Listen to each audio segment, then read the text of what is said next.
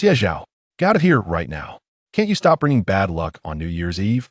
We've already told Yue don't want you here anymore. If it weren't for you, our little brother wouldn't have suffered so much. You've eaten and lived off our family for years, aren't you satisfied yet? Yeah, don't act like a stubborn leech. Go on, get lost. Don't make me say it twice. You've already ruined our chiming enough. Buzzing filled his ears, but Xie Zhao felt a sharp pain in his eardrums as if someone had slapped him hard across the face. His hearing blurred, distant and muffled. Who was speaking? Where is he? Didn't he just get hit by a car? Was this heaven or hell? Someone like him probably deserved hell. He thought bitterly. A moment later, the pain eased, and the angry shouts around him finally became clear. The overwhelming sense of reality made him take a deep breath and gritted his teeth as he forced his eyes open. Before him stretched endless white snow, ankle-deep. Red firecracker scraps dotted the ground, contrasting with the two bright red lanterns hanging at the entrance to the house, adding festive cheer. Children were setting off firecrackers, laughing and running past the yard bare-bottomed. Their bottoms blue from the cold, but they didn't seem to notice. Xie Zhao blinked, his numb mind slowly filling with images, sensations returning. Why did this place feel so familiar? As if something clicked, he looked down at his hands raw and frostbitten and felt a dull ache shoot through them. Snow melted into his shoes, soaking the thick cotton soles, chilling his feet until they trembled. Looking closer, he was kneeling in the snow, his coarse outer jacket soaked through, his polyester pants splattered with muddy slush, dirty and pitiful. And, standing atop the high stone steps ahead, were several people. Xie Zhao lifted his head, pupils constricting sharply. His entire body went rigid. It wasn't anyone else, it was Chun Donghai's family, the richest in Hudu County. His former parents. Wait, he remembered. He remembered where he was. After living half his life aimlessly, had been hit by a Karenly to be reborn. And not just anywhere, he was back in the year he was cast out and returned to Shishui Village. Xie Zhao's original name was Chun Zhao, just like in the most clicked novels. In the year 1964, on a snowy night, heavy snow fell. Two village women gave birth at the same time. In the chaos, the babies were mixed Yupan thus. Two parallel lives intersected. He became the youngest son of Chun Donghai, the richest man in Hudu County, stealing 18 years of easy, carefree living from another boy's fate. But truth always comes to light. On Xie Zhao's 18th birthday, the real Heir showed up at the door, bruised and trembling. He knelt before Chun Donghai with tears in his eyes. Dad, you abandoned me for 18 years. Are you really going to deny me now? I'm your real son. Chen Qiming wept, bowing deeply. That bow reclaimed his status as a rich second-generation heir and shattered Xie Zhao's peaceful life forever. From that day forward, everything changed. He was driven out of the Chun family and sent back to the poor, struggling Xie household in Shishui Village. 18 years of comfort shattered in an instant. He fell into hell. Confused and lost, he married, worked in the fields.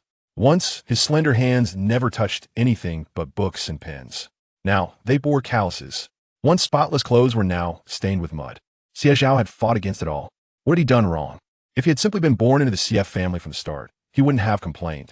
But to fall from the clouds to the dirt in the cruelest way possible? From never worrying about food or shelter to starving every day. From studying books to holding a hoe. From soft pillows and warm bedstow damp wooden planks and straw mats. He hadn't accepted it without struggle. The second month after being cast out, he sneaked back to the county town, hoping to see the Chun family one last time. In his heart, he still loved the people who had raised him for 18 years. But that day, peering through the window, he heard laughter and joy inside. His former mother, Zhao Lanji, held Chen Qiming tightly, her voice full of sorrow. If it weren't for Xie Zhao, my son wouldn't have gone through so much suffering. That boy is despicable. The Xie family is no good either, and that Xie Zhao isn't worth spit. My poor son endured all those hardships for him. At that moment, Xie Zhao's head rang loudly, and he fled in despair. Since then, countless times he woke up in the middle of the night, heart full of resentment and unable to sleep. Had all those happy memories been fake? Did the Chun family truly have no feelings for him? So, fueled by that bitterness, he came again in this very New Year's Eve. He only wanted to ask them to their faces. Was the love they once gave him only because he was their son? Reality answered him with a cruel slap. He was thrown out without mercy, shoved out the door, and falling hard into the snow. Everything collapsed. Dazed and broken, Xie Zhao stumbled away from the Qin mansion. Drunk and reeking of alcohol, he returned to Shishui Village and collapsed into a deep sleep. Firecrackers crackled in the night sky, ringing in the new year. He slept soundly until he woke up to eerie silence. Startled, he turned his head and saw a basin beside the bed, filled with blood. Inside, two small infants lay quietly, swollen and pale. Twin daughters, thick hair, fair skin, beautiful and lovely. In the corner, his parents sobbed softly. His wife, Lin Miu, sat hunched against the wall, arms wrapped around her knees like a broken doll. Beneath her was a mess of blood. Her lips were bitten raw and purple, her thin face covered in tangled hair. Her eyes were empty, filled with unbearable silence and despair. She seemed to sense his waking. Slowly, she turned her head toward him. Her lips twitched slightly, offering a smile more painful than crying. "Let's divorce," she whispered softly. It sounded like she had used all her strength. After saying that, she closed her eyes and refused to look at him again. "You hate your parents," his father rasped hoarsely from a corner. "I guess I just wasn't meant to be your father." At that moment, Xie Zhao's world shattered completely. He had no courage left to face anything. Like a fugitive, he fled Shishui Village. For the next 30 years, he lived like a soul trapped in hell worse than death. Finally, Xie Zhao took a deep, shuddering breath. He looked down at his frostbitten fingers, sniffing the air filled with gunpowder, smoke from the firecrackers. Cold air filled his lungs. Clarity returned. He tilted his head to the sky and suddenly burst into loud, joyous laughter. He had been reborn. He was truly back to this day. Everything could still change. Everything was still possible. Chapter 2. Severing Ties, Returning Home. "Hey, why are you in a daze? Aren't you going to leave?" Cheng Shuelian was cracking sunflower seeds, her eyes fixed on Xie Zhao. Observing him lost in thought, she soon burst into laughter, convinced that this rascal was concocting some lewd scheme to disturb the household once more. With a frown, she swiftly approached Xie Zhao. Cheng Shuelian, the eldest sister of the Cheng family, held a sense of confidence due to her employment at a state-run enterprise and her marriage to an office director, which endowed her with a bold demeanor. She raised her hand to strike him, but the next moment, she froze, her hand suspended in midair. Xie Zhao bowed his head, his gaze steady and fierce, coldly locking eyes with her. "I am not a member of the Cheng family. Do you still wish to strike me?" He scoffed with a hint of mockery. Cheng Shuelian's eyes widened in disbelief. "What did you just say? He is not a Cheng family member? Dad? Mom? Second sister?" Cheng Shuelian, now too flustered to strike him, turned to shout. "Did you hear that? He just declared he is not one of us. He has admitted it." Cheng Donghai and his wife were momentarily taken aback, feeling an indescribable sensation wash over them. It was no wonder they were astonished. It had been a year since their biological son was found and Xie Zhao was returned to his family. Over the past year, Xie Zhao had approached them several times, always addressing them by their original titles, insisting he had long grown accustomed to considering himself a member of the Qing family. His persistence had become bothersome.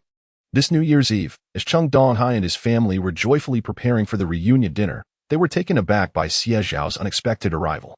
With reddened eyes, he expressed his desire to visit them for the new year, claiming he missed them. They were already overwhelmed with annoyance, especially since his visit on such a significant occasion was disheartening. In a fit of frustration, Cheng Shuelian had pushed him away, her words becoming increasingly harsh. Initially, Cheng Donghai and the others assumed Xie Zhao would once again plead for forgiveness, but to their astonishment, he seemed transformed in the blink of an eye. Cheng Donghai furrowed his brow, feeling an inexplicable pang in his heart. "Xie Zhao, there are things you should not say today. On New Year's Eve, a time for family reunions, you should be with your own parents." At that moment, Zhao Lanji could no longer contain herself. She gazed at Xie Zhao, this once beloved son, feeling a twinge of sorrow. Yet, recalling how they, mere peasants, had dared to exchange their biological son and allowed him to endure such hardships in the countryside. Her heart grew heavy, and her tone turned sharp. "You should leave, and do not think of returning to our Cheng family. Your father and I." She hesitated, swallowing her words. "We will not acknowledge you." Xie Zhao remained silent. Memories of his 18 years with the Cheng family flashed through his mind like a revolving lantern. He did not deny that they had treated him well over the years. At the very least, he had never lacked for food and had experienced moments of happiness and laughter. Thus, he clung to the hope that he could return to the Qing family, that he could once again call them mom and dad. However, over the past year, he was ridiculed, neglected, ostracized, and severely criticized. It was as if the layers of his self-deception were being stripped away, leaving only the stark and bloody truth. It was time to awaken. Xie Zhao inhaled deeply, raising his gaze once more, his eyes reflecting a serene calmness. Snow began to fall from the sky once again, vast and white, like plump goose feathers, accumulating in soft mounds. The youth stood tall and straight, akin to a resilient pine tree. His gaze sweeping slowly across the courtyard where he had spent 18 years of his life, ultimately resting upon Chen Donghai and his wife. "This is my last visit here," Xie Zhao stated, his voice deliberate, as if addressing both the Chun couple and himself. With a soft thud, he knelt gently on the ground. His knees sank into the fluffy snow, enveloping his slender limbs. The young man bowed his head 3 times earnestly. As he rose, the white snow clung to his forehead, rendering his face pale as parchment. Yet upon closer inspection, 2 patches of crimson could be discerned on his cheeks. Chen Donghai and Zhao Lanji were perplexed, suddenly beset by an unsettling feeling. The 18 years of nurturing had etched themselves into Xie Zhao's memory. "Throughout these 18 years, I have regarded you as my own parents with love and respect," he declared firmly. "Now that the dust has settled, these 3 bows serve as my farewell to your kindness. From this moment on, Xie Zhao shall be a stranger to you, with no ties remaining." After he spoke, he stood, brushing the snow from his knees. Without casting another glance at the expressions of those in the courtyard, he turned and strode away, devoid of any lingering attachment. In the courtyard, Chen Donghai and Zhao Lanji stared wide-eyed, only coming to their senses when their eldest daughter, Chen Shuelian, and second daughter, Chen Shuamei, called out to them. Their expressions were tinged with a complexity that was hard to decipher. The depressions left by Xie Zhao's knees in the snow had already been covered by a fresh layer of powder. Chen Shuelian scoffed. "Who knows if it's genuine? At least we've finally rid ourselves of that clingy nuisance, tearing away a bothersome bandage. This year, we can finally breathe easy." Chen Shuemei hesitated, glancing toward her parents. For reasons unknown, she felt that her father and mother did not harbor the disdain for Xie Zhao that she had imagined. Perhaps they would come to regret this later? In Shishui Village, by the riverbank, in a humble dwelling made of mud and straw, Lin Muyu was diligently sewing clothes for her child. Today marked the approach of the new year, and even across the riverbank, the lively sounds of firecrackers could be heard from the village. Yet, none of it concerned her. She was acutely aware that Xie Zhao held no fondness for her. On the day of their wedding, having returned from the county town inebriated, he was helped into her room, and amidst the confusion, they had consummated their union. Upon awakening, he was furious, convinced that this was a ploy orchestrated by the Xie family and her to keep him tethered. In a fit of anger, he had taken her away from the Xie household, relocating to this desolate place by the river. He despised himself. Throughout their year of marriage, they had exchanged fewer than 20 words. Even upon learning of her pregnancy, Xie Zhao never inquired further. She did not hold resentment. But when thoughts of the child in her womb surfaced, Lin Muyu gritted her teeth and resolved to endure it all. She thought to herself, just hang in there. Once the child is born, hope will emerge, and she knows she can endure. She pressed her lips together, revealing a faint smile as delicate beams of light filtered through the door, gracing her brows and eyes. Lin Muyu lowered her gaze, gently caressing her belly. Her eyes filled with tender affection. This was her entire hope. Suddenly, a crisp sound echoed as the gate swung open, startling Lin Muyu. The new year was approaching, and the family feast was imminent. Who could possibly be seeking her at this hour?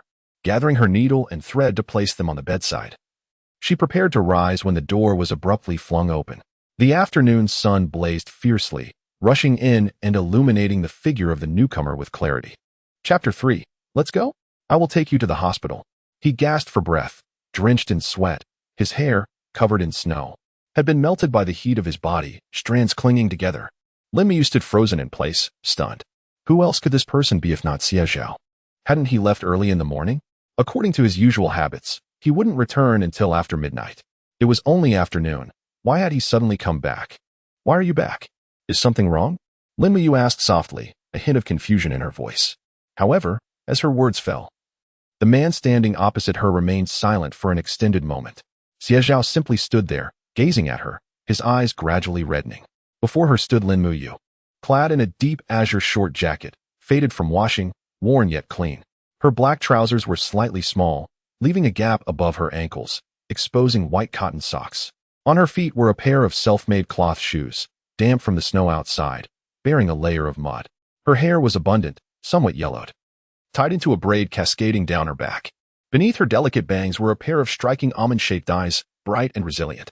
She was exceedingly beautiful, her smile revealing 2 shallow dimples, yet she was too thin, to the point of evoking pity, as if a gust of wind could sweep her away.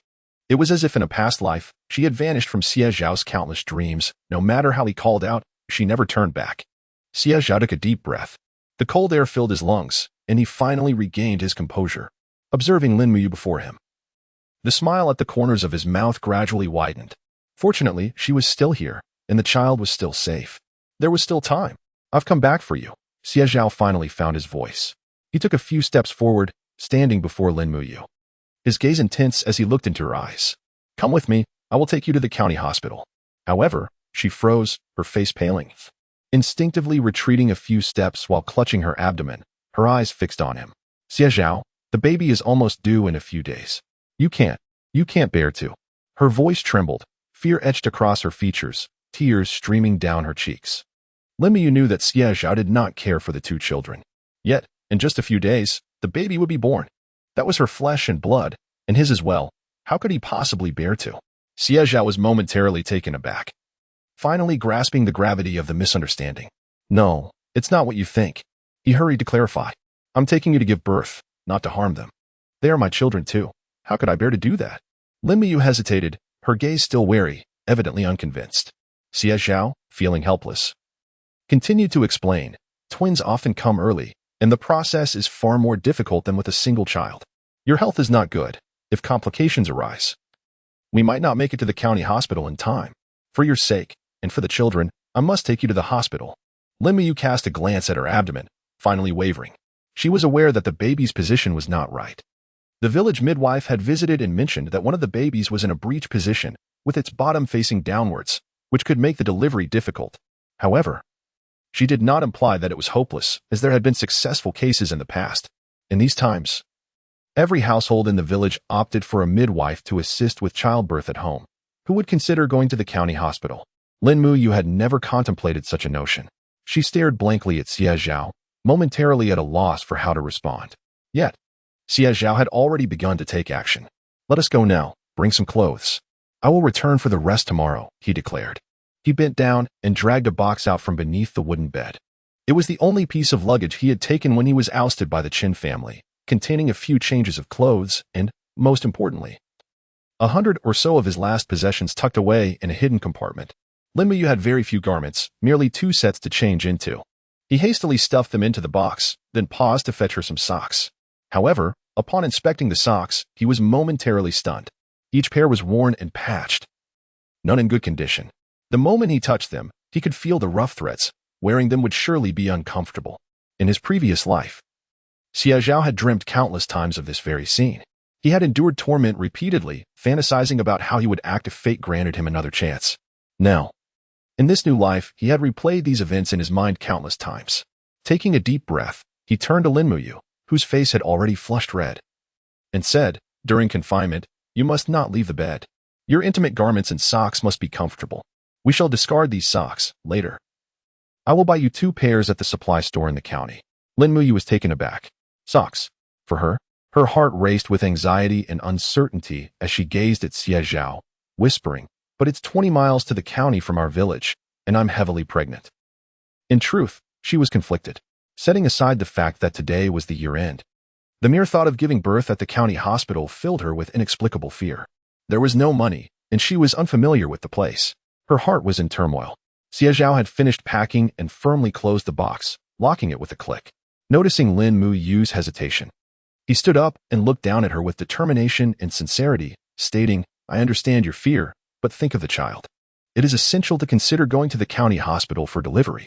It is better to be cautious than to leave anything to chance. Taking prudent steps is the best guarantee for our child, wouldn't you agree? At last, Lin Muyu was swayed. She looked down at her protruding belly and finally nodded in agreement. Though she was unsure of Xie Zhao's true intentions, she knew that giving birth in the county was undoubtedly safer than at home.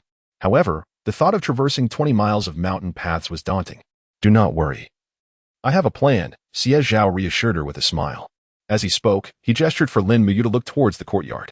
There, a cart stood quietly, its surface already adorned with bedding, topped with a layer of oilcloth to prevent the snow from dampening the blankets. Lin Muyu's eyes widened in astonishment.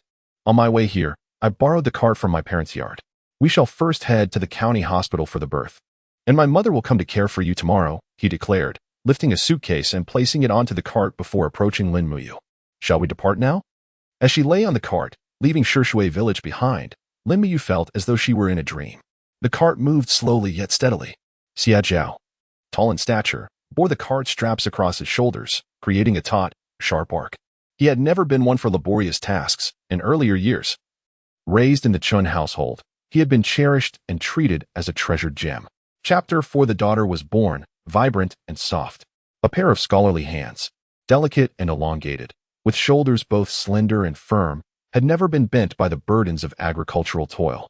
Yet now, he slightly hunched his body, gritting his teeth, pushing the cart forward, as the snow along the path lay thick and deep, beads of sweat already clustering on his forehead. Lin Muyu's heart fluttered gently. She curled up slightly, feeling a complex swirl of emotions, unable to restrain herself from saying, I can walk down myself. I'll rest after walking for a while. You're too exhausted. Not tired, Xie Zhao replied with a breath, a smile gracing his lips. He was not merely offering her comfort, he genuinely felt no fatigue. Countless times, he had contemplated what it would have been like if he had returned sooner. Pushing the cart to take her to the county town. Would his daughter survive? Would truly loving parents accept their child? And would she not divorce him? He pondered these thoughts innumerable times. Over the past 30 years, he had repeatedly envisioned this journey. Now, the ethereal weight had transformed into a tangible burden upon his shoulders. Heavy and coarse ropes chafing against him, causing immense pain. Yet, how could he feel weary? Xie Zhao understood that upon his shoulders rested not only his wife and child, but also the remorse and redemption he had sought for himself over the past 3 decades. As evening fell, snowflakes began to fall like goose feathers. Lin Muyu's abdomen began to ache. The pain came in waves, fierce and frequent, typically for first-time mothers. The contractions last long, and the dilation progresses slowly, initially every half hour, gradually becoming more intense until full dilation. This transition from half-hour intervals to every 3 minutes often consumed an entire day. Yet, exceptions exist. Just like Lin Muyu.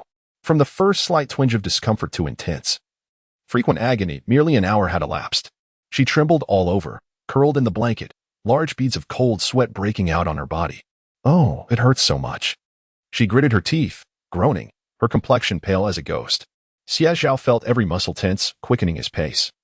Forcing himself to remain calm as he reassured her. Don't be afraid, Muyu, we're almost at the hospital. Look, it's just over there.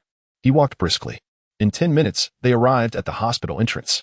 Xie Zhao gently set down the cart and, with a pale expression, rushed toward the nurse's station.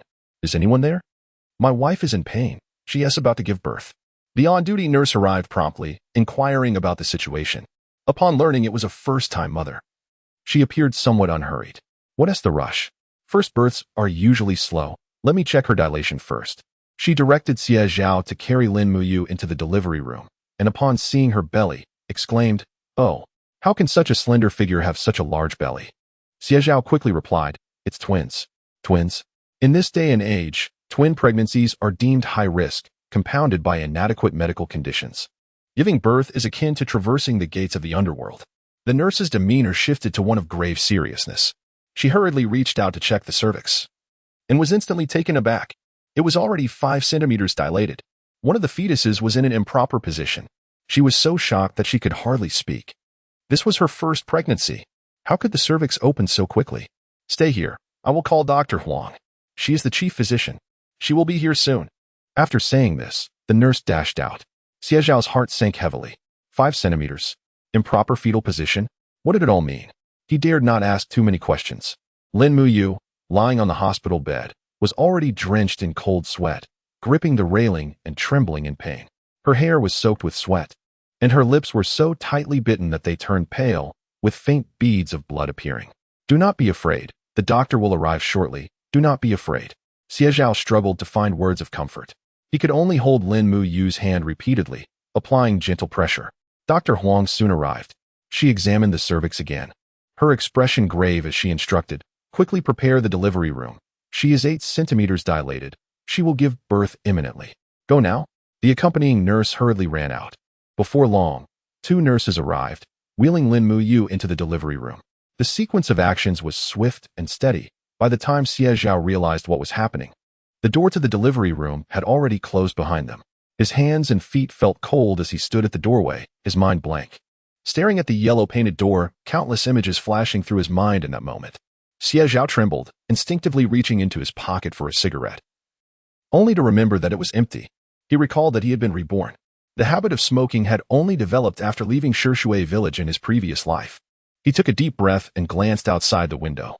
In the night sky, vibrant fireworks burst forth, accompanied by the crackling sounds of firecrackers, shattering the darkness with a lively atmosphere. That direction was the Chun family's. Only the affluent could afford such fireworks now. It dawned on him, in a daze, that today was New Year's Eve. Creak. The door to the delivery room swung open. A young nurse peeked her head out, calling, "Is Lin Muyu's family here?" Xie Zhao stepped forward quickly, his body stiff and tense, his voice trembling. I am. Is she all right? Is everything fine? What about the baby? All is well. It was truly perilous. Thankfully, you brought her in early. Otherwise, the child would not have survived. It was too quick. She endured quite a bit of suffering, the young nurse said, still shaken. She then glanced at Xie Zhao, her tone shifting slightly, not particularly pleased. Both daughters are healthy, but they are exceedingly thin. I have never seen such a slender mother and child. I wonder what you fed her during pregnancy. For the next few days, they will need to stay in the hospital. Your wife's health is the priority. She is not producing much milk initially, and the newborn cannot be moved around. Your wife also needs to rest. A few days of hospitalization will be beneficial for both mother and child. Xie Zhao felt a pang of guilt and quickly nodded. The nurse then reached back and pulled a small bed towards her. Look, the mother needs to be monitored. She will not be out for a while. Xie Zhao, completely unguarded, turned her head and instantly beheld the two small, tender children. They lay quietly beneath the blanket, their eyes wide open, curiously surveying the world around them as well as themselves. In that fleeting moment of eye contact, Xie Zhao's breath caught in her throat. She had encountered them before. Their bloodied, pale, and emaciated little bodies had once been rigid, submerged in a wooden tub, their faces a ghastly shade of ashen white, eyes closed, and lips a terrifying shade of dark blue, devoid of life. Yet now, here they were, gazing at themselves with their bright, inquisitive eyes, their delicate lips a soft pink, and their skin faintly flushed. Though they appeared thin and somewhat malnourished, they were undeniably vibrant, warm, and supple. Chapter 5. Can you grant me another chance? Xie Zhao felt a sudden pang of emotion as his eyes grew misty. He could not help but gently extend his hand, cautiously caressing their small hands. Their palms were astonishingly tender. The little infant, feeling drowsy, uttered soft murmurs and instinctively grasped Xie Zhao's finger, her lips forming a sucking motion. In that fleeting moment, Xie Zhao's heart raced, leaving him paralyzed with astonishment. The child was hungry. He would show her for just a moment before taking her to the ward for observation. Xie Zhao nodded eagerly. The nurse carefully tucked the infant's arms into the blanket before wheeling her away. With a sigh of relief, Xie Zhao finally exhaled the breath that had been trapped in his chest. He felt a peculiar sensation pulsating within his veins, a blend of excitement and joy that surged throughout his being. They had survived. He was a father now. When Lin Muyu was wheeled out, she spotted Xie Zhao standing by the window, gazing thoughtfully outside. The young man was tall and slender, clad in a simple azure short coat, black trousers, and cloth shoes, which he wore with an unexpected elegance. Xie Zhao possessed an appealing visage. Lin Muyu had married him, in large part, due to his striking appearance. Unfortunately, in her youth, she was oblivious to the sacrifices that lay beneath that beauty. How could she have failed to see that Xie Zhao had no affection for her at all? On their wedding day, he had been intoxicated, entering with a storm of fury and forcefully pinning her down, leading to their union. The initial experience was far from delightful. At that time, she too had felt the fluttering excitement and joy of a young girl.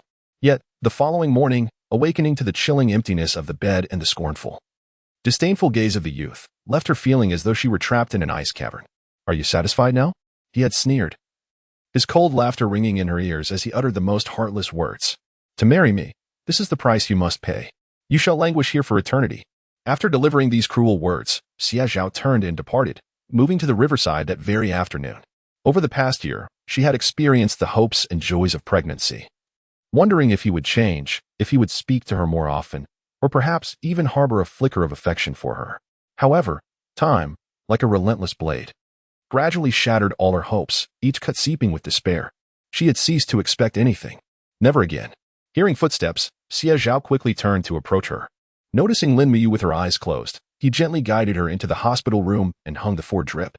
As she finally stirred awake, He found a pillow to support her back and retrieved a thickly wrapped aluminum lunchbox from the bedside cabinet. With utmost care, he opened it and presented it to her.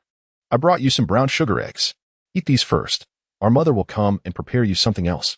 Xie Zhao softly explained, due to the new year. The shops outside are closed. I procured this from an elderly woman in the alley. Please bear with it. Lin Muyu remained still. Her gaze fixed intently on Xie Zhao before she suddenly spoke.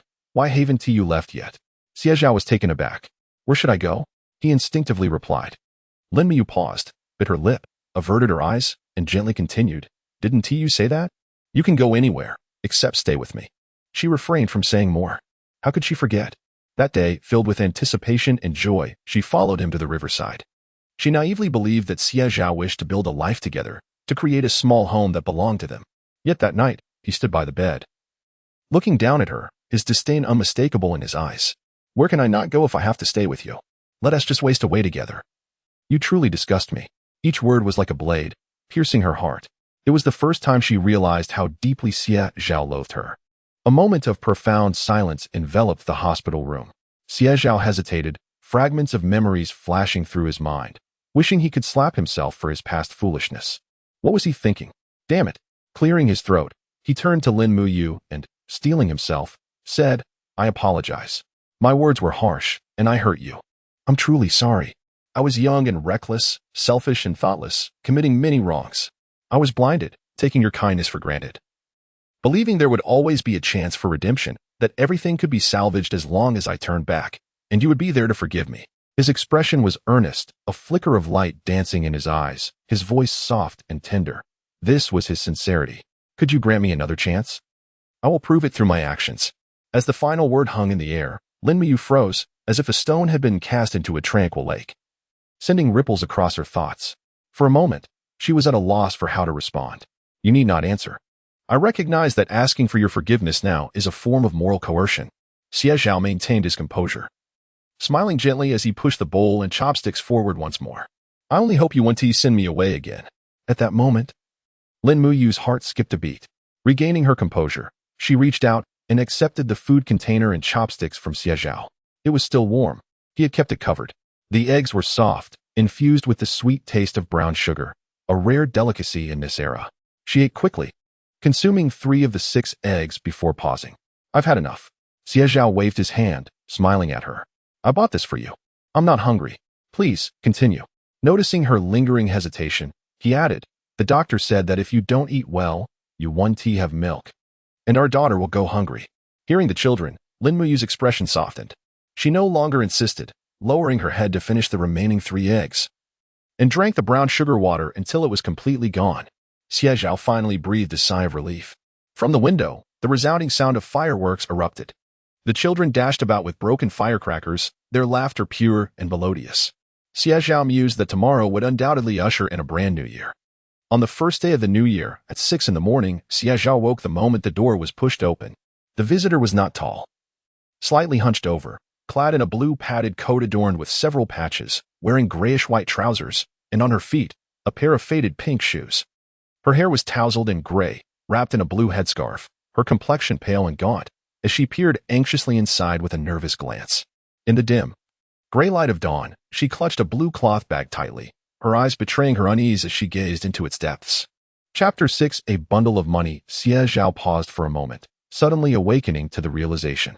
Who else could this person be if not his biological mother, Tian Xiofan? In his past life, he had been cast back to the Xie family, consumed by the anguish of betrayal and abandonment. He had never perceived the love she harbored for him. How could he have been so blind? She had secretly saved eggs for him, offered him the cleanest white bread, and even discreetly slipped a few precious morsels of meat into his bowl during festive occasions. Xie Zhao's eyes grew warm with emotion. He gazed at Tian Xiofan for a while, his throat tightening as he uttered, Mom, I am here. Tian Xiofan froze, momentarily dazed, questioning whether she had misheard. Mom? Was he truly calling her? The voice sounded familiar, reminiscent of the second child. Yet, how could he possibly call her mom? Ever since his return, he had not deigned to look at her, and her heart had gradually grown cold.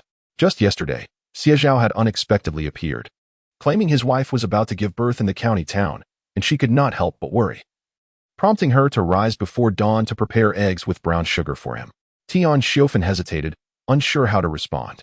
Yet, Xie Zhao stood up again, turned on the light in the hospital room, and gently called out, "Mom, I am right here." At last, Tian Xiofan could see clearly. Xie Zhao stood before her, smiling, devoid of disdain or disgust, obediently calling her mom. Tian Xiufan's nose tinged with sudden emotion, and tears cascaded down her cheeks. "Oh," she trembled as she quickly replied. Though uncertain how Xie Zhao had suddenly acknowledged her, her heart felt as if a sun had risen in the frigid winter, warming her thoroughly. Miyu has given birth to 2 daughters, but she is quite frail and will need to stay in the hospital for a couple more days to recuperate. "Do not worry, they are both healthy," Xie Zhao said softly, smiling. Tian Xiofan nodded and stepped inside. She placed the blue fabric bag she had been carrying on the bedside table and cautiously opened it. "I woke up early to boil these eggs. They were just gathered from the coop yesterday. I made plenty, so you both should eat and not go hungry," she said gently. It was then that Xie Zhao noticed a large white enamel jar wrapped in thick cloth, with a layer of snow on top and a hint of steam still rising from within, evidence that Tian Xiofan had held it close all the way. Lin Muyu had also awakened. She opened her eyes, called out "Mom," and then propped herself up to receive the egg she was offered. Once they had finished eating, Tian Xiofan immediately began to busy herself. She brought a basin, filled it with warm water, and tended to Lin Muyu, wiping her down and changing her into clean clothes, while taking away the soiled garments for washing. Xie Zhao realized just how neglectful he had been in his care. Knock. Knock. The door to the hospital room was rapped upon, and a nurse entered, accompanying a heavily pregnant woman. "You'll be in bed 3. You're going to give birth tonight, so please don't wonder about." The woman in labor nodded slightly. It was evident that she was beginning to experience contractions, beads of sweat forming on her brow. Once the mother was settled, the young nurse glanced at Xie Zhao and said, "Family member of bed 1, please follow me." Xie Zhao was momentarily taken aback, quickly rising to his feet. His heart raced with anxiety, fearing something had gone awry with the child. Following the nurse to the doorway, he heard her say, "Comrade, you need to make a payment. The 100 yuan you paid yesterday has already been exhausted. The child's health is somewhat fragile, and the mother hasn't begun to produce milk. The hospital's formula is rather expensive, and there are also some medications to promote development, which can be quite costly." She hesitated before adding, "You will likely need an additional 200 yuan, so please consider when." Xie Zhao was taken aback. He had not anticipated such a hefty sum. In these times, 200 yuan was a significant amount, even for those in government employment. Monthly wages barely reached 30 or 40 yuan. He paused, mentally calculating his finances, but in that moment of hesitation, the nurse assumed he was wavering. "If you truly cannot afford it, I can speak with Dr. Huang to switch to a different brand of formula and reduce the medication. That should suffice." "No." Xie Zhao interjected sharply, furrowing his brow and interrupting her. "I want the best." His expression was earnest as he fixed his gaze upon the nurse. "I will make the payment by this afternoon at the latest. You need not worry." The nurse was taken aback. Truth be told, when he had brought his wife to the hospital yesterday, the staff had formed a rather unfavorable impression of him. It was evident just by looking at the mother. What family would allow their laboring woman to be so emaciated, particularly when expecting twins? During delivery, she had nearly fainted from exhaustion several times. Had it not been for Director Huang's ample experience and patience, the child would certainly have perished, and the mother could have faced danger as well. Could this man truly care for his wife? Today, upon the mention of medical expenses, the nurses tending to the infant had panicked, too fearful to approach him about payment. After all, in these times, female infants were often deemed less valuable, with many families discreetly abandoning their daughters upon leaving the house. Moreover, given his apparent indifference towards his wife, approaching him for payment would likely result in scorn or rebuke. To their surprise, Xie Zhao had readily agreed and even insisted on the best care. The nurse finally found him somewhat more agreeable. With a cheerful smile, she nodded at him. "Comrade, rest assured, we will take excellent care of your little girl. She is quite adorable." With that, the nurse turned and left, her spirits lifted. Xie Zhao returned to the ward, only to find Lin Muyu and Tian Xiofan wearing anxious expressions. He quickly reassured them, "The baby is fine. She is healthy and can eat and drink. There is no need for concern." Lin Muyu finally exhaled in relief and lay back on her bed. She opened her mouth to inquire further, but just then, Tian Xiofan reached out, adjusting the blankets around her and gently advising, "You need to rest well. Don't you want to produce milk for the baby soon? As for the hospital matters, leave that to me and the second child. Your health is the most important thing." Lin Muyu hesitated, nodded slightly, and closed her eyes to rest. Tian Xiufen glanced at Xie Zhao and approached him. "Come here," she said, leading Xie Zhao out to the corridor. Before he could utter a word, Tian Xiufen had already produced a tightly wrapped blue floral cloth pouch from her pocket. "Take this money," she instructed. Xie Zhao lowered his gaze, momentarily taken aback. Inside the blue pouch lay a thick stack of cash. A cursory glance revealed an assortment of loose change, predominantly comprising 2 and 5 yuan notes, along with 3 larger denominations and several coins of lesser value.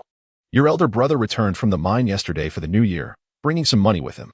Your father and I also contributed a bit. Take this for now. If it's insufficient, your father can borrow more. Just ensure you take good care of your wife and child. Everything else can wait." Chapter 7. Fishing. Xie Zhao felt a sudden warmth in his eyes. After a moment of silence, he extended his hand and accepted the money. "Mother, rest assured. I will repay my elder brother," he said softly yet resolutely. Tian Xiufen did not respond, but he later came to understand her unspoken thoughts. In his past life, Xie Cheng had toiled in the mines, risking his life for meager earnings. The family faced hardships, and after years of diligent saving, Xie Cheng had spent it all on marrying a wife. In those times, the mines were treacherous, illnesses were rampant, and fatalities were common. Some workers from afar would die without anyone to claim their bodies, hastily wrapped in straw mats, tossed into the mine, and buried without a second thought. Xie Cheng had resolved to save enough for a bride and hoped to leave the mines in 2 years, returning to work alongside his father, Xie Yozhen, in the fields. Though the earnings would be modest, at least it was stable, and he would not have to worry about being trapped underground forever. However, with Xie Zhao's return and his marriage, everything reverted to square one. Xie Cheng fell silent and returned to the mines after the new year. 3 years later, the next news that reached Xie Zhao was dire. An accident had occurred in the mine. All 13 laborers who had descended did not return, and Xie Zhao was among them. Tian Xiufen wept until her eyes were swollen, and Xie Yozhen fell gravely ill. From that moment on, their family completely fell apart. Xie Zhao took a deep breath, feeling moisture welling in his eyes. However, Tian Xiufen remained oblivious. She simply smiled gently, reached out, and lightly patted Xie Zhao's arm, saying softly, "Your elder brother is just like that, tight-lipped and silent, but his heart is warm. He is happy you are back. You needn't worry about the money. Family is family. It is better to be safe and healthy than anything else." After speaking, she turned and entered the hospital room. Xie Zhao stared at the money, remaining silent for a moment, then quickly counted it. There was a total of 213 yuan. He did not dwell on it, paid the fees, and inquired at the nurse's station about his daughter's condition. Hearing that all was well, he finally felt a sense of relief. He exited the hospital and returned to the shop where he had previously bought eggs, ordering 3 bowls of chicken noodle soup, thick with a layer of oil and wafting an enticing aroma. He finished his bowl first before taking the remaining 2 back to the hospital. Upon seeing Xie Zhao with the soup, Tian Xiufen felt a pang of heartache. She quickly exclaimed, "I brought steamed buns. This will suffice. Save the noodles for your wife. I do not need to eat." However, Xie Zhao shook his head, looking at her with determination. "Mother, you must eat too. I know you are concerned about the money. I will head home later and bring back the clay stove so we can cook for ourselves in the future." Lin Muyu softly added, "Mother, please eat. You have worked hard all day. If you don't eat, how can I?" Only then did Tian Xiufen extend her hand to accept the food. She took the lunchbox, meticulously picked out the chicken and eggs, and placed them into Lin Muyu's bowl, urging her, "You need to eat more to produce milk. The baby will be hungry without it." Lin Muyu nodded, no longer refusing. In this instance, Tian Xiufen once again heard Xie Zhao express his intention to return home, prompting her to reiterate her advice to him to bring back more supplies. Xie Zhao diligently noted her words. After the two had finished their meal, he returned the washed dishes and, with a push of the cart, made his way back to Shishui Village. Shishui Village is rather secluded. Departing from Hudu County and traversing through the mountains, it takes a 2-hour journey along a rugged path to reach it. True to its name, Shishui Village is nestled in a hollow where stones and water abound, and the soil is barren, yielding little in the way of good crops. Surrounded by towering mountains, a river rushes along the foot of the hills, effectively isolating the village from the outside world. Consequently, Shishui Village is both impoverished and remote, remaining untouched even during times of conflict. Upon returning home, Xie Zhao meticulously organized his belongings, a change of clothes, a mud stove, and some firewood he had gathered. Given that he would likely be hospitalized for several days, the thought of having to purchase meals daily would certainly distress Tian Xiufen. Moreover, Xie Zhao did not possess an abundance of money, necessitating careful expenditure. Once his items were packed and secured onto the cart, Xie Zhao glanced up at the sky, now tinged with the hues of evening. A thought struck him as he gazed at the river's surface. In his previous life, he recalled having seen that fish soup made from crucian carp was highly beneficial for postpartum recovery, aiding in nourishment and lactation. Additionally, he surmised that there would likely be more women giving birth in the coming days if he could catch enough fish to sell. It could prove to be a lucrative venture. As for fishing, he was quite skilled, having spent over a year living by the riverbank after Lin Muyu's departure. During that time, he rarely ventured out, often catching fish to stave off hunger, honing his technique to perfection. Xie Zhao was quick to act. He retrieved a few winnowing baskets from his home, armed himself with a hoe, and began to dig in a portion of slightly richer soil by the riverside. Before long, plump red earthworms emerged from the ground. He placed the worms into the basket, dusted off his hands, and then proceeded toward the riverbank. The river gradually deepened, and the air was quite cold, causing Xie Zhao to walk cautiously, holding the basket close as he silently approached the reeds. With great care, he lowered the basket into the water.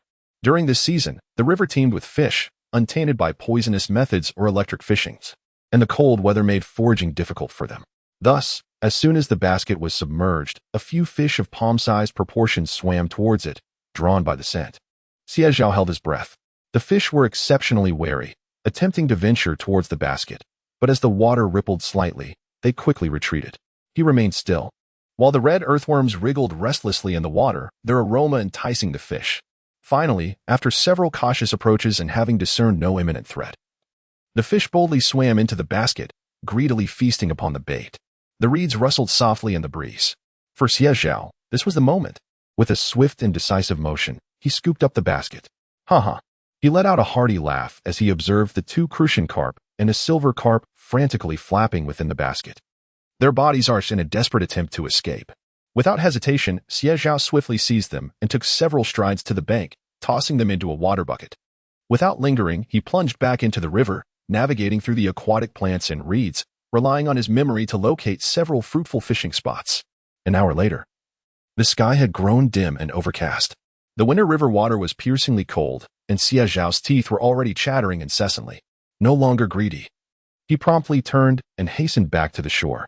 Upon returning home, he changed into dry garments and wrapped himself in a warm cotton coat to recuperate for a while, finally regaining his composure. Chapter 8. Inserting the hand to cover, he exhaled deeply, turning to count his spoils. A total of 15 fish, 10 crucian carp, along with 3 grass carp, 1 carp, and 1 silver carp. Their sizes were modest, the largest weighing just over 2 pounds, yet the crucian carp were quite exquisite, mostly palm-sized. However, due to the winter season and scarcity of food, these fish exhibited a beautifully streamlined physique, being rather slender. With the fish secured, Xie Zhao ventured to the corner of the stove to retrieve a handful of ginger preserved from summer, to prevent getting lost on the mountain paths as night fell. He also fashioned a rudimentary torch. These were skills he had honed during his solitary existence in a previous life, now proving to be quite useful. It was 7 o'clock. The winter night descended early, enveloping the surroundings in darkness. The first day of the Lunar New Year was bustling. Lanterns illuminated the county town, and children played with sparklers, joyfully darting about. Outside, snow began to fall, large and soft, accumulating densely. Tian Xiaofan sat anxiously by the bedside, while Lin Muyu couldn't help but peek out from the bed, gazing toward the outside. With such heavy snowfall, how could she let him return alone? Tian Xiaofan rubbed her hands together, her brow furrowed with concern. He had never driven a cart before. How foolish of me. The mountain paths are treacherous. Oh dear. How could I have sent him back? Lin Muyu pressed her lips together. A subtle, perplexing light flickered in her beautiful almond-shaped eyes. In truth, she still felt as if she were in a surreal state. Xie Zhao had seemingly transformed into a different person. He expressed concern for her, was anxious for the child, and even his demeanor towards Tian Xiaofan had shifted remarkably. Can a person truly change so drastically overnight? Lin Muyu still recalled how, just yesterday morning, Xie Zhao had coldly slammed the door behind him, chillingly declaring, "I won't be with you today for the new year. Don't look for me." Her heart had felt like it had perished. Yet, in the blink of an eye, he had returned, bursting through the door, vibrant and full of life. Gazing at her with an expression she couldn't decipher, he said, "I will take you to the hospital. For the child. For you." Lin Muyu was not entirely free of doubt. However, as the day unfolded, her defenses and skepticism began to wane slightly. Now, with the heavy snow falling outside, Xie Zhao was alone, pushing a cart laden with supplies from their home. Lin Miyu lowered her gaze, gently resting her hand over her heart. There. She felt a slight, delicate stir. Was it concern for him? In the adjacent bed, a new mother had been taken to the delivery room, attended by her own mother.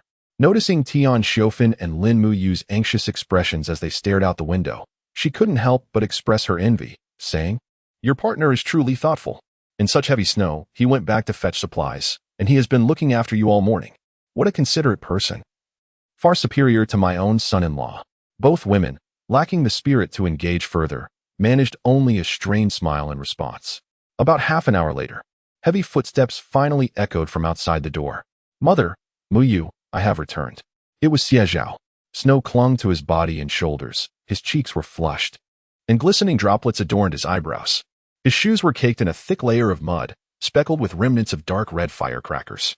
Behind him, he bore a substantial load, all retrieved from a cart. Xie Zhao extracted 2 leaves from his pocket, wiped the mud from his shoes, brushed off the snow, and finally felt at ease to enter the ward. These were essential supplies. In these times, the hospital's regulations were not overly stringent, as long as one brought sufficient provisions. It was still possible to cook meals within the premises. Tian Xiufan's eyes immediately glistened with tears. She hurriedly rose, advancing swiftly to take the items from Xie Zhao's hands, exclaiming, "Come in and warm yourself. It's so cold out here. You need tea, return tomorrow. I can manage on my own." Xie Zhao did not respond verbally. He smiled and waved his hand, indicating that he was fine, while he and Tian Xiufan carried everything inside. The corner was filled to the brim with supplies. He had even brought salt and oil. "Mother, you prepare the meal, and I will tidy up," Xie Zhao said. Tian Xiufan nodded, sniffing back her emotions, and promptly set to work. She retrieved the clay stove and a bundle of firewood, taking them outside, then rummaged through the packages Xie Zhao had brought, discovering flour and eggs.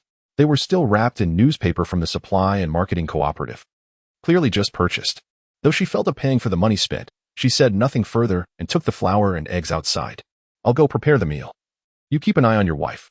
Xie Zhao nodded. He organized the items briefly, placing a large bucket of fish in the corner and adding a bit of water to ensure they would not suffocate. Only then did he sit down beside Lin Muyu. He exhaled, rubbing his frozen hands together, and looked at Lin Muyu. "Are you feeling any better?" he asked softly, pausing for a moment to add, "Does it still hurt? Are you hungry?" Lin Muyu froze. Her gaze fell upon Xie Zhao. After 2 hours of battling through the biting wind and snow, he must have been freezing. The snow that had not been brushed off melted into water, soaking through his blue cotton jacket, creating a dark stain. His ears were red, and his cheeks were flushed. It was the same face she knew well, yet what was different? Lin Muyu stared at Xie Zhao for a few moments, and suddenly it dawned on her. It was in his eyes, the way he looked at her. There was no disdain or hatred, only a bright, hopeful glimmer, as if she were his beacon of hope. The realization startled her. Her cheeks flushed slightly, and she quickly lowered her head, responding softly, "Much better now. It doesn't hurt as much, and I'm not very hungry." Only then did Xie Zhao feel relieved. However, just as he rubbed his hands and was about to rise, a small voice emerged from the head of the bed. "Put your hand in here and warm it up," she said softly. Xie Zhao was taken aback. He harbored a tinge of doubt about whether he had misheard. Stiffly lifting his gaze to meet Lin Muyu's, she, too, was observing him intently. Her face remained devoid of expression, yet the faint blush upon her ears betrayed her true feelings. She pressed her lips together and added, "The bed is warmer, your hands are frostbitten. If they get any colder, you might develop chilblains." With that, she even reached out to lift a corner of the blanket. Xie Zhao stood in a daze, placing his hand beneath the cover. It was pleasantly warm, unmistakably the spot where Lin Muyu had just been lying. His numb fingers gradually regained sensation, and almost instinctively, he shifted his hand to another warm area. His fingertips brushed against something soft. Through the fabric, it felt as if he could sense her delicate, tender skin. Chapter 9. Creamy white fish soup. Lin Muyu's body momentarily stiffened. Xie Zhao was taken aback as well. It was a reflexive action on his part. Yet he was unprepared for the fact that he had touched Lin Muyu. In truth, she was merely 17, and in this merciless era, she had already embarked on the journey of motherhood. A delicate flush crept onto her cheeks, and her originally placid eyes seemed to ripple with the vibrancy of spring. as if a small stone had been cast into still waters. Clearing his throat, Xie Zhao regained his composure and hastily withdrew his hand. Though his fingertips lingered with the soft, exquisite sensation, rendering his expression somewhat awkward. For a moment, neither of them spoke, until after a brief interval, Tian Shofen returned, shattering the subtly charged atmosphere. "Come, have some noodles," she said, thrusting 2 enamel mugs into Xie Zhao's and Lin Muyu's hands. The steaming mugs, exuding a fragrant warmth, contained 2 fried eggs, creamy broth, and a generous bowl of noodles. Lin Muyu's bowl held a greater quantity of eggs and broth. Xie Zhao paused and turned to Tian Shofen. "Mom, what about yours?" With a smile, Tian Shofen retrieved 2 buns from a nearby enamel mug. "This is sufficient for me. It will fill my stomach. I want to be working in the fields, so I'm not particularly hungry." Xie Zhao furrowed his brow. Without further ado, he took the mug containing the buns, poured out the remaining 2, and, using chopsticks, divided the noodles and eggs, placing half into her bowl. Tian Shofen was momentarily stunned, quickly grasping his intentions. "Mom truly isn't hungry. You eat. After our journey, just a warm bite will do. I don't need. If you don't eat, what will others say when they see us?" Xie Zhao sighed in resignation. It would be a scandal if word got out that a mother chewed on cold buns while her son and daughter-in-law feasted on eggs and hot noodles. Tian Shofen was momentarily speechless. "I'm still young. It doesn't even matter what I eat. But you, being older, should not neglect your nourishment." Xie Zhao had already portioned the noodles, smiling as he handed them to her. "Mom, let us eat together." His youthful eyes sparkled with sincerity. How could Tian Shofen not perceive his filial heart? A pang of bittersweet emotion welled up within her, akin to a sour grape lodged in her throat, threatening tears. Her feelings towards this boy were complex. In truth, the bond of blood is no mere figment of imagination. Those years. Xie Qiming, now known as Qin Qiming, was nurtured with utmost care at home, yet for reasons unknown, there always seemed to be a barrier, preventing true intimacy. Nevertheless, they had dedicated themselves to ensuring Qin Qiming received an education, all the way through high school. It was only upon Xie Zhao's arrival, seeing the face that bore a striking resemblance to hers, that an inexplicable surge of kinship flooded her being. She felt a sense of obligation, striving to treat him well.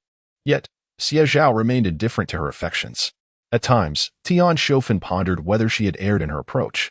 Before her, as she beheld the steaming bowl of noodles, the pang of sorrow within her heart finally melted away. How considerate! Her second son, Tian Shofen, at last, ceased her refusal. She accepted the noodles and began to eat heartily. They were warm, fragrant, and delicious. After finishing her meal, Tian Shofen went to wash the bowls and chopsticks. Upon her return, she noticed Xie Zhao lifting a bucket of fish. Only then did she realize the quantity. "So many fish?"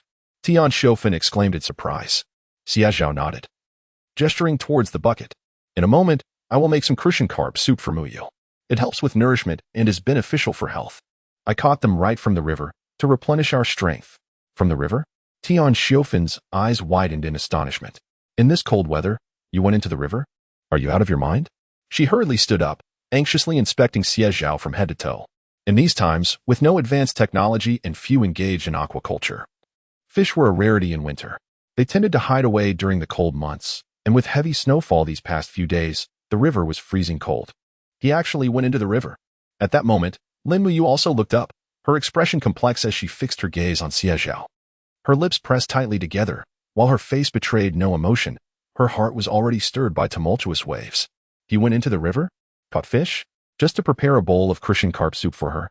At this juncture, Lin Muyu felt a tinge of regret. Perhaps she should not have avoided him earlier. Allowing him to extend his hand, Xie Zhao, oblivious to Lin Muyu's gaze, smiled at Tian Shofen and casually fished out 2 fish from the bucket, tossing them into a basin. "Mom, there are even people in the city who swim in the river during winter for fitness. I am still young and in good health. What could possibly happen? You needn't worry.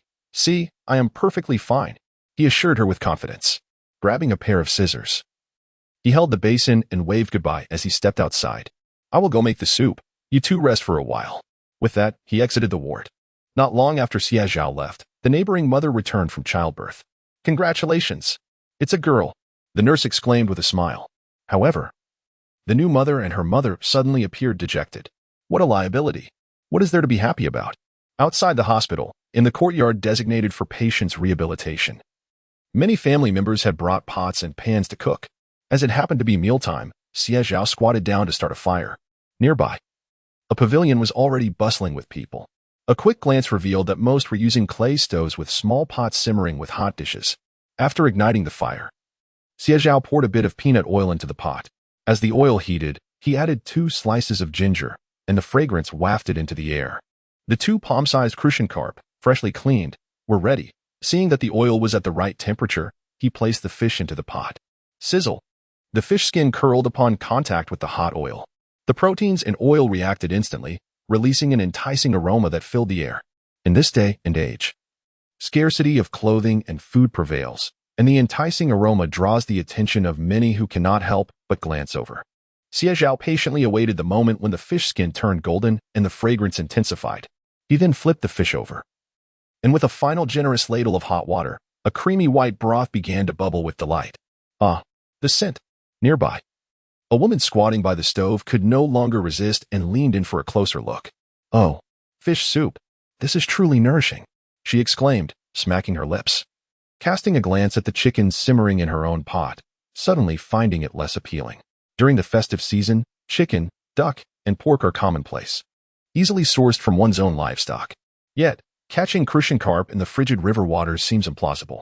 Xie Zhao smiled and nodded as he lifted the lid. Indeed, whether for surgery or childbirth, crucian carp soup is unparalleled, nourishing, warming, and exquisitely fragrant, a true delicacy. Chapter 10. Selling fish. The elderly woman blinked her eyes. She placed her pot lid down and leaned in to inquire, "It is indeed good, but in this biting winter, where did you procure the fish? Did you buy it? The supply and marketing cooperative and the fishery haven tea open today, have they?" Xie Zhao replied, "I caught it myself." He elaborated, explaining that he had set his own fish trap and endured much hardship in the frigid weather. With a grin, he gestured towards the hospital building, saying, "My wife is giving birth. I need to nourish her. Otherwise, in this cold, how could I possibly venture into the river?" "Oh." The woman's expression changed instantly as she scrutinized Xie Zhao's face. This young man was fair-skinned and handsome, tall, and quite pleasing to the eye. Yet she was astonished to discover that he was married. Moreover, he was so considerate of his wife. Fishing in winter must be quite difficult. "Yet you truly care for her," she exclaimed, filled with admiration. Xie Zhao noticed her gaze fixed intently on his earthen stove and understood her thoughts. He elongated his tone, as if pondering, then turned to her, a sincere smile already gracing his lips before he spoke. "Indeed, fishing is challenging, but I certainly have enough for my wife." He continued, "Seeing the chicken soup you've prepared, I can surmise that someone at home must also be recuperating. That crucian carp soup is the finest for recovery, and I have plenty of it. If you're interested, I could sell you 2 fish. What do you think? Sell her 2 fish?" The woman's eyes lit up. Her husband had fallen and injured his bones before the new year, and the doctor had advised that at his age, the only solution was to rest thoroughly. Thus, she had been diligently making chicken soup and bone broth, fearing it might not be sufficient for him. Upon seeing Xie Zhao's crucian carp soup, her mind suddenly raced with possibilities. Wild-caught, no less. Surely it would be beneficial for recovery. In this winter, fish were a rare treasure. If she didn't tea by now, she wouldn't know where to find it later. With her thoughts racing, she no longer hesitated and promptly asked, "How much are you selling the fish per pound?" Xie Zhao replied with a smile, "Auntie, I only caught a few for myself, so I can let you have them for 2 yuan a pound." 2 yuan a pound? In this day and age, even fatty pork only cost about 1 yuan and 80 cents. However, considering the winter season, this price for crucian carp seemed reasonable. The woman did not deliberate for long. She nodded with enthusiasm and agreed. "All right, then please catch me 2 right now. If my husband enjoys it, I will want 2 more tomorrow." Xie Zhao was equally agreeable. He glanced at his crucian carp soup, which was bubbling and steaming after having simmered for a while. He then poured the soup into an enamel jar and cheerfully said to the woman, "I will go catch them for you." Upon returning to the ward with the crucian carp soup, he found Lin Muyu just getting out of bed. In truth, apart from her deficiency in blood and energy, she had no other injuries. Xie Zhao placed the soup at her bedside and said, "Remember to drink this later. Leave the bowl for me to wash when I return. But please, do not let it come into contact with water." Lin Muyu pressed her lips together and gently nodded. Xie Zhao reached into the tub and caught a few fish, then fetched some water before turning to leave. Upon entering the pavilion, he was greeted by the warm smile of the elderly lady. "Look here, all freshly caught," Xie Zhao remarked, lifting the basin in his hands. Inside were 4 lively crucian carp and 5 assorted fish, all brimming with vitality. As the water rippled, they splashed about, sending droplets flying everywhere. The elderly lady's eyes brightened. Oh, quite splendid. Well-proportioned. She genuinely praised. Xie Zhao set the basin before her and said with a smile, "You are the first customer. Please choose." Without hesitation, the lady selected the two largest and fattest fish, placing them into her own basin. "How shall we weigh these?" she inquired. "We haven't brought a scale." Xie Zhao simply reached in and picked up the fish, weighing them in his hands. After a moment, he replaced one and grinned at the lady. "These two fish weigh a total of 3.5 jin. If you don't believe me, you can weigh them at the noodle shop at the end of the alley. I'll count them as 3.5. In his past life, after leaving Shishui Village, Xie Zhao wandered aimlessly. Humans, it seems, are inherently resilient. With no land, no one to turn to, he refused to succumb to despair. Instead, he engaged in small trades to make ends meet. As his business flourished, he gradually amassed some wealth, allowing him to dream of returning home and repaying his parents. He even harbored a faint hope of finding Lin Muyu to see how she fared, whether she had married. Alas, upon returning, he found his elder brother deceased. His younger sister married off, his father dead from illness, and his mother blinded by grief. Lin Muyu had long vanished without a trace. On that day, as the sun dipped below the horizon, he walked toward the small courtyard he had once dared not approach, arms laden with gifts and a heart filled with joy. The scene was desolate, withered vines, ancient trees, and crows cawing in the twilight. Pushing open the door, he was met with a nauseating blend of decay and eerie silence. Inside, he spotted a black and white photograph hanging on the wall. Tian Xiofan, now blind and ill, lay silently on the bed. Hearing a noise, she slowly and painfully propped herself up, asking, "Who is it? Who else could it be?" He dared not respond, hastily leaving all his money behind before fleeing in distress. From that moment on, he could only find ways to send money to Tian Xiofan, never daring to return. Xie Zhao's skill in estimating weight had earned him much praise in his past life. Yet he alone knew that these abilities were forged from the lessons learned through blood and tears. Now, reborn, he found this talent once again coming into play, leaving him with a complex sense of bittersweet satisfaction. The elderly lady, still skeptical, glanced at the fish in the basin and finally said, "I'll go. But if it's less, you'll have to make it up to me." Xie Zhao smiled confidently. "Rest assured, it will be no less." With that, she took the basin away. Meanwhile, as Xie Zhao placed the basin in the pavilion, several onlookers turned their attention toward him. A few middle-aged women, busy with their cooking, leaned in for a closer look, their eyes widening as they beheld the fish in Xie Zhao's basin. Wow! In the biting cold of winter, heavy snow continues to fall outside. The piping hot fish soup, when enhanced with a piece of tofu and a sprinkle of finely chopped scallions, becomes an aromatic delight upon boiling. For the hospitalized patients whose health and appetites are waning, a change of flavor is truly a welcome relief. "Are you selling all these fish?" inquired a middle-aged woman, her eyes sparkling with anticipation. "This grass carp, when braised, will undoubtedly be delicious." Zhao nodded in agreement, smiling as he replied aloud, "Yes, everything is priced uniformly at 2 yuan per jin. Such is the nature of commerce, creating a lively atmosphere. Moreover, in the depths of winter, indulging in a fish head hot pot is an unparalleled joy." "Bring me a fish," exclaimed one patron, after indulging in chicken and duck during the festive season. "It's been ages since I've had fish." "I want one too," chimed in another. "I'll buy some tofu tomorrow to cook with it. It will surely be delectable." "And count me in," urged a third voice. "Don't let them sell out. My family is welcomed a new arrival as well." Chapter 11. The First Earnings. 24 yuan and 6 jiao. A throng of people suddenly surged forward, craning their necks in eager anticipation. Not far away, an elderly woman hurried back with a basin in hand, snow dusting her shoulders, her cheeks flushed with excitement and surprise. "Goodness, what do you think of his precision? 3 jeans and 6 liang, not a single liang more or less. Huh, in my lifetime, I've never witnessed such accuracy." The woman, lifting her thumb in praise, extolled Xie Zhao, leaving the surrounding crowd in a state of astonishment. "Goodness, so young and yet so precise, surely. Even those who have spent half their lives in business cannot achieve this." Xie Zhao merely smiled, deftly accepting a fish handed to him by another. Weighing it in his hand, he remarked, "This one weighs 1 jin and 3 liang. If you're uncertain, feel free to take it home and weigh it. It will not be less, and if it is, I'll compensate you double." Instantly, the crowd felt a surge of delight. "Ah, this lad knows how to conduct business." Over there, The elderly woman had already produced money, cheerfully saying, "You agreed on 3.5 jeans. Here, take a look, 7 yuan. It's more than fair." Xie Zhao took the money, carefully placing it in his pocket, and sincerely thanked the woman. Those familiar with her began to exchange glances. This was none other than Granny Sue from Mingzhu Street in the southern part of the town, known for her astute nature as the proprietor of a tailoring shop. If she vouched for the accuracy, then the scale must indeed be trustworthy. Without a moment's hesitation, the crowd eagerly paid. Hey, help me weigh this. I need to cook. I'm next. My daughter can't wait. Hey, that grass carp is mine. Don't snatch it." The crowd was a cacophony of voices, with a few individuals attempting to snatch fish and leave, but Xie Zhao, having spent a significant part of his life in business, had keen eyes.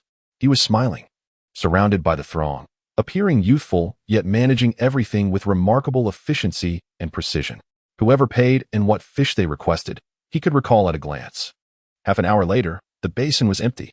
Xie Zhao's pockets were bulging, while some latecomers regretted missing out. As he prepared to leave, several people called out, "Will you catch some more tomorrow? Any fish will do." During the new year, a fish head hot pot with some tofu is more delightful than anything. "I didn't manage to buy today." Xie Zhao was unperturbed. With a smile, he responded, "All right, I'll catch some this evening. I'll deliver them first thing tomorrow morning, and you can be sure to enjoy them by noon." In this era, although most families in Hudu County had little financial surplus, in the county town, there was still money to be spent on fish and meat during festivals. After all, since last year, Hudu County had quietly loosened its grip. In earlier years, engaging in small businesses had to be done stealthily, as authorities disapproved. Being caught could lead to a crackdown on capitalist ventures, and escaping imprisonment was considered fortunate.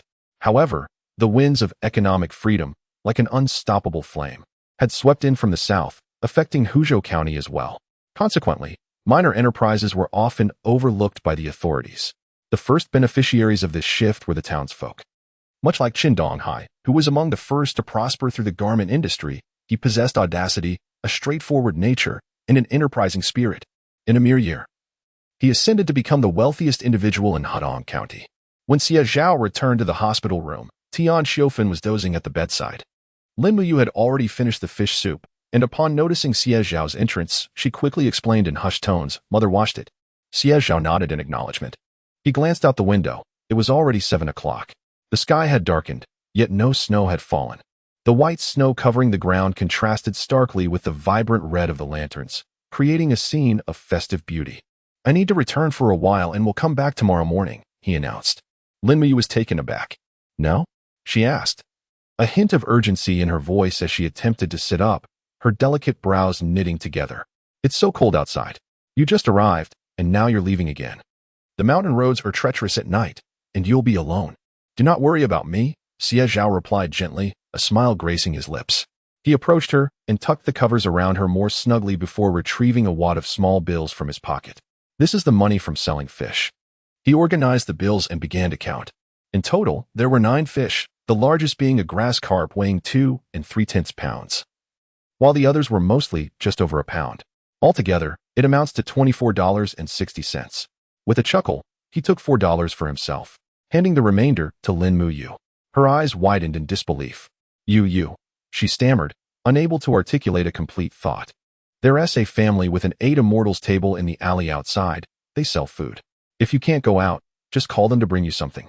A few cents for running errands will suffice." Xie Zhao cautioned her tenderly, "I will earn more money. You and mother must not suffer any deprivation. Winter is harsh and can easily harm your health. Please, do not let yourselves go hungry." Lin Muyu stared blankly at the $20 pressed into her hand, along with a few scattered coins. It felt heavy and warm, as if it could melt her heart. Unbeknownst to her, her eyes had begun to glisten with unshed tears. The tip of her nose tinged with a slight ache, and as a tear rolled down her cheek, she instinctively lowered her head, wishing to remain unseen. Over the past year, she had shed too many tears, believing she had long since run dry. Yet, the moment she received the $20, and Xie Zhao looked at her with such caring and gentle eyes, she could no longer contain herself. "I will return tomorrow morning," he reassured her, gently patting her shoulder. He paused, noticing her tears, and felt a pang of empathy in his heart. "Do not cry," Xie Zhao whispered, reaching out to wipe away her tears. The roughness of his fingertip met the warmth of her tears, and in that instant, It felt as if the first tender blossoms of spring were blooming amidst the chill of winter. Tian Xiaofan remained asleep. Xie Zhao quietly retrieved the crucian carp from the bucket and turned to exit the hospital room, the bucket in hand. As he pushed the cart and stepped out of the hospital, he cast a glance at the overcast sky. 24 yuan and 6 jiao. This income held an ineffable significance for him. In fact, in his previous life, Xie Zhao's first earnings came from trading, amounting to a staggering 1,600 yuan. However, after the initial excitement and exhilaration, he was left with an overwhelming sense of loss and profound melancholy. Alone, how much could he possibly consume? Had he awakened to reality sooner, would his child, wife, and parents have gathered around him? Xie Zhao had awakened countless times in the dead of night, pondering this. Indeed, he had money now, but what did it truly mean? His child, his kinship, could never return. Until his last breath, he would remain solitary. Sigh. Xie Zhao exhaled deeply. His palms burned with heat, and his chest felt as though it housed a blazing fire, rendering him uncharacteristically exuberant. Chapter 12. A Path to Wealth, 24 yuan and 6 jiao. He pondered, in his entire lifetime, he had never encountered a sum of money as significant as this. 2 hours traversing the treacherous mountain path amid wind and snow. Perhaps it was the fire within his chest that sustained him, for he felt no fatigue whatsoever. As he pushed open the decrepit wooden door, a chill, icy air rushed in. It was only then that Xie Zhao realized the house was exceedingly poor and desolate. The tattered cotton batting, a mattress made of piled straw, and the windows covered with newspaper, which barely clung together, were easily blown open by the wind. The room was frigid to the bone, permeated by a musty odor. The beams were even riddled with termites, and the floor was strewn with piles of wood shavings. Xie Zhao withdrew his gaze, his expression growing somber. He must earn money. Otherwise, when Mu Yu and the children returned to such an environment, it would undoubtedly be detrimental to their health. He silently resolved to himself. Parking the cart in the yard, he removed the wooden barrel and turned to retrieve the fish basket he had prepared earlier, also heating a pot of water in advance. The air was frigid, and as night fell, the cold became even more piercing. Fortunately, the river water was fresh and flowing. Xie Zhao, youthful and resilient, could endure it. He sprinkled some dry flour into the fish basket and tossed in a few earthworms before descending into the water. The moment his foot hit the icy water, a sharp chill coursed through him, despite his preparations. He shuddered and slowly walked into the reed marsh. Fish had poor vision, and at night, they could see nothing. With a lantern clenched in his mouth and the fish basket in hand, Xie Zhao remained composed and steady, waiting for the opportune moment to strike. Each scoop yielded 2 or 3 fish. The moon hung delicately in the sky like a hook. Finally, Xie Zhao emerged from the water, having waded downstream for 300 or 400 meters from the riverbank. Here, at the foot of the mountain, to the left lay a field ridge, and to the right, towering mountains. The stretch of uncultivated land along the river was unclaimed, as the soil was barren and would require a year of nurturing to cultivate. Hence, it remained neglected. Clambering ashore, Xie Zhao bore 2 laden baskets filled with heavy fish. His teeth chattered from the cold. Upon reaching the bank, he placed the lantern down and hastily removed his damp socks, shirt, and trousers, swiftly donning clean clothes. A gust of wind sent shivers down his spine, raising goosebumps all over him. He needed to hurry home to brew ginger soup. As thoughts raced through his mind, Xie Zhao bent down to pick up the lantern, preparing to head back. However, upon closer inspection, he found himself momentarily stunned. He crouched down, examining the plants before him intently, and as recognition dawned, his eyes sparkled with delight. Shepherd's purse. This vast patch, sprouting tender shoots from the snow, was entirely composed of purple, red, and green shepherd's purse. In his past life, both plants and animals could be cultivated in abundance. Even shepherd's purse was no exception, grown in greenhouses with meticulous care. What originally sprouted the size of a finger could grow to the size of bok choy, although they appeared vibrant and lush once consumed. The delightful fragrance of shepherd's purse had long since faded. Xie Zhao hurriedly crouched down and carefully unearthed a plant, examining it meticulously. The shepherdess purse he held was modest in size, barely a foot long, yet its roots were robust, and its flavor rich with densely serrated edges. Even from a distance, he could discern its distinctive fragrance. This would undoubtedly serve as the finest stuffing for dumplings. An idea sparked in Xie Zhao's mind. He swiftly washed the shepherdess purse in the river, tossed it into his mouth, and hefted 2 large, heavy fish baskets as he made his way home. Upon arriving, the first order of business was to promptly transfer the fish into the large water tank to ensure they thrived. Once he confirmed that each one was lively and vigorous, Xie Zhao exhaled in relief. He then turned and briskly walked to the kitchen, slicing some ginger to add to the enamel jar.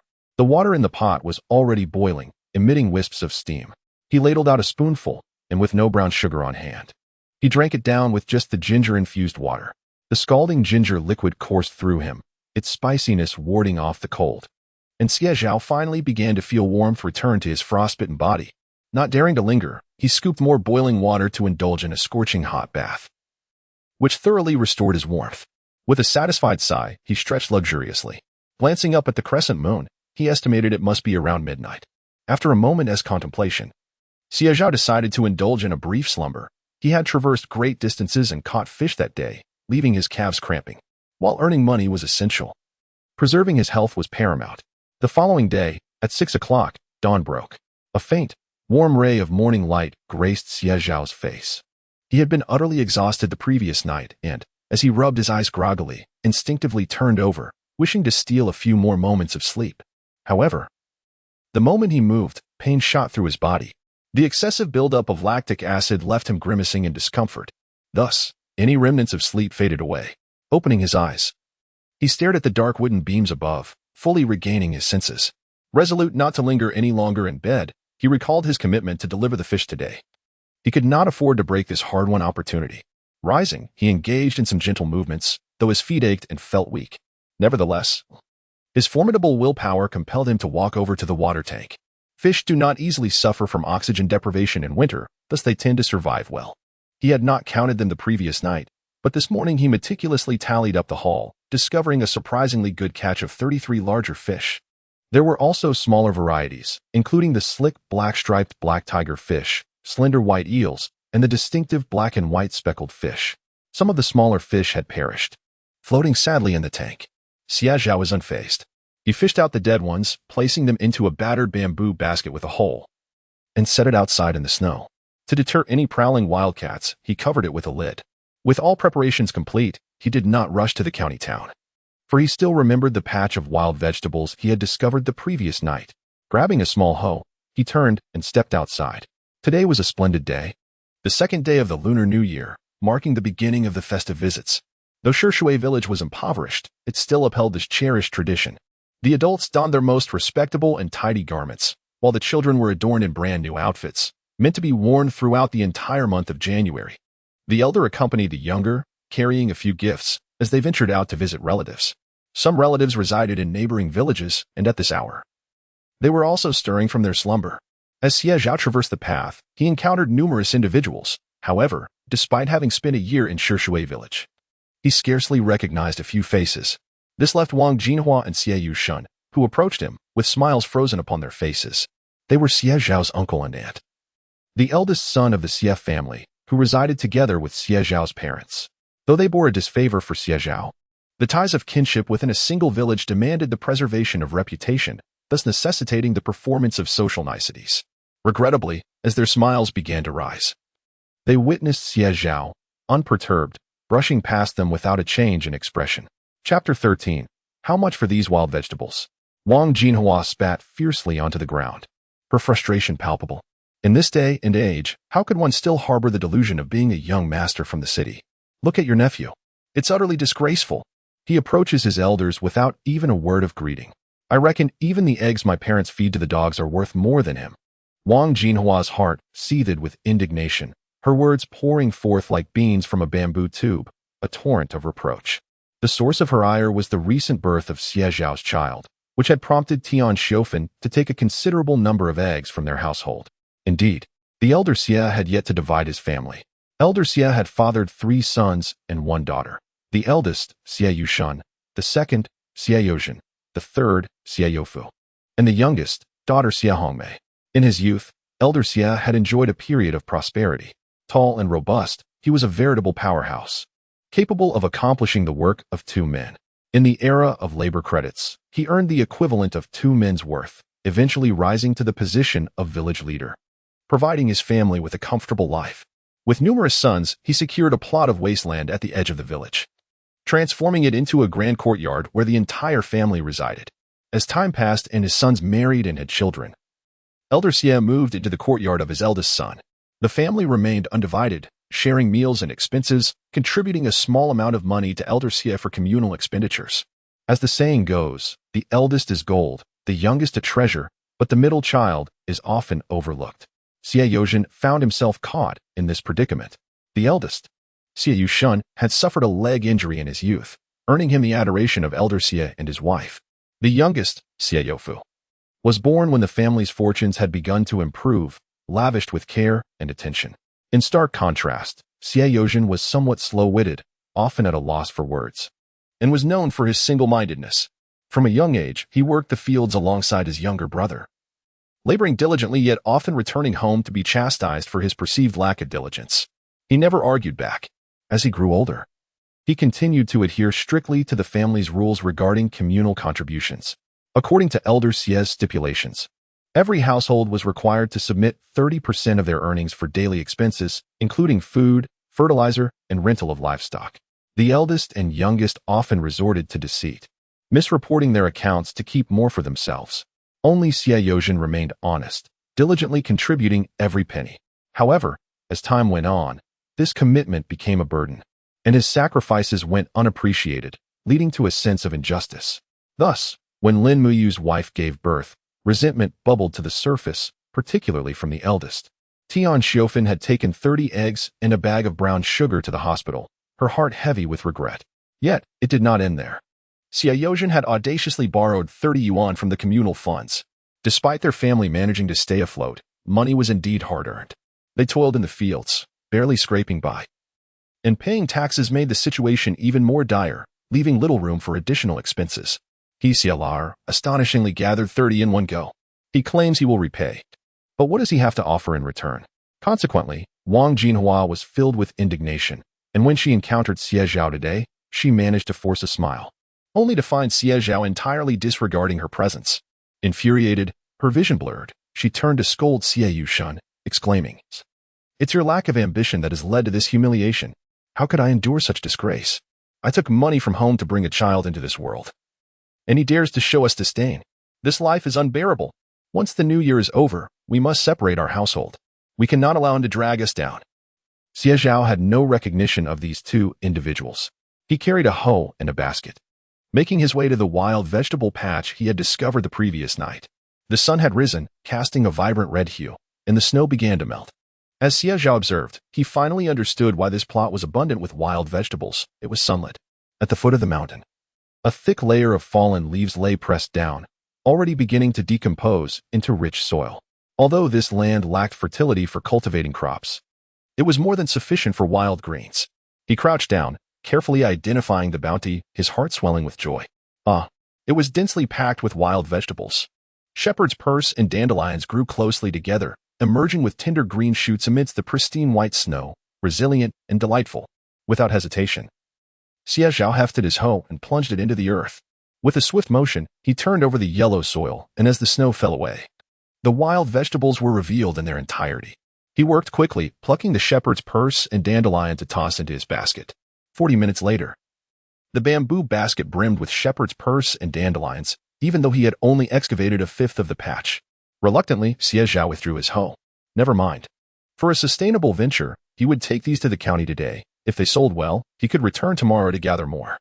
Xie Zhao carried the basket to the riverbank, fully submerging it in the water, scrubbing it as he went. The flowing river instantly washed away the mud, leaving the wild vegetables spotless. After shaking off the excess water, he departed. At 9 in the morning, the county hospital buzzed with activity. It was the second day of the Lunar New Year, and visiting relatives was customary, so the hospital was bustling with people. Xie Zhao pushed a cart laden with a large barrel and a basket of vegetables, the cart swaying as water rippled within the barrel, startling the fish inside, which splashed and flailed. "Oh, fish! How rare!" exclaimed a crowd, curious about the unusual sight in winter. As he passed a humble wonton stall, a middle-aged woman's eyes widened with excitement. "Hey, comrade, do you have shepherd's purse and dandelions in that basket?" Xie Zhao stopped, set down the cart, and smiled, nodding in affirmation. "Yes, I just dug them up this morning. They're fresh." He extended the basket towards her. The vibrant, crisp shepherd's purse and dandelions, thick-stemmed and flavorful, were a delightful sight. "Are you selling them?" The middle-aged woman, pulling at her apron, wiped her hands, and gazed longingly at the bundle of wild vegetables. Her household specializes in selling wontons, primarily filled with meat. However, during festive seasons, every family tends to purchase some meat and slaughter chickens and ducks, making meat-filled wontons less appealing.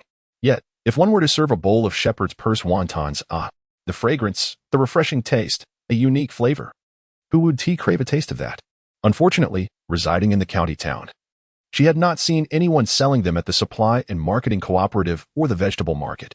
Now, she found herself truly at a loss.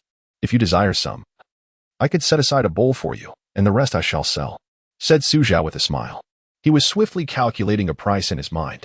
In this era, while the price of greens certainly does not compare to that of meat, there is still a certain significance to seasonal offerings. Chapter 14. An unexpected encounter in the winter. Cabbage and radishes do not command high prices. However, shepherd's purse and dandelions certainly can. He chuckled softly, glancing at the middle-aged woman, and said, 70 cents per pound. What do you think? It has been quite a challenge to dig them up at the foot of the mountain all morning in this cold weather. You'll be selling something fresh. I assure you, it's worth it. 70 cents per pound is not an insignificant price. Yet, contemplating a bowl of shepherd's purse and meat wontons that could fetch 1 yuan and 20 cents, the woman's face brightened with a smile. All right, I'll take them all. Give me a single price. Dandelions blanched and served as a side dish, shepherd's purse wrapped in wontons. Certainly a guaranteed profit. Xie Zhao felt both astonished and delighted. He first grabbed a handful of wild greens to set aside for himself, then deftly shook the water from the basket as he descended. This action immediately impressed the middle-aged woman. A genuine person. She swiftly retrieved an old-fashioned scale from a nearby corner, a wooden rod marked with silver dots for measurements, with a tray hanging below to weigh small items. At the front of the scale, a hook was designed for weighing larger objects. The attached ropes were differentiated for heavy and light items. In this era devoid of electronic scales, this device was understandable even to a small child. With agility, the woman hung the basket of vegetables on the hook, weighed it, and then measured the weight of the empty basket separately. After subtracting, the weight of the wild greens was revealed, 9 pounds and 8 ounces. The middle-aged woman grinned at Xie Zhao, proclaiming, I'll count it as 10 pounds. A total of 7 yuan. Having said that, she promptly paid. She was indeed a straightforward person. Receiving the money in the basket, Xie Zhao was met with her cheerful inquiry, will you have these wild greens again tomorrow? It's just the right time of year, and the streets are bustling with people. My husband and I own 2 wonton shops. If you have more of these wild greens, I'll buy as much as you have. Xie Zhao's eyes sparkled with excitement. All right, I will bring them again at this time tomorrow. What do you think? The middle-aged woman beamed broadly. It's a deal. Yesterday, having made an agreement. By 9 o'clock this morning, the pavilion was filled with people waiting for Xie Zhao. A closer look revealed both familiar and unfamiliar faces. Such is the nature of business. Word spreads like wildfire. In a hospital ward, if one sees a neighbor indulging in fish head hot pot, one cannot resist the urge to inquire, where did you buy it? Thus, through such exchanges, 3 households in a single ward became informed. The most willing to spend money are often found in hospitals. 2 yuan per pound may typically be deemed excessive, yet during the festive season, with illness and the need for nourishment, one would readily part with their coins. As Xie Zhao pushed his cart into the pavilion, he was immediately surrounded. Hey, young man, you have finally arrived. I've been waiting for you. After returning home yesterday, I simmered soup, and it was so delicious it nearly made me lose my eyebrows. I need to buy another crucian carp. I want to stew it with tofu. I didn't manage to buy it yesterday. I'll make sure to buy it today. You promised. So don't go back on your word, comrade. I want grass carp. The bigger, the better. The bigger the fish, the tastier it is. Fish head stew with tofu is something worth savoring. The crowd erupted into a lively chatter. Xie Zhao stood atop a cart, smiling at the gathering. First come, first served. Those who missed out yesterday can choose first. We have plenty of fish today. It must be said, his memory was remarkable. With just a glance, he could recall who had missed out the day before. Xie Zhao methodically inquired about the type and size of fish desired, offering a brief overview of preparation methods. He rolled up his sleeves, deftly dipping his hand into the bucket to weigh the fish. Transactions were swift and efficient. As he tossed the fish into the basins brought by the buyers once payment was made, his movements both nimble and precise. The bustling crowd drew many curious eyes. Meanwhile, not far off, Qin Donghai leaned on his cane, his brow furrowed as he shuffled along. Beside him, Zhao Lanji struggled to assist him. The melting snow made the path slippery, and beads of sweat graced her forehead. Chen Donghai had been hospitalized after a mishap on New Year's Eve. Having indulged in a bit too much drink while watching fireworks, he had stumbled on a snow-covered step and injured his ankle. Fortunately, it was not a grave injury. But he required time to recuperate, leading to his stay in the hospital during the festive season, having earned a comfortable living over the years. He had long since ceased to deny himself pleasures, and now, at just under 5 feet 7 inches and over 170 pounds, he was quite a handful for Zhao Lanji to manage. Just yesterday, having spent the entire day in bed, Chen Donghai felt stifled and yearned for fresh air. Zhao Lanji, despite her fatigue, supported him as they took a short stroll. However, even that brief distance left her legs weak and her face pale. What was that? Chen Donghai's gaze fell upon a throng of people gathered nearby, animated and seemingly engaged in purchasing something. Listening intently, his eyes brightened at the realization they were selling fish. It had been ages since he had enjoyed such a delicacy. In this winter chill, the thought of a steaming fish head hot pot with tofu and bean sprouts was utterly enticing. With a spark of excitement, he turned to Zhao Lanji and said, "Let us go buy a couple of fish." However, Zhao Lanji was not in the best of spirits. She was truly exhausted, with 3 children at home, none willing to come and lend a hand, all claiming to be busy. She felt the weight of the world on her shoulders. She had considered hiring help, but Chen Donghai had scolded her for even contemplating such a notion. After all, having both sons and daughters yet needing to seek assistance would certainly raise eyebrows. Thus, she resigned herself to her burdens. Clenching her teeth, she remained silent, merely supporting Chen Donghai as they made their way toward the cart. As they approached, the crowd had dispersed, and Xie Zhao, with his back to them, was bending down to retrieve the water bucket. Inside were 2 fish he had intentionally set aside. These 2 were the largest and fattest, destined for a nourishing soup for Lin Muyu and a hot pot with tofu for his mother. "How much are you selling these fish for?" A voice called from behind. Xie Zhao did not look back. Instead, he continued to arrange the shepherd's purse neatly into the basket while smiling. "Auntie, I sincerely apologize. My mother and my wife are both unwell, and these 2 fish are reserved for them. Today, all the fish have been sold." He lifted the basket, propping it up with one hand, and gracefully leaped down from the cart. The youth moved with an effortless charm. Furthermore, it must be said that Xie Zhao's appearance and stature were exceptionally fine. As he matured, countless individuals had praised him in front of Chen Donghai and Zhao Lanji, remarking how their son was indeed far more handsome than they. "Is that you?" Zhao Lanji exclaimed, taken aback. She gazed at Xie Zhao, her already pale complexion turning even more ashen, and there was an unmistakable hint of distress. "How did you track me to the hospital? This is utterly unacceptable." Zhao Lanji spoke coldly, while Chen Donghai furrowed his brow in concern. Chapter 15. Her heart was incredibly complicated. Xie Zhao was momentarily taken aback. Clearly, he had not anticipated encountering Chen Donghai and Zhao Lanji in the hospital. However, once he regained his composure, he smiled faintly and effortlessly lifted the wooden barrel from the cart. "If you wish to purchase fish, please come tomorrow. Today, I have sold out," he stated in a nonchalant tone, as though they were mere strangers. After speaking, he began to walk away, carrying the barrel and basket of vegetables. This action, however, evidently provoked Zhao Lanji. With her brows furrowed, she glared at Xie Zhao and exclaimed, "What trick are you playing now? Did you follow us to the hospital just to spite us? How have you changed?" Chen Donghai frowned, remaining silent. As a businessman, he was adept at reading people. The young man before him had grown at least half a head taller, standing tall and striking, with a subtle smile gracing his lips. Yet, it was his eyes that were different. Over the past year, every time they had seen Xie Zhao, they had been startled by the intense resentment and blame reflected in his gaze. Consequently, their aversion had only deepened. But now, as he looked at Chen Donghai and his wife, his eyes were clear and unclouded, the natural smile in his features replaced by a gentle detachment and indifference. A fine sheen of sweat adorned his forehead, and the black jacket he wore bore marks from the cart's dragging ropes. He should have appeared disheveled, yet, at this moment, he stood before them with a proud strength akin to that of a wild wolf. Chen Donghai's heart suddenly skipped a beat. Almost instinctively, he reached out to tug at Zhao Lanji. "Let us go," he said in a low voice. In business, one cannot afford to be dishonest.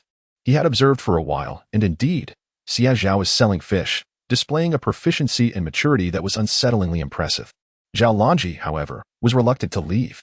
Deep down, she likely understood it was a misunderstanding, but her irritation, compounded by her fatigue, rendered her expression increasingly sour. "Why must we leave?" she demanded. her gaze inadvertently falling on the 2 fish he was holding.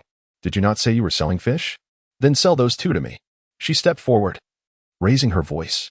This was her nature. With a well-off family and no worries regarding food or drink, she was accustomed to being revered wherever she went. Moreover, this was Xie Zhao, who had previously sought her favor to return to her life. Now, encountering him again, his cold demeanor unsettled her. Though she could not pinpoint why it disturbed her so, Xie Zhao maintained a smile, yet his eyes had grown cold. Auntie, I cannot sell these 2 fish. My wife has just given birth, and my mother is in the hospital caring for her. These fish are meant to nourish them. Each word he spoke was deliberate. Zhao Lanji was taken aback. Nourishing his wife and mother? He referred to her as mother? This term, the first she had ever heard from Xie Zhao's lips, gripped her heart as if something had squeezed it tightly, filling her with a bittersweet ache. She instinctively clenched her fists, forcing a cold smile as she fixed her gaze on Xie Zhao. What new trick is this? We just met the day before yesterday, and today you have a child? How was I not informed? After Zhao Lanji spoke, Xie Zhao had yet to respond when a somewhat familiar voice echoed from behind. Oh, there you are. Why are you so late? Your wife and mother have prepared a meal and are waiting for you. Your 2 little ones have already been taken to the ward. Shouldn't you go and see them? Xie Zhao turned around to see the mother of the woman in the adjacent bed. He paused, all thoughts momentarily abandoned. Has the child been brought out? Xie Zhao asked in a daze. Yes, I saw it. The hair is jet black, though a bit thin. Truly beautiful. She gave Xie Zhao a thumbs up. Now, Xie Zhao felt as if he had come back to life. He grinned, quickly grabbing the basket and bucket, and dashed towards the ward, disappearing in the blink of an eye. Behind him, Zhao Lanji and Chun Donghai were left in astonishment. Could it be true? Had his wife really given birth? Zhao Lanji couldn't help but inquire. The middle-aged woman, holding a clay stove, noticed the 2's attire was not that of ordinary folk, and she assumed they were relatives of Xie Zhao. Thus she began to extol his virtues. Oh, indeed. His wife is fortunate. She gave birth to 2 lovely daughters, and he doesn't mind at all. His mother-in-law is also quite amiable, genuinely devoted to caring for them. The middle-aged woman praised, her envy palpable. This young man is the most capable and considerate I have ever seen. His wife eats several meals a day, with eggs and fish always provided. As for his mother, he treats her exceptionally well. Just yesterday, his mother was reluctant to have chicken noodle soup, yet he insisted, pouring half of his bowl into hers, saying she needed to take care of herself. And in the hospital, he does all the heavy lifting and errands, ensuring his mother and wife don't have to lift a finger, all while he catches fish to earn money. Tell me, where can you find such a good lad? His mother is truly blessed. He is so filial. She spoke with exuberance, unaware of the darkening expressions on Zhao Lanji and Qin Donghai's faces. Both involuntarily recalled their own 3 children. For the past 3 days, they had visited only once a day, arriving, lying on the bed, eating fruit, chatting, and asking for pocket money. Not once had they offered to help. Even pouring water was left to Qin Donghai to do alone, enjoying the fruits of their labor. As if he did not need to worry, Zhao Lanji felt a throbbing in her temples, and at that moment, her heart felt as if a piece had been hollowed out, leaving an emptiness that stirred a hint of bitterness within her. In her days, she suddenly recalled Xie Zhao at the age of 10. He had always been a dutiful child.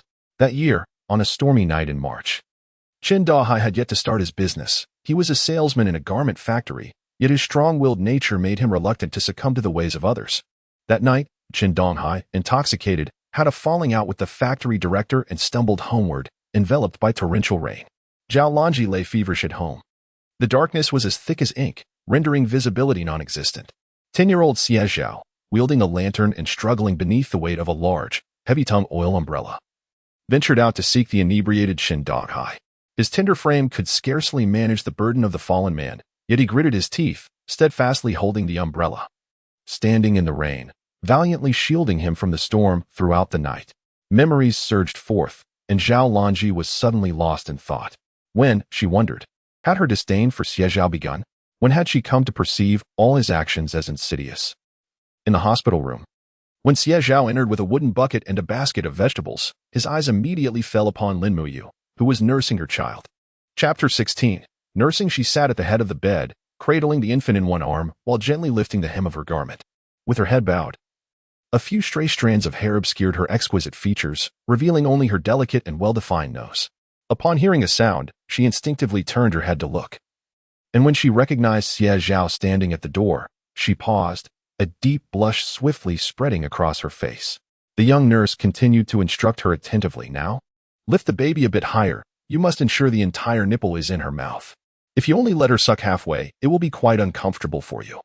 Xie Zhao stood frozen, taken aback. Was this something he was allowed to hear? What brazen words!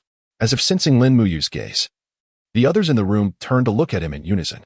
Tian Shofan, holding another infant while feeding her formula, looked up at Xie Zhao's entrance, her face lighting up with uncontainable joy. Come here quickly and take a look at your daughter. She resembles you. She's absolutely adorable. Out of the corner of his eye, Xie Zhao caught sight of the flustered Lin Muyu. He could only force himself to walk in with a facade of calmness. However, as he approached, he found himself unable to tear his gaze away. She was indeed incredibly charming. In just 3 short days, the transformation of the infant was astonishing. When she was born, she was red and wrinkled, hardly what one would call beautiful.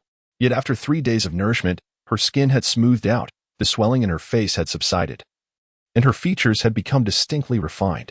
With large double eyelids, dark sparkling irises, and a thick, beautiful head of hair, the little one was drinking her milk. As the tiny spoon approached, she would pucker her lips, instinctively mimicking a sucking motion, eagerly taking one mouthful after another. If Tian Shofan was a tad slow, she would immediately open her mouth, preparing to cry, which prompted Tian Shofan to hastily speed up her feeding. How fascinating. Something within Xie Zhao stirred to life. He found himself leaning down, scrutinizing this little being who shared half of his bloodline. Suddenly, the soft, tender little hand waved in the air before grasping his fingertip. The contact was gentle, the skin so soft, and her tiny nails brushed against his finger, tickling him lightly. Xie Zhao froze, unable to move, overwhelmed by an unfamiliar sensation of helplessness. That's your sister, the nurse turned to inform him. The one drinking milk is your elder sister, born at 5:20 p.m. While your younger sister arrived just 3 minutes later at 5:23 p.m. Xie Zhao nodded, indicating he understood. The nurse continued. Today marks the 3rd day since your wife gave birth. She is already producing milk, and you have some responsibilities ahead, comrade. Come here. I need to explain things to you in detail. Xie Zhao's eyes widened. Wait, responsibilities? He felt as if his feet were rooted to the ground, unable to move. His gaze darting around the room, unwilling to look in Lin Muyu's direction. He truly had no experience. But the nurse was unperturbed by his hesitation. She had rounds to complete. Upon noticing that Xie Zhao remained silent, she leaned over and gently pushed the little one's hand away. Then firmly grasped Xie Zhao and led him towards the bedside. At that very moment, it was fortunate that Lin Muyu had finished her feeding. The little one was already contentedly full and had closed her eyes in slumber. She hastily pulled down her attire, her earlobes flushed as if they might bleed. However, Xie Zhao still caught a glimpse. Lin Muyu was inherently fair-skinned. During her year of marriage, she had toiled in the fields come spring, under the blazing sun. Golden light draped over the lush green rice paddies. Lin Muyu appeared almost luminescent in her pallor. A mere glance was enough to captivate one's gaze. Moreover, that was merely the skin exposed. In that fleeting moment when her clothing was lifted, Xie Zhao cast a casual glance. A sharp intake of breath escaped him as he instinctively gasped in astonishment.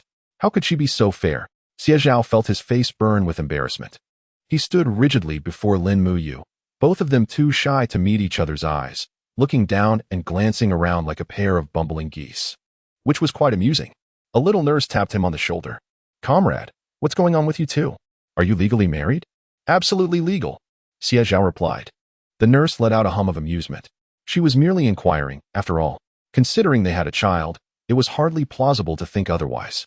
Yet, the sight of the two standing together, blushing profusely, was quite absurd.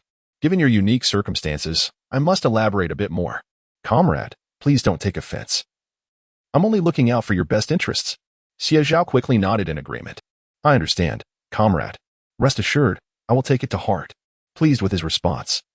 The nurse continued, you have twins, so the milk is likely insufficient.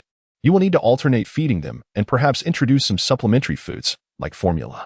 She paused, glancing at Xie Zhao with a somewhat complicated expression. Of course, formula can be rather costly, and if that's unfeasible, mixing in some rice porridge is also an option. However, considering how small your babies are, rice porridge lacks substantial nutrition. In these times, when a child is born without adequate milk, they often resort to rice water.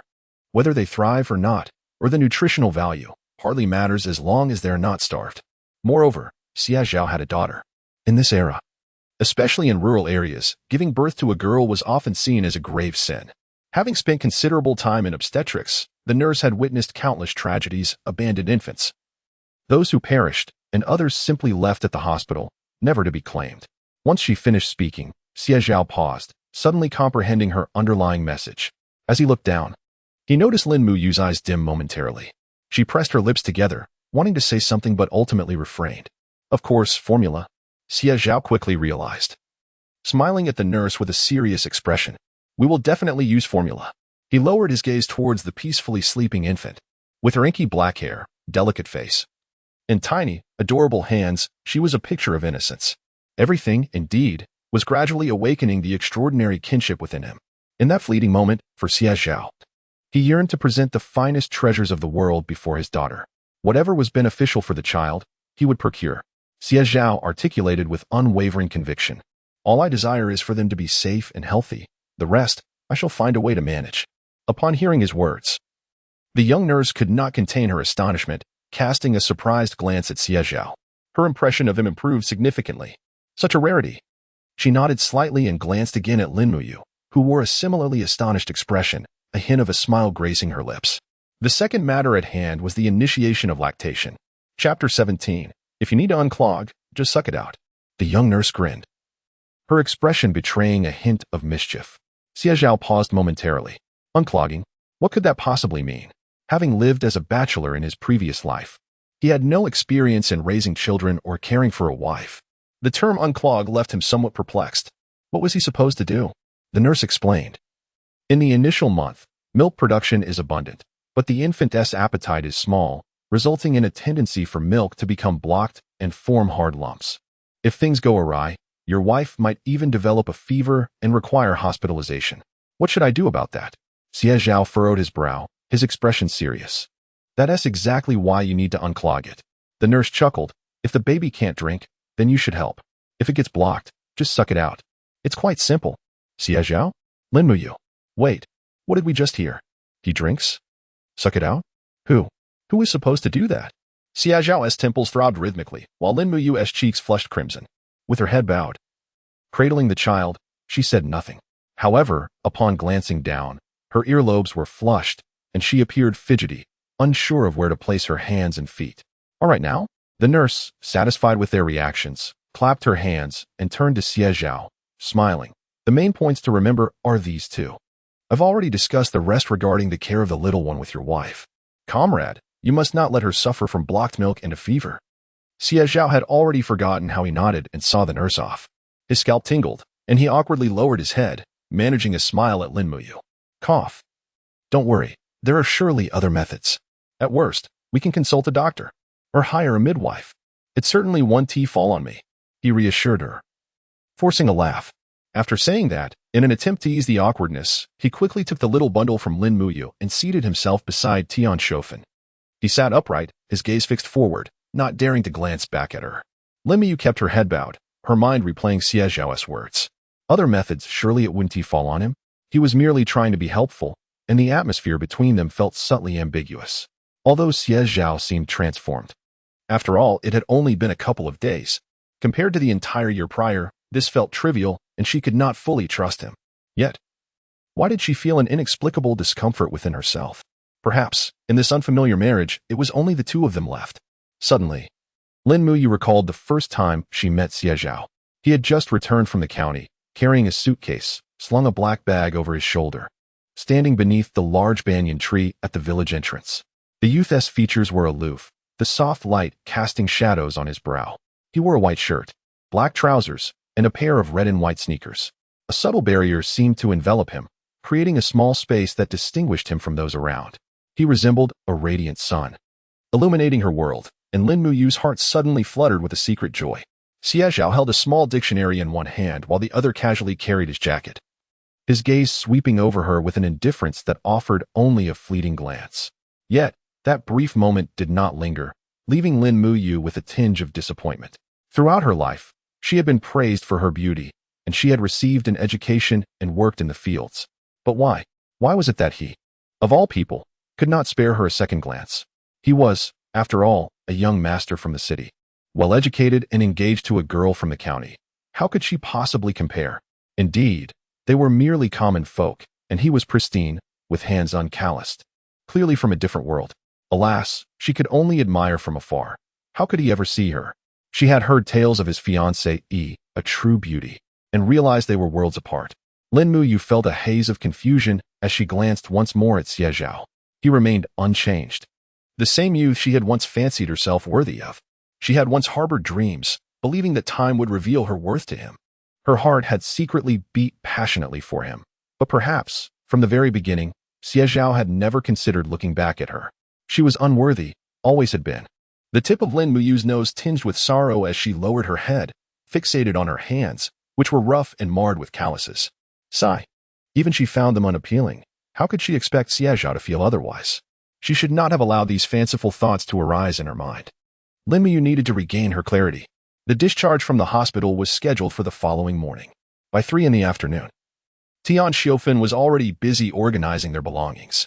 She moved quietly, occasionally glancing at the 2 small sleeping figures, unable to suppress the smile that crept onto her lips. Tomorrow, she planned to retrieve her younger sister's old clothes to alter them, as the garments at home were no longer suitable and could be repurposed as diapers. She had her own plans in mind. After a moment's thought, she turned to Xie Zhao and Lin Muyu, saying, with 2 little ones, "It may be inconvenient for you both to manage alone. Why not let my younger sister stay with you? She isn't studying and could help with the children. Do laundry and feed them. She'd be a great help." Tian Xiofan paused, then quickly added, "If you two aren't comfortable with that, it's perfectly fine. I can take her to stay with you instead." She worried about Xie Zhao's potential reluctance. However, to her surprise, as soon as she finished speaking, Xie Zhao nodded with a smile. "Mother, I would be more than happy. It's just a bit of a burden for you and father." Only then did Tian Xiofan breathe a sigh of relief. Xie Zhao understood her concerns well. When he had first returned home, he had lived there for a while, feeling prickly and irritable, unable to tolerate anyone around him. Not only that, in a household beleaguered by poverty, the elder brother toils in the most arduous and laborious mines to make a living, while the younger sister, Xie Tian, returns from school each day to assist with the farm work, both bearing the heavy burdens of life upon their shoulders. Yet, he alone, upon his return, indulges in a solitary egg each day, and occasionally, Tian Xiofan would graciously offer him a few pieces of rock candy. His provisions and comforts are of the finest quality. How could Xie Tian find any semblance of balance in her heart? In her frustration, she exchanged heated words with Xie Zhao, leading to an even greater rift between them. Unbeknownst to Xie Zhao, his return had precipitated a sharp increase in household expenses, leaving no surplus to support Xie Tian's education. After their disagreement, Xie Zhao rose and addressed Tian Xiofan. "I shall be discharged tomorrow.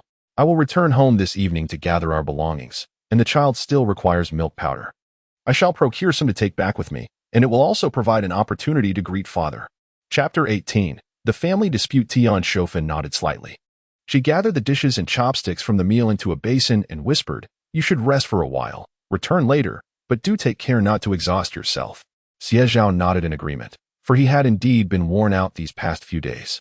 Noticing Lin Muyu resting with her eyes closed, he quietly glanced at the 2 little glutinous rice balls. Their fair, delicate features and serene expressions brought him an inexplicable sense of peace. After watching for a time, Xie Zhao leaned against the bedside table and gently closed his eyes.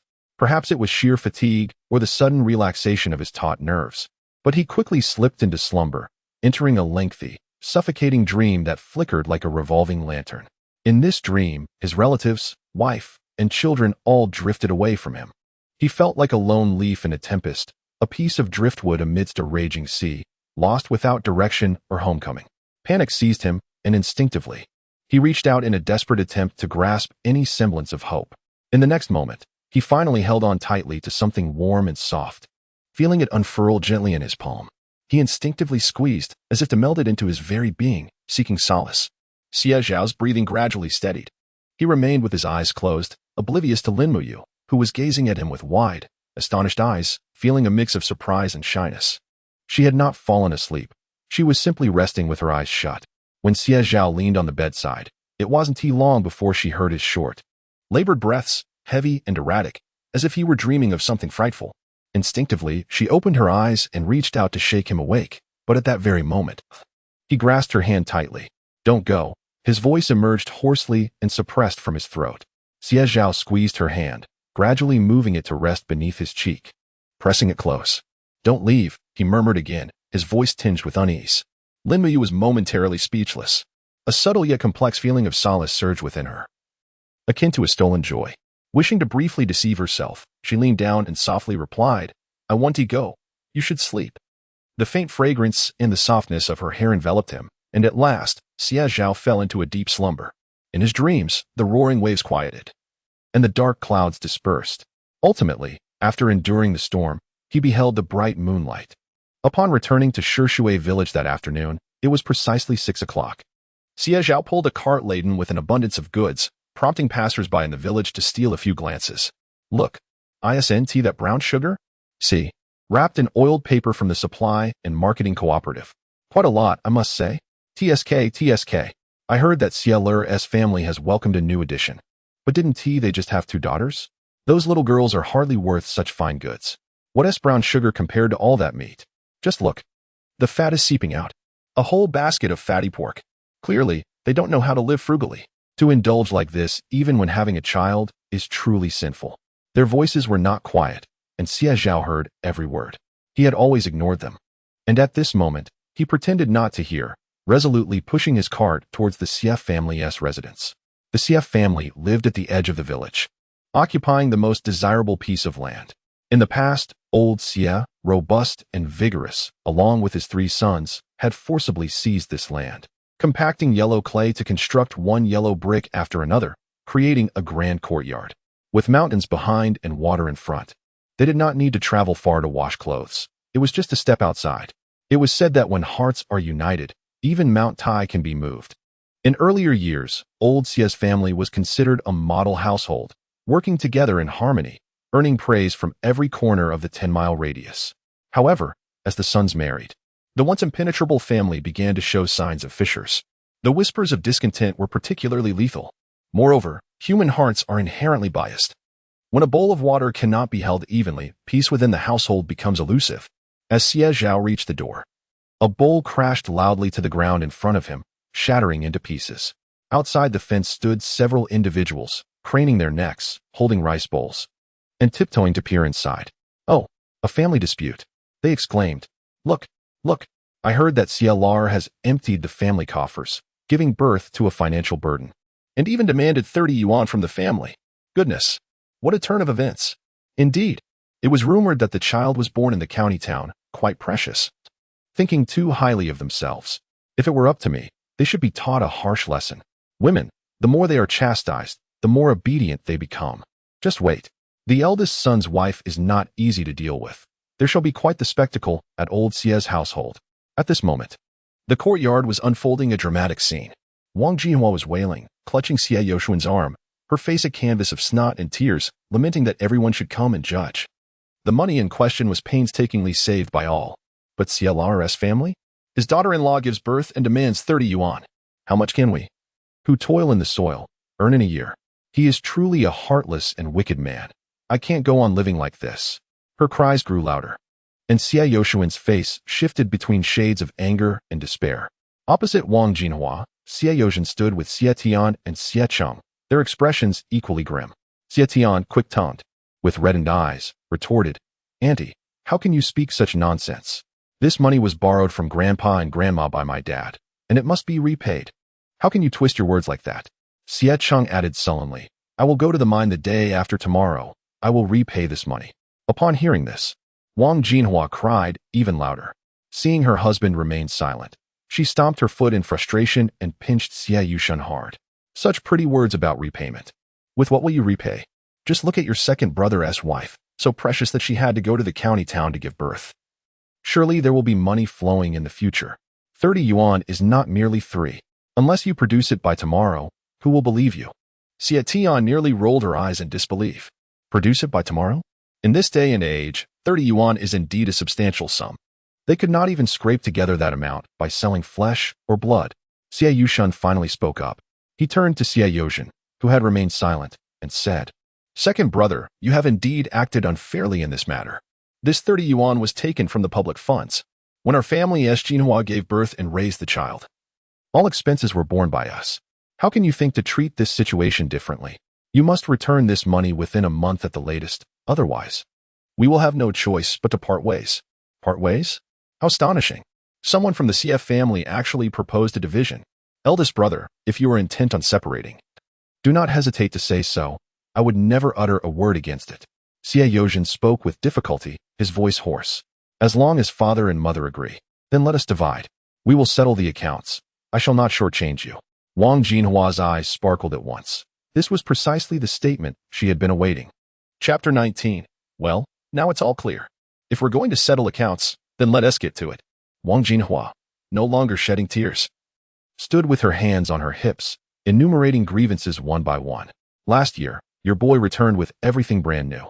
While I had to mend and patch up what was broken in my own home, scrimping and saving wherever I could. And look at you. It's as if money holds no value at all. Wang Jinhua turned her gaze towards the courtyard wall, her heart aching. Furthermore, let's discuss childbirth. Every woman gives birth. Doesn't she? Yet, only Xie Zhao's daughter-in-law, Jinghua, chose to go to the county to give birth.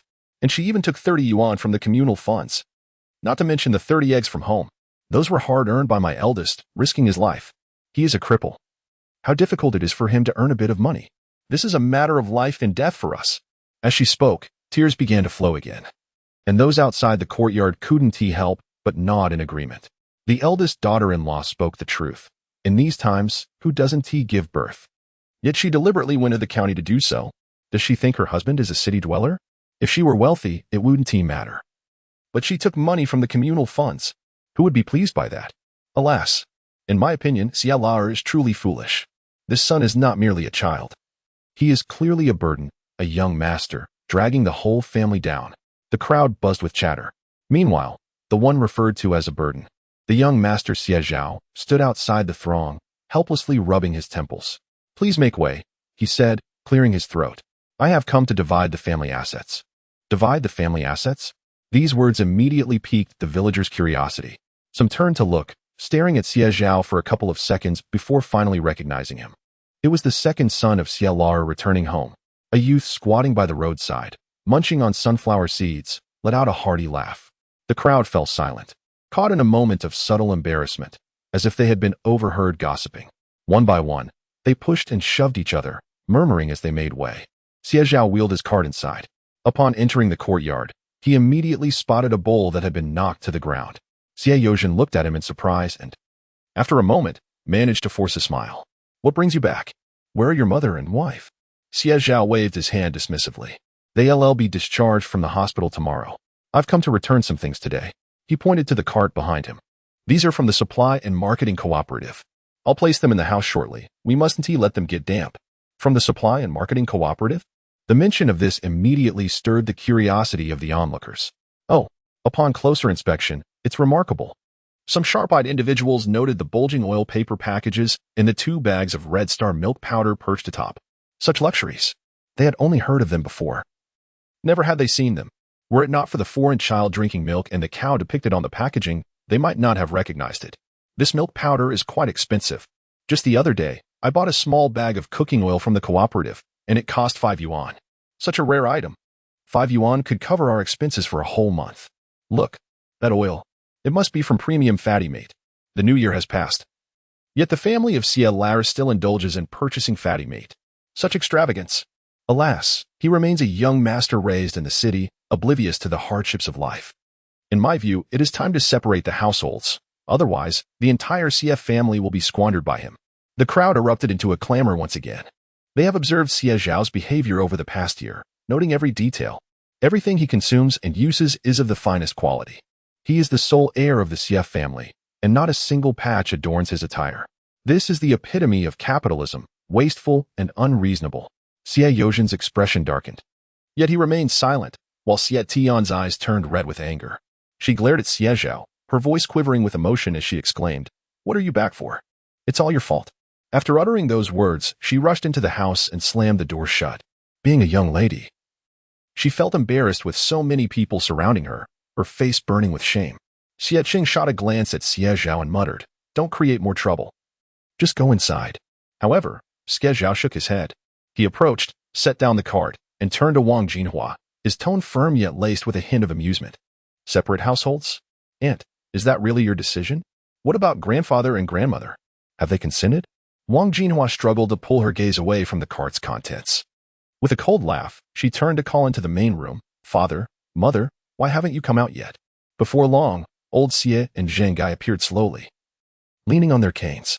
They stood silently behind Wang Jinhua, clearly indicating their stance. Xie Yozhen's eyes dimmed as he squatted down, pulling out his pipe to pack it with a bit of tobacco, then walked over to the stove to light it, inhaling slowly. He was at a loss as to how matters had spiraled to this point. Separate households? So be it. He sighed deeply. Meanwhile, Xie Zhao stepped forward, a smile gracing his lips, yet his gaze was icy and sharp, fixed on Wang Jinhua. It is just as well that grandfather and grandmother have arrived. Let us clearly delineate the separation, but do not assert that what I purchased belongs to Aunt's household after the fact. Xie Zhao stated, just now. I overheard Aunt mentioning the communal funds, particularly the 30 yuan my father borrowed from them. Do you mean to suggest that half of that money does not come from my family? Moreover, since my third uncle left home, and my little aunt married into another village, it has been just our two families contributing to the communal funds. Shouldn't he and consider how many laborers our family has? And how many does yours? Who contributes more to the communal funds, and who bears the greater burden? As Xie Zhao articulated this, the villagers outside the courtyard immediately recalled the circumstances. Indeed, the youngest son of the old Xie family had moved out a few years ago after having two daughters, leaving early due to a lack of face. His youngest daughter married into another village. Only the first and second households contributed to the communal funds. Yet the first household consists of only one laborer, Xie Youjuan's eldest son, Xie Qinglong. Although he works alongside Xie Cheng in the mines, he is notoriously fond of playing with chickens and dogs. Those who return from the mines declare him to be exceedingly lazy, rendering his labor less valuable than half of Xie Cheng's efforts.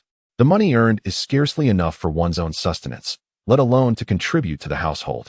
As for Xie Yushan, his situation is even more dire. With a crippled leg, he struggles to work the fields, let alone earn a living. Turning to Xie Laota's family, Xie Yozhen occasionally engages in carpentry, selling his wares in the market to bring home a modest income. Xie Cheng, a diligent miner, possesses remarkable physical strength and never shirks from hard work. He reports every penny earned with utmost honesty, resulting in a substantial contribution to the communal coffers. Additionally, there is Tian Xiofan, who, whenever she finds the time, crafts shoe soles and makes cloth shoes, painstakingly layering them to create a sturdy base, which Xie Lar then takes to the market to sell, providing some supplementary income. Chapter 20. Living well as a family is better than anything else. In this household, the contributions to the communal pot are evident to all. Xie Zhao chuckled softly. Regarding childbirth, it is common knowledge that my wife finds it particularly challenging to bear twins.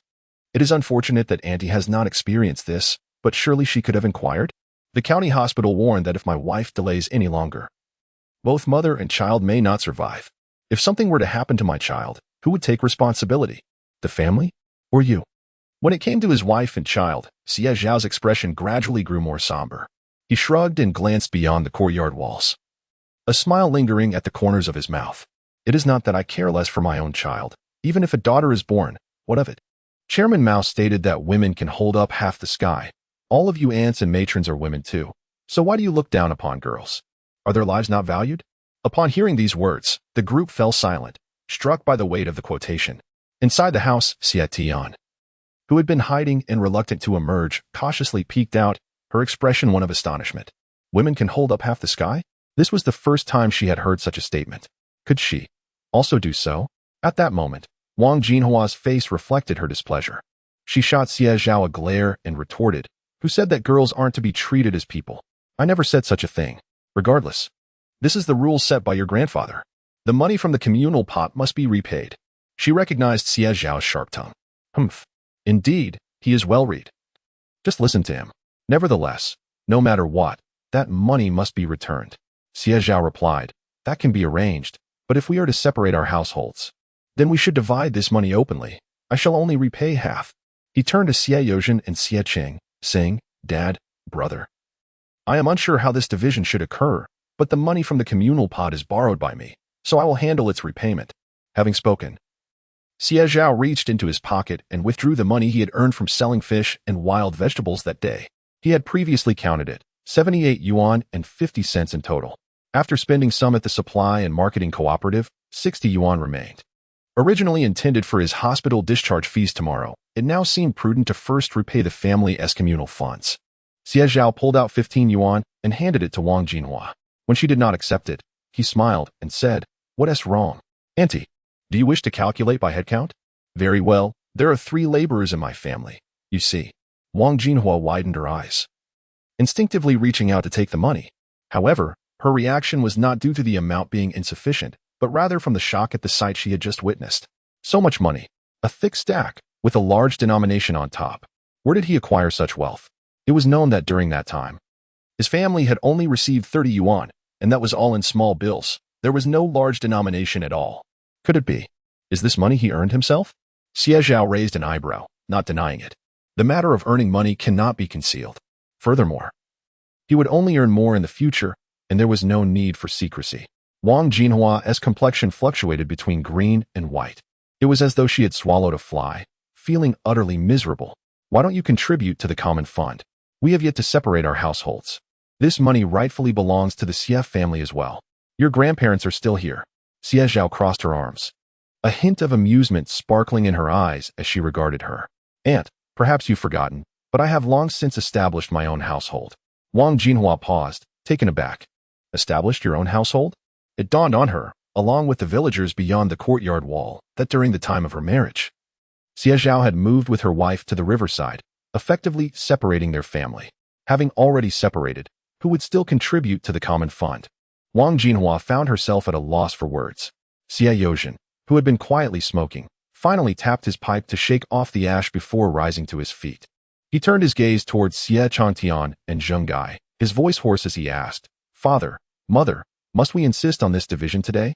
Xie Changtian and Zheng Gai exchanged furtive glances, the latter's eyes glistening with tears. Her heart ached for her eldest son, who had suffered a leg injury in his youth. Despite knowing that her eldest family contributed less to the common fund, she remained silent, particularly since her eldest daughter-in-law was quite headstrong, making it all the more difficult for her to maintain equilibrium in the family. Wiping her tears, Zheng Gai glanced at Xie Zhao, her tone softening slightly. "Second son, if you can manage it, please yield to your elder brother, will you?" The light in Xie Zhao's eyes dimmed instantly. "Very well, let us proceed with the separation." After much back and forth, the actual division of the household would be a swift affair.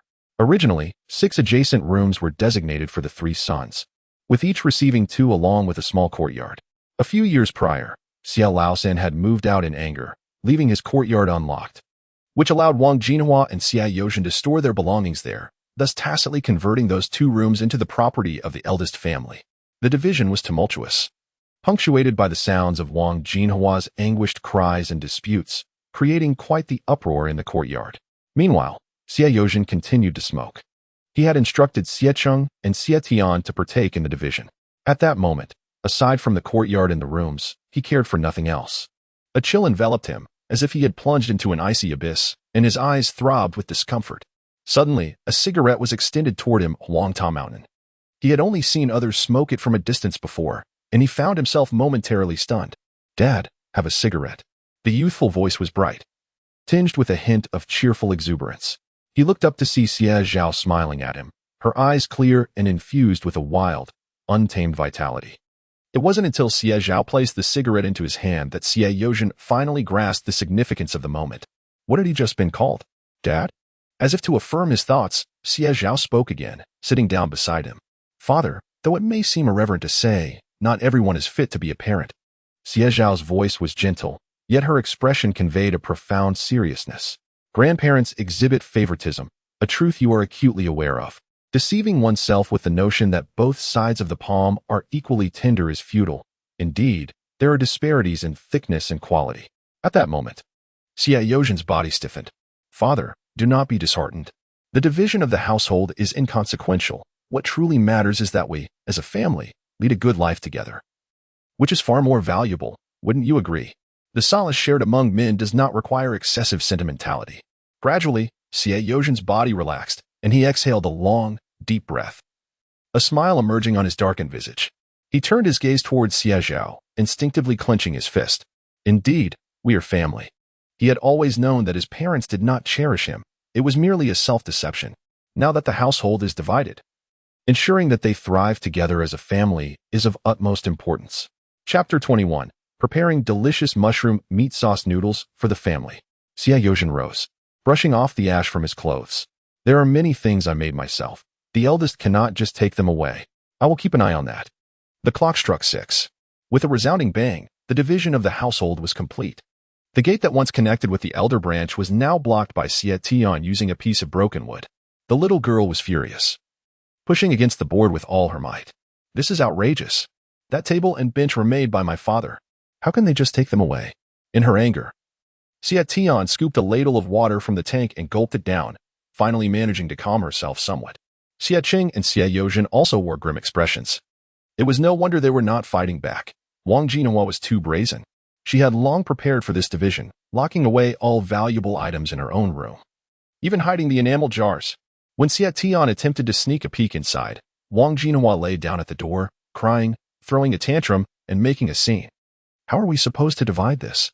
They had hoped that Xie Zhao and Zhang Gai would step forward to speak some fair words, but unfortunately, both chose to hide instead. Thus, the division led to nothing but frustration, leaving Xie Zhao in tears. Xie Qing remained silent, his face darkened, clenching his fists, glancing around. His thoughts a jumbled mess. Then, a delightful aroma wafted through the cold air, reaching his nose. What is that? So fragrant. The snow in the courtyard had yet to completely melt, and beneath the makeshift stove, the ground was reduced to a wet, muddy mess. 2 clay stoves, which Xie Zhao had managed to reclaim, were now set up, with a bright fire burning beneath. On top rested 2 ceramic pots. One was bubbling with steam, revealing swirling white dough, while the other contained lard. Indeed, a thick layer of lard was sizzling with lean meat, and just then, a handful of diced mushrooms was added. The mushrooms, meeting the heat, released an intense fragrance. As they simmered, Xie Zhao added seasonings, salt, soy sauce, and a sprinkle of freshly chopped green onions. The aroma intensified again. Xie Zhao momentarily forgot her grievances. Xie Qing and Xie Zhao could not help but glance in that direction. It was simply irresistible. In the countryside of 1983, hunger was a common plight, particularly for those like them, who toiled the land, even after finally obtaining land rights 2 years prior. Villagers still depended on the whims of nature for sustenance. A good harvest would allow them to pay their taxes and scrape by for the year, while a poor yield meant mixing the remaining grains with beans, bran, and sweet potatoes just to survive. These meager provisions offered little nourishment, leaving one perpetually hungry after just a few bowls. Even during festivals, families typically set aside only a pound of meat and half a pound of lard to last, carefully rationing the remainder as they awaited guests to come and celebrate the new year. Thus, a rather famous jest ensued. It was said that at the Zhu family residence at the village's edge, a succulent piece of fat meat lay atop a bed of pickled cabbage on the table, served anew with each round of guests, until the year had passed and the dish had gone rancid, only then discovered. It was not that the guests were averse to the fare, but rather, they were reluctant. Aware that they were being treated to their host's finest culinary offerings to maintain appearances, they hesitated, knowing that indulging in this meal might preclude future ones. Consequently, they all tacitly understood, and none dared to touch that piece of meat. Now, a thick layer of grease bubbled enticingly in the pot, accompanied by diced mushrooms, minced lean meat, and a scattering of vibrant green scallions. The aroma was simply exquisite. When had they ever encountered such an extravagant manner of dining? Xie Zhao glanced at the white noodles, which had risen to the surface, perfectly cooked. With swift movements, he seized a large bowl and ladled out a generous portion, then took an aluminum spoon to scoop a hefty spoonful of minced meat from another earthen jar and placed it atop the noodles. The combination of minced meat and mushroom sauce, rich in both oil and salt, created a vivid meringue that was utterly intoxicating. "Dad, noodles!" Xie Zhao exclaimed with a smile as he presented the dish. Xie Zhao was taken aback. Is this for him? In a daze, Xie Zhao accepted the bowl, staring at the glistening meat sauce and the sprinkle of scallions, feeling a sense of unreality. It wasn't until the scalding bowl's heat jolted him back to reality that he finally regained his composure. "You little second, perhaps you should eat it." That isn't hungry, however, Xie Zhao paid him no mind. He was quick on his feet, returning with 2 more bowls, which he handed to Xie Qing and Xie Zhao. "There is plenty left in the pot. Once you finish, you can have more. There is enough for everyone." As he spoke, the smile at the corner of his mouth was impossible to conceal. This scene had unfolded many times in his dreams. He pondered. What was the purpose of earning money? To fill one's belly, to live a better life. Yet, in his previous life, he had achieved all that, yet still found no joy. It was akin to a thorn lodged in his being, leaving him restless through the midnight hours, tossing and turning until dawn. Eventually, he came to understand. What he had lacked was spiritual fulfillment. He felt a deep sense of guilt towards his wife and daughter, towards his family, and their sincere devotion to him. Fortunately, he had been reborn. He had returned to this moment. These steaming bowls of noodles, these richly oiled meat sauces, were merely the beginning. He intended for them to indulge daily, at every meal, until they could eat no more. Xie Zhao and Xie Tian were now staring at the noodles, entranced. The aroma was overwhelming. The meat was plentiful, the oil thick. It was a feast they would never have dared to dream of.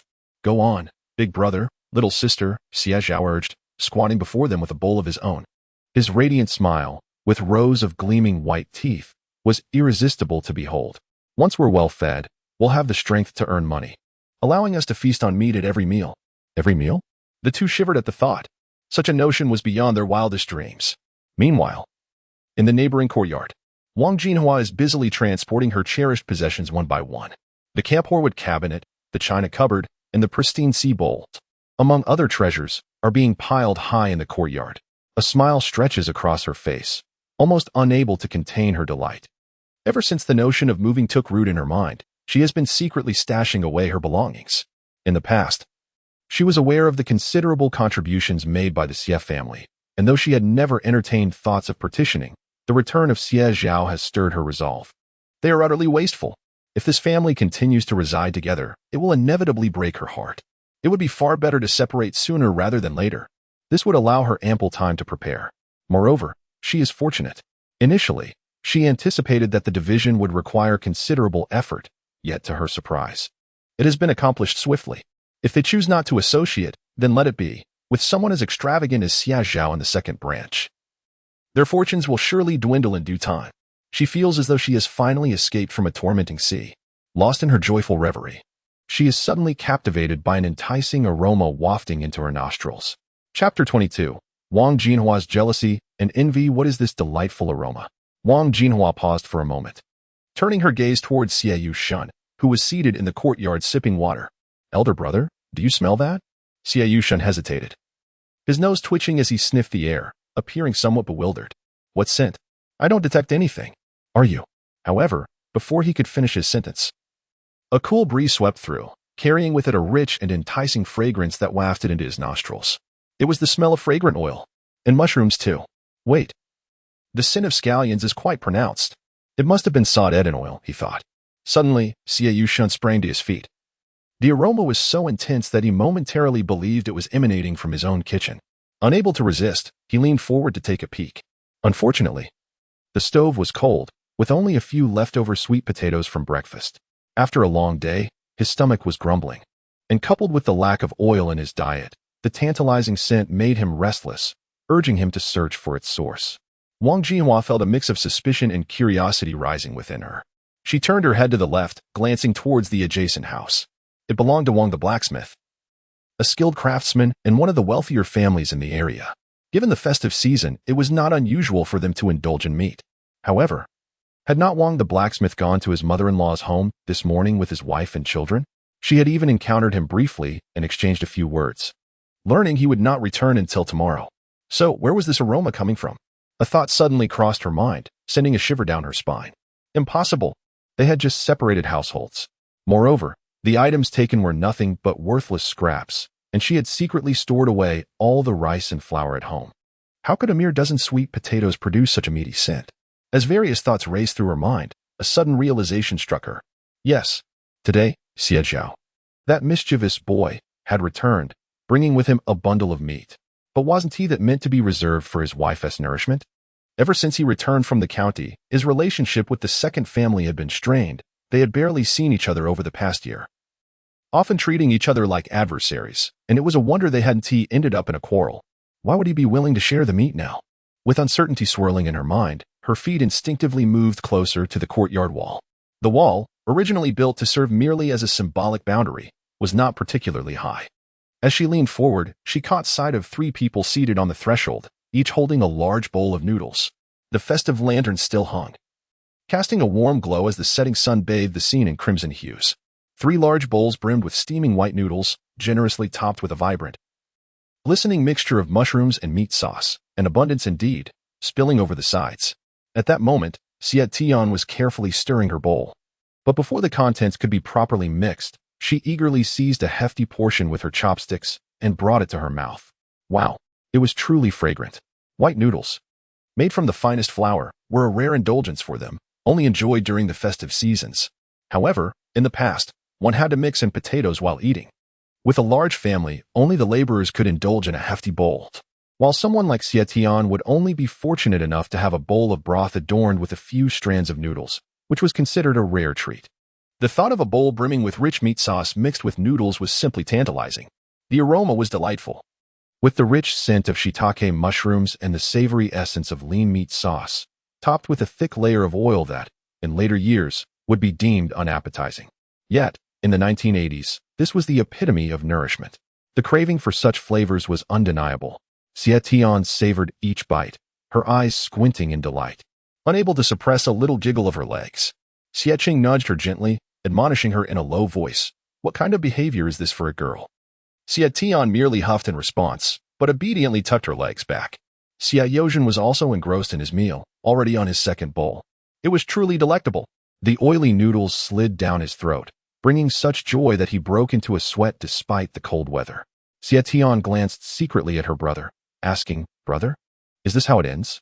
Dad's 8 immortals table and the cabinet have been hidden away by Auntie. She's gone too far." Xie Zhao shot her a glance, but remained silent. "Just eat." At that moment, on the other side of the courtyard wall, Wang Jinhua and Xie Yushun were both wide-eyed with disbelief. This extravagant waste. Wang Jinhua couldn't help but curse, feeling as though ants were gnawing at her insides. Xie Yushun, gnawing on a cold sweet potato, found it increasingly unsatisfying. He couldn't help but think, if they hadn't split the family, he would certainly be able to enjoy a bowl of noodles. How unfilial of the second son. Xie Yushun muttered, "Not only are we not being fed, but they didn't even bring a bowl for our parents?" Wang Jinhua shot him a glare. How could she not know her husband's thoughts? "Just wait. Tomorrow when Jinlong returns, I'll have him buy you a few pounds of meat. What is wrong with eating meat? As if anyone can't afford it." She spoke loudly enough for the courtyard to hear. Xie Zhao huffed, cursed softly, and quickly finished her noodles. So full. After they finished eating and tidied up, the sky darkened, and a dim kerosene lamp flickered to life in the room. "Now, tell me, where did you get your money?" Inside, the three of them found a rickety stool to sit on, with Xie Zhao squatting across from them. This scene resembled a tribunal. Xie Yushun frowned, fixing his gaze on Xie Zhao, and softly remarked, "You little rascal, we may be broke, but we cannot resort to thievery. Your wife is giving birth, and your mother is worried the money won't be enough. Where did you get the funds for these? Did you go to the Chen family again?" Xie Zhao also scrutinized him, his brow furrowed. "Not to mention, that baby formula costs 5 yuan a bag. I've seen it at the supply and marketing cooperative. Such expensive formula. Where could Xie Zhao possibly have the money? The only plausible source would be returning to the Chen family for funds." A pang of bitterness surged through Xie Yushun as he recalled the white flour and meat sauce he had just indulged in, wishing he could smack himself soundly. "I shall return to the mine the day after tomorrow, and the earnings I acquire shall be given to you for repayment." Xie Zhao fixed his gaze upon him and spoke in a subdued tone. "Second brother, I am aware that you do not wish to remain within the Xie family. Yet returning to the Chen family is not an option either. Accepting this money with such impoverished aspirations is not worth it."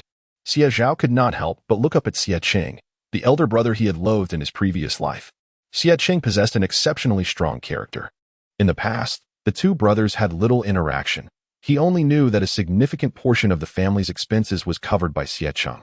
Upon his return from the mine, their rare encounters were often filled with Xie Zhao's lectures. He imparted lessons on the principles of conduct, the ancient teachings of filial piety, and counsel on cherishing their younger sister.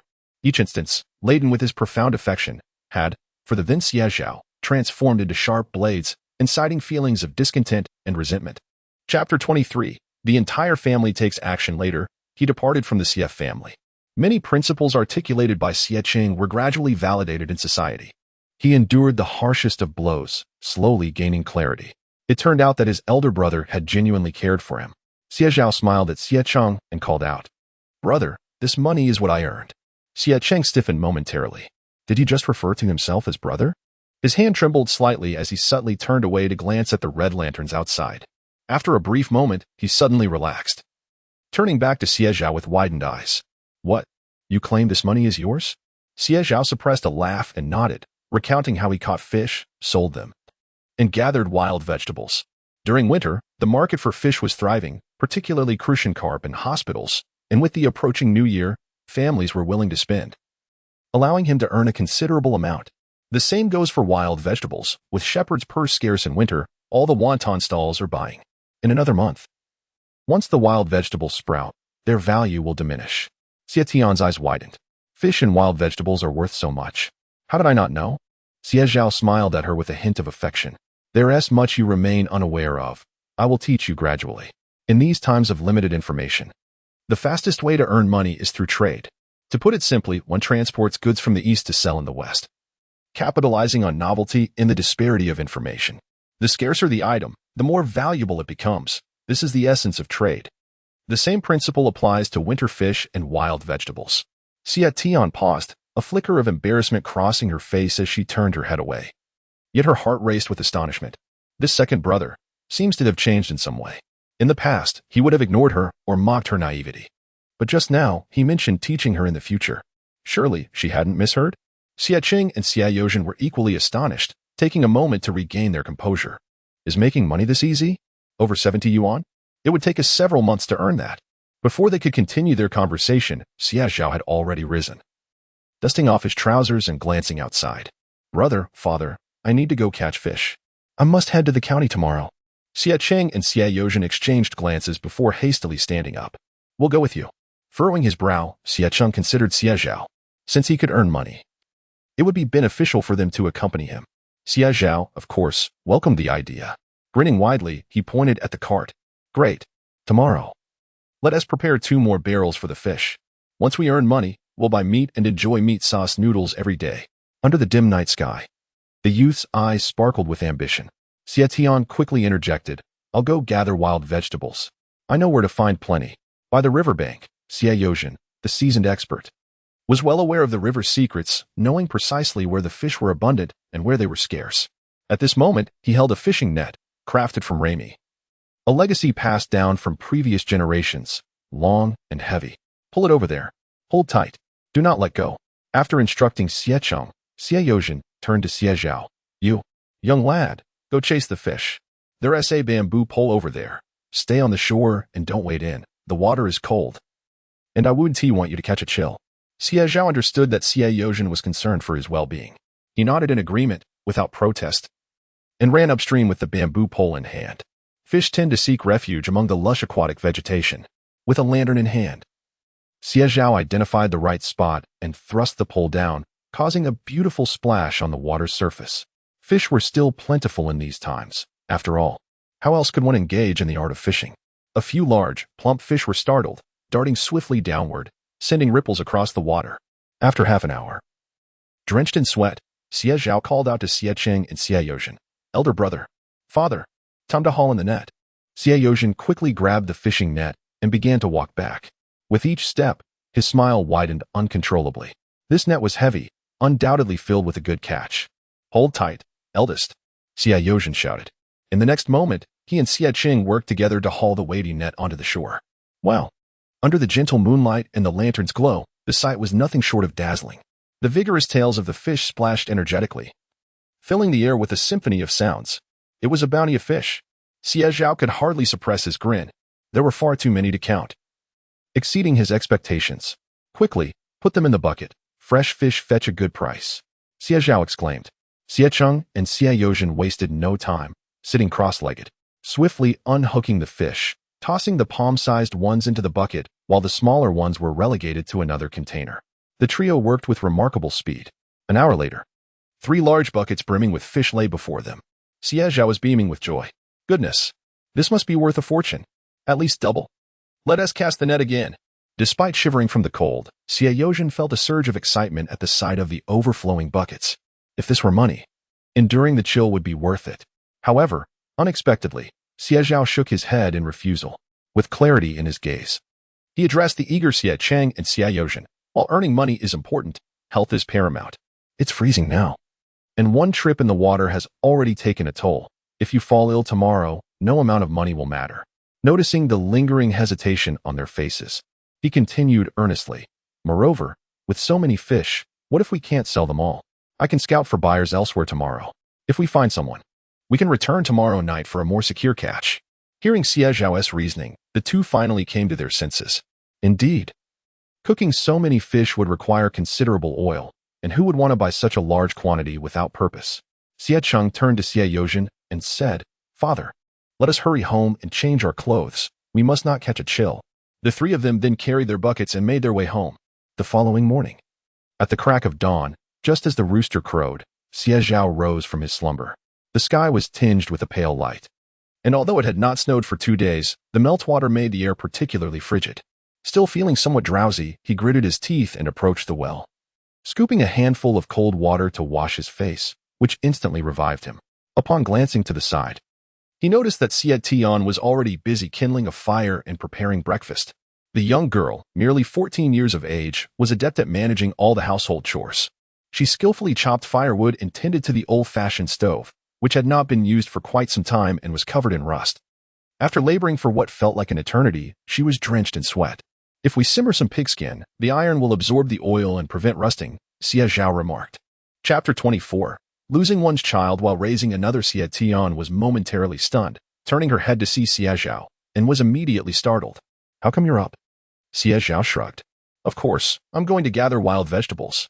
I promised the wonton stall owner to bring extra shepherd's purse today. If I don't get up early to pick them, how will they manage their business? Xie Tian was momentarily at a loss for words. She turned and glanced at a large basket of vegetables tucked away in the corner. Could you just take a look at what's in that basket? I haphazardly gathered it yesterday. Please don't just throw it away. Seeing her awkward demeanor, Xie Zhao intentionally teased her. I'm too busy to look. I'm pressed for time. Xie Tian's eyes widened. When she saw Xie Zhao actually pick up the basket and prepare to leave, she couldn't help but shout, Hey, what are you doing? After a few calls, Xie Zhao pretended not to hear. Growing anxious, Xie Tian exclaimed, Second brother. Wait a moment. Xie Zhao paused, turning back to look at her, unable to conceal the smile tugging at the corners of his mouth. You did that on purpose, Xie Tian realized. Her cheeks flushed with indignation. Xie Zhao scrutinized her. The 14-year-old girl was vibrant and lively, yet she was painfully thin. The oversized clothing she wore had once belonged to Tian Xiofan in her youth. Even after being altered, Xie Tian still could not fill it out. Her hair was a dull yellow, and her shoes, worn and frayed, were too small, with her toes peeking through the holes. One sock was red and the other white, creating a rather comical sight. Had it been the previous Xie Zhao, he would have scorned her as a rustic bumpkin, utterly ignorant of proper dressing. Yet, having been reborn, he felt nothing but compassion. Indeed, which young girl does not yearn for beauty? Yet, they are coerced by their circumstances and environment to abandon their self-respect and love for aesthetics. Poverty and illness are the most devastating adversities. Look, this is shepherd's purse. Xie Tian realized Xie Zhao was teasing her, and, in a huff, she lifted the basket and set it down heavily before him. As she pulled back the cloth covering it, tender and vibrant shepherd's purse was revealed, meticulously cleaned and washed, appearing even more delightful than what Xie Zhao had gathered. I can't go to the river, so this is all for you. She paused, feeling a bit guilty as she averted her gaze and whispered, Well, it's not entirely for you. It's to earn some money to buy clothes for my sister-in-law's daughter and formula for her. Second brother, please don't ignore my sister-in-law anymore. She's quite pitiful. Xie Zhao felt warmth in his heart. His little sister, tough on the outside yet soft on the inside. How had he failed to notice this in his previous life? I understand, Xie Zhao said earnestly. Little sister. I was foolish before and didn't understand things when I first arrived. I caused you, big brother, and our parents much worry. I want to act like that again. I owe you an apology. Can you forgive me? Xie Tian's eyes widened in shock, her face flushing bright red. I wasn't even angry with you. She quickly added, Dad, Mom, and Big Brother feel the same. They're overjoyed that you're back. We wouldn't be upset at all. Upon hearing Xie Zhao's words, Xie Tian paused momentarily, fixating her gaze upon him before suddenly inquiring, Do you not miss Jinxiu? He once lived with you, and did you not refer to him as second brother? After Xie Zhao spoke, Xie Tian regarded him with a rather peculiar expression. Our parents have always known he is not their biological child, she stated earnestly. He himself proclaimed it. I was merely 8 years old at the time. He would smash things at home, declaring he was not their flesh and blood, demanding they return him. How could they have known? Not only did they lose their son, but they also took in another to raise. Who truly understands the anguish of our parents? After a brief pause, she muttered softly, well, they treated him far better than they did me and my elder brother. My brother worked in the mines solely to earn money for his education, yet lo and behold, he hasn't returned even once in a year. If we are to speak candidly, he is the one truly devoid of conscience. Bah! Xie Zhao was taken aback. Is this the reason they have been so open-hearted towards him? He had never believed in the existence of unconditional love in this world. Although he was the biological child of Xie Zhao and Tian Shofan, upon returning, he felt no affection, especially given his less-than-warm demeanor. How could they possibly treat him with such unreserved kindness? Perhaps it stemmed from guilt, or, to entertain a more sinister thought, was this entire affair a cunning plot from the very beginning? Were they intentionally swapping children? Such parents, how could he ever harbor fondness for them? Thus, his return home was devoid of tears and heartfelt emotions, only tainted by preconceived malice. Now, having learned the truth, Xie Zhao finally comprehended that their kindness was born out of guilt, sorrow, and the profound love that parents have for their children. His eyes suddenly felt warm. Taking a deep breath, he chided himself harshly. He looked at Xie Tian and couldn't help but reach out his hand to ruffle her fluffy hair. Once I earn money, I will first buy you a pair of shoes, and then ensure you have meat to eat at every meal, Xie Zhao promised. Furthermore, I shall send you to school, purchase you new clothes, and ensure you live the most joyful and fulfilling life. At 8 o'clock, in Hudu County, following the New Year celebrations, as the first month commenced, the streets became increasingly bustling with people. Hudu County is quite expansive, featuring 4 main thoroughfares that interlace to form a grid. The most prosperous of these is the street where the Supply and Marketing Cooperative is located, known as Hongxing Street. This thoroughfare is predominantly lined with state-owned shops, including the Supply and Marketing Cooperative, seafood markets, agricultural supply stores, and blacksmith shops. In the open space in front, vendors have set up small canopies, selling wontons, white flour, and fried pancakes among other delicacies. These are small-scale businesses, not considered speculative. And with the authorities having loosened their regulations, as long as one does not draw too much attention, there are generally no issues. At this hour, the streets are teeming with the most foot traffic. During this month, everyone has time to take their families out to shop, visit relatives, and partake in the festivities. Xie Zhao weighed the shepherd's purse and sold it to the shopkeeper. Her face lit up with joy, and her hands were not idle, swiftly glancing at the weight. Oh, you picked quite a lot today. A full 11 pounds. And each one is so tender and fresh. Her eyes sparkled with delight. If the shepherd's purse you send in the future is this good, I shall raise your payment by 5 cents for every pound. Xie Zhao smiled and nodded in agreement. Excellent. Upon receiving his consent, the proprietress swiftly retrieved some money from her pocket and handed it over. Here you are. 8 yuan for you. No need for change. This shepherd's purse truly becomes more endearing with each glance. Xie Zhao gratefully accepted the payment. As he turned around, he caught sight of Xie Cheng and Xie Zhao, their eyes wide with astonishment. The two were momentarily stunned, struggling to comprehend the situation. Is this really money earned? Just for this handful of wild greens? The crops we farmers usually pick are considered a nuisance, yet they fetch 70 cents a pound. Goodness! Surely, this cannot be a dream. Chapter 25. Xie Bao and Lu Bao. It was not until the tangible currency was firmly nestled in the palms of Xie Zhao and Xie Cheng that they finally experienced a sense of reality. The bills felt heavy, almost scorching to the touch. After several deep breaths, Xie Zhao carefully and tremulously tucked the money into his pocket. Let us go, he said in a low voice. Xie Cheng nodded, hastily trailing behind Xie Zhao as they departed from the wonton stall. Once they distanced themselves from the crowd, Xie Cheng and Xie Zhao could finally exhale in relief. They had never earned such a substantial sum in one go, even during their labor in the mines. Xie Cheng's earnings were merely a couple of coins settled daily. Now, having received a bundle of bills all at once, an uneasy sensation loomed over them, akin to walking on cotton without a solid foundation. Huff! Xie Cheng let out a heavy sigh. He gazed at the empty vegetable basket for a moment before turning to Xie Zhao. I never knew those wild greens could yield such profit. Our mother never picked them, claiming it was not worth the oil for cooking. It seems city folks have a taste for them. I've truly opened my eyes.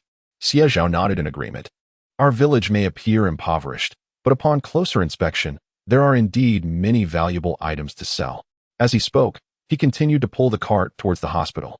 Let us head to the hospital first. Today, Miyu is being discharged, and we need to pay a fee. Selling some fish should suffice. The trio made no objections and proceeded towards the county hospital. 10 minutes later, they arrived. Xie Zhao glanced at the time. It was still early, and the relatives preparing meals had yet to emerge. There would be time to sell later. Father, elder brother, let me take you to the ward to see the two girls. The thought of his daughters caused a smile to unconsciously grace Xie Zhao's lips. His gaze softened, and he could still feel the tender touch from yesterday lingering in his palm. They're adorable. You will surely love them. Xie Zhao's eyes brightened. Granddaughters, his first pair. It is often said that grandchildren hold a special bond with their grandparents, and witnessing the two cherubic infants in the ward, even Xie Zhao, who had fathered 3 children, felt a wave of nervousness wash over him. The director mentioned our 2 little ones are truly fortunate. Tian Xiofan softly remarked. Such a fate, if they had arrived later. Who knows? Isn't this a blessing from heaven for our family? Xie Zhao nodded fervently. Xie Cheng could not resist leaning in to glimpse the 2 infants, whose features bore a resemblance to his own, and a softness appeared on his otherwise dark countenance. Have they been named? Which one is the elder sister? Which is the younger? Xie Zhao paused momentarily, instinctively glancing at Lin Muyu. They all look alike to me. Wife, do you know which girl is older? However, Lin Muyu, who had been sitting on the hospital bed, was momentarily taken aback by Xie Zhao's address of her as wife. What? Did he just call her that? Surely, she must have misheard. Was it that she was momentarily stunned and did not catch it clearly? Lin Muyu's heart raced with a fervent rhythm. Her lips parted, yet no words emerged. Her mind swirling in a haze of dizziness as she dared not meet Xie Zhao's gaze. Her cheeks flushed with a palpable warmth, and even the fingers resting on the quilt intertwined in a nervous dance.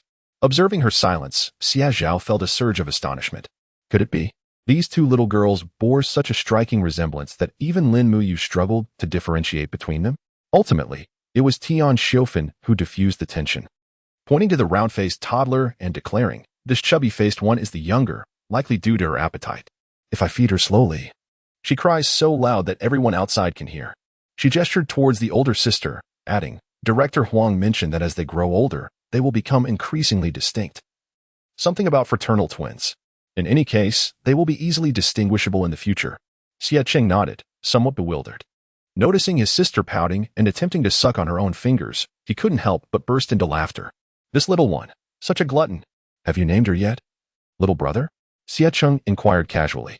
Though he asked offhandedly, Xie Zhao earnestly nodded in affirmation. Yes, indeed. We named her long ago. He spoke truthfully. How could one not choose names? In his previous life, Xie Zhao had succumbed to the allure of alcohol, his mind dulled, his body enveloped in a peculiar numbness. In that state, the world that had once existed only in dreams appeared vividly before him. He seemed to witness his 2 daughters, alive and well, growing up, taking their first steps, babbling their first words, joyfully clutching his legs and sweetly calling out daddy. How could he not ponder over names? A smile crept onto his lips as he extended his arms, embracing the older sister. His voice rang out clearly, declaring, let them be called Shi Bauer and Le Bauer. A lifetime of peace, joy without worry. These were his fondest hopes for his children. Xie Cheng and Xie Zhao repeated the names twice, their faces lighting up with satisfaction as they gave a thumbs up. Wonderful. The names sound so festive. The 2 continued to hold the children for a while. But during this time, Xie Cheng couldn't resist glancing out the window. Ahem. Xie Zhao, well aware of his son's thoughts, shared the same preoccupation, his mind lingering on the 3 large buckets of fish. Little one, look at the sun. It's nearly noon. What shall we do about the fish? Xie Zhao queried. Tian Xiofan, overhearing, paused as well. Fish? What fish? She turned to her husband, noticing his anxious expression. Quickly, she scanned the room, relieved to see that the occupants of the adjacent bed were still resting, oblivious to their conversation. Only then did Xie Zhao exhale, lowering his voice and whispering in her ear, You, my dear wife, keep your voice down. We've finally found a way to earn money. What if someone overhears? A way to make money? Tian Xiofan glanced at the 3 buckets of fish resting beneath the window. Did you catch those? She asked, astonished. Xie Zhao nodded. Yes. Last night, the little one took me and the eldest to catch them. He said city folks love to eat them, and they can be sold for a good price. However, Tian Xiufan's attention was clearly elsewhere. Her lips moved slightly, and her gaze involuntarily drifted towards Xie Zhao and Xie Cheng, who were engaged in conversation. The younger one has grown up. Xie Zhao's voice carried a hint of nostalgia as he looked at Tian Shofen, filled with a sense of satisfaction. After all, he had become a father, and his child had matured, allowing them to rest easy. Tian Shofen's eyes immediately welled with tears. She quickly nodded, but her eyes could not help but brim with emotion, tears cascading down her cheeks. Grown up. Good, very good indeed, she murmured softly, wiping her tears with the back of her hand, her heart brimming with joy and delight. She could not resist lifting her gaze towards Xie Zhao, who had his back to her. The young man bore a striking resemblance to her, tall and spirited, seemingly carved from the same mold as his uncle, sharing half of her bloodline. Chapter 26, 236. Xie Qing and Xie Zhao were utterly astonished. He was conversing with his eldest son, and upon mentioning something, both brothers erupted into laughter. How delightful, thought Tian Shofen. At her age, as a mother, all she yearned for was a harmonious family and peace of mind. Thankfully, she had persevered. Her second son had grown up. You two share a wonderful bond, so filial. Unlike my family, she mused. Her sister had given birth. Yet her brother did not come to visit. Even the child's father had stayed away, begrudging the expenses and lamenting the birth of a daughter. The middle-aged woman in the adjacent bedside, gazing forlornly at the sleeping infant beside her. Her daughter, with reddened eyes, sobbed softly as she buried herself under the covers. Tian Shofen hurried over to offer comfort. Meanwhile, Lin Muyu stared blankly at that woman for a moment before turning his attention to Xie Zhao. He had a fondness for these two children, one gaze could not lie. A sudden warmth flickered in Lin Muyu's heart. Perhaps, people truly can change, right? And what of his own feelings? When Xie Zhao arrived at the pavilion with Xie Qing and Xie Zhao, there were already individuals waiting. Upon seeing Xie Zhao, many people tiptoed and waved, calling out to him. You're late today. Hurry up. I've been waiting a while for my tofu. Haha. My old man has been craving it. Another chimed in. Do you have any larger bighead fish? I want the biggest one. I've been longing for it. Having sold fish for 2 days, Xie Zhao recognized all the familiar faces. He smiled, expertly greeting them while aligning 3 large wooden barrels in a row. I want to be here tomorrow. My wife is being discharged from the hospital. If you wish to buy fish, come find me on Hongxing Street. I'm in the family building next to the slaughterhouse. You can't miss it. After finishing his announcement, Xie Zhao rolled up his sleeves, seized the largest bighead fish, and called out to the middle-aged man at the front, Uncle, here is the bighead fish you wanted, the largest one. I've saved it for you. It weighs exactly 4 Jin Tu Liang. I'll charge you for 4 Jin. The man's eyes lit up, and he quickly brought over a basin to receive it. Wow, this bighead fish is truly stunning. The head is what you savor, and this one is ample and flavorful, perfect for cooking with tofu. Thank you so much. I absolutely adore this, the middle-aged man exclaimed. Xie Zhao placed the fish into the basin, accepted the large bill he offered, and produced a wad of change to return 2 yuan. Uncle, you have discerning taste. This fish may have little meat, but it is exceptionally fresh. If you enjoy it, remember to seek me out next time. I'll look after you with some discounts. The man beamed. Now, that's generous. 2 liang of fish is worth a good 80 cents, enough to equal half a Jin of meat. Who would love buying from someone like you? I will definitely support your business. With how amiable you are, where else could I find someone like you? He walked away, happily cradling the fish. In just 2 short days, the regular customers purchasing fish had grown quite familiar with Xie Zhao, to the extent that they formed a queue without him needing to say a word. Xie Zhao moved swiftly and adeptly. Meanwhile, Xie Qing and Xie Zhao stood by in astonishment, rendered speechless. How much? A grand total? Goodness. Were their eyes deceiving them? In this day and age, a pound of fatty pork cost merely 1 yuan 8, yet this fish was being sold at 2 yuan per pound. When did earning money in the county town become this effortless? It felt like a dream. No, they wouldn't even dare to dream of such a reality. Elder brother? Xie Zhao called out with a smile, poking his head out from the crowd. Come lend a hand. There are too many people. Coming. Xie Qing instinctively replied. He squeezed into the throng, standing beside Xie Zhao. Initially somewhat clumsy, he gradually became more adept as Xie Zhao assisted him. They worked in harmony, catching fish, pouring water, and passing them to Xie Zhao for weighing. The brothers' cooperation was seamless. The pace of selling fish quickened considerably, and by midday, the 2 large barrels of fish had been sold out. As the crowd dispersed, Xie Zhao and Xie Qing sat on the cart, wiping the sweat from their brows. Phew. They exchanged glances and smiled broadly. Your father has lived most of his life without ever imagining that making money could be this easy, murmured Xie Zhao. Turning to look at Xie Zhao and Xie Qing. Was their father truly not dreaming? His dark complexion revealed confusion, astonishment, and an unsettling sense of helplessness as his previous understanding was shattered. Unable to resist, Xie Zhao approached him, laughing as he patted his shoulder. "Father, we truly have earned money. This is not a dream." Xie Qing vigorously rubbed his face. Turning to Xie Zhao, he asked, "What about the dozen or so fish left? What should we do?" At that moment, Xie Qing looked at the fish in the barrel, each one representing money. He couldn't bear to leave them behind. Xie Zhao was amused by the glimmer in his brother's eyes. "Elder brother, I'll take these fish to the aquatic supply and marketing cooperative to see if anyone will buy them. If not, we can take them home. We can sell them tomorrow, or we could enjoy them ourselves." Xie Zhao added, "One cannot be greedy. It's the same with making money. We must take it slow. Money won't sprout legs and run away." Only then did Xie Qing reluctantly draw his gaze away. Xie Zhao led the two back to the pavilion, ensuring the surroundings were clear before pulling out a thick wad of cash. Well, this was certainly the most he had earned since his rebirth. He quickly counted it, his eyes growing increasingly bright. "Father, elder brother, can you guess how much there is?" Xie Qing and Xie Yozhen couldn't help but feel anxious. "How much? Is it 100? Stammered Xie Yozhen, his voice trembling. He had toiled diligently in the soil his entire life, and the most money he had ever seen was just 100 yuan.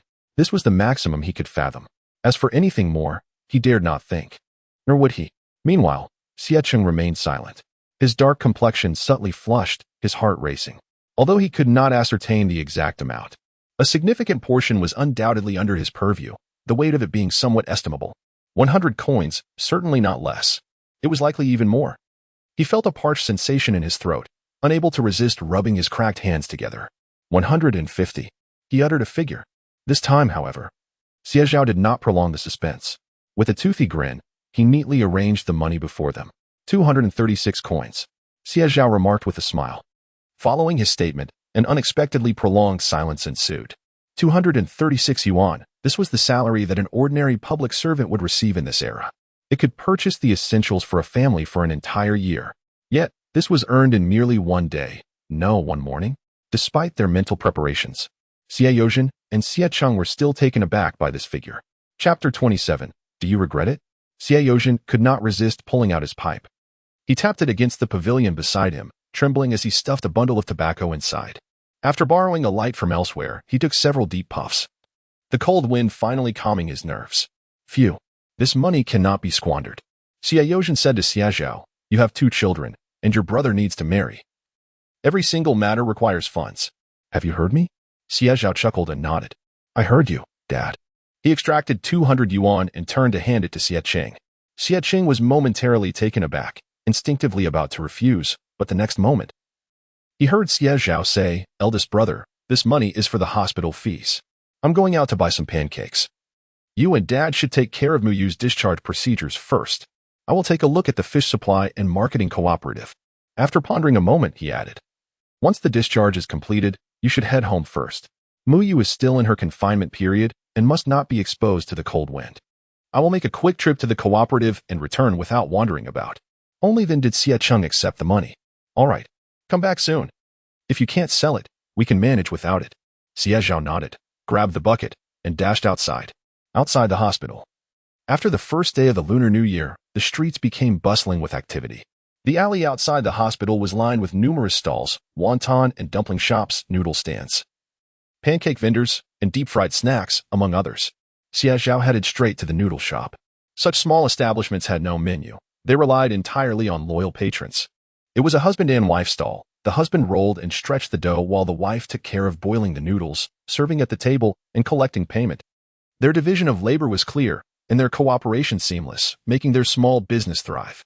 Upon entering, the middle-aged woman smiled while tidying up the table and asked, "Comrade, what would you like to eat?" Xie Zhao replied, "Can you deliver to the hospital?" The woman nodded enthusiastically, "Of course. Just tell me the ward number, and I will bring it to you." She added with a smile, "But you must order 2 bowls for delivery." Xie Zhao chuckled. "My parents, elder brother, and my wife. That's a total of 4 bowls. Is that acceptable?" "Well, that's quite a lot." The woman beamed, pointing to the large pot of boiling water before her. "What kind of noodles do you want? Plain noodles, chicken soup noodles, or pork rib noodles? We also have meat sauce mixed noodles. All are delicious." Xie Zhao pondered for a moment and inquired, "How much for the pork rib noodles?" The pork rib noodles consist of a hefty piece of pork bone topped with meat over the noodles. In this era, although living conditions in the county were better than in the countryside, not everyone could afford to indulge in meat at every meal. 130 per bowl. There's plenty of meat. Young comrade, just look. I assure you won't be disappointed. The middle-aged woman pointed to the noodles she had just served. Xie Zhao glanced over. Indeed, there was a generous amount. A thick layer of meat rested atop the white noodles, made from authentic hand-pulled dough, chewy and delightful. With a broth of rich bone stock, creamy and fragrant, garnished with a sprinkle of chopped scallions. Ah, the flavor. Absolutely delightful. Then I will have the pork rib noodles. Xie Zhao ordered 4 bowls but had no intention of consuming them himself. He was pressed for time to reach the fish supply and marketing agency in this era. Public servants held the highest status, and once the workday concluded, one could not afford to linger. Very well. I shall deliver it to you promptly once it's ready. A middle-aged woman responded cheerfully. That will be 5 yuan and 20 cents in total. Xie Zhao paid the amount and provided the address of the hospital before turning and making his way to the pancake stall. Unbeknownst to him, 2 pairs of eyes were fixated on his retreating figure. 4 bowls of noodles, how generous of him. Zhao Lanji scoffed coldly as she took a bite of her hearty noodles. Yet, the noodles that had tasted so rich and fragrant moments ago now seemed utterly bland. Chen Donghai could not help but gaze at Xie Zhao's silhouette for a while longer, a slight frown etching his brow. Something felt different. It was his own hard-earned money. He could consume it however he pleased. What business was it of theirs? Was it he who initially forbade him from calling her mother? Was he now regretting it? Chen Donghai remarked, taking another mouthful of noodles. Yet, a peculiar sense of discomfort settled in his heart. Indeed, it is I? But did you not also prevent him from calling you father? Zhao Lanji's voice suddenly rose. Her complexion paled as she continued. Moreover, what do I have to regret? How much can he earn? Can he compete with our family's wealth? He hasn't even completed his studies. Do you know what rank Shiming achieved? He placed 4th in his grade. Teacher Yao said if he continues to strive, he will surely gain admission to university. She rambled on, unsure whether she was trying to console herself or Chen Donghai. What good is it to be compassionate? Attending university and bringing glory to the family is the utmost achievement. We are not lacking in a few coins. Besides, have you forgotten the hardships Qiming endured at the Xie family? Whose fault was that? What do I have to regret? I only regret not retrieving Qiming sooner. Zhao Lanji, incensed, could no longer eat and forcefully pushed her bowl of noodles away, her expression darkening to the utmost degree. Meanwhile, Chen Donghai remained silent. He could not help but recall Chen Qiming's visit to the hospital yesterday. His biological son. He bore a striking resemblance to Chen Donghai. Incessantly demanding money, be it for food, drink, necessities, or entertainment, always seeking the finest and most expensive. Chen Donghai could not suppress the thought. Had he truly suffered so much at the Xie family? Would a child raised in poverty be aware of such lavish items? Yet, he was reminded of the moment he had brought Chen Qiming back, the boy drenched in rain, his face streaked with tears, kneeling before him, utterly pitiful. He had rolled up his sleeves to reveal his wounds, sobbing as he pleaded, "Father, I am your son. You abandoned me 18 years ago. Do you still wish to reject me now?" He had bowed his head deeply in remorse. Since that moment, Chen Donghai could no longer approach the matter with rationality. Taking a deep breath, he shifted his gaze away from Xie Zhao's departing figure. Time to eat, he thought. Regardless of the circumstances, there is no room for regret.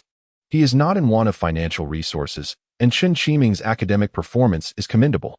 After all, a son is indeed best when he is one's own. At the Aquatic Supply and Marketing Cooperative, Xie Zhao, having completed a pancake, finally arrived at the entrance with a bucket of fish in hand. The clock struck 11:15, signaling the imminent end of the workday. The cooperative had only just opened its doors, and the interior was sparsely populated. The seafood sales personnel appeared lethargic, stifling yawns. Evidently still recovering from the indulgences of the New Year holiday. A middle-aged man clad in a black leather jacket, clutching a black briefcase under his arm, was gesticulating animatedly towards him, his brow furrowed and expression somewhat anxious, his voice raised slightly. "Comrade, can you not inquire on my behalf? How can you claim there is none before even asking?" Chapter 28. New Business Opportunities. The salesman languidly remarked, "I told you, it's simply not available. In this frigid winter. Where would one find such a thing? If you continue to make a fuss, I shall have to call for assistance." The middle-aged man, his face flushed with anger, shot the salesman a glare before turning on his heel and exiting. What a pompous fellow. He couldn't help but mutter under his breath. A lifetime of never tasting more than 4 dishes. What a pathetic creature. At that moment, he collided with Xie Zhao. Oh, my apologies. The middle-aged man quickly gestured in apology. Xie Zhao stepped back a pace, his gaze swiftly assessing the man. Clad in a leather jacket and suit pants, with a pair of hefty leather shoes adorning his feet and his hair slicked back with pomade, he noted that this ensemble must have cost at least 100 yuan. Furthermore, the bulging leather jacket suggested he had something of substance about him. This man was affluent and likely here for business, Xie Zhao concluded in his mind, instantly donning a cheerful expression and waving his hand. No problem at all. Brother, please do take your time. The man's earlier frustration dissipated significantly. The accent of this brother did not seem to originate from our Hudu County, but rather from Lushur, perhaps? As Xie Zhao spoke, he fished a pack of Hongtao Mountain cigarettes from his pocket, smiling as he offered one to the man. He had procured these from the tobacco and liquor supply point adjacent to the supply and marketing cooperative. One could only purchase a single pack at a time, otherwise, one might attract suspicion and be accused of illicit trading. Upon realizing that Xie Zhao could discern his accent, the middle-aged man's eyes sparkled with intrigue. Glancing at the Hongtao Mountain, he understood that this young man was quite perceptive. He accepted the cigarette, a smile finally gracing his face as he introduced himself. Ah, you're someone who's traveled afar. A man of discernment. My name is Lu Ji, from neighboring Lushur, here to attend to some matters in Hudu County. He retrieved a match from his pocket, struck it, and took a couple of puffs after lighting the cigarette.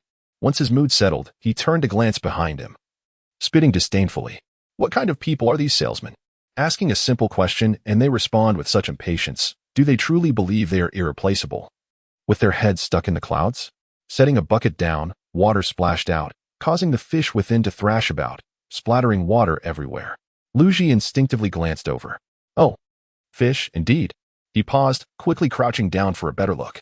After a moment, his expression darkened again. Indeed, in this biting winter, where could one find fish? It was quite vexing. He mumbled a few words, which Xie Zhao overheard. I wonder what Brother Lu is searching for? Xie Zhao glanced back at the aquatic supply cooperative and inquired with a smile, Are you looking for aquatic products? I just happen to live by the riverside. If you need assistance, I could help you find some. Living by the water? Lu Ji's eyes brightened. Ah, if one can catch fish in this winter, they must possess some skill. It's nothing particularly rare, just some snails. Have you seen them? Have you tasted them?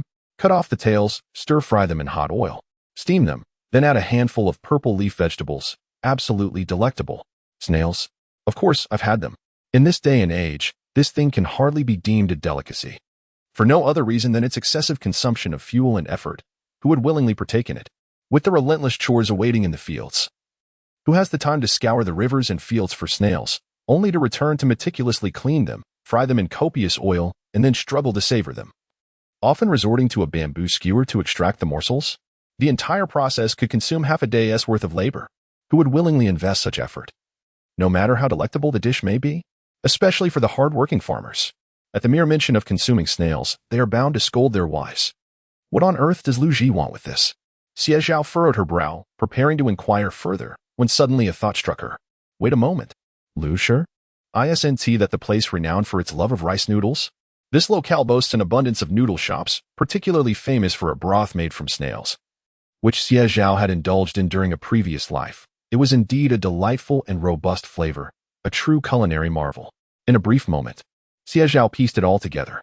During the harsh winter months, the people of Lushur cherished their steaming bowls of rice noodles, providing a sense of warmth and comfort. Coupled with the festive season, demand surges, and the local supply of snails must surely be insufficient. Thus, they must source from elsewhere. Is Lu Gu intending to use this for the broth of snail noodles? Xie Zhao smiled and remarked, I have tasted snail noodles before, and they are indeed quite delightful. The way Lu Ji looked at Xie Zhao shifted entirely. Oh, he had actually tasted Lushur's snail noodles. Moreover, he had grown fond of that distinctive flavor, truly impressive. In that instant, Lu Ji felt a sense of kinship in this foreign place, and with the frustration bubbling within him, he eagerly recounted the entire story to Xie Zhao. In truth, the situation was as Xie Zhao had surmised. During the months surrounding the new year, temperatures plummeted rapidly, and a steaming bowl of snail noodles became the beloved dish of the people of Lushur. However, how could the local supply meet such relentless demand? This was a daily necessity. Furthermore, in winter, snails tend to hide in crevices among stones or burrow into the soil, making them remarkably elusive to find. Lu Zhi's family operated a snail noodle business, and not just one, but over 20 establishments. He sighed and couldn't help but complain. Why did my old man assign me such a challenging task? Who in their right mind would want to collect snails in the dead of winter? He even sent me to the Aquatic Products Supply and Marketing Cooperative. It's nothing but a recipe for frustration. As Lu Zhi voiced his grievances, he failed to notice Xie Zhao's eyes suddenly brighten with excitement. He was here to procure snails. What a golden opportunity. How many do you need? Xie Zhao suddenly inquired, her gaze fixed intently on Lu Zhi, her demeanor taking on a serious tone. If I can procure them, would you buy? How much would you take, and at what price? Lu Zhi was momentarily taken aback. After a brief pause, he too became exhilarated. If you can truly procure them, I would buy as many as you have. Even if my family cannot consume them all, selling them in Liuzhou would still be profitable. Lu Zhi rubbed his hands together, discarding his cigarette, extinguishing it beneath his foot, and eagerly fixed his gaze on Xie Zhao. As for the price, that's easy to discuss. I'll offer you this amount. He raised a finger. Xie Zhao arched an eyebrow. 1 yuan? Lu Zhi was intently observing Xie Zhao's expression, analyzing and predicting the price that resided in his mind. However, Xie Zhao, a seasoned fox who had lived 2 lifetimes and possessed ample experience in business from his previous life, revealed no fluctuations in his demeanor, leaving Lu Zhi somewhat disheartened. He nodded and stated, 1 yuan per jean, which is quite substantial. This is the highest price I can offer. Yet, in that moment, only Xie Zhao was aware that his breath had quickened significantly. 1 yuan per jean. This price was indeed double that of Hudu County. Chapter 29. The state-owned restaurant Li Mingxing and Xie Zhao had previously encountered a vendor selling river snails outside the water supply cooperative, priced at 50 cents per pound, with the tails already trimmed. However, the business was rather lackluster. After all, it was troublesome, labor-intensive, and hardly satisfying hunger, which deterred buyers. Yet now, Lu Zhi astonishingly offered 1 yuan per pound. Xie Zhao steadied his composure, feigning contemplation for a moment. After a brief pause, he displayed a somewhat conflicted expression, sighed, and retrieved a cigarette, extending it towards Lu Zhi, expressing his reluctance. Brother, the price is still a bit low. You see, if it were summer, it would be acceptable. But now it's winter, and the river water is cold enough to chill one's bones. These creatures tend to hide in crevices, making them quite elusive to catch. At 1 yuan per pound, I fear I won't find anyone willing to do it. Pausing for a moment, Xie Zhao appeared to ponder seriously, ultimately adopting a pained expression as if biting the bullet to concede. He then raised 2 thumbs towards Lu Zhi. How about 1 yuan and 20 cents per pound? If this price is settled, I can deliver the first batch to you early tomorrow. 120? Lu Zhi's eyelids twitched. That's too expensive. He grimaced, stamping his foot, and shook his head at Xie Zhao. 1 yuan. That is the highest price I can offer. In bulk purchases, others are raising their prices by mere cents. Your increase of 20 cents is excessive. Suppressing a laugh, Xie Zhao maintained a pained expression, hesitating for a while, before finally agreeing with a reluctant nod. All right. 1 yuan it is. We have a deal. The two sealed their agreement with a handshake. Xie Zhao inquired about Lu Zhi's address and learned he resided in the county town's guest house. They then arranged the time and specifics of their transaction. Moments later, Lu Zhi gazed at Xie Zhao with a sense of wonder. This young man, appearing to be merely in his teens, conducted business with such astuteness and maturity. He inexplicably felt a sense of being outwitted. Coughing slightly, Lu Zhi remarked, I brought someone along, a young lad named Zhao Wei. Tomorrow, I will introduce you to. He will handle the collection while I attend to other matters. Xie Zhao nodded in acknowledgement. They then bid farewell. By this time, it was already midnight. Xie Zhao glanced at the Aquatic Supply Cooperative, noting that the doors were closed. Selling fish today seemed quite unlikely. Yet he was reluctant to return with such a large bucket, so he decided to navigate his way towards the state-owned restaurant on Hongxing Avenue. In these times, state-owned restaurants were the finest. Xie Zhao, having traveled extensively in earlier years, recalled visiting the bustling riverside town of Yanjiang. At a state-owned restaurant there, the kitchen had once accepted a 30-pound giant catfish. This fish, from the Yangtze River, boasted exquisite flavor and tender meat, perfect for a hot pot or braised dish, rivaling even pork. The same held true for Hudu County. With a meal ticket and some cash in hand, one could indulge in anything. This fish, a rare delicacy in winter, would certainly be welcomed at the state-owned restaurant. At 12:30, Xie Zhao, with a cheerful demeanor, handed a cigarette to the kitchen worker. Having just caught a few fish, fresh as can be, I hurried to our state-run restaurant to see if anyone is interested. I can offer you a better price if I sell them all at once. It saves me the trouble of running around, doesn't it? The helper is a man in his 50s, smoking a cigarette, with yellowed teeth and a somewhat languid demeanor, evidently benefiting from connections to secure a leisurely position. Well-versed in the ins and outs, Xie Zhao's acquaintance with him is not merely by chance. Years ago, he had dined with Chun Donghai and had met this helper. Back then, he was reprimanding the head chef, clearly backed by someone influential. The helper lit a cigarette, took a puff, and glanced lazily into Xie Zhao's bucket, then remarked, "In winter, this item is scarce, and the restaurant kitchen buys it at a fixed price of 1.6 yuan per jin, no negotiations. However, your fish are a bit small. I'm unsure if they'll be acceptable." Xie Zhao, being quite perceptive, understood the nuances of the situation. With a smile, he bent down and deftly grabbed the largest fish, weighing around 2 jin, placing it in a nearby empty basin. After all, isn't it the freshness that truly matters? "Take this fish back, my good sir, as a token of our newfound rapport." The helper burst into a hearty laugh. "Ah, a sensible one. Excellent. I'll call someone over to weigh these fish, and in the future, if you have any fish, do bring them to me. I'll take them all." Dealing with capable individuals is indeed a comfort. The helper took a couple more puffs of his cigarette, turned, and called out. And soon a young man named Li Qiming arrived, wearing a black vintage knit hat, a blue cotton jacket, and polyester trousers. He brought along a scale and a net, swiftly beginning to weigh the fish. "Uncle, a total of 23 jin and 4 liang, amounting to 37 yuan and 44 fun." He calculated with a moment's reflection, quickly arriving at the answer. Xie Zhao watched him with some astonishment, recognizing his sharp business acumen. "Here's the money," Li Qiming said, handing it over with both hands. Xie Zhao accepted it, giving him an appreciative look and a smile.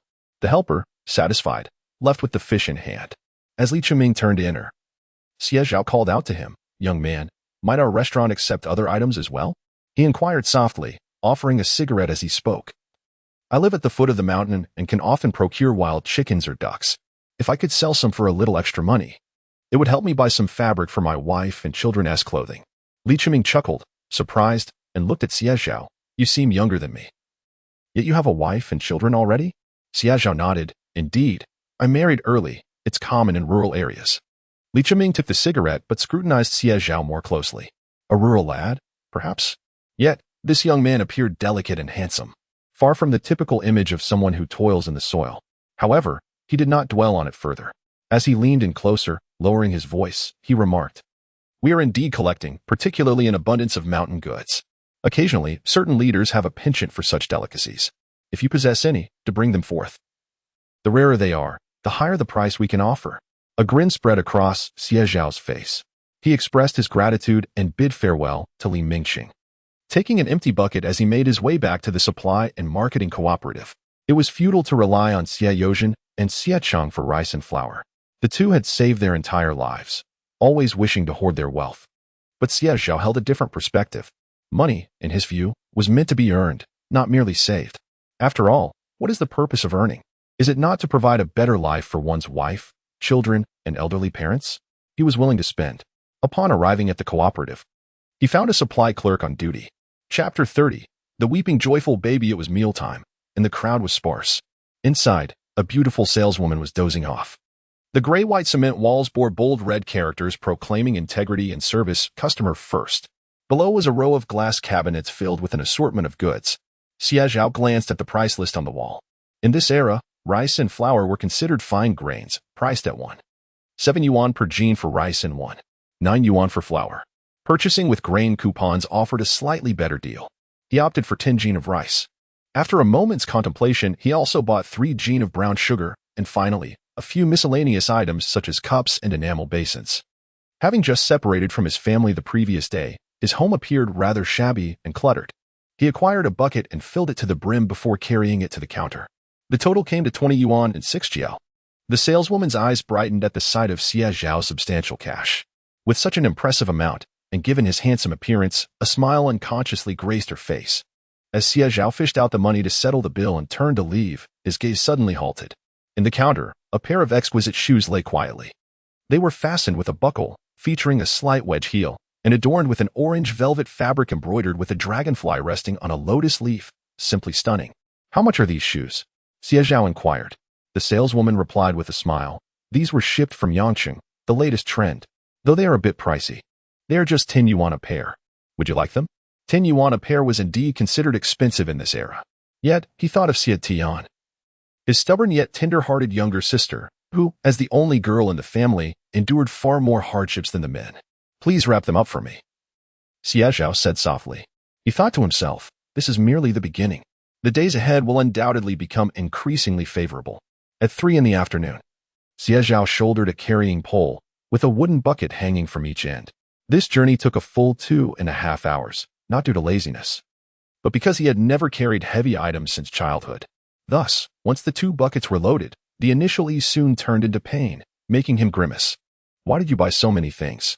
Xie Yozhen, returning from the fields with a hoe slung over his shoulder, bumped into Xie Zhao.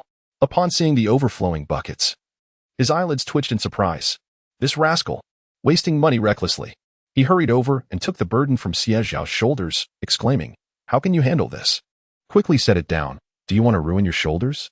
Xie Zhao grinned through the pain, seizing the opportunity to flatter. You're truly impressive, Dad. Xie Yozhen spat in jest. You silver-tongued rascal. Upon entering the courtyard, Xie Tian and Tian Shofen were washing vegetables in preparation for dinner. A large wooden basin held freshly picked cabbage, with a small bucket of sweet potatoes beside it. These would be their main staples for the day. At that moment, Tian Shofen was in a quandary. While their own hunger was manageable, the situation was more pressing as their daughter-in-law was still in her postpartum confinement. The eggs have once again been hidden away by my sister-in-law, and the 2 children are eagerly waiting for their milk. Second brother is back, Xie Tian exclaimed. Tian Shofen turned her head and saw Xie Zhao pulling out a woven bag containing 10 pounds of flour and 10 pounds of rice from the barrel. He flashed a broad smile, revealing his teeth. Mom, shall we have a meal soon? How about cooking a dish? I bought oil and meat. Tian Shofen quickly sprang to her feet, feeling a pang of concern. Oh dear, how could you buy meat? We've been eating fish and meat every day lately, and it's made us all gain weight. You should take a break for a couple of days. She rubbed her hands together and added, I'll make some noodles later, put in a bit of meat, and you can share it. Xie Zhao sighed, rubbing his forehead. Mom, if this gets out, what will people think? The family is providing for my wife with meat and fine grains while the rest of us are eating sweet potatoes. Do you want others to criticize me behind my back? Tian Shofen was taken aback. That's not what I meant. Mom, look at my little sister. At 14. She is as skinny as a reed and could use some nourishment. And as for you, Dad, and Big Brother, you all work hard, whether in the mines or in the fields, and you help around the house. Who isn't doing physical labor? Taking care of your health is the foundation of our efforts. Saving money without spending it is futile. It's only when we are healthy that we can earn more. Xie Zhao spoke patiently. He had at least received an education, and though he lacked other skills, he was adept at persuasion. Upon hearing his words, Tian Shofen felt they made sense. By the time she gathered her thoughts, she was already standing by the stove. Xie Tian was happily tending to the fire, her little face beaming as her bright eyes fixed on her mother. Mom, is it time to cook? Can we add more meat? I'm hungry. Tian Shofen sighed. Oh dear, how could she refuse any further? Inside the house, Lin Muyu was feeding the baby. Upon hearing Xie Zhao's footsteps, she instinctively turned slightly to shield her chest. While with the baby on the bed, Xie Bao was still hungry and began to wail at the sound. As soon as Xie Zhao entered, he heard the baby crying and was startled, quickly rushing over. What's wrong? Are you hungry? Or do you want to sleep? He hastily wiped his hands on his clothes and bent down to pick up Xie Bao. The little girl pouted, whimpering, her eyes closed as she shed tears. While after a long wait without milk, her cries grew louder. Xie Zhao, flustered, turned to Lin Muyu. Wife? What is going on? Is Xie Bao hungry? Lin Muyu, her face flushed, nodded and pointed to the old-fashioned iron thermos on the ground.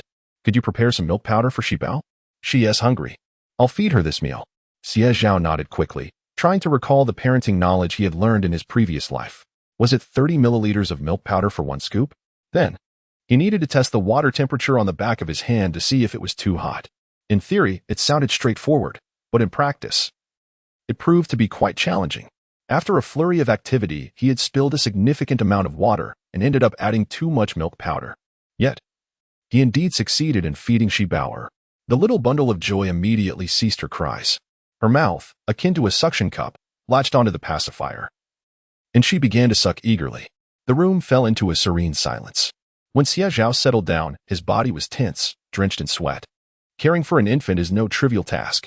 He held Xie Bao a bit tighter, instinctively glancing up at Lin Muyu, and in that moment, he paused with slight astonishment. Lin Muyu was smiling. She gazed at him, or more precisely, at the baby in her arms. A beam of orange light filtered through the window, illuminating her in her slightly worn, pale blue sweater, which, despite its age, still exuded a softness and warmth. Chapter 31. The plum blossom bracelet gifted to her. She wore a hat, crafted from soft cream-colored yarn, with her raven black hair intricately braided and cascading down her chest. The contrast of black and white accentuated her gentle and shimmering beauty. Her features were exquisitely delicate, with a pointed chin, round eyes, and a petite, elegantly arched nose. If time were to advance a few decades, she would undoubtedly be regarded as an unparalleled beauty. However, as his gaze descended, Xie Zhao's eyes widened in disbelief. Wait, she was breastfeeding? The sweater was slightly lifted, revealing a tiny bundle nestled in her embrace. Beneath the garment lay a segment of skin as white as congealed fat, partially concealed, inviting contemplation and enhancing her allure. In that moment, Xie Zhao felt as though his breath had nearly ceased. It was amusing to consider. He had lived 2 lifetimes without ever having touched a woman, all thanks to his own hand. At the sight of his wife's fair skin and beautiful face, Xie Zhao felt his body temperature rise significantly. Xie Zhao, you. Finally sensing his gaze, Lin Muyu looked down, her face instantly flushed crimson. In a fit of indignation, she quickly turned away, shooting Xie Zhao a glare. But the blush on her cheeks and the warmth radiating from her only rendered that glance utterly harmless, like the melting of ice and snow, revealing a fleeting glimpse of vibrant spring, stirring the heart profoundly. Xie Zhao's heart felt as though it had been gently brushed by something. He instinctively turned his head away. Yet his mind was filled with the image of Lin Muyu's playful reproach from moments before. For the first time, Xie Zhao realized that his wife was truly beautiful. Plop. The little bundle in his arms finally released her latch. Xie Zhao, having drank her fill, fell into a contented slumber. Li Bao, too, had satisfied her hunger and slept soundly in Lin Muyu's embrace, mumbling adorably in her dreams. The atmosphere grew tranquil. Lin Muyu's ears still tinged with red. She furtively glanced at Xie Zhao, only to find him still gazing at her. Once the children are asleep, let us place them on the bed. Lin Muyu spoke softly. After uttering her words, she lowered her head, her fine strands of hair obscuring her beautiful brows and eyes, her long eyelashes casting delicate shadows. Even light seemed to favor her. Xie Zhao smiled. Rising with Xie Zhao in his arms, he approached the bedside. Bending down gently to lay Xie Zhao beside Lin Muyu. Give me your hand. Xie Zhao suddenly spoke. Lin Muyu paused, looking up at him. Me? Xie Zhao chuckled. Yes. Lin Muyu hesitated momentarily before cautiously extending her hand. Her body instinctively tensed, not for any other reason. But this scene reminded her of a memory that was not particularly pleasant. It was when she first harbored a glimmer of hope regarding Xie Zhao. When the Xie family came to propose, Lin Muyu had secretly listened outside the door. It felt as though her most concealed youthful desires were laid bare for all to see. She recalled the youth's features, the way he stood tall beneath the tree, the light favoring the tips of his hair. How could she not be enamored? On the following day, Lin Muyu encountered him in the bamboo grove at the edge of Shishui Village. This meeting had been arranged by their families, intended to facilitate their acquaintance prior to marriage. At that time, Lin Muyu was blissfully unaware of Xie Zhao's disdain for her.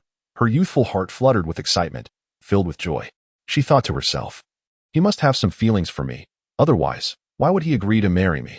Thus, she approached Xie Zhao. The forest path was fraught with pitfalls and uneven terrain.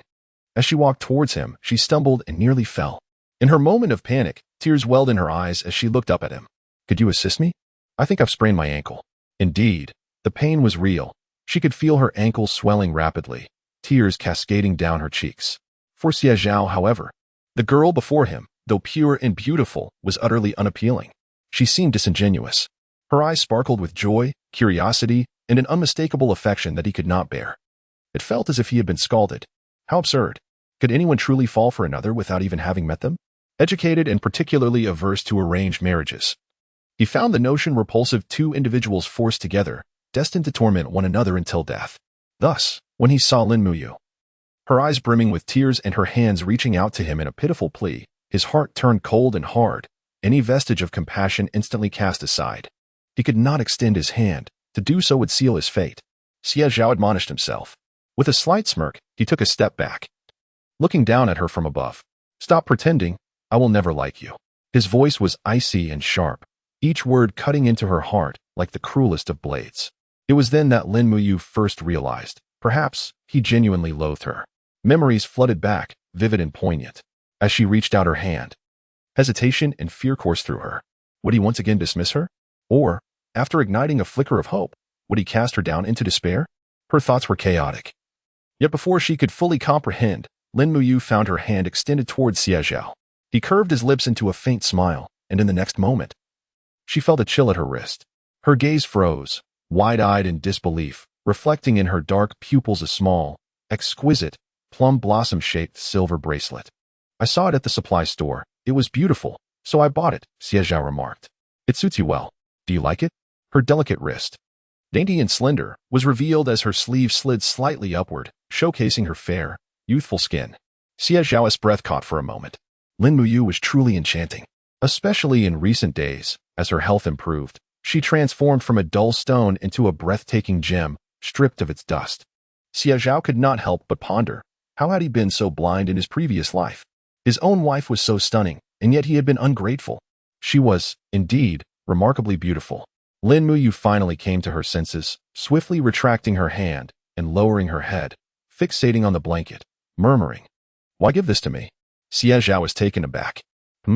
You are my wife. If not you, whom should I give it to? Xie Zhao bent down to cover the blanket over Xie Bao, his voice softening considerably. Thank you for bringing Xie Bao and Le Bao into this world. The road ahead is long, and our family must always remain together. Lin Muyu was momentarily stunned. Within her heart, a small flame flickered to life, only to be gently extinguished once more. Was it truly because she bore Xie Bao and Le Bao? Had she not married him back then? Would he have shown such kindness to another?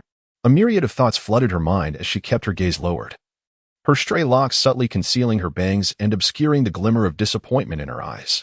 Chapter 32. Did you buy this for me? Really? Thank you. I truly adore it, she whispered. Xie Zhao remained oblivious to the peculiar shift in her emotions. To him, even if he had lived 2 lives, he was still an utterly straightforward man. He had never experienced romance, nor had he ever held a girl's hand. In truth, during his rebirth, his kindness towards Lin Muyu was merely an instinctive compensation for his past. Did he feel affection? Or perhaps love? Or was it simply a desire to alleviate his own feelings of guilt? He could not discern the truth himself. Then you should rest well. Xie Zhao smiled at her and said, I will go check if mother has finished cooking. Having spoken, he stealthily exited the room. At that moment, in the courtyard, one must admit that Tian Xiofan was an adept housekeeper. In this era, rural kitchens typically featured a double stove, one side for cooking meals and the other for stewing pig feed. Since Xie Yozhen and Tian Xiofan had not captured any piglets, that pot remained empty. However, Tian Xiofan was swift in her movements, managing to cook with both iron pots simultaneously. In one large pot, she added white flour. As the boiling water surged, the flour danced within, creating a steamy haze. In the other pot, fatty meat was diced, and as the flames licked at it, the fat rendered out, sizzling delightfully. How fragrant! Xie Tian leaned over, her half-body perched, tiptoeing to peer into the pot. After yesterday's delectable meat sauce noodles, her appetite had awakened, and she had feared she would miss out today. To her surprise, there was another chance to indulge. Ah, how delightful! Little glutton, Tian Xiofan could not help but chide. Heading outside to gather some scallions. And bring in some of the dried mushrooms your brother picked earlier. They will add to the flavor. Xie Tian reluctantly stole another glance at the pot. Mother, don't let all the oil evaporate while cooking. The fatty oil is what makes it delicious. Tian Xiofan chuckled in exasperation. I understand, she replied. Xie Tian then reluctantly dashed towards the backyard. The backyard was a cultivated vegetable garden, a plot that Xie Yozhen and Tian Xiofan had nurtured for a full year to become fertile land. Wang Jinhua could neither conceal nor seize it. However, the neighboring family also possessed a patch of vegetables, cultivated by the elderly Xie couple in their youth. Logically, it should have been divided into 3 portions. Unfortunately, the couple favored the eldest son, granting him the entire share without a word during the division. Xie Yozhen was unwilling to contest this. As Xie Tian emerged, she unexpectedly bumped into her elder brother, Xie Cheng, just returning home. She froze for a moment and inquired, Eldest brother? Where have you been? Mother is looking for you to tend to the stove. Xie Cheng raised an eyebrow and grinned. Just out for a stroll. I'll head there now. With that, he darted into the courtyard. Xie Tian thought little of it and squatted down to meticulously gather scallions. The leaves were to be left in the ground to enrich the soil, as Shishui Village was rocky and the land barren. Every bit of soil was precious and needed to remain. As Xie Zhao bent down and picked a handful of scallions, she was suddenly engulfed by a shadow looming over her. Startled, she gasped and fell backward with a thud. "Who is it? You scared me to death," she exclaimed angrily. Yet in the next moment, she abruptly froze. Where did those beautiful shoes come from? Before her lay a pair of little cloth shoes she had never seen before. Crafted from plush material, adorned with exquisite embroidery depicting a dragonfly resting on a lotus leaf. So lovely. Upon closer inspection, the style was the epitome of fashion. She had seen a similar pair at the village chief's home, brought back by Aunt Zhao, who had married outside the village for her niece.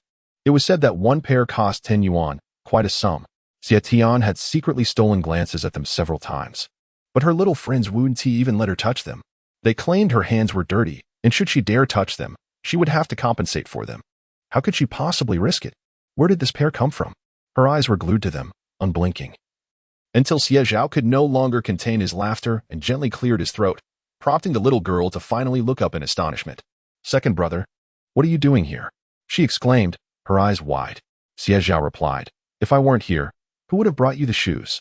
Xie Zhao's eyes widened even further. "The shoes? Brought over? Did you buy them?"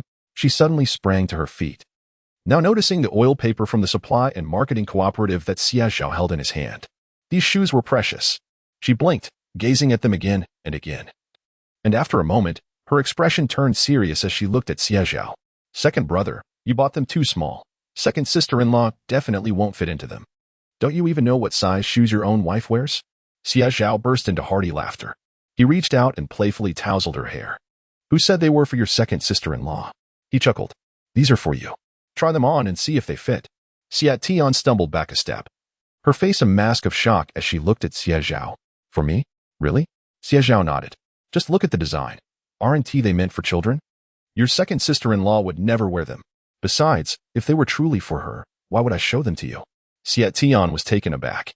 She quickly placed the scallion on the ground, her hand reaching out to take the shoes, but then she hesitated, recalling that her hands were dirty. "Second brother, hurry home. I need to wash my hands before I touch them," she exclaimed, grabbing the scallion and sprinting back home. As soon as she entered the yard, she shouted excitedly, "Father, mother, elder brother, second brother bought me shoes. The most beautiful shoes. Come and see." Behind her, Xie Zhao followed inside, somewhat bemused. Tian Shofin had just finished kneading dough when she heard this, and quickly wiped her hands on her apron, striding over with a furrowed brow. "What shoes did you buy? Were they expensive? Let me see." Her gaze immediately fell upon the shoes Xie Zhao held. Although she did not know the exact price, they were clearly not cheap. Tian Shofin felt a pang of regret. These shoes won't withstand dirt. Once the snow melts, everywhere is muddy, and they'll be filthy within days. "We must return them. I'll make you a pair of cloth shoes instead. They're much more comfortable." Xie Zhao had just finished washing her hands. And upon hearing this, her eyes turned red. She lowered her head, hesitant to speak, but her demeanor clearly conveyed her discontent. Xie Zhao sighed, stepping forward to place the shoes into Xie Zhao's embrace. "Mother, just look at how old my little sister is now. There are no decent shoes available. Is that reasonable?" Xie Zhao remarked. "In the past, we were impoverished, and it was understandable, but now that we have earned money, isn't it for the purpose of living well? If we continue to live as we did before after earning money, what is the point of working hard?" Tian Shofin fell silent, yet her heart ached. This money could have been exchanged for meat, enough to sustain us for quite some time. Xie Zhao clutched the shoes tightly, tears glistening in her eyes. Looking at Xie Zhao with a pained expression, Xie Zhao's heart softened immediately. "Dear wife, since we've already purchased them, let it be. Our third sister is understanding. A single pair of shoes is hardly a burden. At worst, I can catch a bit more fish to sell. It's the new year. And it's not worth it to make the child cry." Tian Shofin finally nodded in agreement. She sighed, resumed cooking the meat sauce, and upon seeing Xie Zhao's joyful demeanor, couldn't help but offer a few words of advice. Chapter 33, Gathering Snails. Be careful where you step in the dirty areas. Take good care of them. Do you hear? Xie Zhao nodded vigorously, her head bobbing like a chick pecking at grains, her eyes narrowing into crescent moons with laughter. "Mom, you can rest assured. I won't let these shoes get dirty." As she spoke, she crouched down, cautiously testing the fit of the shoes. They were just half a finger too large. Lovely. She was utterly delighted. Brother is so kind. I'll go pick wild vegetables later and earn money. I want to make plenty of money to buy more new shoes and clothes. Her eyes sparkled with excitement. The usual distance and wariness were absent. And that marvelous bond of kinship surged back, prompting Xie Zhao to smile as well. Eldest, tidy up the table. It's time for noodles. Tian Shofan called out. Xie Cheng's stomach had been growling with hunger for quite some time. He quickly pulled out the rickety Eight Immortals table, found a stone to prop it up, wiped it down, and hurried to the kitchen to fetch the noodles. Xie Zhao tapped his smoking pipe and gazed at the Eight Immortals table for a while. I must take the time to fix this properly soon, he mused. Tian Shofan filled a large enamel basin to the brim and generously layered it with a thick stew of meat, saying, "Serve yourselves. I'll take some to your siblings." Xie Cheng nodded. He served a bowl for Xie Zhao first, then reserved one for Tian Shofan before filling his own. Xie Zhao and Xie Tian followed suit, each taking their turn to ladle out a bowl of noodles. Xie Tian eyed the pot, noting the noticeably less savory mushroom meat sauce than yesterday, and grumbled. Brother-S noodles are still the best. Xie Zhao chuckled. His half-baked skills were indeed reliant on a generous amount of oil. When he rendered the fat yesterday, he hadn't saved any oil at all. It all went into the stew. How could Tian Shofan bear to part with it? She must have stored the rendered oil in a small jar for future cooking. Just having white noodles was enough? How could one be picky? The three emerged with their bowls, only to find Xie Zhao already eating. After taking a bite, he looked up at his three children and suddenly spoke. This division is unfair. Making you endure hardship alongside me is my failing. The trio was taken aback. Xie Cheng, however, wore an inscrutable expression, unsure of what to make of it. He lowered his head, took another bite of noodles, and replied, "That's the unfairness of our grandparents. What does that have to do with you?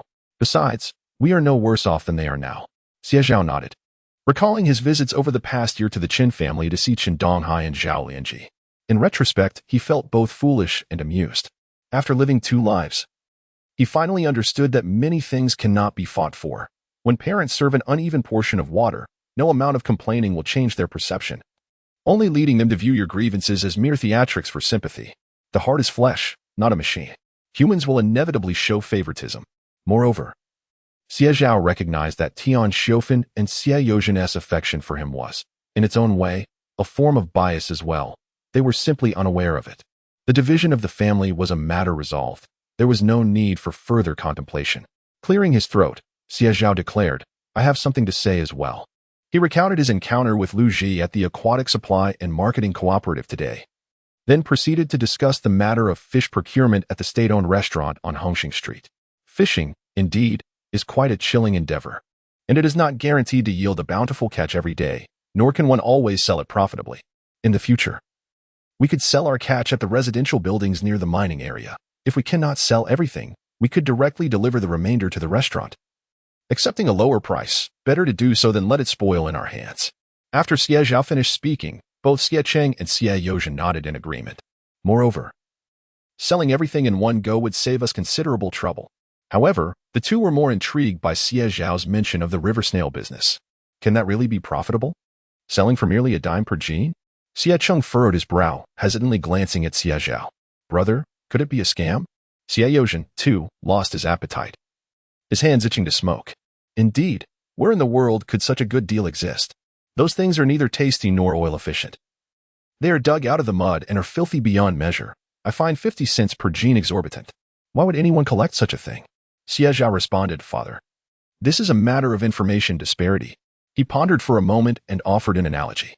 You know about cigarettes, right? In the South, they sell for 2 yuan a pack, and the price is consistent at all tobacco and liquor shops. Who would have thought that they would sell for 3 yuan here? Similarly, the local cigarettes, which we perceive as ordinary and ubiquitous, become a rare commodity when taken south, where their price can significantly increase. This is the essence of information disparity. Xie Zhao tilted his head, somewhat comprehending, while Xie Cheng quickly grasped the concept. His eyes lit up as he regarded Xie Zhao, exclaiming, "I understand. These river snails, although we do not favor them, are highly sought after by the people of Liuzhou. They cannot get enough. That's why they come to Hudu County to buy them, resulting in a higher price, right?" Xie Zhao nodded, smiling precisely. However, while they are easy to collect, they require considerable effort. Xie Cheng paused for a moment, his brow furrowing again. Collecting 3 to 4 jean in an hour would be considered quite good, even if the whole family participated. It would likely not surpass the earnings from fishing in a single day. this is indeed the truth. A net full of fish could yield 10 to 20 jin quite easily. Yet, river snails are different. Each tiny morsel, no larger than a thumb, must be painstakingly gathered one by one. It truly is labor-intensive. Had this been before, earning 3 or 4 yuan in an hour would have made Xie Zhao and Xie Zhao leap for joy. However, after earning over 200 yuan from fishing in a single morning, their expectations had been elevated, leading to a stark contrast. Fishing seems far more rewarding. Xie Zhao chuckled. He took a bite of his noodles, straightened his posture slightly, and adopted a serious expression. He extended his hand, curling his fingers to gently tap the table. The sound prompted Xie Zhao, Xie Zhao, and Xie Tian to exchange puzzled glances. The chairman has stated that mobilizing the power of the masses is essential for victory. Xie Zhao cleared his throat, adopting a solemn tone. The same applies to earning money. Huh? The three of them looked utterly bewildered. What does that mean? Now that winter has settled in and spring planting is still a while away, the villagers of all ages are enjoying a respite. If we can harness the collective effort of the community to gather snails, we can then purchase them, thus increasing our yield. Xie Zhao remarked. We offer 50 cents per kilogram. I fear we may be overwhelmed by the quantity. Upon hearing this, the eyes of the three of them sparkled with excitement. Indeed, in the rice fields of Shishui Village, the snails are nestled within the mud. The villagers, by collecting these snails to sell, not only clear the fields of weeds but also earn some income. Who wouldn't be pleased?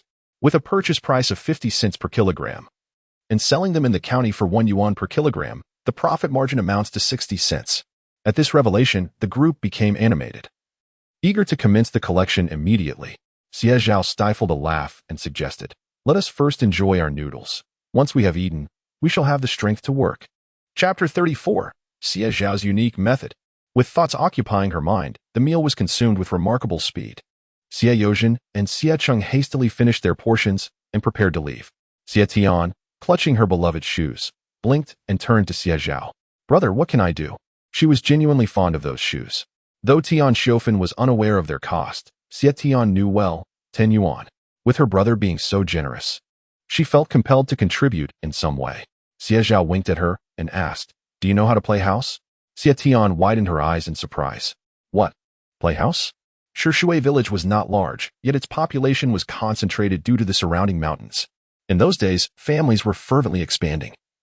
It was common for households to have 3 or 4 children. By the big willow tree at the village entrance was a gathering place for the children.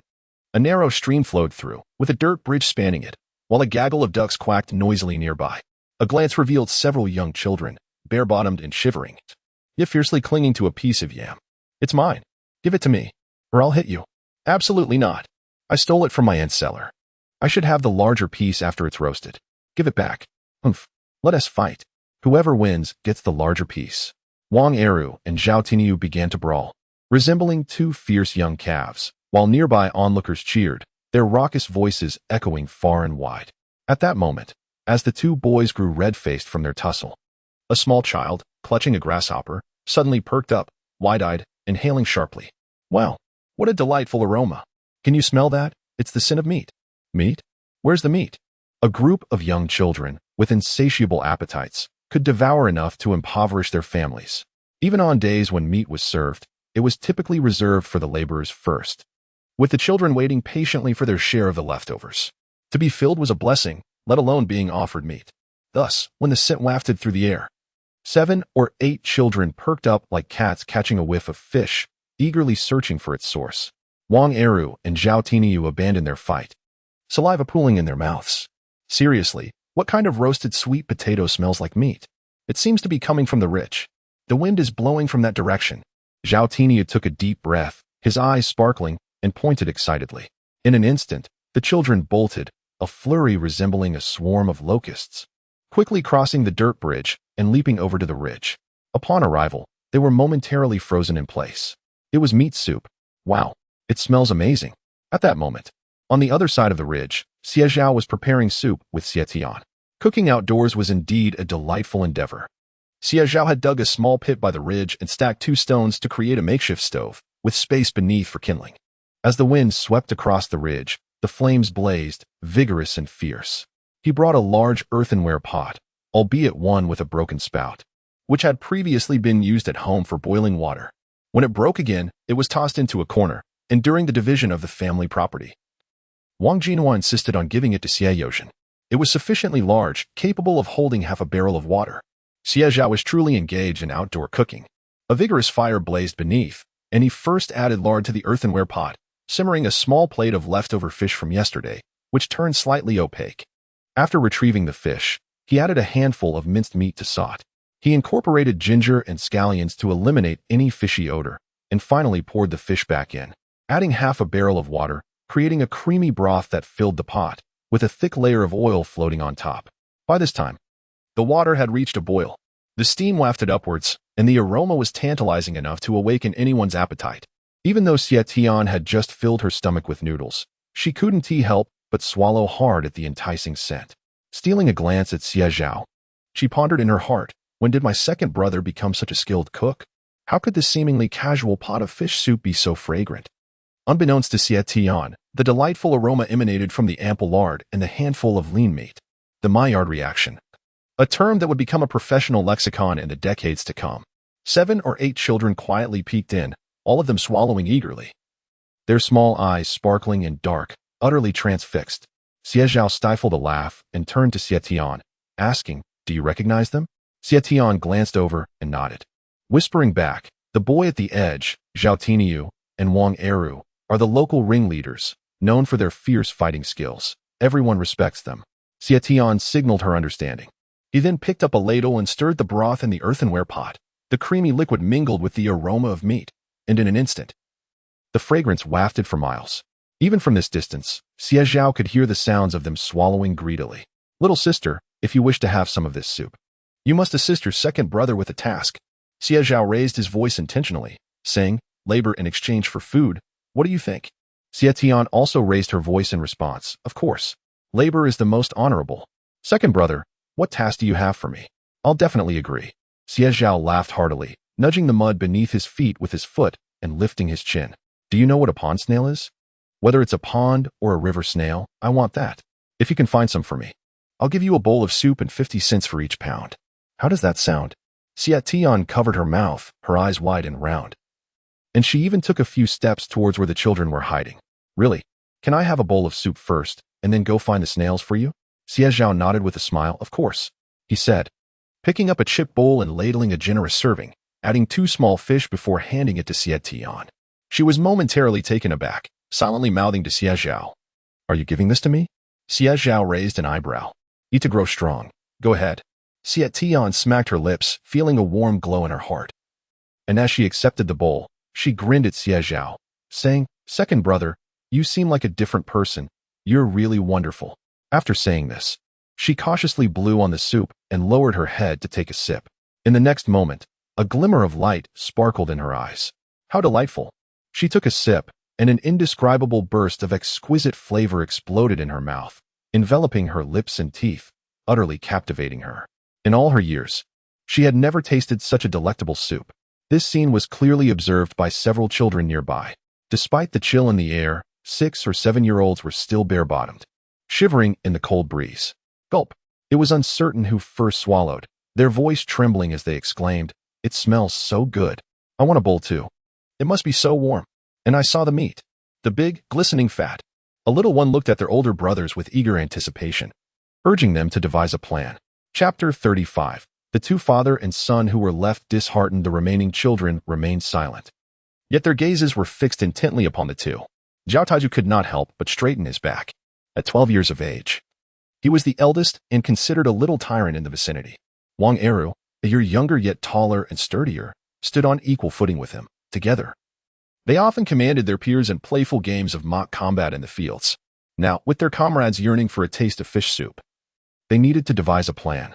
"Zhao Taiju, let us inquire," Wang Eru declared, propping himself on his hands as he leapt over the ridge and turned to Zhao Taiju. "Did he not mention something about needing assistance to collect snail shells? What if he requires our help?" Zhao Taiju nodded and followed suit. Moments later, they approached Xie Zhao. Upon beholding the bubbling, milky white fish soup, crowned with a thick layer of oil and lean meat swirling within, both boys could not help but swallow audibly. "Xie Tian, is this your second brother?" Zhao Taiju inquired. Xie Tian nodded, her eyes gleaming with pride. "Yes, this is my second brother. He can both study and earn money. He is quite remarkable." Zhao Taizhu scrutinized Xie Zhao for a few moments. My mother says your second brother is from the city. With his eyes set on the top of his head, his expression bore a hint of confusion. But to me, he seems no different from us. Xie Tian's demeanor grew cold. Although she did not comprehend the full meaning, she sensed it was not a compliment. She glared at Zhao Taizhu, indignant. Your eyes are the ones on top of your head. Your entire family has eyes atop their heads. Xie Zhao finally chuckled. Do you wish to drink fish soup? He took Xie Tian by the hand, stifling his laughter while regarding Zhao Taizhu and Wang Eru, leisurely inquiring. After all, they were but children and did not grasp the nuances of hidden emotions or the concept of embarrassment. Upon hearing the mention of soup, both Zhao Taizhu and Wang Eru's attention was swiftly diverted. Being young, they were unaware of the subtleties of their desires. They nodded eagerly in response to Xie Zhao's question. I heard you say you would catch snails, which can be sold and used for fish soup. Is that correct? Wang Eru counted on his fingers, earnestly observing Xie Zhao. We have plenty of those in our fields. My father turns them up with the plow every spring. I was told to collect them for our ducks. What do you need those for? They are neither tasty nor worth the effort. My father once gathered a bowl for my mother to fry as a snack, and she scolded him for wasting oil and time, calling him a spendthrift. As Wang Eru spoke, his eyes suddenly brightened. Ah, my mother also called you a spendthrift. No wonder you want them. Xie Zhao. Xie Zhao felt somewhat offended. He cleared his throat, slightly embarrassed, and shifted the topic. I have a friend who collects these. He asked me for help. How could I possibly consume so many by myself? Xie Zhao fixed his gaze on the two boys. Speaking earnestly, 50 cents per pound. What do you say? A fair trade, with cash exchange for goods. We are all good comrades. And good comrades do not deceive one another. Deceivers shall face divine retribution. Agreed. Wang Eru and Zhao Taizhu nodded in unison, exclaiming, it's only 50 cents. In their daily lives, even a mere 5 cents was a challenge to acquire. It's feasible, but can I bring my friends along to gather and sell to you? Zhao Taizhu pointed to his eager companions peering from behind. Wang Eru, rubbing his stomach, added, and can we each have a bowl of soup? I'm famished. Of course. Xie Zhao chuckled, but I have a limited supply of bowls.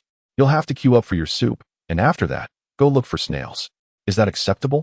Upon hearing Xie Zhao's agreement, a group of little children dashed from behind the field ridge, bubbling with excitement.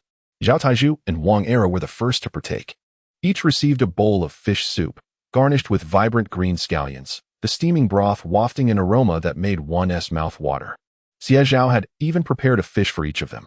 They slurped the soup heartily, their cheeks flushed, fish clutched in their mouths, beads of sweat glistening on their brows. I'm off to dig for snails.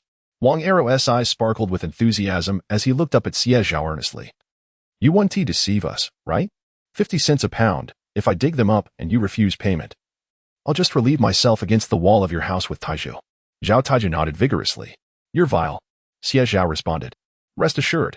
Payment will be made upon delivery. I would never cheat you. With Xie Zhao's assurance, the two children sprinted away. Meanwhile, several little ones had obediently lined up according to their ages, waiting for their turn at Xie Zhao's soup. Half an hour later, all had finished and hurried back home. After tidying up the remaining clay pots, Xie Tian extinguished the embers with her foot. Glancing up at Xie Zhao with a worried expression. Brother, will it work? Can they really dig them up? Xie Zhao smiled, ruffling her hair. Just wait. It will be fine. Human nature is intricately complex. He suspected that Xie Cheng and Xie Yozhen would be met with disappointment. Consider the situation. During the festive season in the dead of winter, although the snow had melted in the fields, the mud mixed with melting snow remained bitterly cold. After a year of hard work, one would hardly expect to be told to dig for snails, particularly for something of such little value. During the market days, a pound fetched only 30 to 40 cents, and in rural areas, they were merely fodder for chickens and ducks. Then, to claim he would take as much as one could gather at 50 cents per pound? Who would believe such nonsense? Furthermore, it was well known that Xie Lair had recently separated from the family, and it was universally acknowledged that Xie Laotu favored his eldest son. Where would he find the money? His daughter-in-law was in the hospital giving birth, relying on borrowed funds. They certainly wouldn't buy into it. Thus, Xie Yozhen and Xie Qing were met with disillusionment. No matter how they argued. All right, 50 cents a pound it is then. I don't have the time to dig. Zhao Dalong waved his hand, giving his wife a knowing glance. At that moment, Lu Tsuehua poked her head out from the house, calling, Dalong, come and stoke the fire. Are we still having dinner? Seizing the opportunity, Zhao Dalong slipped away, promptly shutting the yard gate behind him. Upon entering, Lu Tsuewa's voice, unrestrained, reached Xie Cheng's ears. Who dares to deceive us? Huh? Do they truly believe the Zhao family can be easily bullied? Lu Tsuehua scolded vehemently, seemingly intending for Xie Cheng to hear her. Everyone has seen the character of that scoundrel, Xie Lar. His wife has to go to the county to give birth. Isn't that just a sign of a spendthrift? And collecting snails, no less. 50 cents a pound. If they were so affluent, why would they need to ask for money from the family to have a child? It's laughable. Xie Cheng's face turned ashen with anger. He has always been thin-skinned, and now, subjected to such veiled ridicule, he turned and stormed out. How foolish to squander an opportunity for profit and remain oblivious. As dusk fell, he returned home in a huff. Chapter 36. A group of children arrived. As fate would have it, Xie Yozhen encountered Xie Yozhen just as he was returning home. The two exchanged meaningful glances, seemingly attuned to each other's thoughts. Yet neither spoke a word as they entered the courtyard in silence. Inside, Tian Xiofan was busy preparing dinner. After a modest meal of noodles in the afternoon, she was reluctant to serve anything extravagant for the evening. She retrieved a few eggs, borrowed from her neighbor, Aunt San, intended for Lin Muyu, and made a brown sugar egg dish, which she carried into the house. She reminded Xie Tian to stir the porridge simmering in the pot to prevent it from burning. And in the flurry of activities, she failed to notice the unusual expressions on the faces of her husband and eldest son. In the courtyard, Xie Zhao was engrossed in writing and drawing, a kerosene lamp flickering beside him. He held a piece of charcoal, carefully documenting his thoughts, while a blue cloth bag nearby contained an assortment of coins he had earned over the past few days. Upon returning home in the afternoon, Xie Cheng intended to return the remaining 26 yuan from his hospital settlement, but Xie Zhao had declined. After all, they had caught the fish together. How could he accept the money? Xie Zhao was adept at keeping track of his finances. From the moment he earned his first coin, he meticulously noted every expense and purpose in his mind. He used the oldest type of yellow paper, recording with charcoal, each page marked with the balance at the bottom. Once he finalized the last figure, he counted the coins in the bag once more, a total of 107 yuan, 60 cents, and 3 fun. Everything matched perfectly. He smiled as he set down the charcoal, only to look up and find Xie Yozhen squatting on the ground, smoking a dry pipe. Xie Cheng, having just taken a sip of water, sat beside Xie Zhao, silently observing his calculations, his expression dark as if rivaling the soot at the bottom of a pot. Xie Zhao, putting his items away in a basket, looked cheerfully at the two men. No one responded, did they? He broke the silence with an air of confidence, clearly having anticipated their reaction. Xie Cheng and Xie Yozhen widened their eyes in disbelief. What? How did he know? Xie Cheng exclaimed in frustration, slamming his hand on the table. What a farce. If they don't want to do it, then let them be, but why utter such sarcastic remarks? If the door weren't closed, I would confront them directly. With a scowl, Xie Yozhen knocked the ashes from his pipe on the ground, muttering, Eldest. We are all elders here. Is this how we speak? He rose and moved to sit beside Xie Cheng, lamenting, it's no wonder they think we are deceivers. It's all Father's fault for being incapable, making our poverty so apparent. A heavy weight pressed upon Xie Yozhen's chest. He looked up at the darkening sky and sighed deeply. We can endure some scolding, but what shall we offer them tomorrow? He said, regret and frustration evident in his tone. If I had known, I should have taken the eldest to the river this afternoon to catch something. How could we face them tomorrow with nothing? We would lose our credibility. At this moment, Xie Cheng regained his composure. Turning to Xie Yozhen, he stood up resolutely. Father, I shall go tonight. Whatever I can catch, I will. And with that, the two resolved to take action. As they were about to step outside, Xie Zhao finally called out to the two. Wait, I've summoned some people, he declared. Let us not rush. We can wait a bit longer. Summon people? The two halted in astonishment and turned to look at Xie Zhao. Who could he possibly have called? The villagers? He had only returned recently, and his reputation in the village was notoriously poor. Who would heed his call? Perhaps he was naively deceived into believing he had truly found someone. Xie Yozhen and Xie Cheng exchanged a glance, their hearts aching. Oh dear, their younger brother was indeed clever, but far too kind-hearted. After listening to him, they ignored Xie Zhao and turned to continue their exit. However, just as they approached the door, a knocking sound resonated from outside. Elder brother Xie, are you there? A clear voice called out, followed by another, but we agreed to collect the snails. If you don't open the door, I might just relieve myself right here. Relieve himself? Xie Yozhen's eyelids twitched as he quickly stepped forward and yanked the door open. As he did, 3 pairs of eyes widened in astonishment. Goodness, what a sight! Outside stood a group of about 10 children, all covered in mud, their pants in a state of disarray, as if they had just rolled out of a heap of dirt. Yet, each pair of eyes sparkled with excitement, and in their hands, they clutched cloth bags, caked in mud, yet seemingly heavy. These little ones gazed at Xie Zhao with eager anticipation. Xie Zhao smiled. Big brother, these are all my good friends. Let them in. After all, Xie Zhao was merely 18. Calling them good brothers was hardly inappropriate. A throng of children surged inside, with Zhao Taizhu and Wang Eru carrying the heaviest bags, slung over their shoulders and bulging, with mud dripping down. With a thud, they dropped their bags onto the ground, hastily wiping the mud from their hands before fixing their gaze intently on Xie Zhao. We've been searching all afternoon. Look, is this what you meant? Zhao Taizhu exclaimed, opening the bag to reveal round objects the size of thumbs. What else could they be but snails?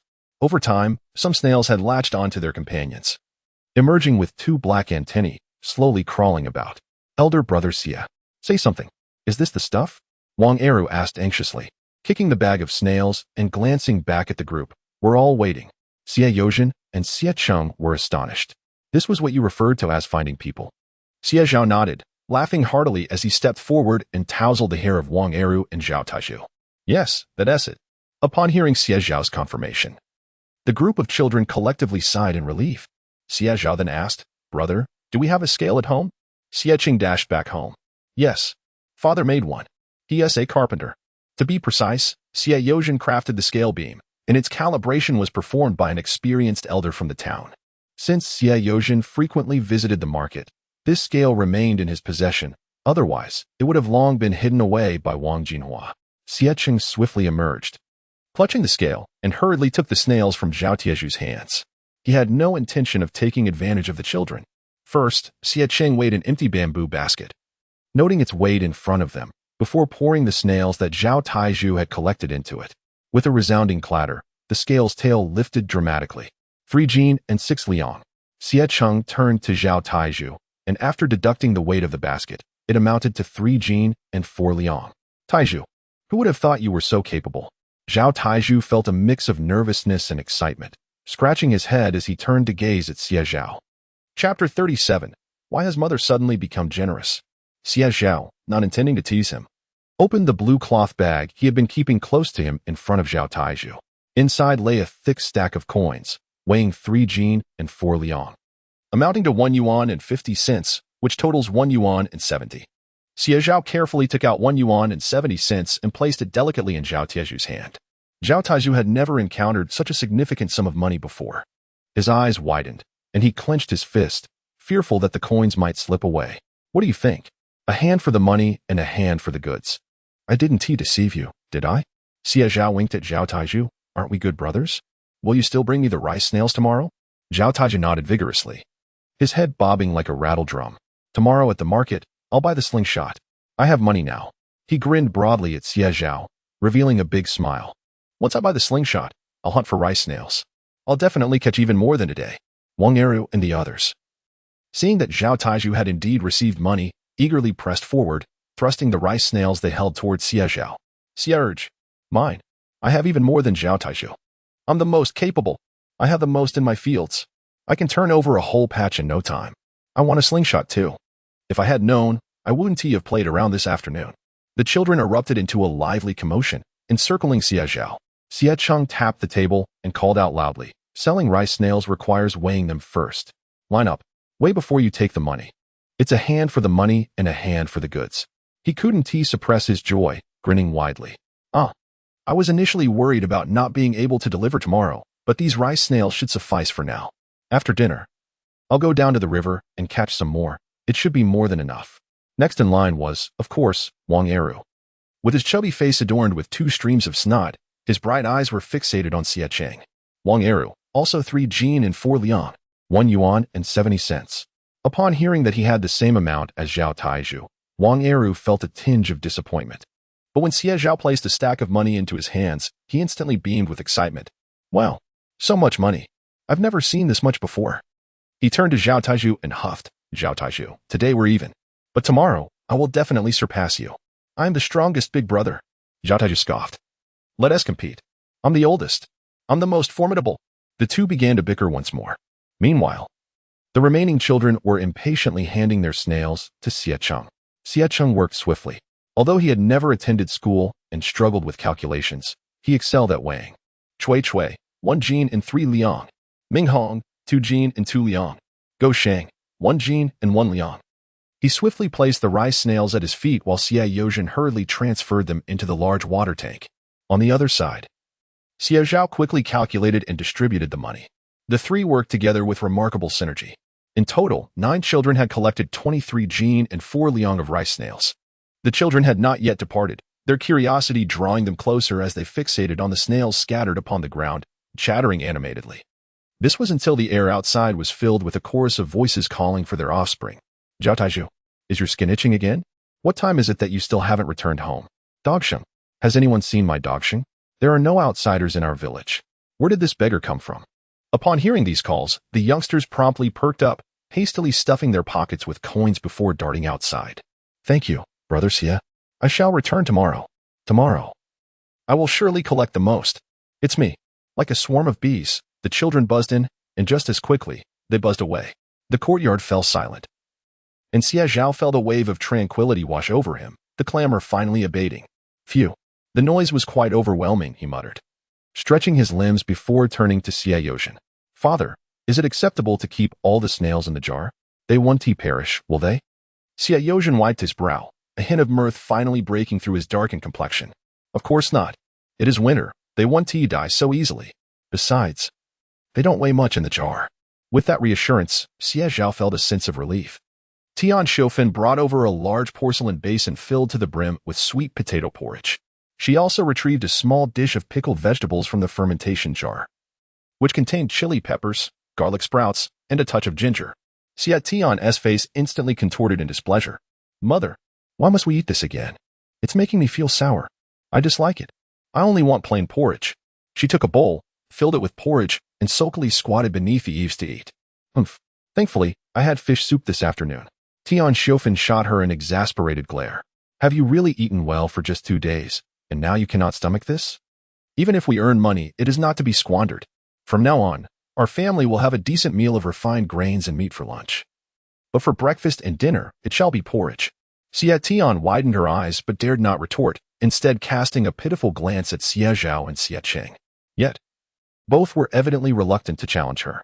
Xie Zhao understood. Having been accustomed to frugality, altering her mindset would not transpire overnight. What struck him most, however, was the sight of the small dishes before him, causing him to unconsciously swallow. Goodness! These pickled vegetables were splendid accompaniments to porridge. In these lean times, when the stomach is empty, one may not appreciate them. Yet for Xie Zhao, who had savored sumptuous feasts in 2 lifetimes, these humble delicacies were longed for over decades. The purest, pesticide-free farmhouse vegetables, fermented in jars to achieve a tangy, crisp delight. Xie Zhao lifted his porridge and picked up a garlic sprout, placing it in his mouth. The crisp sound echoed, followed by a refreshing burst of sourness that awakened his appetite. He quickly swallowed, taking another sip of porridge. Indeed, a perfect match.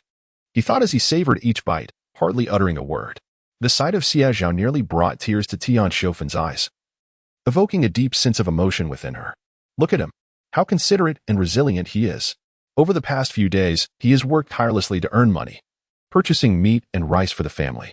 Now, in an effort to save, he encourages them to have porridge and pickled vegetables, yet he consumes it with such relish, never uttering a complaint. How can her child be so obedient and understanding? With a pang of emotion, Tian Xiufan quickly wiped away her tears and softly said, Tomorrow, at the market, I will buy some pork bones and a few ribs to nourish you all. Her unexpected declaration made the 4 individuals in the courtyard simultaneously lift their heads in surprise. What? Why has mother suddenly become so generous? At this moment, in the neighboring courtyard, Wang Jinhua stood on 2 stones, straining to listen, wishing she could slip into the next yard. Chapter 38. The Origins of Lin Mu Yuhei. I told you. How could the second family possibly eat meat every day? Wang Jinhua spat, descending from the stone and turning to shout at Xie Yushan. Today we have eggs. A little nourishment for you and your parents. In a couple of days, when Jinlong returns, you won't lack for meat. Xie Yushan nodded, limping slightly, and happily seated himself at the table. Old Xie and Zheng Gai also took their places, as Wang Jinhua served them each a bowl containing 2 eggs. She quickly wiped her hands and addressed the two, "Father, Mother, when Jin Long comes back, I will prepare a feast for you. I may not get along with the second family, but that is another matter altogether. You two have chosen to live with me and Yushan, and I assure you, you will not go hungry." Xie Changtian and Zheng Gai nodded, their mouths moving, yet ultimately, they said nothing. They had indeed wronged the eldest daughter-in-law in the past. Thus, life continued muddled and confused. Every family has its burdens to bear. Who could blame them for the eldest's limp? As night fell, having just finished their meal, Xie Cheng and Xie Yozhen set out with bamboo baskets in hand. Tian Xiufen, aware they were heading to the riverside, prepared clean clothes and pants for them. Fearing they might get wet and catch a chill, Xie Qing and Xie Yushan left first, accompanied by Xie Tian. Xie Zhao, finishing his tasks and preparing to follow, was abruptly halted by Tian Xiufen. "Where do you think you're going?" Xie Zhao was taken aback. "Huh? I'm going to gather snails. To make some money." Tian Xiufen, exasperated, gently pushed him. "Have you even considered your own situation? You think you can just go along? Look at the house lit by the kerosene lamp. Your wife just returned today. There's no rush to earn money right now. Spend some time with her tonight. Help care for the child. You wouldn't want her feeling neglected." Xie Zhao hesitated. In truth, he was often oblivious when it came to matters of the heart. His thoughts were consumed with earning money to provide a better life for Lin Muyu and their child. Yet, when it came to emotional matters, he felt utterly lost. Seeing the bewilderment on Xie Zhao's face, Tian Xiufen sighed. Men, how could they possibly understand a woman's heart? But then again, Xie Zhao is only 18. Still a child himself. This thought eased her worry somewhat. There's no need to fret. She can still be guided. A woman, after giving birth, needs you the most. It's a perilous time. Who is she truly doing this for? Is it solely for the children? Surely, it is because she cares for you, that she chose to bear them. Tian Xiufen spoke softly. Your wife is not like others. Marrying her is akin to a lifelong commitment. You must spend more time with her, treat her kindly. Do you hear me? Xie Zhao was taken aback. Selling sold? What do you mean? He was about to inquire further when he glanced up to see Tian Xiufen had already moved to the stove to heat water. Xie Zhao felt a mix of astonishment and unease. The memories of a past life lay buried like moldy garments at the bottom of a trunk, long untouched by him. As the conversation with Tian Xiufen unfolded, he found himself meticulously recounting the events concerning Lin Muyu from years past. However, upon arriving at the threshold of his abode, his mind remained a muddled haze. Rubbing his temples in contemplation, he ultimately reached out to gently push the door open. The ancient wooden door creaked as it swung, releasing a soft groan of friction. Turning his head, he beheld Lin Muyu, who had just finished changing Xie Bao Heir's diaper, gazing at him with a look of surprise. "What brings you here?" she inquired softly, her voice tinged with curiosity. "Didn't my sister mention you were going to search for snails with them?" As she spoke, her gaze lowered slightly. The flickering candlelight cast a warm orange glow, illuminating her delicate features, and even her cascading hair appeared to emanate a gentle softness. At that moment, Xie Zhao felt a sudden calm wash over him. He stepped inside, carefully closing the door behind him, and declared, "I came to keep you company." Lin Muyu regarded him with astonishment. Accompanying her? When had he become so considerate? Though her expression betrayed surprise, her heart brimmed with uncontainable joy. She tucked Xie Bao Heir and Lu Bao Heir snugly under their covers and began to recount the day's events in hushed tones. "Lu Bao Heir is quite the eater. My mother says if this continues, she'll turn into a chubby little girl. Eating and pooping. It must be quite a task for Mom. Xie Bao Heir cries often and is quite stubborn. If we feed her late, she simply refuses to open her mouth. Just like someone I know." She spoke softly, her eyes sparkling with hidden affection. "Like me?" Xie Zhao interjected suddenly. It was as if the calm surface of a lake had been disturbed by a stone, sending ripples of surprise through the serene atmosphere. Lin Muyu instinctively lifted her gaze to meet his. In the quiet room, the old bed creaked under the weight of 2 sleeping infants. She sat against the bed's edge, draped in a heavy cotton coat that accentuated her slender frame. The pale skin of her neck resembled exquisite jade, stunning in its beauty. She leaned slightly to the side, gazing at him in astonishment. Her beautiful almond-shaped eyes reflected the starlit sky, shimmering like the surface of a lake disturbed, creating a halo of delicate light. Xie Zhao could distinctly hear the rapid beating of his heart. For the first time, he yearned to truly understand another person. "Tell me about yourself," he urged gently, his eyes fixed on her. "Start from your birth. I wish to listen." Lin Miyu paused, instinctively tucking a loose strand of hair behind her ear. My story? She echoed, momentarily taken aback. You want to know? A faint smile graced her lips, curving into a gentle arc. She averted her gaze, attempting to present an air of nonchalance. There is not much to say about my life. Everyone already knows. If you wish to hear, I can share, though it is quite a cliché tale. Lin Miyu bore a striking resemblance to her mother, her features seemingly sculpted from the same mold. Her mother, in her earlier years, was the daughter of a landlord, renowned as a great beauty throughout the countryside.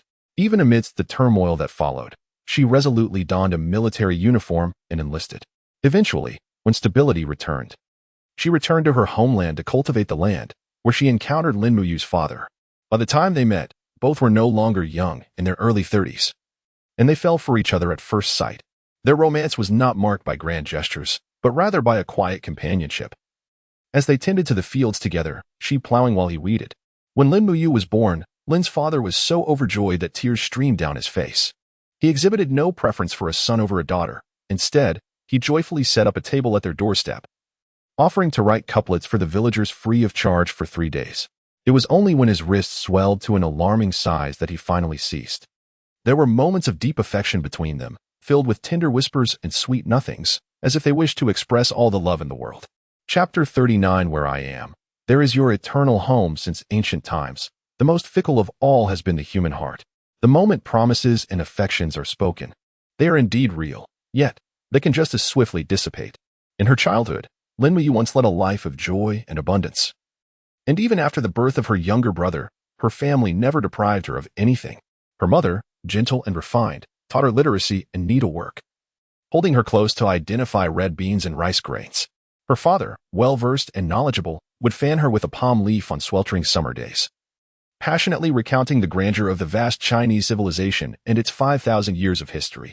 Lin Miyu once believed she would live this way for her entire life, until that fateful day when she turned 10. Upon returning home from school, she was met with chaos. Her mother sat on the floor, cradling her legs, her head buried, and when she heard Lin Miyu's voice, she looked up, her eyes brimming with tears. Where? Your father has left us, taking your little brother with him. Lin Miyu stood in shock, unable to comprehend the words. He no longer wanted the two of us. Her mother rose, a sorrowful smile gracing her lips. I will cook for you. We can still lead a good life together. Yet, as she attempted to stand, she collapsed, fainting on the spot. Her mother was ill, suffering from the lingering effects of childbirth. Blood flowed incessantly, her vitality waning. This blow was fatal. Young Lin Miyu knew nothing but stood outside, watching the blood-soaked cloths being carried out, the water staining crimson, a heart-wrenching sight. In the following days, her mother succumbed after 3 years of lingering illness. Before departing, she said nothing. She merely called Lin Miyu to her bedside, weeping and lamenting repeatedly.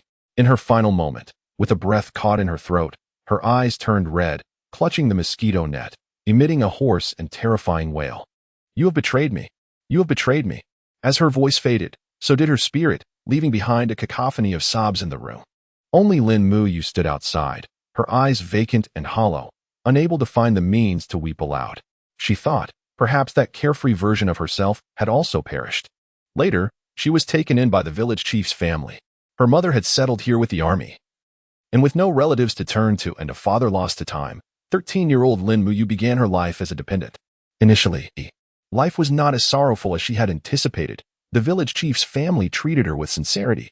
However, as time passed, numerous grievances began to arise. Thus, in her 15th year, they found an excuse to prevent her from attending school, subsequently assigning her all manner of household chores. By the time she reached 16, the young girl had blossomed into a graceful beauty, her features even more striking than her mother's in her youth. The village chief's family began to contemplate her future. Rather than keep her at home, they decided it would be better for her to marry early. Suitors came seeking her hand, and a bride price was promptly proposed. 500 yuan and a sewing machine, brand name Westlake, was the set price.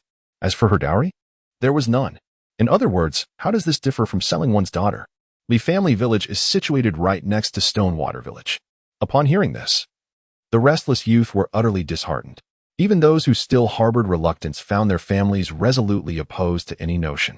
What good is beauty if it can fetch only 500? Not to mention a sewing machine that requires a ticket for procurement. When the time comes to toil in the fields under the blazing sun, regardless of whether one is an ugly girl or a beauty. All must bend their backs and diligently plant rice. There is little distinction. It is simply not worthwhile. Thus, this dragged on for a full year. By the time Xie Zhao was recognized back into the Xie family, Lin Muyu had already turned 17.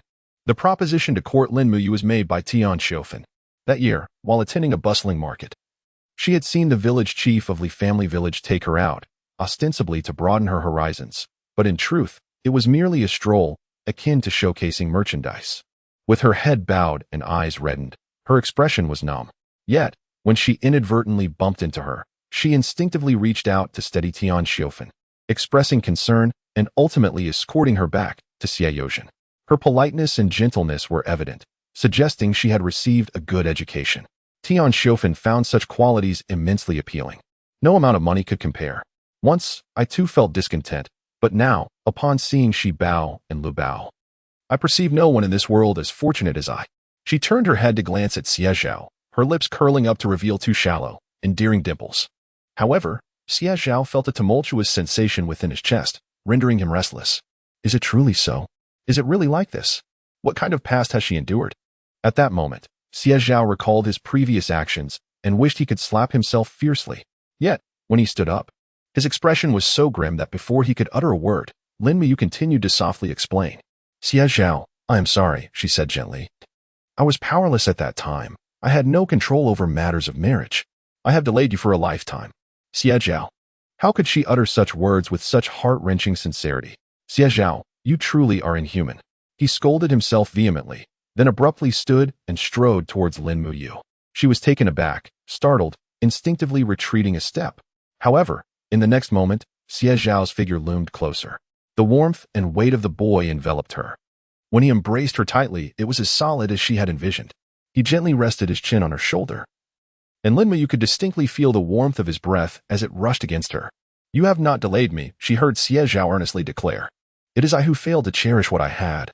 I was blind to what was truly best. Each word he spoke seemed directed at Lin Muyu, yet also served as a reminder to himself. From now on, we are family. I and the children shall never leave you. Wherever I am, that shall be your eternal home. Xie Zhao was not one to speak sweet nothings. Yet these words resonate more profoundly than any sweet nothings. Lin Muyu felt a persistent buzzing in her ears, an instinctive urge to utter something. Yet the overwhelming tide of emotion surged within her chest, rendering her speechless. Tears were the first to cascade down her cheeks. The memory she had tirelessly endeavored to bury. The unacknowledged pain seemed to be understood in this very moment. Abandoned by her father, bereaved of her mother, she was adopted. Should one inquire? The tales of her life would echo throughout the villages. The village chief's adoption of her was presented as an extraordinary boon. Repeatedly she was informed, you are fortunate. Were it not for the chief, you would have perished from hunger. You must forever learn to be grateful. Subsequently, she married and bore children. She felt like a rootless duckweed, easily swept away wherever fate directed her. She had long since grown accustomed to this existence. Chapter 40. The theft next door. At this moment, someone embraced her earnestly, assuring her that wherever he was, it would forever be her home. Lin Muyu heard a persistent buzzing in her ears. She lowered her head in a daze, suddenly feeling an inexplicable heaviness in her eyes. Tears came unexpectedly, yet seemed entirely natural. Xie Zhao quietly held her, cradling her against his chest, feeling her shoulders tremble slightly as she released her emotions. From the abrupt changes to this point, 7 years had passed. She had become a wife and a mother, treated like an object being pushed around. Yet now, she finally had a home.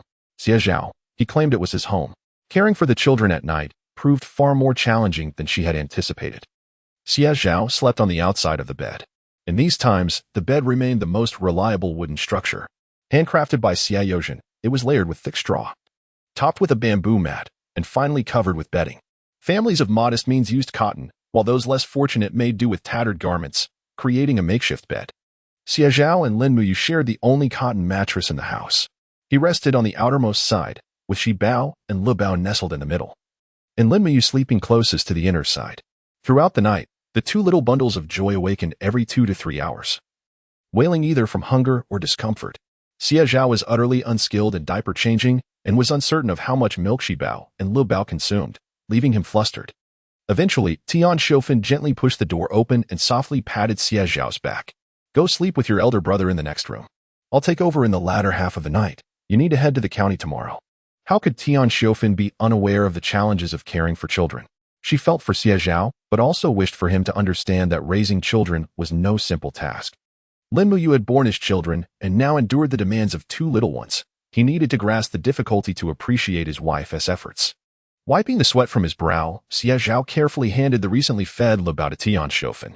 He turned back to glance at Lin Muyu, who was dozing off while breastfeeding, and softly said, "Mother, my dear wife, you have worked hard." Tian Xiofan felt a surge of contentment as she ushered him out of the room. Outside, it was already 1 o'clock in the morning. Xie Cheng, Xie Yozhen, and Xie Tian returned with a catch of snails, washing them in the yard. A lantern flickered in the yard, swaying gently in the cold breeze. Upon seeing Xie Zhao, Xie Tian's eyes sparkled as she hurried over, exclaiming, "Second brother, look, I collected so many."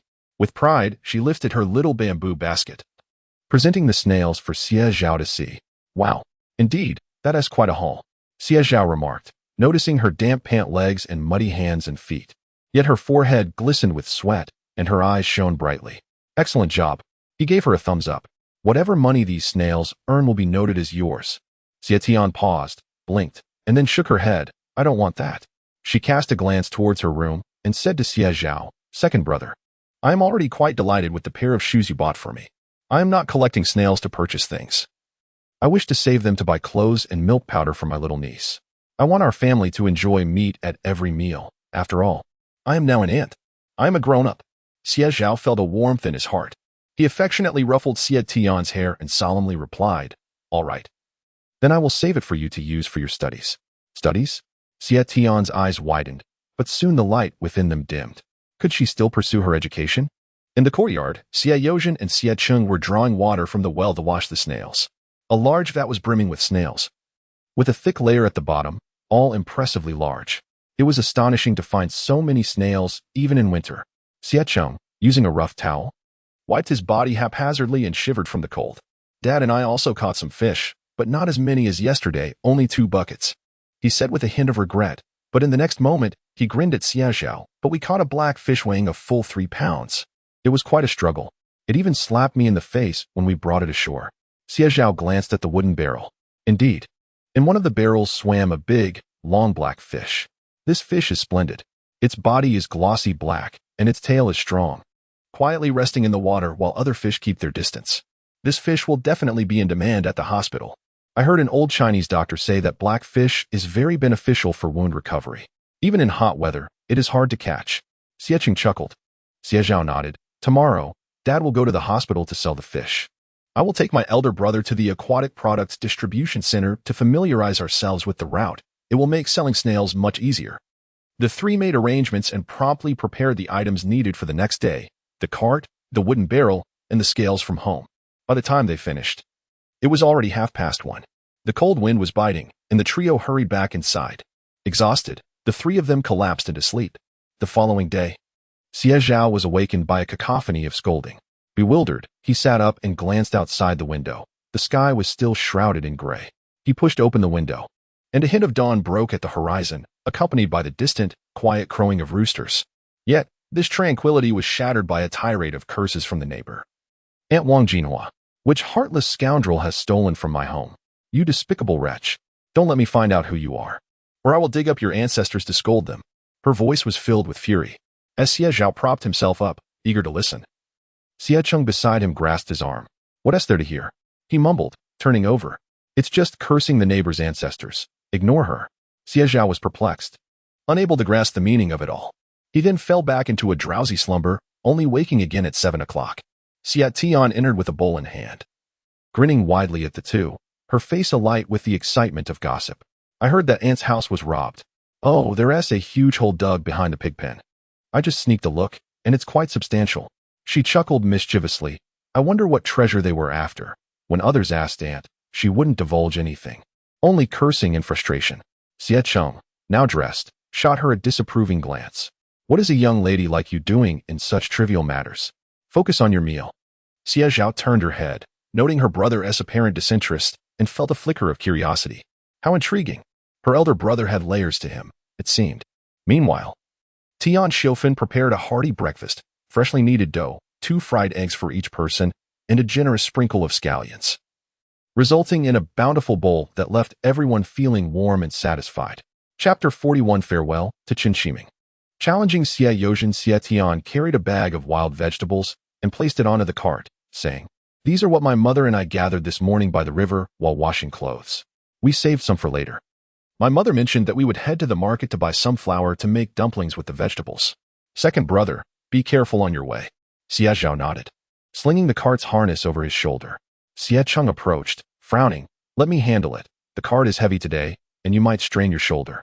This requires sheer strength." Growing up in the county, the second brother was delicate and not suited for such labor. Xie Zhao shook his head, gritting his teeth, and slightly lowered his stance before heaving the cart upward with determination. "It's a long way. Let us take turns. I'm 18 and capable." Unable to persuade Xie Zhao otherwise, Xie Cheng relented and allowed him to pull the cart for a while. Xie Yozhen pushed from behind, and the three of them gritted their teeth, exerting effort as they set off from home. By around 9 o'clock, they finally arrived in the county town. After the new year, the streets became increasingly crowded. Xie Zhao sold the wild vegetables as usual and then parted ways with Xie Yozhen at a fork in the road. "Father, you go to the hospital and wait for us. My brother and I will sell the snails and come find you." Xie Yozhen nodded, nervously rubbing his hands. Though he was reserved, he realized he needed to learn how to set up a stall himself. His sons worked hard, and he could not let them down. At that moment, outside the aquatic supply cooperative, a young man clad in a blue cotton jacket, corduroy trousers, and oversized shoes anxiously scanned the surroundings. Cold. He rubbed his hands together, pondering if he could indeed procure the snails. "In this frigid weather, the snails in Lushur are priced like meat. Yet I still can't obtain any. Heaven knows the fields have been thoroughly searched." He clicked his tongue, unable to withstand the chill, and produced a cigarette from his pocket. Lighting it and taking a couple of puffs. Before long, he heard the sound of wheels rolling over the ground and quickly turned to see a cart approaching, topped with a large and heavy barrel. The two young men pulling the cart locked eyes with him almost instinctively, and in that instant, Zhao Wui recognized them as the young men selling snails that the boss had mentioned the previous day.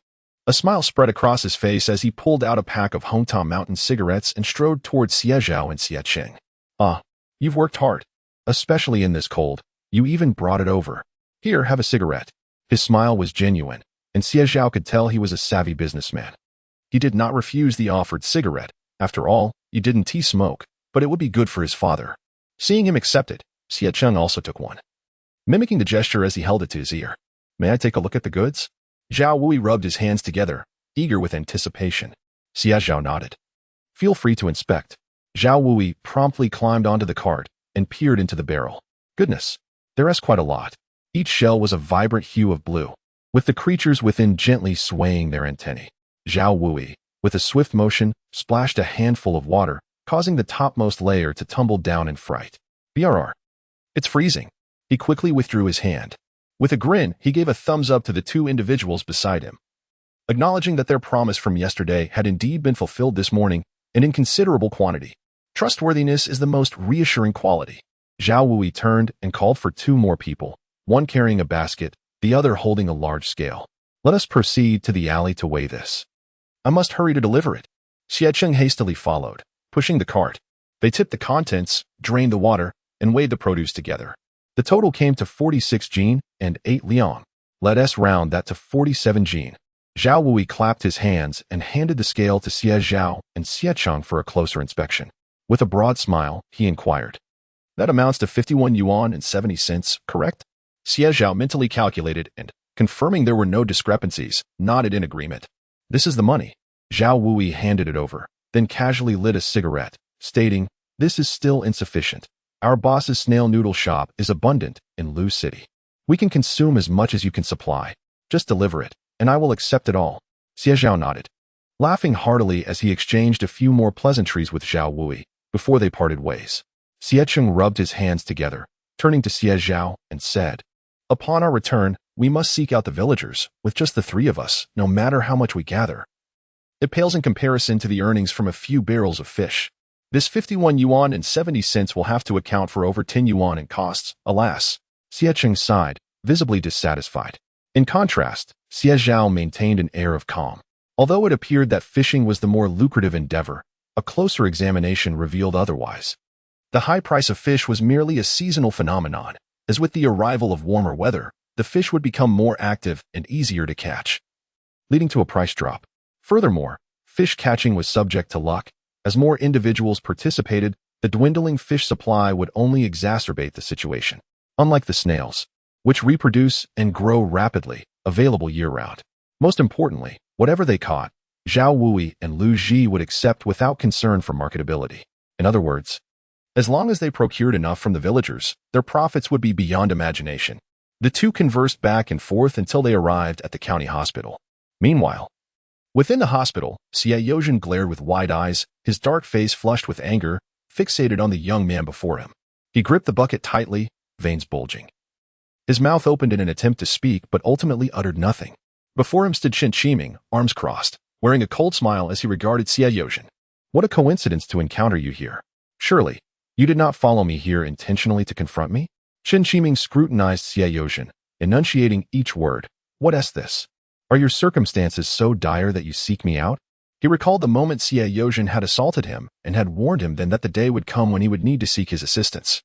Jinxiu felt a sense of vindication, a thrill of satisfaction swelling in his chest. Years ago, when he was relentlessly pursued and humiliated by Xie Zhao, he secretly vowed that there would come a day of reckoning. And indeed, that day has arrived. Today, while visiting Qingdonghai at the hospital, Jinxiu overheard Xie Zhao haggling with someone. Initially, he thought he might have misheard, but upon approaching, he was astonished to confirm it was truly him. Xie Zhao appeared in tattered, faded garments, wearing a pair of handcrafted, old-fashioned cloth shoes, just as he had left all those years ago.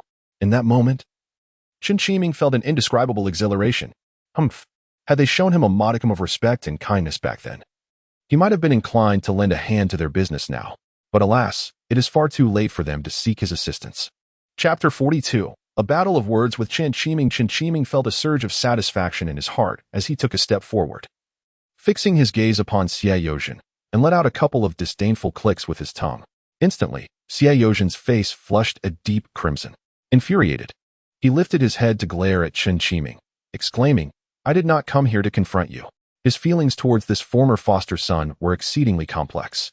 Despite having long known that this was not his biological child, he had devoted himself wholeheartedly to raising him. After all, human emotions are not so easily severed. How could he remain unaffected? He provided for his needs, educated him, and earnestly taught him the ways of life. Even upon discovering that he was the son of Qingdonghai, the wealthiest man in Hudu County, and Zhao Lanji, he felt nothing but joy. He was grateful that his son had a better life ahead of him, free from the struggles he had endured. However, since the reunion over the past year, witnessing Xie Zhao repeatedly return to Hudu County to seek out Qingdonghai and his wife had profoundly unsettled him. There is a saying in rural areas, those who give birth are not as dear as those who raise. He mused. Even though Jinxiu had not returned to visit him this past year, over time, he could still recall the kindness he had received. But now, Xie Zhao clenched his fists, his complexion shifting from red to pale, feeling a sharp pain in his chest. What was happening? Would they really come to blows? What had transpired? It seemed as though this young man was indeed his foster son, who had faced punishment in his home during his childhood. No wonder it lingered in his memory. One does not easily forget a child who is not one's own. A considerable crowd had gathered. Fishmongers, spectators, and onlookers, all jostling together in a cacophony. Jinxiu, reveling in the moment, raised his voice even further, brimming with pride. You have no idea. Back then, he treated me as if I were not his flesh and blood, finding every possible reason to beat me. I could only feast on meat during holidays, and I was as thin as a reed. Now, I have found my true parents, and seeing our family thriving, he has come crawling back, perhaps hoping to ask me for some money. He spoke with fervor until Xie Cheng, pulling Xie Zhao along, pushed through the throng. Be quiet, Xie Cheng shouted. His face flushed with anger. You deserve to have been beaten to death back then. The sudden outburst captured the attention of the onlookers. Yet, Xie Cheng, being somewhat at a loss for words, after venting his frustration at Jinxiu, stood silently before Xie Zhao, adopting a stern expression. The crowd murmured in confusion. Isn't he essentially admitting to having beaten this foster son in the past? Jinxiu clapped his hands together, exclaiming, Look, there he is. He has also struck me. Heaven knows what kind of life I endured in their household. In a fit of rage, Xie Cheng lunged forward, ready to retaliate, but Xie Zhao, quick-witted, seized his arm. Brother, let me handle this. Xie Zhao spoke in a hushed tone, soothing Xie Cheng with a gentle pat on the back of his hand. Xie Cheng's jaw clenched audibly in frustration, He was at a loss for how to defend their family, but stubbornly glared at Xie Zhao, asserting, "We did not. Our parents never treated him poorly." Xie Zhao nodded in understanding. "I know. How could he not know?" In recent days, whenever he found himself in the company of Xie Tian, inquiries regarding Chen Qiming would inevitably arise. These fragments of conversation always hinted at an unusual undercurrent. A smile crept across his face as he approached Chen Qiming, fixating his gaze upon him. This marked their first formal encounter across 2 lifetimes. "How could you possibly bring yourself to show your face?" Xie Zhao scoffed, her eyes trained on him. "If I were you, I would have been too ashamed to face anyone and would have hidden myself behind the wall at home." Chen Qiming stared back in astonishment, his eyes wide with disbelief. "What nonsense are you spouting?" Xie Zhao shrugged nonchalantly. "When you were 6, you pilfered all the money from the household to buy ice pops and toys. That was the money meant for seeds for the next year, entrusted to our father by the commune. That was your first encounter with a beating. At 8, you stole the chickens we were supposed to offer to our grandparents. And not only that, you disposed of the leftovers in the ground to avoid scolding. Unfortunately, the neighbor's Heir caught you in the act, leading to your second thrashing.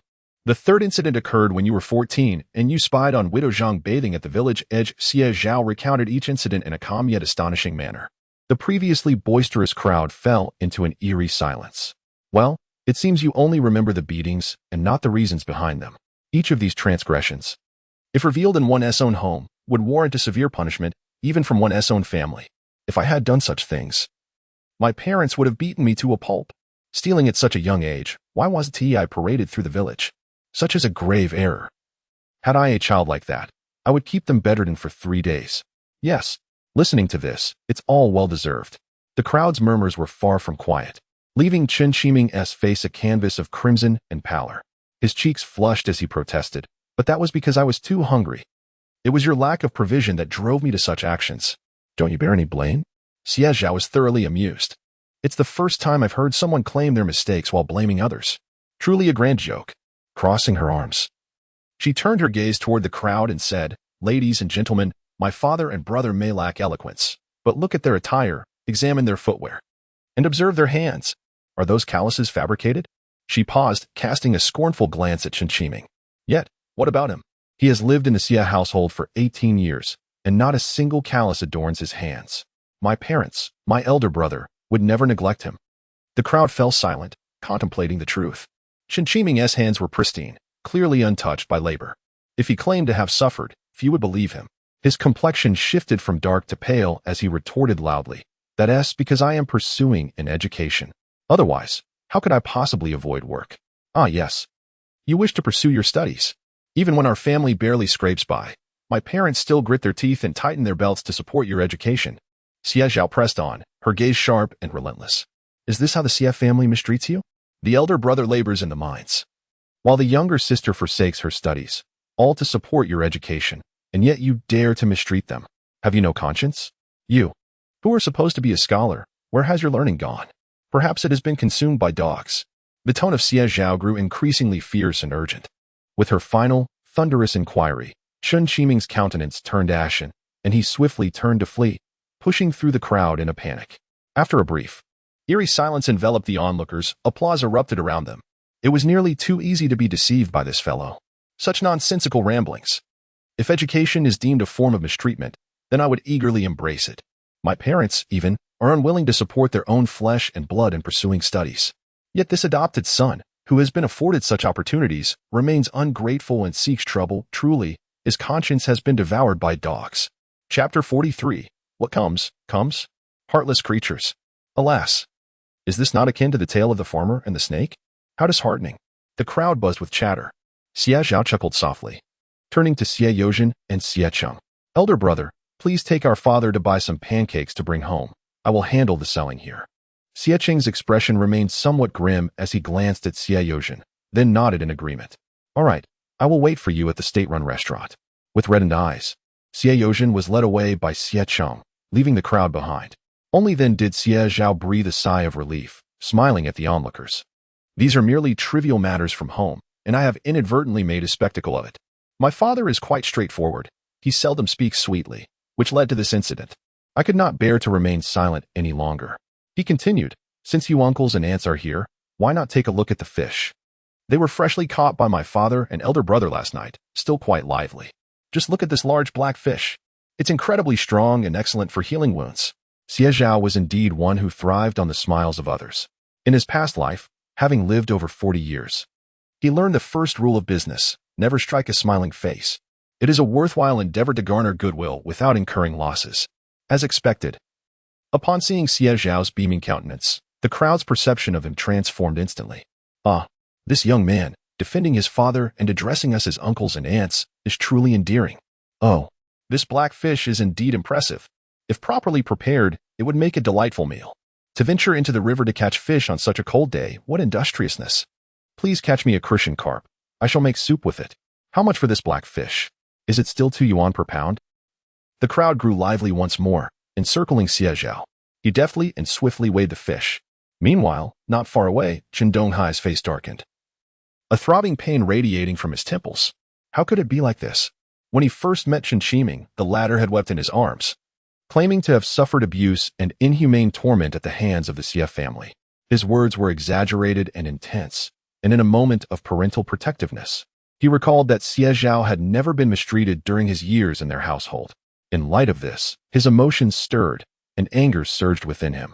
That night, amid torrential rain and biting cold, he had, in a fit of rage, cast Xie Zhao out of the house. Yet today, upon hearing the truth, Chen Donghai felt a pounding in his temples. He turned and limped toward the hospital room. At that moment, within the room, Zhao Lanji tenderly retrieved several bills from her pocket and handed them to Chen Qiming. Studying is hard work. You must eat well, dress warmly, and have a new coat for the cold days ahead. Do not worry about anything else. Just focus on your studies, and in a couple of years, aim for college, so that your father and I can find joy in our hearts. After she spoke, she hesitated, recalling Xie Zhao from that day. However, she thought to herself that if time allowed, she would visit her husband, for he had been suffering greatly with leg pain and had trouble sleeping through the night. Chen Qiming, with great satisfaction, tucked the money into his pocket. He wrapped his arm around Zhao Lanji, affectionately stating, "Mother, rest assured, I shall certainly return often. You are my beloved parents. How could I not be filial?" His sweet words brought joy to Zhao Lanji's heart. Just as she was about to respond, the door was suddenly flung open. Who comes barging in? What ungrateful wretch! Chen Donghai stormed in. The occupants of the room were startled. Zhao Lanji, Chen Qiming, and their eldest daughter, Chen Shuelian, turned in unison. Chen Donghai, with a grim expression, entered and cast a scornful glance at Chen Shuelian. "Look at you. Is this how one behaves? Don't you know to lend me a hand?" Quickly, Chen Shuelian approached to assist Chen Donghai inside, her head bowed, a myriad of thoughts racing through her mind. What on earth is happening? Just moments ago, he mentioned needing some fresh air, and now he returns in such a furious state. Who has provoked him? Chen Qiming also tensed, sensing an ominous premonition. Surely, Chen Donghai did not overhear his conversation with Xie Zhao? Indeed, it seemed so. Ever since entering, Chen Donghai had been scrutinizing him, a cold smirk lingering at the corner of his mouth, sending shivers down Qiming's spine. With a timid voice, he called out, "Father." "Father? Am I merely a father in your eyes?" Chen Donghai approached the bedside, seated himself, and coldly remarked, "If your mother and I were destitute, would you still return?" At these words, Chen Qiming's eyes widened in disbelief. Without waiting for Chen Donghai to react, he suddenly knelt before him. "Father, how can you say such things? You are my true parents. Even if it means living on mere scraps, I would still come back." His voice trembled as he gazed at Chen Donghai. "Did you hear what Xie Zhao said? Please, do not believe her. I may have been mischievous as a child, but I did not deserve such a beating. Father, you witnessed it yourself. If you truly cared for me, would you treat me so harshly? Had I not escaped that day, I would have truly perished." Upon finishing his plea, Chen Qiming broke into tears. Zhao Lanji, bewildered, could not bear to see her only son in such anguish. She too began to weep, fiercely pulling Chen Qiming behind her for protection. "Chen Donghai, if you have grievances, direct them at me, not at my son," she cried out. "Had it not been for your poverty, forcing me to bear children in the village, how could Qiming have suffered for over a decade in that wretched place?" Chen Donghai's expression faltered. "Lanji, you know not what has transpired." He relayed everything he had seen and heard, but once he finished, Zhao Lanji continued to glare at him. "Is this all?" Zhao Lanji retorted. "If the Xie family had not been so impoverished, would my son have resorted to stealing chickens? He stole, yes, but does he deserve a beating for just one chicken? What of it? If they demand compensation for the seeds, I will repay them tenfold." Chen Donghai was momentarily rendered speechless. Is this merely a matter of money? What then is the true issue? Zhao Lanji exclaimed in anger. You wouldn't feel the pain if it weren't your own flesh. I feel it. She then grasped Chen Qiming's arm and continued. Do you have any idea how well Qiming performed in this exam? 8th in his grade. Teacher, you even called to say that Qiming has a tremendous chance of getting into college. What good is your wealth to the Chen family? In the future, when Qiming becomes a prominent figure, you will still rely on your son. 8th in the grade? The fury of Chen Donghai finally began to subside slightly. Nevertheless, he remained agitated, glaring at Chen Qiming, his teeth grinding audibly. Observing the tension, Chen Shuelian hurriedly stepped in to mediate. Dad, look at you. You believe others so easily. That Xie Zhao has returned to the Xie family, a place that is the epitome of poverty and hardship. He must feel a sense of imbalance in his heart. How could he possibly regard our Qiming favorably? Chapter 44. The market day he must have spoken poorly. Chen Shuelian remarked, Father, you are unaware that our garment factory has recently appointed a new deputy director, a graduate of a prestigious university, directly assigned to our factory. That is quite impressive. He arrives as a deputy director. Who knows what high office he may attain in the future? Our family's factory is under his jurisdiction. We may need to seek his assistance down the line. Chen Donghai's expression finally softened. As a businessman, he prioritized profit above all else. Despite Chen Qiming's shortcomings, his academic performance was commendable. Should he gain admission to a renowned university, it would undoubtedly benefit Chen Donghai's business in the long run. Sighing quietly to himself, Chen Donghai thought, well, he is my own son after all. I can overlook past transgressions, but you must gain admission to university. Chen Donghai fixed his gaze on Chen Qiming and admonished, if not, I shall take every bit of our family's fortune to the grave without leaving you a single cent. Chen Qiming dared not utter a sound. Lowering his head and casting a pitiful glance at Zhao Lanji, Zhao Lanji immediately felt a pang of sympathy. You must be out of your mind, she exclaimed. Embracing Chen Qiming, she then shot a knowing look at Chen Shuelian. Take your brother to buy some food. School starts in just a few days. He needs to regain his strength. Chen Shuelian nodded and hurriedly led Chen Qiming away. In the room, Chen Donghai poured himself a glass of water, drinking in silence. Zhao Lanji, wiping her tears, sat beside him and said, no matter how flawed Qiming may be, he is still our beloved son. Do you not realize that? Chen Donghai sighed. It is precisely because he is my son that I have such high expectations. After speaking, he could not help but add, Chen. Xie Zhao was once like this. Just look at him now. Zhao Lanji could not restrain herself. Doesn't he cherish the good life we have provided? Qiming may have erred in the past, but you cannot hold it against him forever. As the chairman said, a good comrade is one who can recognize and amend his mistakes. You must not treat Qiming in this manner. Chen Donghai finally fell silent. He let out a long sigh, contemplating his next move. Soon, he would need to send his son out into the world to gain experience. Only through the trials of society could he hope to set him on the right path. Xiangming Town. Today marked the day of the bustling market. People from the surrounding villages would come to set up stalls and sell their wares. There were also vendors offering snacks, noodle stands, wonton shops, scallion pancakes, and beggar's chicken, all lining up in a row, their enticing aromas wafting through the air for miles. Xie Tian tugged at Tian Xiufeng. Her right arm draped over a basket containing the sewing supplies just purchased. Mother, let us hurry to the butcher's. If we delay, there won't be any good fatty meat left. Tian Xiufeng chuckled helplessly, playfully flicking her forehead. You are simply greedy. She glanced at the sun. Realizing an hour had already passed, if they did not leave soon, they would indeed miss out on the fatty meat. Grabbing Xie Tian's hand, she navigated through the crowd, making their way straight to the butcher's shop. The butcher's shop was bustling, with clusters of people gathered around, squeezing and selecting the meat. Some children tugging at their parents, insisting on buying meat to take home. The atmosphere was lively and animated. Tian Xiufeng squeezed her way in and caught sight of a fine cut of meat. Beneath a thick layer of fat, there was a piece of lean meat about an inch long, situated near the front leg, tender and fragrant, perfect for wrapping with Chinese cabbage dumplings. How much for this piece of meat? Tian Xiufeng inquired, pointing. Oh, this meat is excellent.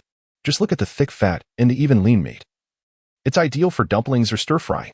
If you want it, I can give it to you for $1.80. That is quite a bargain. The butcher eagerly replied. Tian Xiufeng reached out and touched the meat on the counter, her fingers gliding over the surface, confirming its richness and ample fat content. She was quite satisfied. Let us make it $1.70. I'll take it all. Tian Xiofan feigned reluctance, glancing at the butcher. You see, if it were all fat, I would surely buy it without hesitation, but there is so much lean meat. $1.80 is not reasonable. As she spoke, her fingers fiddled with the meat, and she gestured towards a large bone in the corner. $1.70 for the meat. And I'll take these bones off your hands. What do you say? Compared to later times, bones held little value then. They were a hassle to cook, often yielding little more than broth, and the scraps of meat were hardly enough to fill a gap between the teeth. The butcher, initially set on keeping the bones for himself if they didn't sell, was pleasantly surprised that Tian Xiofan wanted them. Ah, very well. He chuckled, nodding cheerfully. $1.70 it is, and I'll give you the bones for $1 a pound. There is plenty of meat on them. Saying this, he swiftly tied the large piece of pork with twine and weighed it. Tian Xiofan leaned in to watch. 4 pounds and 3 ounces.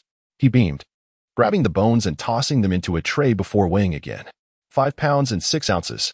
With a flurry of clicks on the abacus, the butcher cheerfully announced to Tian Xiofan, that will be a total of $12.91. After a moment's thought, he casually tossed a piece of pig liver into the mix. Let us make it $13. $13. Upon hearing the price, a crowd of onlookers gasped, their eyes wide with surprise and envy as they scrutinized Tian Xiofan. In those days, who bought meat in such quantities? Purchasing even a pound was a luxury. Yet, looking at Tian Xiofan, who was dressed much like them, they wondered how she could be so generous. In truth, when she heard the price, her heart raced with apprehension. She regretted buying so much. However, she quickly reconsidered. Her husband, son, and daughter had all been working hard lately, and with her daughter-in-law in confinement, they needed good nourishment and plenty of broth to ensure a healthy milk supply. She no longer felt distressed. The fat could be used for cooking, the lean meat for dumplings, and any leftovers could simply be frozen outside without spoiling. With a sense of careful deliberation, Tian Xiofan reached into her pocket and pulled out her purse. Here, $13. Please count it out. A thick wad of coins was given to her by Xie Zhao as she set out. After handing over 13 yuan, the butcher's face broke into a broad smile. He accepted the money, then found a small sack to pack the meat and bones together, handing it to Tian Xiofan. Do take care. It may be a bit heavy. Tian Xiofan received it. Just as she was about to speak, she heard someone calling her from beside her. Hey, isn't that the second sister-in-law of the Xie family? Are you here to attend the market today? The voice was sharp and high-pitched. Tian Xiofan knew instantly who it was without turning around. Lu Cuihua, the wife of the Lu family. This family was notorious for their chattiness, always eager to gossip about everything. Instinctively, Tian Xiofan tucked the meat closer and forced a smile in Lu Cuihua's direction. It's just the wife of the Lu family, she thought. I brought my daughter to the big market, and I didn't expect to run into you here. What a coincidence. Lu Cuihua grinned broadly but remained silent. Nonetheless, her keen eyes quickly spotted the bulging sack. Chapter 45 with a force seemingly intended to meld her into the very essence of his being. He bound the sack with coarse hemp rope, atop which glimmered the unmistakable sheen of oil. Good heavens! Could it be that this sack was filled to the brim with meat? Has the second son of the Xie family struck it rich? His wife, known far and wide in the village for her frugality, was renowned for her thriftiness. Yet today, she had astonishingly purchased such an abundance of meat. Bewildered and suspicious, her gaze kept darting towards the sack, while Tian Xiofan felt a twinge of discomfort and attempted to excuse herself after exchanging a few words. However, at that moment, Xie Tian unexpectedly poked his head out from behind. Aunt Lu, why has Taiju come today? Didn't he say he would come to buy a slingshot? Upon hearing this, Lu Cuihua's expression darkened instantly. That wretched boy, buying a slingshot. Who knows from where he pilfered the money? He would rather die than confess. Fortunately, I rummaged through his pockets last night. Otherwise, how would I repay it if he spent it? Xie Tian's eyes widened. Why did you hit him? That money was earned by Taiju himself. He exclaimed loudly. Sister Cuihua, you have wronged Taiju. What? Lu Cuihua was taken aback. Earned by himself? This rascal was merely 12 years old. From where could he possibly have amassed such a fortune? Seeing Lu Cuihua's evident disbelief, Xie Tian continued. It's true. Yesterday, 7 or 8 children gathered and sold snails to my brother. Heir sold some too. Quite a few children participated. Why did you strike him without ascertaining the facts? Taiju must feel terribly wronged. Lu Cuihua's eyes widened in shock. Wait, could it be that the boy speaks the truth? In truth, when she had dragged Zhao Taiju from his bed last night for a thrashing, he had sobbed and revealed the entire story. Yet, How could Lu Tsuehua believe him?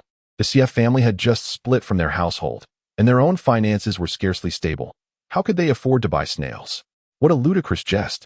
Thus, she remained convinced that the impudent boy was lying, and together with Zhao Delong, they seized the fire tongs for a combined assault. $1. That is quite a sum. How dare he steal so much? He must be punished severely. Thus, early that morning, Zhao Taizhu found himself with a painfully swollen rear, unable to rise from his bed. Lu Tsuehua, clutching the money, contemplated asking each household upon returning from the market who had lost it. Didn't my father and elder brother announce it throughout the village yesterday? Are you all unaware? Xie Tian innocently inquired. Lu Tsuehua. How could she know it was true? Her face paled, and she abruptly lost all desire to shop, turning on her heel to rush home. Just as Lu Tsuehua turned away, a sudden thought struck her, and she looked back at Xie Tian and Tian Xiofan, sister of the Xie family. Is it true that your family is collecting snails? Do you still need them? Xie Tian exclaimed joyfully. Of course we do. His eyes sparkled with delight, and he grinned widely. My second brother said we should gather as many as possible. Tian Xiofan chuckled helplessly and nodded in agreement. Lu Tsuehua hurriedly departed. And half an hour later, beneath the grand willow tree at the village entrance, she gathered a few of her acquaintances, the mothers of children who used to play with Zhao Taizhu. After a brief discussion, they discovered that Xie Lata's family was indeed collecting snails, offering 50 cents per pound, with no limit on quantity. Good heavens! This was like finding money on the ground. No wonder I suspected my eldest son had been secretly stashing something in our courtyard. When I checked while he was asleep, I was astonished to find it was money. That rascal. Just yesterday, he mentioned wanting to buy a slingshot today, and I thought nothing of it. He must have earned quite a bit. Yesterday, when Xie Lao and his elder brother came to collect snails, I was incredulous. But now it's clear. Money is literally falling into our hands. There are plenty in our rice fields. That's all money. The women chattered excitedly. Suddenly, Lu Tsuehua slapped her forehead and sprang to her feet. What are we waiting for? If it's true or false, we can find out by going to his house and checking for ourselves. Lu Tsuehua rubbed her hands together, her eyes sparkling with enthusiasm. Their rice fields were closest to the river, abundant with water and snails. When spring arrived and the fields were turned, she could easily collect a multitude. She used to toss them to the ducks. If she could exchange them for money, what would be the difference from picking up cash? She dashed off the fastest, with the other women hastily heading home, eager to seize the opportunity. After all, it was like picking up money. Whoever lagged behind was a fool. At 2 o'clock in the afternoon, Xie Yozhen, Xie Zhao, and Xie Cheng returned home, where Xie Tian and Tian Xiofan were preparing dinner. Second brother, take a moment to rest and have some water. Mother will be making wontons shortly. Xie Tian called out with a smile. Xie Zhao nodded, removed his outer garment, changed into clean clothes, and quietly retreated to his room. Lin Muyu was sleeping. Upon hearing the door open, she instinctively opened her eyes and, seeing it was Xie Zhao, paused momentarily. You're back? She whispered. Xie Zhao nodded, a ledger tucked under his arm. He sat down next to Lin Muyu with a smile, opening the ledger to share the details with her. Here are today's accounts. We didn't sell all the fish at the hospital. There's a bit left, which was sent to the state-run restaurant, totaling 82 yuan. Below that, 51 yuan 70. Is the money collected from the snails, but we need to deduct costs, leaving a net income of 28 yuan 20. These are the expenses. I gave Mother 20 yuan yesterday, and today I bought a few wooden barrels at the supply and marketing cooperative. He spoke with great detail. Although Lin Muyu was taken aback, she listened intently. This is the surplus. Xie Zhao grinned at her, revealing that he still had 168 yuan 70 cents in hand. Lin Muyu's eyes widened in astonishment. So much, she murmured softly, but then suddenly remembered something and turned to Xie Zhao, asking, Why? Why are you telling me this? Her eyes were strikingly beautiful. When she looked at Xie Zhao, it was as if sparks of starlight flickered within her gaze. She gently pressed her lips together, a hint of confusion evident, and her small dimples appeared, both adorable and enchanting. Xie Zhao felt an unexpected discomfort in his gaze. He was unaware of the reason behind the tightening sensation in his throat. Clearing it softly, he clenched his fist and coughed discreetly, attempting to mask his embarrassment. After all, we are husband and wife, Xie Zhao murmured gently. He was particularly sensitive about matters of the heart. In truth, in his previous life, he had already harbored feelings for Lin Muyu. Otherwise, he would not have felt such profound pain and regret after her difficult childbirth.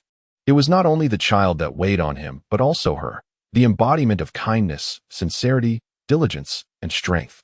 He had observed and cherished every aspect of her in his heart. Yet, ultimately, it was his pride that impeded him, preventing him from yielding, which led to a grievous mistake. In this rebirth, Xie Zhao resolved that before Lin Muyu, he would relinquish everything, save for this pride, which he would cast aside entirely. Thus, in the next moment, Xie Zhao tenderly took her hand in his. His palm was warm, bearing a thin layer of calluses. And with a gentle pressure, it felt as though he sought to meld her into the very fabric of his being. Chapter 46. The Villagers Bring Snails. His voice was deep, yet imbued with an irresistible sense of reassurance. Once you have recovered from your confinement and regained your health, we shall embark on a business venture together. Xie Zhao spoke softly, contemplating for a moment before fixing his gaze on Lin Muyu. Or perhaps, do you wish to pursue your studies? Lin Muyu was momentarily taken aback. Study? She echoed, her lips parting slightly, but soon her expression fell. And she lowered her head, pressing her lips together and shaking her head slowly. No, thank you. I do not wish to leave Shibauer and Lebauer. Now that she had given birth, her heart was wholly devoted to her children. How could she bear to be away from them even for a moment? Yet, Xie Zhao did not overlook the glimmer of disappointment and longing in her eyes. He gently squeezed her hand, sharing a warmth that enveloped her. Xie Zhao's Adam's apple bobbed as his voice resonated with unwavering determination above her. There will surely be a way. Her heart fluttered softly. It was truly remarkable. In this day and age, for a married woman with children to desire further education was a daunting endeavor. Nevertheless, Xie Zhao's tone ignited a flicker of dim light in the endless night of her thoughts. In that instant, she inexplicably felt a spark of belief. How absurd, she mused. Hello, is anyone home? Is Brother Xie in? Outside the yard, Xie Yozhen and the others had just finished their wontons when they heard a voice calling from beyond the gate. He hesitated, placing his hand back down on the table, straining to listen, and realized it seemed to be the voice of Lu's daughter-in-law. Xie Cheng's expression darkened immediately. Humph. After the harsh words spoken yesterday, what brings them here today? He sat there with a scowl, refusing to respond or budge even as Xie Yozhen nudged him a few times. You stubborn lad. Fine. Let it be. Xie Yozhen cursed lightly, ultimately rising to open the door. Upon doing so, he was momentarily taken aback by the sight before him. Goodness. So many people. Looking out, he saw at least 20 heads gathered, all peering in, grinning widely, their faces a mix of dark and ruddy hues, tinged with embarrassment. Brother Xie, please do not be angry. We have come regarding yesterday's matter. The foremost figure, Zhao Delong, flashed a grin at Xie Yozhen, scratching his head as he spoke loudly. It was my narrow-mindedness that made me think you were merely mocking us. Had it not been for my son actually earning money, I would never have believed it. Lu Hua nodded in agreement, vigorously raising the vegetable basket in her hands. Look, DeLong and I just gathered these. Do you think it's enough? If not, we can collect more later. I assure you, there will be plenty. Xie Yozhen's gaze shifted to the basket, astonished. Such a large basket.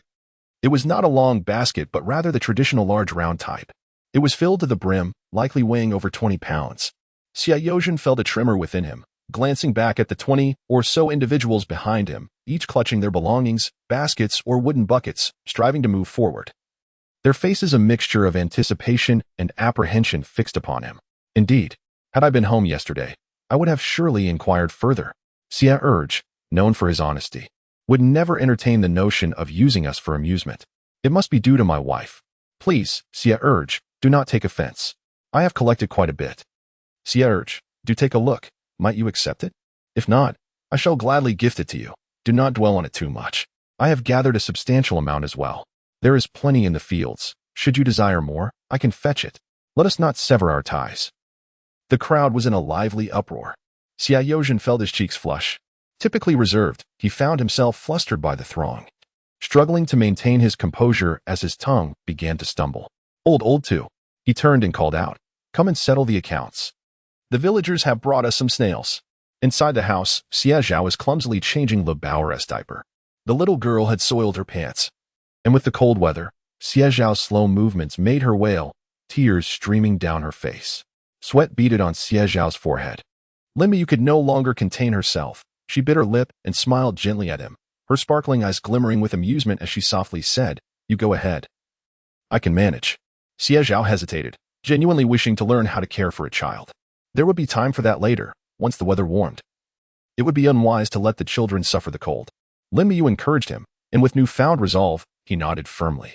All right. Thank you for your hard work. He quickly wiped his hands and hurried out the door. In the courtyard, the villagers had already surged in, and Xie Zhao was somewhat flustered as he greeted them. While Xie Cheng stood silently beneath the eaves, a stern expression on his face. Xie Zhao thought to himself, great, his brother is holding a grudge. Xie Tian, with a sweet smile, called out to the villagers as uncle and aunt, but her words made everyone blush. Oh dear, Aunt Lu, yesterday, my brother said he specifically informed your family about collecting snails, yet you did not believe him, even speaking ill of my second brother to Uncle Zhao.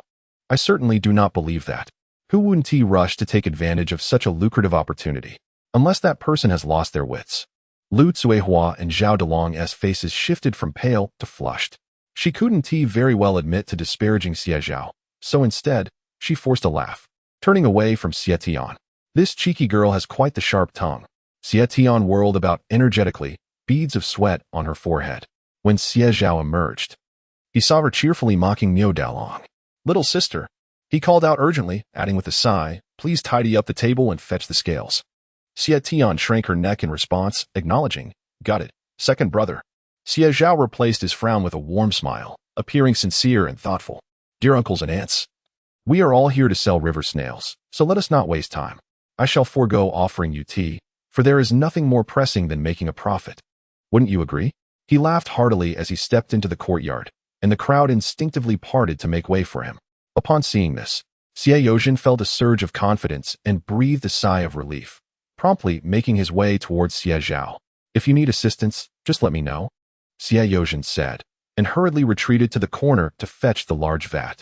Xie Zhao took a seat at the 8 immortals table, glancing back at Xie Cheng. Elder brother? Xie Cheng merely snorted in response. Humph. I am only doing this for the sake of my younger brother. Aunt Lu, you may go first, Xie Zhao announced. Sitting at the table with the account book beside him, he watched as Xie Tian handed a scale to Xie Cheng. Lu Cuihua was now so anxious that her palms were sweating. She lowered the basket she had been carrying and handed it to Xie Cheng, nervously twisting the hem of her garment while her gaze remained fixed on the scale. Chapter 47. A net profit of 378 yuan. Can this truly be realized? Can these items that even the pot finds too oil-consuming actually be exchanged for money? Xie Cheng acted swiftly. The snails in the basket were weighed, and due to their weight, a different hook was used. The moment they were hung, the scale's tail immediately shot up. 21 Jin and 3 Liang, Xie Cheng declared. Xie Zhao quickly noted it in the ledger with charcoal. At 50 cents per Jin. That totals to 10 yuan and 65 cents. Xie Zhao said with a beaming smile. After speaking, he pulled out a thick stack of cash from his blue cloth pouch. Aunt Lu, this is your money. Take it. 10 yuan and 65 cents. Oh my. That figure nearly rendered Lu Cuihua faint. She could hardly care about her embarrassment. Zhao Delong reacted quicker than she did, hastily stepping forward to take the money from Xie Zhao's hand. The scattered bills formed a hefty stack. Zhao Delong's eyes widened in disbelief. It was real. The sensation of holding such money left him dizzy. He had never earned so much at once in his life. Let me hold it. Lu Cuihua rushed over, snatching the money from Zhao Delong's grasp, and carefully tucked it away in her pocket. Let us hurry home. It's not dark yet. We can still collect more. We'll come back tonight. She was overwhelmed with excitement, pulling Zhao Delong along as they dashed outside. Meanwhile, within the courtyard, the villagers finally regained their composure. Goodness. It's true. The things collected by the Lu family actually exchanged for money. Mine. Let us weigh mine first. We have plenty in our fields. Why should yours be weighed first? I'm first. Hey. My child is still waiting at home. I should go first. A chaotic crowd jostled together, each eager to jump the queue. Xie Cheng's face turned stern. He would not indulge them. He slammed his hand on the table. Whoever cuts in line will be the last to weigh. If this commotion continues, it will only waste more time. Xie Cheng's expression darkened as he grabbed Aunt Nyo's basket. I'm keeping track of the order. 18 Jin and 6 Liang. After weighing, he handed it to Xie Zhao and turned to shout at Xie Zhao. The crowd finally quieted down. Each person, although anxious and fidgeting, yearning to collect their money and return to the fields, could only restrain themselves upon seeing Xie Cheng's stern demeanor. Aunt Nyo, here is 9 yuan and 3 cents. Please take it. Xie Zhao produced the money and handed it over. Aunt Nyo was so delighted that she could hardly close her mouth, expressing her gratitude repeatedly before dashing home. Goodness. I must hurry back to tell my husband. What work is there left? We're off to collect money from the fields. Wang Daong, 11 Jin. Li Xiaomei, 4 Jin and 3 Liang. Yu Xiuxiu, 9 Jin and 6 Liang. Once the crowd settled, the weighing and accounting proceeded swiftly and steadily. Half an hour later, the crowd dispersed, and Xie Zhao and Xie Tian stared blankly at the numerous snails in their various wooden barrels and water jars. So much. How much money do we still have? Xie Cheng carefully stored the scales and turned to Xie Zhao. Having handled the quantities earlier, he had a rough idea of the remaining money in Xie Zhao's possession, which should be quite limited, only a mere $1.60. Xie Zhao, being straightforward, displayed the few remaining coins in a blue cloth pouch for Xie Cheng to see. Second brother, what should we do when they bring the river snails over? Won't we find ourselves without any money? Xie Tian peered out, her face etched with concern. Xie Cheng furrowed his brow in contemplation, his gaze fixated on the ground, lost in thought. Meanwhile, Xie Zhao clenched his teeth and suggested, perhaps I could borrow some. Your grandparents should have. Dad, Xie Zhao interrupted Xie Zhao, dismissing the notion as trivial. He was well aware that if Xie Zhao truly went to borrow money, he would undoubtedly face harsh reprimands. Earning money is about establishing confidence.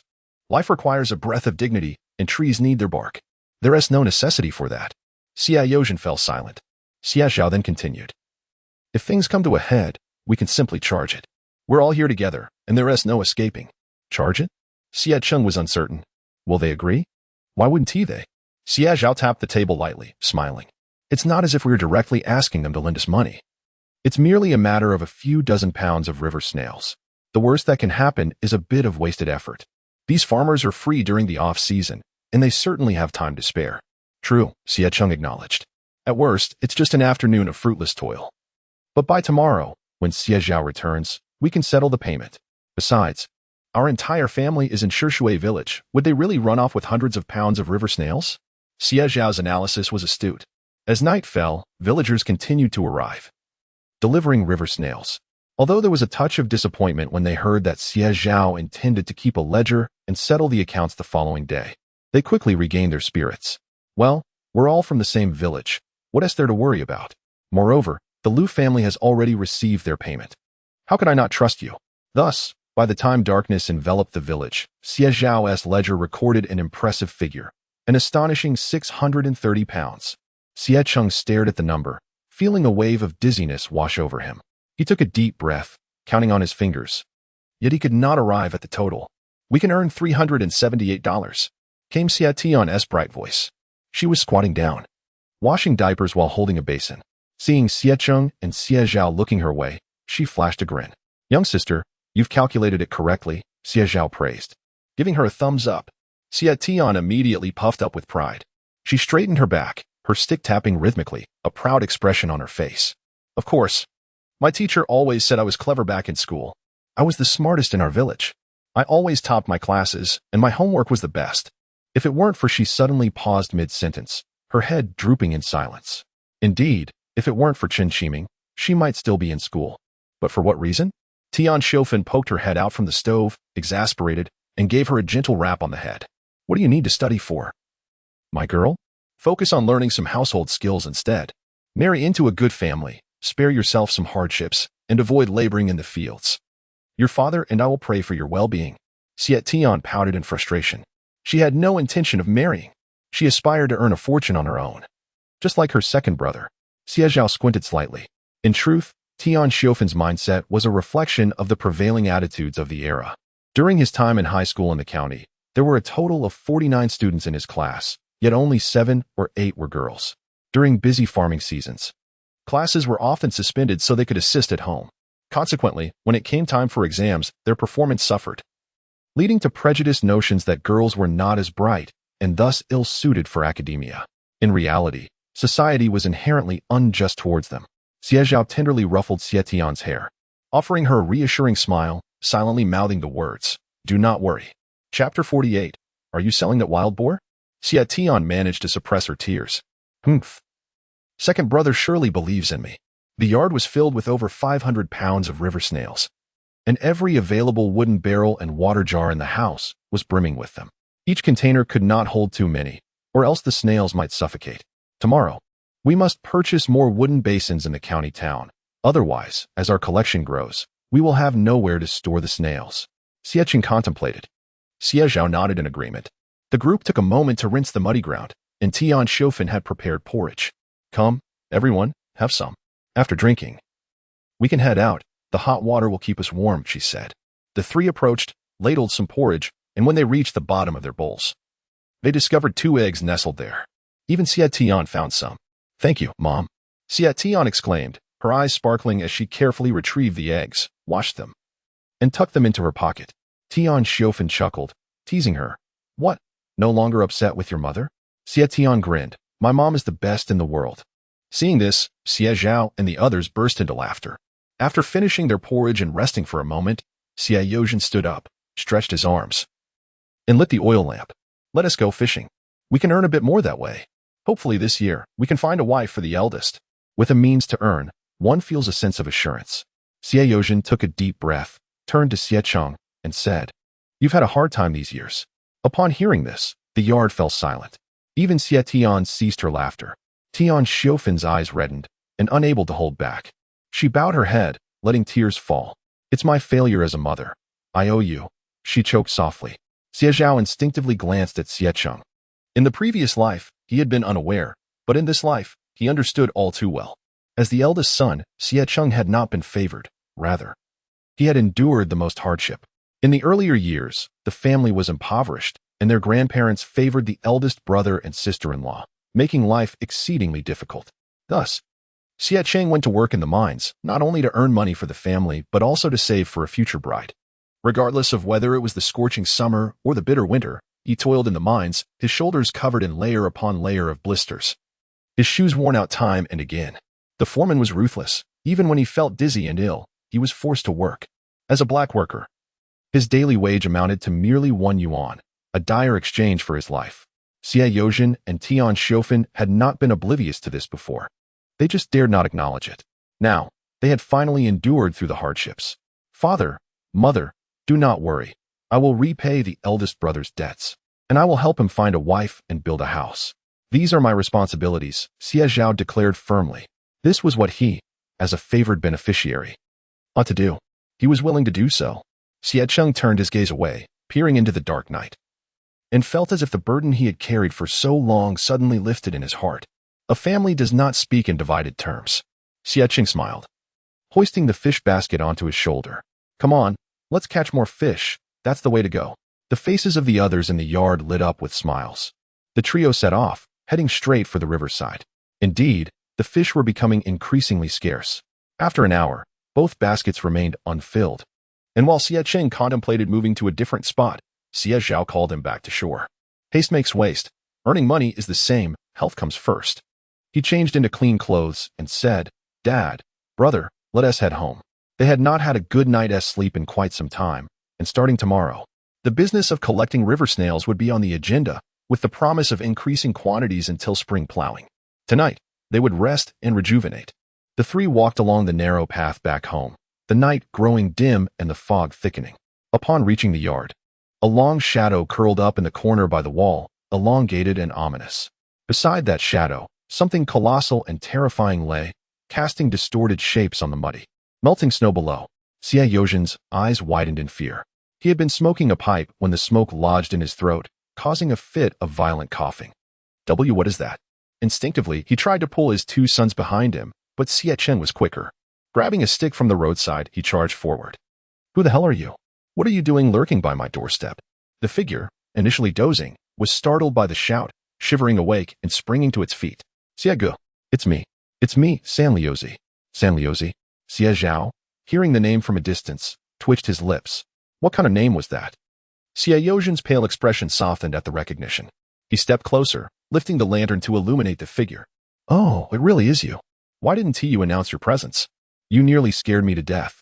He playfully smacked Sanliuzi on the head, then lowered the lantern. What is this? At Sanliuzi's feet, the enormous creature finally came into view. It was a wild boar.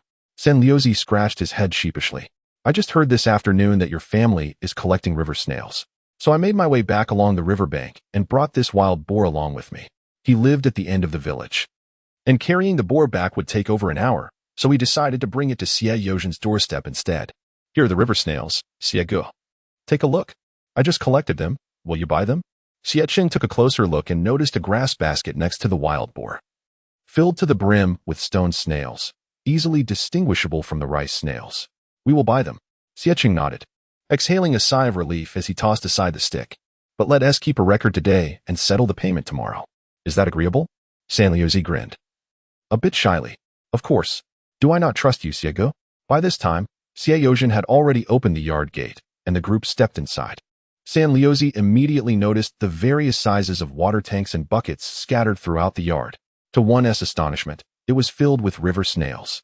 It appears to be true. Over there, Xie quickly stepped onto the scale, then let Sanliuzi take a look. The total weight amounted to 22 pounds. As he spoke, he turned to Xie Zhao and called out, "Make a note of this. Let us see how much it is." However, after his words, he noticed that Xie Zhao did not respond. After waiting for a moment, Xie turned to look, only to find Xie Zhao grinning broadly as he gazed at Sanliuzi. "Sanliuzi, are you selling that wild boar?" "What? A wild boar?" Sanliuzi was momentarily taken aback, but he soon comprehended the inquiry and nodded his head. "Yes. I plan to take it to Xiangming town tomorrow to see if anyone is interested." He explained, "There will surely be buyers in the town. If I cannot sell it all, I shall use the remainder to make cured meat." Pausing for a moment, Sanliuzi quickly turned to Xie Zhao, "Xie Erge. Do you also accept wild boars?" Chapter 49. His name is Shinjinyan. Upon hearing the question, Xie and Xie Yozhen instinctively turned to look at Xie Zhao. Collecting wild boars? This matter was never mentioned by Xie Zhao. Indeed, Xie Zhao nodded, his expression seemingly hesitant. "But how do you intend to sell it? This meat is not commonly consumed, and the fat content is low. If the price is too high, it won't be worthwhile, and I have no intention of taking it." Sanliuzi, upon hearing this, quickly interjected, "I am aware. This meat is mostly lean, lacking in fat, and won't fetch a good price. If we sell it solely for meat at Xiangming town, it would be around 1 yuan 60 or 70 per jin. And I would also have to handle the slaughtering and the mess involved, which is quite troublesome. Brother Xie, since we are all family, if you want it, I can give it to you at 1 yuan 2 per jin. What do you think? An entire wild boar for 1 yuan 2 per jin saves on labor costs." Xie Zhao scrutinized Sanliuzi for a moment, feigned hesitation, and soon thereafter nodded decisively. "All right, 1 yuan 2 it is, but let us keep it on the tab. I'll bring you the money tomorrow. Is that acceptable?" Sanliuzi grinned widely, filled with excitement. "Thank you, Brother Xie. You have truly saved me a great deal of trouble." Seeing that Xie Zhao was indeed going to take it, neither Xie Zhao nor Xie Yozhen asked further questions. The two found a carrying pole, securely tied the wild boar with ropes, and with the pole slung across their shoulders, they bent their knees, gritting their teeth, and lifted the boar with effort. Goodness, this must weigh over 100 jin. The scale had already been switched to a larger one. Sanliuzi held it while Xie Zhao adjusted the weights. After several adjustments, the scale finally settled. "How much does it weigh?" Xie Yozhen panted, pulling out his pipe, tapping it on the ground, and proceeding to prepare the tobacco. 178 jin, Xie Zhao exclaimed in surprise, clicking his tongue as he pointed the figure out to Sanliuzi. Well, you are quite impressive, managing to carry it back alone." Sanliuzi scratched his head, feeling a bit bashful. "I've always been strong since I was little." Xie took a ladle of water, gulping down a few mouthfuls, raising an eyebrow at Xie Zhao. His parents passed away early, and by the age of 10, he was already earning his own living. His strength surpasses that of the average man. At 10, he could match an adult farmer. Otherwise, how would he have survived? Sanliuzi merely chuckled sheepishly, scratching his head in embarrassment. "Back then, Brother Xie always brought me food. I remember Aunt Tian and Uncle Xie as kindness." His face slightly flushed, Sanliuzi added, "If you ever need my help with anything, do not hesitate to ask.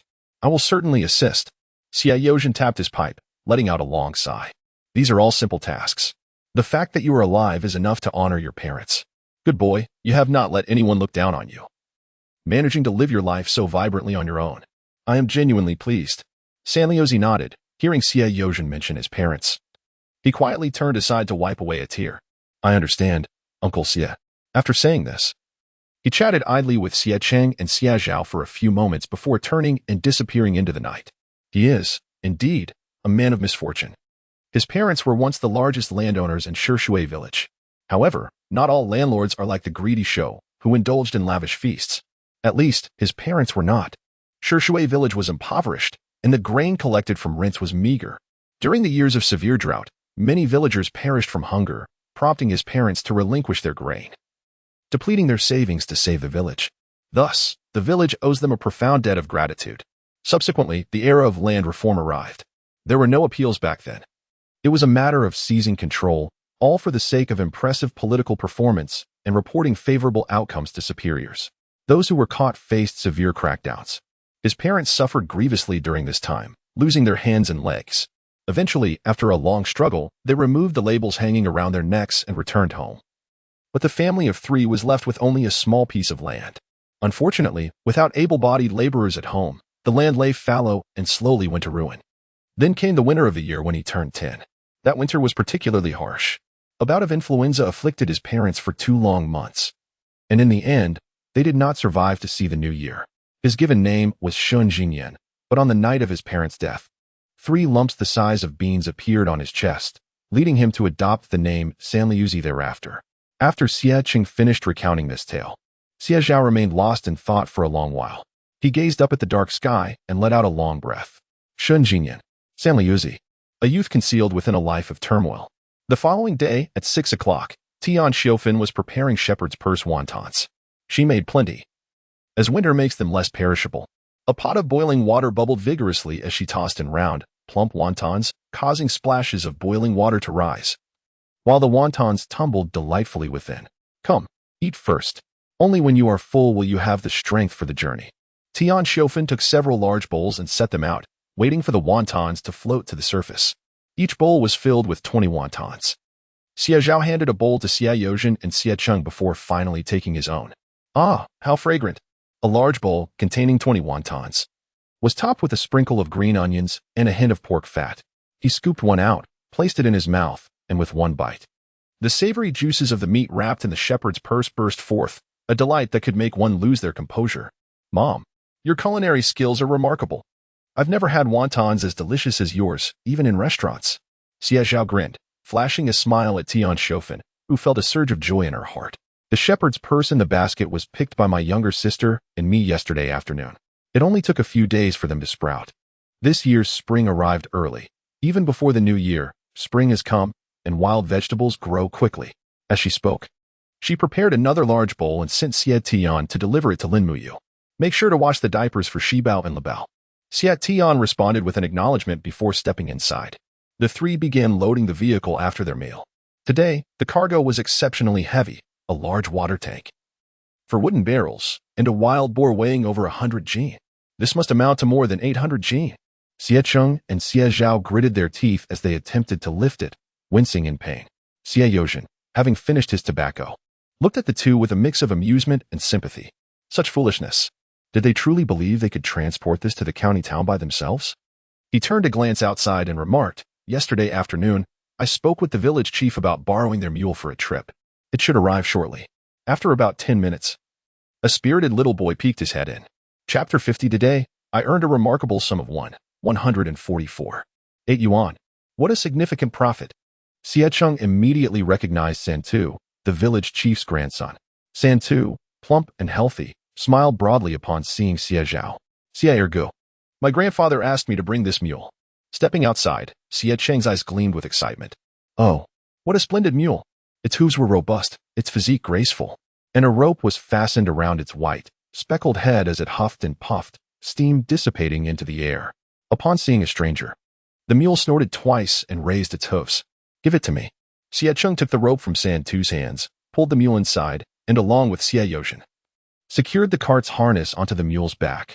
However, as Xie Cheng prepared to mount the cart, the mule stubbornly refused to budge, its hooves raised high. Xie Gu. My grandfather said this mule has a stubborn temperament. It requires a skilled hand to drive it. Santu chuckled, having finished his cigarette. Xie Yozhen tapped the pipe and said, let me handle this. He calmly mounted the cart, raising a long whip in the air and cracking it. With a resounding crack, the mule instantly quieted down. Let us go, Xie Yozhen called out. Immediately, the mule, which had been so unruly in Xie Cheng's grasp, obediently stepped forward. Xie Cheng rubbed his nose with a huff. Xie Zhao laughed heartily and urged him to keep up. Experience, after all, prevails. In Hudu County, upon seeing an overflowing cart of river snails, Zhao's eyes nearly bulged out. Goodness, where did you procure such an abundance of snails? Xie Zhao chuckled and shrugged. What? Not buying? Of course I am. I can only hope you bring me such quantities every time. Zhao Wu rubbed his hands together, quickly calling over two individuals behind him. Weigh them accurately. Make sure the account is correct. One person promptly acknowledged. Xie Zhao, along with Xie Cheng and Xie Yozhen, unloaded the snails, weighing over 600 pounds. They were neatly arranged before Zhao Wu. Fortunately, he had brought a scale. Together, they lifted the container of snails and placed it on the scale. After recording the total weight, they weighed the container and barrel separately to subtract their weight. The final net weight of the snails was an astonishing 660 pounds. Quite a substantial amount. Zhao Wu quickly calculated the total. That comes to 726 yuan. He clicked his tongue in admiration and turned to take a sleek black briefcase from the accountant, neatly bundled, each containing 10 bills. He handed over 7 bundles to Xie Zhao, along with an additional 26 yuan. Upon seeing the pristine, neatly tied bundles of cash, Xie Zhao and Xie Yozhen were left speechless. Xie Yozhen trembled as he attempted to roll a cigarette, but struggled to even grasp the tobacco. Father, let me, Xie Cheng said solemnly, though his hand also trembled. 726. The net profit will be nearly 400 yuan. 400 yuan. Such a sum was unimaginable in the past. In countless nights past, he descended into the depths of the mine, his body quaking from exhaustion. Thoughts of the frequent mining accidents haunting him. Fear gripped him. He yearned to abandon everything and flee home. Yet, he could not. Upon his shoulders rested the weight of family, the tuition for his younger brother's education, and the expenses of a household. As the eldest son, he bore an inescapable responsibility. Now, fortune had smiled upon the family. It was not merely a few coins or even dozens, it was several hundred, enough to sustain the family for many years. This signified that he could finally cease descending into the mine. Peacefully, he could now enjoy restful slumber. Sighing deeply, Xie Cheng finally lit a match. Igniting the dry tobacco for Xie Yozhen, who sat beside him, a smile beginning to grace his lips. The snails had sold out. But 2 barrels of fish and wild boar remained on the cart. With their black bristles and long tusks, they drew the attention of many passers-by. Today, we shall deliver both the fish and the wild boar directly to the state-run restaurant, Xie Zhao proclaimed. Our family is surely awaiting our return to settle the accounts for the snails, and selling the fish would require considerable effort. Xie Yozhen and Xie Cheng voiced no objections. The trio secured the mule and set off towards the state-run restaurant. By now, it was 10 o'clock, and mealtime approached. The kitchen of the state-run restaurant in Hudu County had already begun to bustle with activity. Xie Zhao, well acquainted with the surroundings, handed out cigarettes and summoned the workers Huang and Li Mingqing, initially believing Xie Zhao had come merely to deliver fish. Their eyes widened in astonishment upon seeing the wild boar on the cart. What is this? A wild boar. Huang approached, reaching out to examine the already frozen animal. His astonishment palpable. You managed to acquire this. Impressive. Li Mingqing echoed his surprise. He had indeed mentioned to Xie Zhao previously about procuring wild game. But he never expected that within a day, such a large wild boar would be delivered. Xie Zhao, grinning widely, explained. It was caught by hunters in the mountains and brought to the market.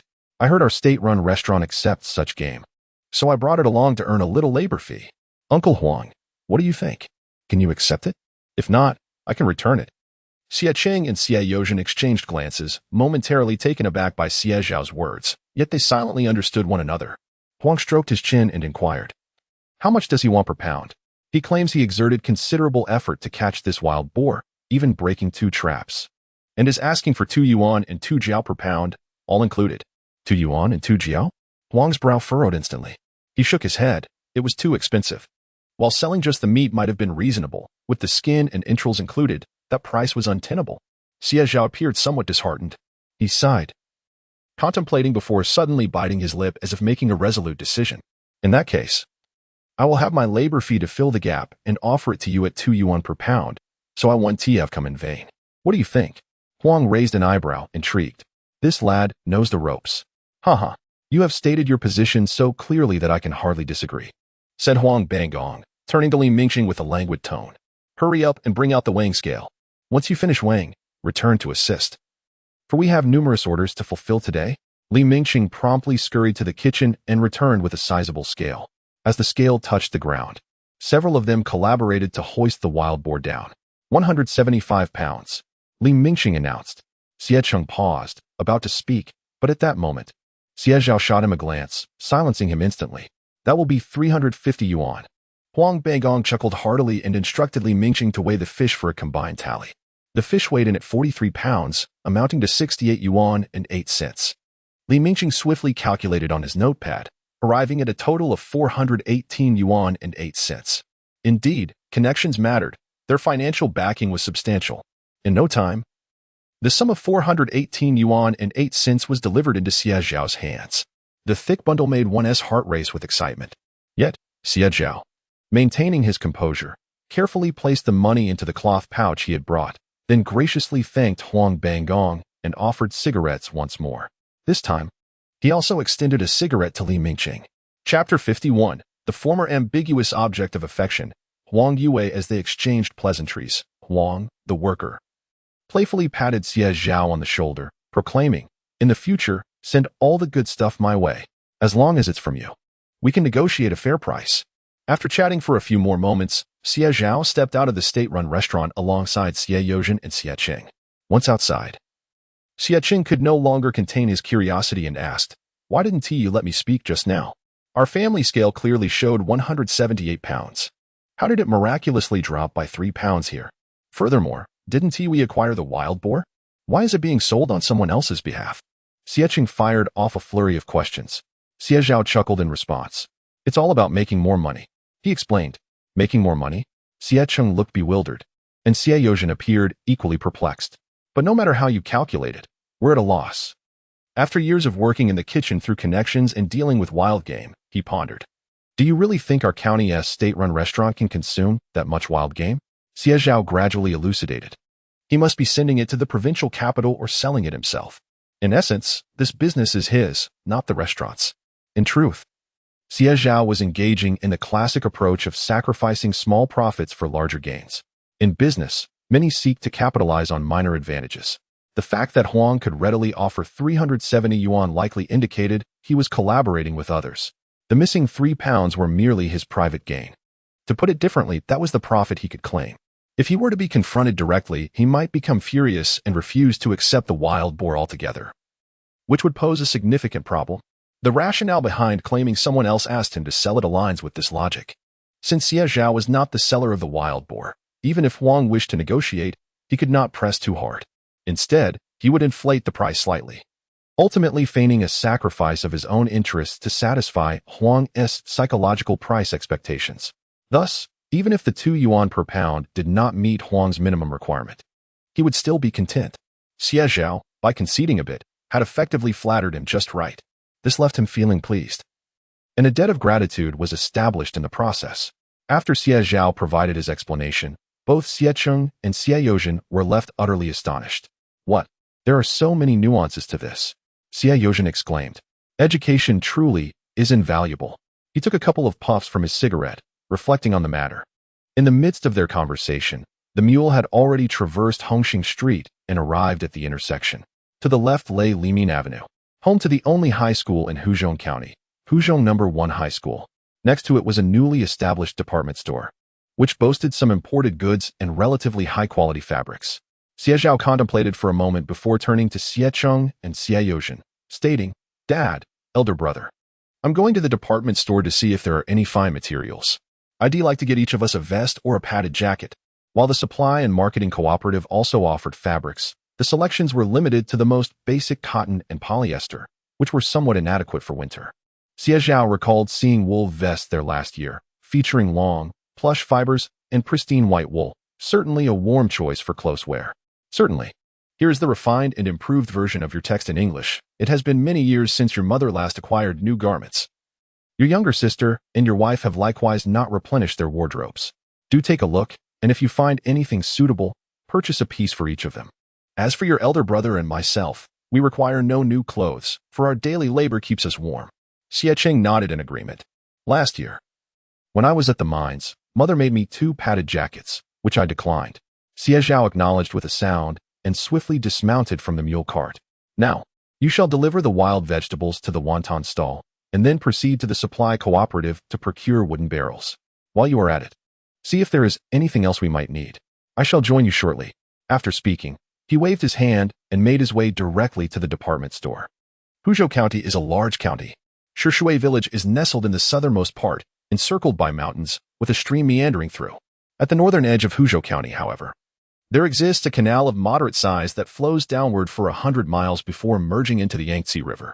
Thus, in an era where water transport surpasses land transport, Hudu County has prospered considerably due to this canal, enriching many of its inhabitants. Consequently, a department store emerged to meet the needs of the community. Upon entering, Xie Zhao was immediately captivated by a silk scarf displayed prominently at the entrance. Its vibrant red hue was striking and flamboyant, crafted from exquisite silk, with a price tag of 5 yuan for a single piece. The transparent glass cabinets were filled with an array of enticing goods, illuminated by incandescent lights that made the merchandise sparkle enticingly. Close to the entrance were snacks, including imported candies, elegantly packaged milk candies, and fruit hard candies. As he ventured further in, he was greeted by the alluring scent of cosmetics. Friendship Snow Cream, housed in a white porcelain jar with a green lid, alongside Baike Ling and Wan Zihong, were among the offerings. Scented powders were particularly favored by young girls. The holiday and jelly brands were somewhat more affordable, while the Shanghai brand was pricier, known for its fine texture, elegant packaging, and delightful fragrance, attracting numerous young maidens who gathered to admire it. Xie Zhao made his way to the clothing section. The sales assistant was a young lady adorned in a fashionable outfit, complemented by black elastic stockings and a pair of wedge heels. Her hair was styled in the latest fashionable curls, accentuated with a touch of mousse, and her lips were painted with lipstick as she stood proudly behind the counter. "May I assist you with something?" she inquired. Xie Zhao, despite his humble appearance, dressed in an ordinary black cotton jacket, polyester trousers, and muddy cotton shoes, possessed an almost deceptive charm. His complexion was fair, with thick eyebrows and enchanting peach blossom eyes that sparkled with warmth and affection, causing hearts to flutter involuntarily. "Do you have any wool vests?" Xie Zhao asked with a polite smile. "I am looking for the kind that is worn underneath. I would like to see one." The young lady felt her cheeks flush at his smile. Although she found him somewhat familiar, she could not quite place him. Quickly averting her gaze, she pointed to a vest hanging on a wire rack behind her and asked, "Is this the one?" Xie Zhao nodded affirmatively. "Yes, please bring it to me." At that moment, 2 young ladies strolled in, hand in hand, and paused at the entrance of the department store.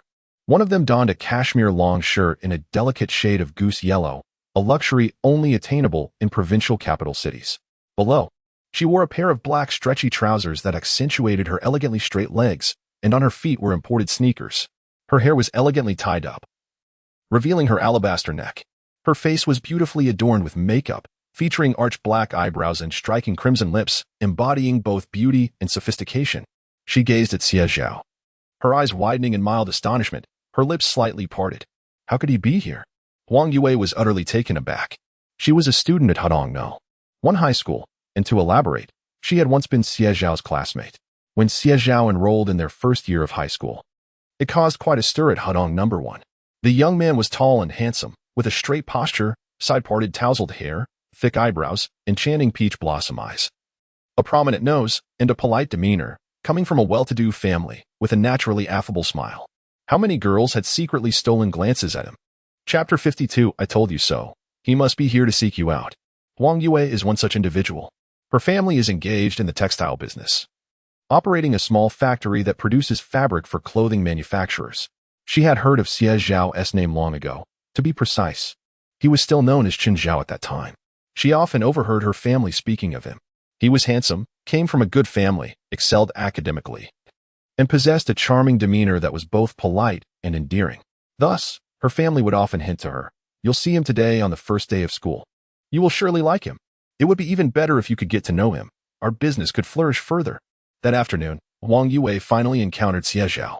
She wore a meticulously chosen white dress, her black hair cascading gracefully over her shoulders, and her complexion enhanced by a touch of Shanghai brand pearl cream. In one hand, she carried a light yellow cloth bag, while the other held her books. Adorned in exquisite lambskin sandals, she serendipitously crossed paths with Xie Zhao at the classroom entrance. Although her first impression was calculated, it was undeniably breathtaking. She pretended to stumble, her eyes glistening with unshed tears, appearing fragile and pitiful. Xie Zhao, burdened with a hefty stack of books, stood before her and inquired, "Are you a classmate? Would you like me to assist you?" He placed his books down, bending slightly, his tone polite and earnest. Huang Yue looked up to behold his face, clean-cut and handsome, with deep-set features, his youthful countenance radiating with spirited confidence. He seemed to smile, his gaze fixed upon her, his watery eyes resembling a deep lake that gradually drew her in. Her heart raced, and she subtly nodded, her cheeks flushed with warmth. As time passed, the two naturally grew closer. During that academic year, the hearts of the two young individuals swiftly intertwined, akin to flowers obscured by mist. A beautifully hazy period of budding affection. Alas, if only it weren't for the subsequent mix-up. Huang Yue couldn't help but ponder. If Xie Zhao had always remained Qin Zhao, would she have truly been with him? Yet, recalling Xie Zhao's true identity as merely a commoner, her heart turned cold once more. They were no longer of the same world. As her thoughts swirled, Huang Yue's expression faltered, paling visibly. Beside her, her close friend Lu Lingqing, who had been holding her arm, curiously followed her gaze. Yue? What's wrong? You look so pale, Lu Lingqing asked. However, as soon as she spoke, she too was taken aback. At the end of her line of sight stood a familiar figure, intently examining his attire. His handsome profile glistening with beads of sweat, his focused and earnest expression instantly revealing Xie Zhao. Is it him?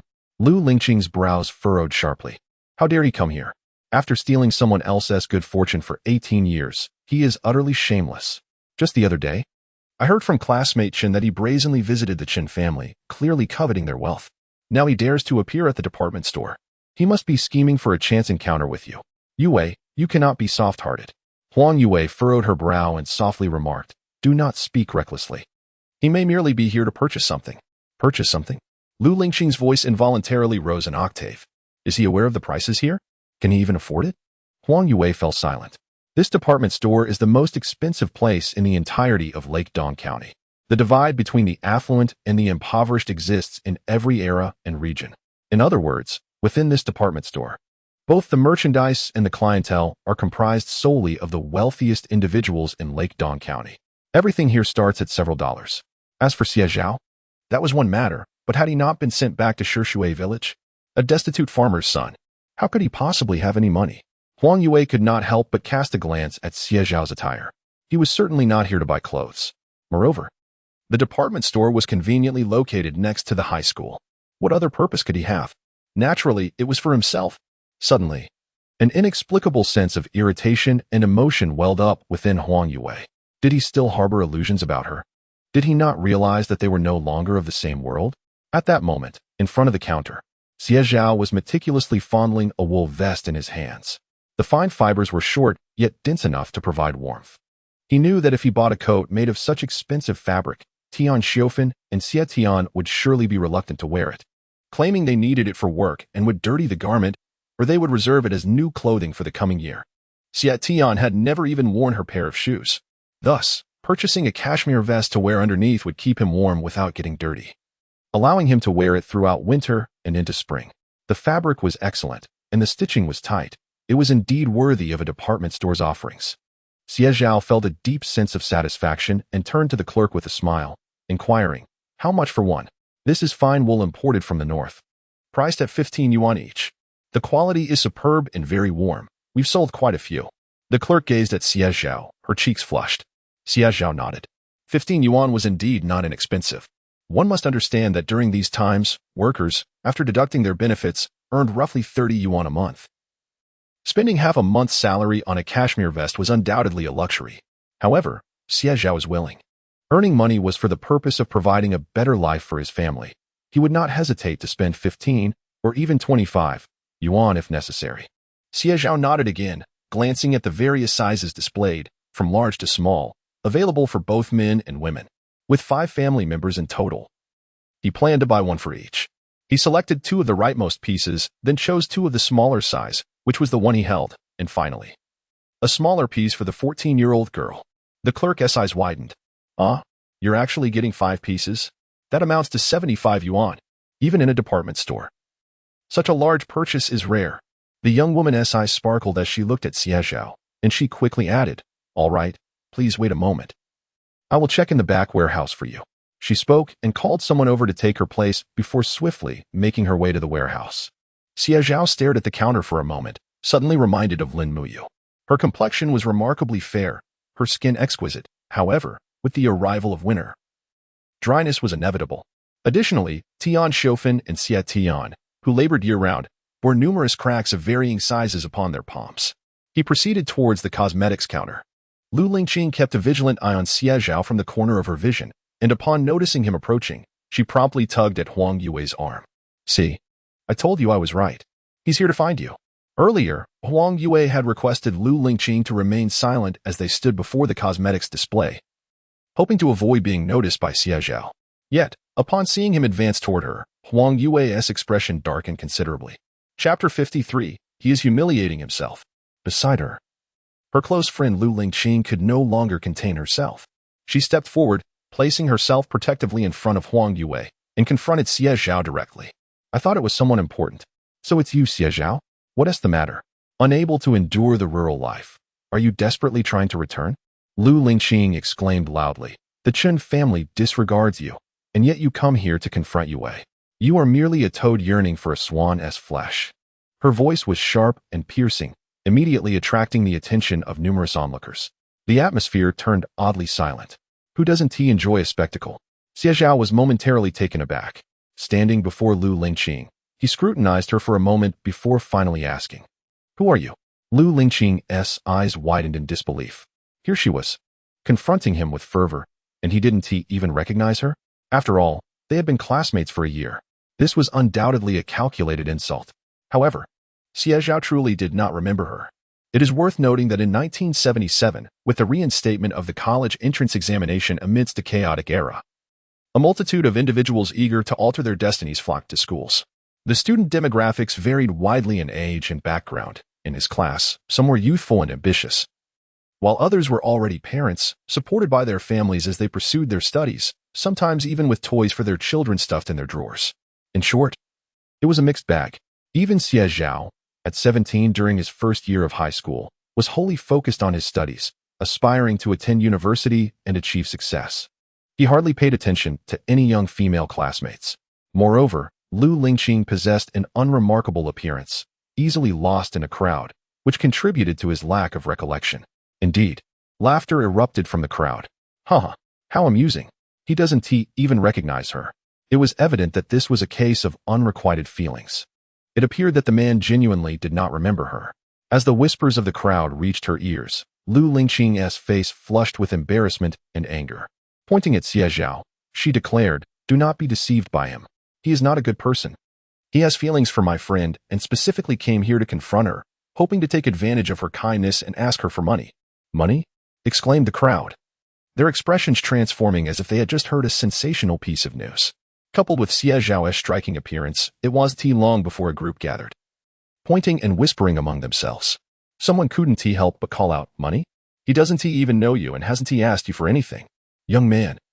One must have evidence when making claims. Lu Lingqing's face turned an array of colors.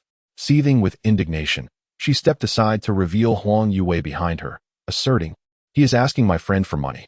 He relies on her good heart, deliberately confronting her here. Otherwise, how could a poor farmer like him afford anything here?" Stealing a glance at Huang Yue, she scoffed and turned to Xie Zhao, stating, "Do not pursue Yue any longer. You are simply unworthy of her." Huang Yue finally turned her gaze towards the ever-composed Xie Zhao. Her lips trembled slightly, yet her expression was resolute, with her eyes even showing a hint of redness. She spoke softly, "Xie Zhao, I know that what I am about to say will sadden you, but we truly are not suited for one another." Xie Zhao. How had he never noticed before how dramatic Huang Yue could be? The onlookers wore expressions akin to that of spectators witnessing a grand spectacle. It seemed this was a case of unrequited love. Upon observing Xie Zhao, it was evident from his attire that he hailed from humble beginnings, while the young lady before him donned a cashmere coat that could cover the expenses of an ordinary family for several months. Clearly, this was a failed courtship. And now she sought some financial assistance. Xie Zhao felt a twinge of headache. In truth, he held no affection for Huang Yue. Years ago, she had penned a few poems for him, but he found the writing rather tedious. At that time, his mind was solely occupied with his studies. How could he have the luxury of romance? Yet, out of a sense of camaraderie, he occasionally assisted her when she stumbled or tripped. If one were to speak of appearances, how could she possibly compare to his own beloved? "I am here to make a purchase. Would you kindly step aside?" Xie Zhao's tone was calm as he glanced at Huang Yue and Lu Lingqing. "If it weren't for you blocking my way, I would have already completed my transaction." Huang Yue was taken aback. Turning to look, She realized she was indeed obstructing the counter. As the crowd's gaze fell upon her, her face burned with embarrassment, and she could only grit her teeth and step aside a few paces. Then please, go ahead and buy, she said. Huang Yue was acutely aware that behind her lay the counter for snowflake cream and clam oil. The clam oil was priced at 1 yuan for a small cap, while the snowflake cream cost 3 yuan per box. Such diminutive items were hardly affordable for an ordinary person. Moreover, according to Chen Qiming, the CF family was notoriously impoverished, often struggling to have enough to eat. How could Xie Zhao possibly afford such luxuries? He must be concocting excuses. Xie Zhao paid no heed to Huang Yue's thoughts. He walked straight to the counter and addressed the intrigued shop assistant who was engrossed in the unfolding drama. 1 box of snowflake cream and 2 boxes of clam oil. Please. Allah. The shop assistant was momentarily stunned, then regained her composure. Sir, are you truly going to buy this? It's rather pricey. Xie Zhao nodded. 5 yuan, correct? He reached into his blue cloth bag and pulled out a small bundle of cash. Here is 100 yuan. He intended to purchase the snowflake cream and clam oil first, leaving the remainder to cover the cost of a cashmere vest. Here you go. Please hurry. I am pressed for time. He handed over a 10 yuan note to the shop assistant, who briefly hesitated before her astonishment registered, her lips parting in surprise as she quickly accepted the money. All right, please hold on. I will package this for you, she exclaimed, and after a moment, she produced a 5 yuan note as change, saying, Here you are, this is your change. Xie Zhao accepted it and casually tucked it into his pocket. At that moment, silence enveloped the surroundings. What had they just witnessed? So much cash. That small bundle contained a full 100 yuan, an ordinary employee's salary for nearly 3 months. Is it truly so readily available? Moreover, if they are not mistaken, the youth's blue cloth pouch appears to be bulging, suggesting it contains far more than mere coins. Could it be filled entirely with money? This thought sent a collective gasp through the crowd. Good heavens! If it is indeed all money, it must amount to several hundreds. Such a sum could easily purchase a small shop in the county town. And yet, no money exists? Is this girl truly here to solicit funds? This is no jest. In an instant, the expressions of those around Huang Yue shifted to one of disbelief. What on earth is wrong with this girl? Is she fabricating tales?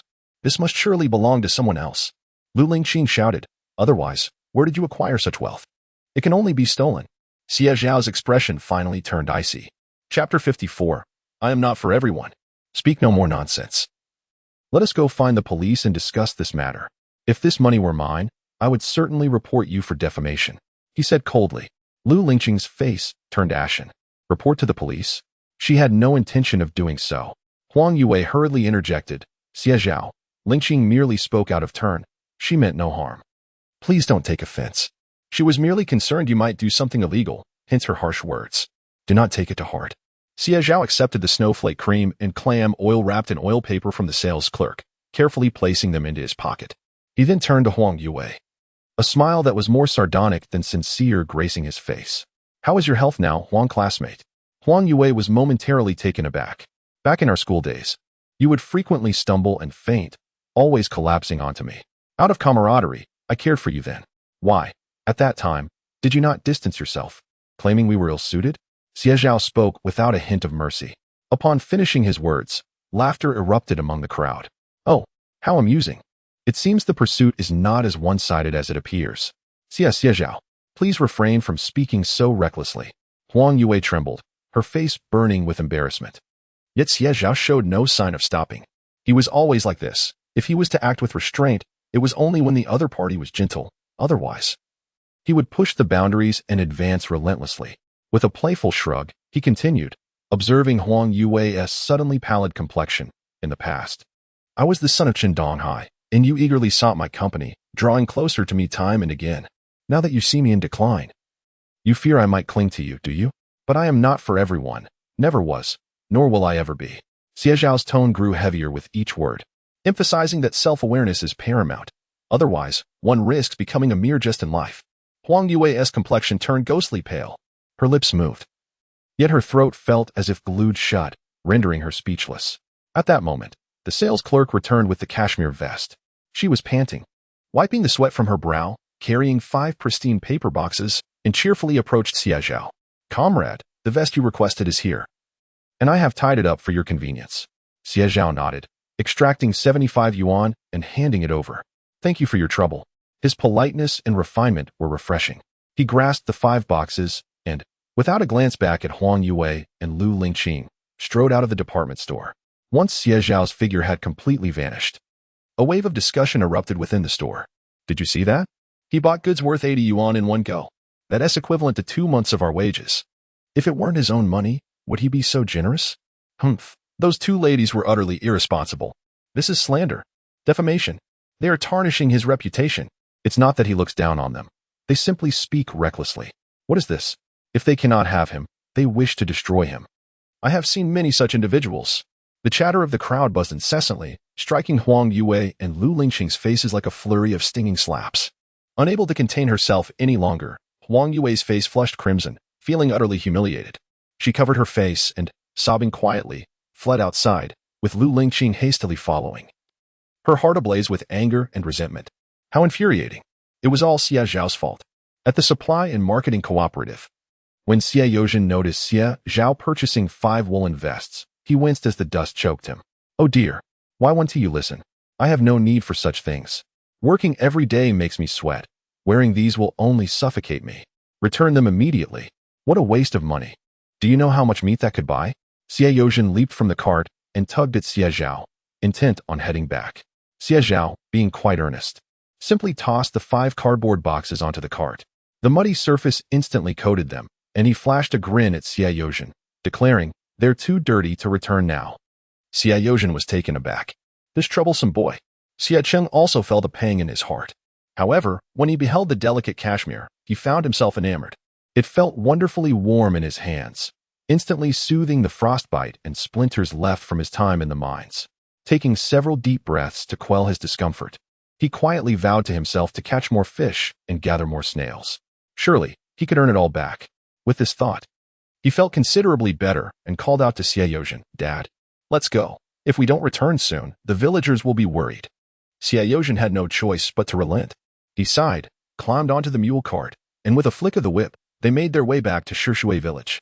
An hour later, at 1:30 in the afternoon, as the mule cart wobbled into the village, Xie Yozhen's home was already surrounded by throngs of people.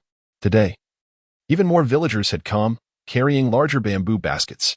"Brother Xie is back," someone in the crowd suddenly shouted, and in an instant, Xie Yozhen and his companions, just emerging from the road, were enveloped by eager villagers. "Brother Xie, how did it go? Were you able to make any money today? I found so much. I can bring back 40 pounds today. Brother Xie, are you still buying? Yesterday, Sen Liuzi said you accepted wild boar. Brother Xie, do you accept everything? How about wild rabbits?" The crowd clamored noisily, each calling out to Xie Yozhen until his scalp tingled from the overwhelming attention. He instinctively glanced at Xie Zhao, anxious about the overwhelming number of voices clamoring for his attention. Xie Zhao stood up with a beaming smile.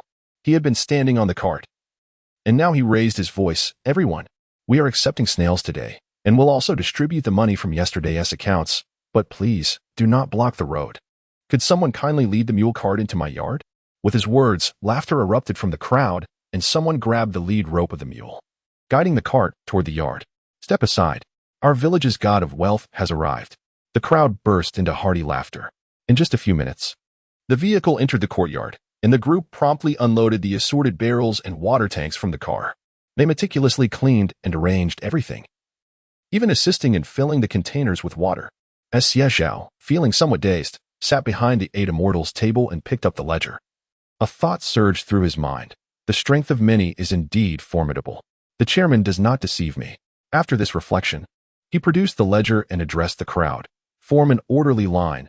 We will first collect the snails. If anyone has yesterday's accounts, we will settle them together." Ah! The crowd immediately stirred with excitement.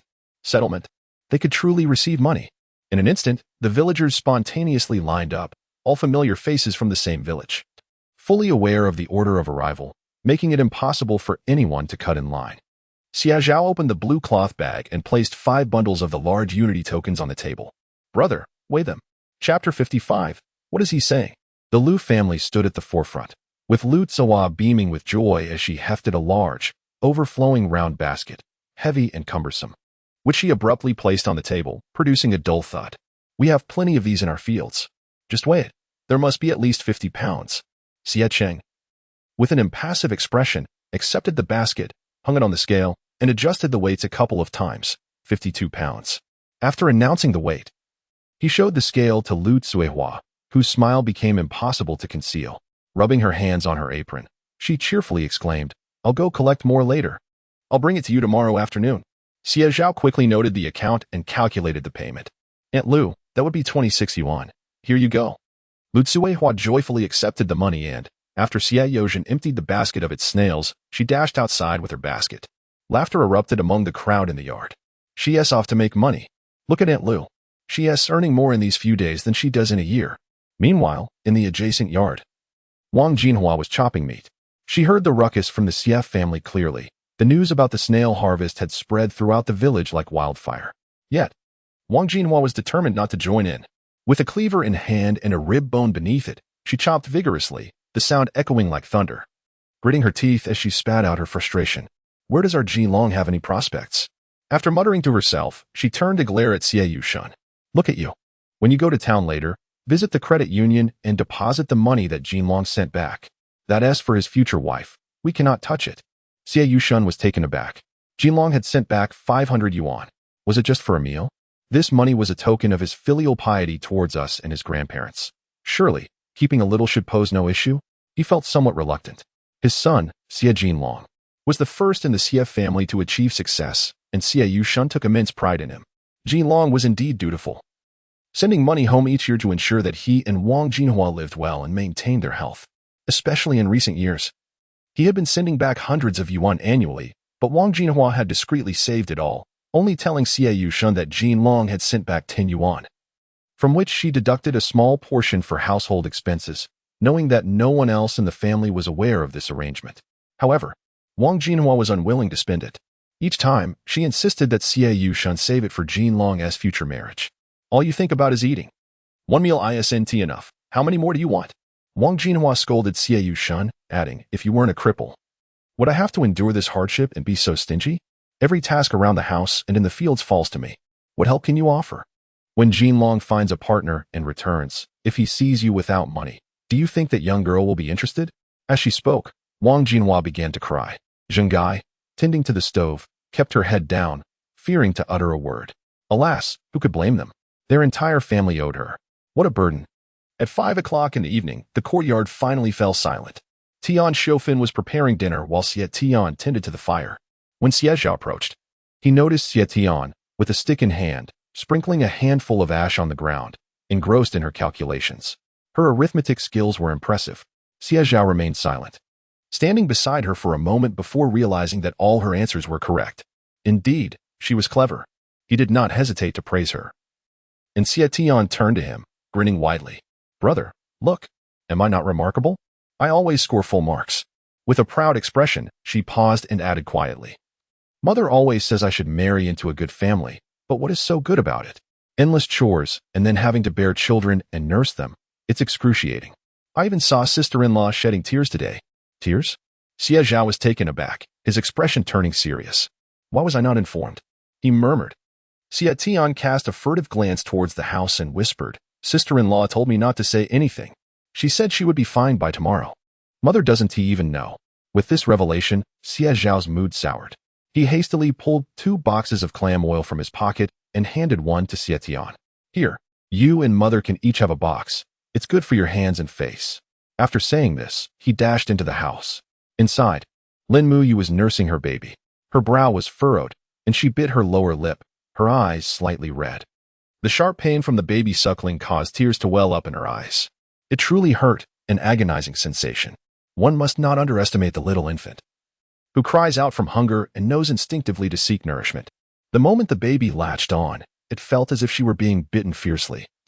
The relentless sucking causing Lin Muyu, a new mother, to suffer from cracked skin, with blood mingling with milk. This excruciating pain was bearable as long as she could endure it until it healed. However, the agony of engorgement was unbearable, often bringing her to tears. Even the lightest touch of her clothing was painful. The engorgement had begun that morning, merely because Lebauer had slept longer than usual without nursing, leading to the blockage. She had initially thought that nursing a few times would alleviate it, but to her dismay, the situation worsened. Now, even a gentle touch to her left breast brought sharp pain. Tears streamed down her face, and her body trembled slightly from the discomfort, leaving her feeling inexplicably wronged. As Xie Zhao entered the room, he saw Lin Muyu with her head bowed, weeping. Upon hearing his footsteps, she became flustered, quickly turning slightly away and hastily wiping her tears. "What brings you here?" Lin Muyu asked softly. "Aren't you busy?" Though it was a simple inquiry, Xie Zhao could detect a hint of sorrow in her tone. "I have finished everything." Xie Zhao hurried over and sat down beside the bed. He flashed a smile at Lin Muyu and then glanced down at the little Lu Baoer, who was drinking her milk. Observing her cherubic face, he noted how she had gained considerable weight, a stark contrast to her appearance at birth. He lifted her up again and planted a kiss on her tiny hand. But the little one, still slumbering, merely let out a soft grunt and ignored him. "Xie Zhao." Lin Muyu turned her head away, sniffing back her emotions. From Xie Zhao's vantage point, he could see a few crystalline teardrops resting delicately on her long, curled eyelashes. "My sister mentioned you are experiencing a blockage. Is that true?" Xie Zhao decided to be direct, shifting closer to Lin Muyu while still cradling Baoer. His gaze fixed intently upon her. "If not, shall I assist you?" Lin Muyu was taken aback. The sudden huskiness in Xie Zhao's lowered voice caught her off guard, leaving her momentarily disoriented. Assist? Poke? What on earth was he implying? Chapter 56. How did he feel so enticed? In an instant, the piercing pain seemed to vanish, and a lovely blush spread across her beautiful face. She tensed her body, an unfamiliar sensation rising from the depths of her heart. "Wife?" Xie Zhao noticed Lin Muyu's earlobes gradually turning crimson. He called out again, his expression earnest. "Otherwise, let me help you out." Lin Muyu finally realized he meant to say clear it up. Phew. The flush on her cheeks began to subside slightly. She shot Xie Zhao an annoyed glare, but the combination of shyness and reproach exuded an irresistible charm. Xie Zhao suddenly lifted his head. How infuriating. Why did he feel so seduced? His heart raced wildly, wishing he could slap himself. Xie Zhao, your wife is in tears from the pain of nursing. And yet you are still thinking about that. How utterly disgraceful. Ahem. That. I'm no longer in pain. They both spoke almost simultaneously, locking eyes for a fleeting moment before awkwardly turning away. For a brief moment, their hearts raced like drums. After a good 15 minutes, Lu Baoer finally released her grip and drifted off to sleep, allowing the two to regain their composure. Dealing with blocked milk cannot be delayed. It only worsens with time. Xie Zhao spoke earnestly, recalling the doctor's admonitions upon his discharge, emphasizing the importance of addressing the issue to avoid potential fever. Lin Muyu bit her lip and nodded gently. But could it truly be? Her thoughts drifted back to Xie Zhao's earlier words. And her cheeks flushed once more, an image involuntarily surfacing in her mind. Xie Zhao leaning down, resting against her bosom, and then phew. Lin Muyu quickly shook her head, pushing Xie Zhao away, her face aflame with embarrassment and anger. No. Let's find another way. You simply cannot. The mere thought of it made her feel mortified. Just as Xie Zhao was about to continue speaking, footsteps suddenly echoed from outside. Tian Shofan entered, her brow furrowed and carrying a basin of steaming water. Striding over, she expressed her concern. Dear, why didn't you tell me about your blocked milk? It's the most painful. I can't believe you endured it. As a mother, no one understood the agony of blocked milk better than Tian Shofan. Step aside. Don't waste time here. The longer you delay, the more pain your wife will endure. Tian Shofan was somewhat irked. How could her clever son, who was astute in business, be so oblivious to his wife's suffering, sharing a bed with her every night and yet unaware of her distress? It was exasperating. Xie Zhao. He rubbed his nose, sighed, and resigned himself to stand up. He knew that when it came to handling such matters, his mother had far more experience than he did, yet the image of Lin Muyu from earlier still left him uneasy. Mom, if it really comes to it, I'll take Muyu to the hospital tomorrow. Please don't let her endure this. Tian Shofan shot him a glare. Got it. Now hurry and eat. Your father is looking for you. Xie Zhao finally stepped outside. In the courtyard, an octagonal table had been set up, adorned with several clay jars. Today, Tian Shofan was particularly generous, presenting a large basin of braised pork with radishes, a jar of stir-fried cabbage, and lastly, a substantial amount of rehydrated shiitake mushrooms mixed with minced meat, generously complemented by a handful of sweet potato vermicelli, all filling an ample porcelain jar. Xie Zhao inhaled deeply, his eyes gleaming with delight. How fragrant. Having spent time indoors, he hadn't realized his hunger until he stepped out.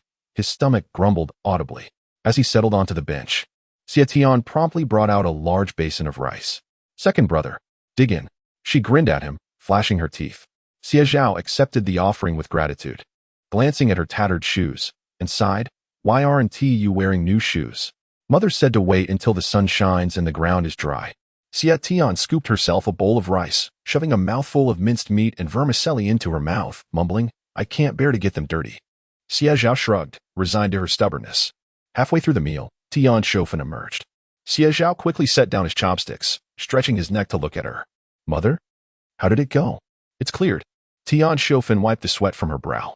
"It was quite blocked, thanks to Labao. That girl, so greedy." She vomited all over but kept slurping up more vigorously. Xie Zhao paused, bemused. The saying about giving it one's all had been passed down through generations, surely. It held some truth? Tian Shofan set down the basin, giving Xie Zhao a stern look. "You better take care of your wife. She is not an easy one." Xie Zhao nodded earnestly, praising her cooking. "I know, mother. Your dishes are simply exquisite, even better than those at state-run restaurants." Tian Shofan chuckled, playfully scolding him. Flattery won't get you anywhere. Once the meal concluded, darkness enveloped the sky. Xie Cheng tugged at Xie Zhao, pointing towards the courtyard where a heap of snails lay. "Second brother, look. The yard is filled with wooden barrels and water tanks. Even some cracked jars have been repurposed for snails. We collected over 1,000 pounds today. All the snails from half the village are here. Although we agreed with father and the village head to hire his mule for a day at 1 yuan. We certainly can't rely solely on one mule, can we?" Xie Cheng couldn't help but grumble. "If it wears out, we can't afford that. In this era of low prices, a mule isn't cheap. Documented records show a mule could fetch 3,000 yuan. Although a mule can carry over 1,000 pounds. Xie Cheng couldn't shake off the worry. What if it truly wore out? What then? Xie Zhao pondered momentarily, furrowing his brow. "Why don't we make a few more trips tomorrow?" Xie Cheng stood up, brushing off his pants, glancing outside. "Let us go find Sanlu. He has a donkey." Sanlu lived at the edge of the village. His home was quite dilapidated, more accurately described as a cowshed. The dim light illuminated a patch of abandoned earth, and Xie Zhao could faintly discern the shadows of what had once been a beautiful structure. Regrettably, the grand manor of yesteryears now remains but a mere foundation riddled with pits and hollows, bearing the scars of its brutal dismantling. Fragments of exquisitely carved window sashes litter the ground, half trampled into the earth, while the other halves display a mottled patina of decay. Only a lowly earthen dwelling stands resolute, once the cattle shed of the Shin family, where oxen and servants alike found their repose. During the tumultuous era of the Four Olds, the Shin couple wept, pleading for mercy, yet their abode was thoroughly searched, both inside and out. Until it was confirmed that no treasures lay hidden, leaving only this humble earthen structure intact. Within, a window, layered with sheets of newspaper, quivers in the wind, producing a mournful wail. Tapping gently on the door, Xie Cheng inquired, "Is Sanlu here?" "It is I, Xie Cheng." Chapter 57. Renting a donkey after a brief moment. The sound of shuffling footsteps echoed, and the door was ajar. San Liuzi cautiously poked his head out, and upon seeing Xie Cheng, his eyes brightened. He quickly stepped aside and opened the door wider, ushering the two men inside. Brother Xie, what brings you here?" he exclaimed joyfully. "Come in. It's been ages since anyone visited my home. It's a bit messy." As Xie Zhao entered the room, he found himself momentarily taken aback. The cow shed was divided into two sections. To the right was a straw shelter, where a donkey, upon noticing the newcomers, brayed a few times before returning to its slumber. The left side was where San Liuzi resided, and it was indeed quite chaotic. The floor was cluttered with a mud brick stove, firewood, and a pile of clothing in one corner. There were newspapers, rice husks, and a cup for drinking water scattered about. The most valuable possession appeared to be an aluminum kettle, resting atop a dilapidated square stool, but it was covered in dust, indicating it hadn't been used in a long time. Indeed, it was a quintessential bachelor-s abode. At 21 years of age, San Liuzi was tall and slender, with somewhat disheveled hair. He wore a tattered cotton coat, paired with mismatched black trousers of uncertain origin, both knees torn. His cloth shoes had long since succumbed to wear, exposing his big toe. Feeling somewhat awkward, he rubbed his hands together and said to Xie Cheng and Xie Zhao, I haven't had anyone over in a while. It's quite a mess. Please, have a seat. Let me clean up." With that, he hastily wiped the dust off the long bench with his sleeve and dragged it in front of them. Xie Zhao and Xie Cheng sat down. In the countryside, no one looked down on anyone else. After all, who among the previous generations hadn't come from humble beginnings? "You ought to find yourself a wife," Xie Cheng remarked, frowning at San Liuzi. "Look at your life. You've earned money but have nowhere to spend it. Build a house, fix up a yard, and marry a good woman to make your life flourish. Sanliuzi merely smiled. Brother Xie, it's not that I don't want to tidy up. It's just that once I start, I can't sleep. He pointed to a battered tea jar on the floor, saying, that was my father's favorite tea jar. It's got a hole and is moldy, yet I've thrown it away several times only to retrieve it again. Every time I close my eyes at night, I see him scolding me for discarding his beloved item, calling me a spendthrift. How could I dare to throw it away? He chuckled softly, and a silence enveloped the room. It was not that he didn't wish to discard it. Rather, every time he attempted to clean up, unwanted memories of the past resurfaced, tormenting him with relentless nightmares. Before his parents passed away, they had coughed for months, and in their final days, they bled profusely. The beams of the house and the straw bed were stained crimson. He would never forget. Leave it be. It will surely be worth something in the future. Xie Zhao suddenly said with a smile. Looking at Sanliuzi, he added, I brought some money for you. Xie Zhao spoke as he retrieved the cloth pouch he had specially set aside for Sanliuzi, containing the earnings from the sale of wild boar and snails. A total of $224.06. Count it for yourself. Sanliuzi's eyes sparkled with excitement. Brother Xie, have you sold the wild boar so swiftly? He asked, hastily wiping his hands before reaching out to take the money, meticulously counting it. Indeed. Just right. He was overwhelmed with joy, clutching the pouch to his chest, and looked up at the two men. Did you come just to deliver this money to me? Xie Zhao shook his head. No, we are here for this donkey. Technically, the donkey did not belong to Sanliuzi. When he was 10 years old and orphaned, the production team, feeling pity for him and remembering the kindness of his late parents, allowed him to care for the donkey. Later, when the mother donkey gave birth, she was sold at the market while the young donkey remained for him to raise. This was considered the asset of the production team. However, the young donkey had grown up alongside Sanliuzi, treating him as a parent, and could not be managed by anyone else. Do you intend to use this donkey for hauling? Sanliuzi pondered for a moment before responding. The village chief had spoken to me before, saying that if anyone needed to borrow it, they could do so, and any fees or grain collected would go to the production team. However, this donkey has a stubborn temperament. Only I can manage it. Xie Cheng raised an eyebrow. Is that so? He stood up and walked towards the donkey shed, casually picking up a long whip and tapping on the wooden door. The donkey brayed softly and glanced at him. Get up, Xie Cheng commanded, imitating the gesture. He cracked the whip in the air, producing a crisp sound. Yet, the donkey barely lifted its eyelids, snorted disdainfully, and turned its head away.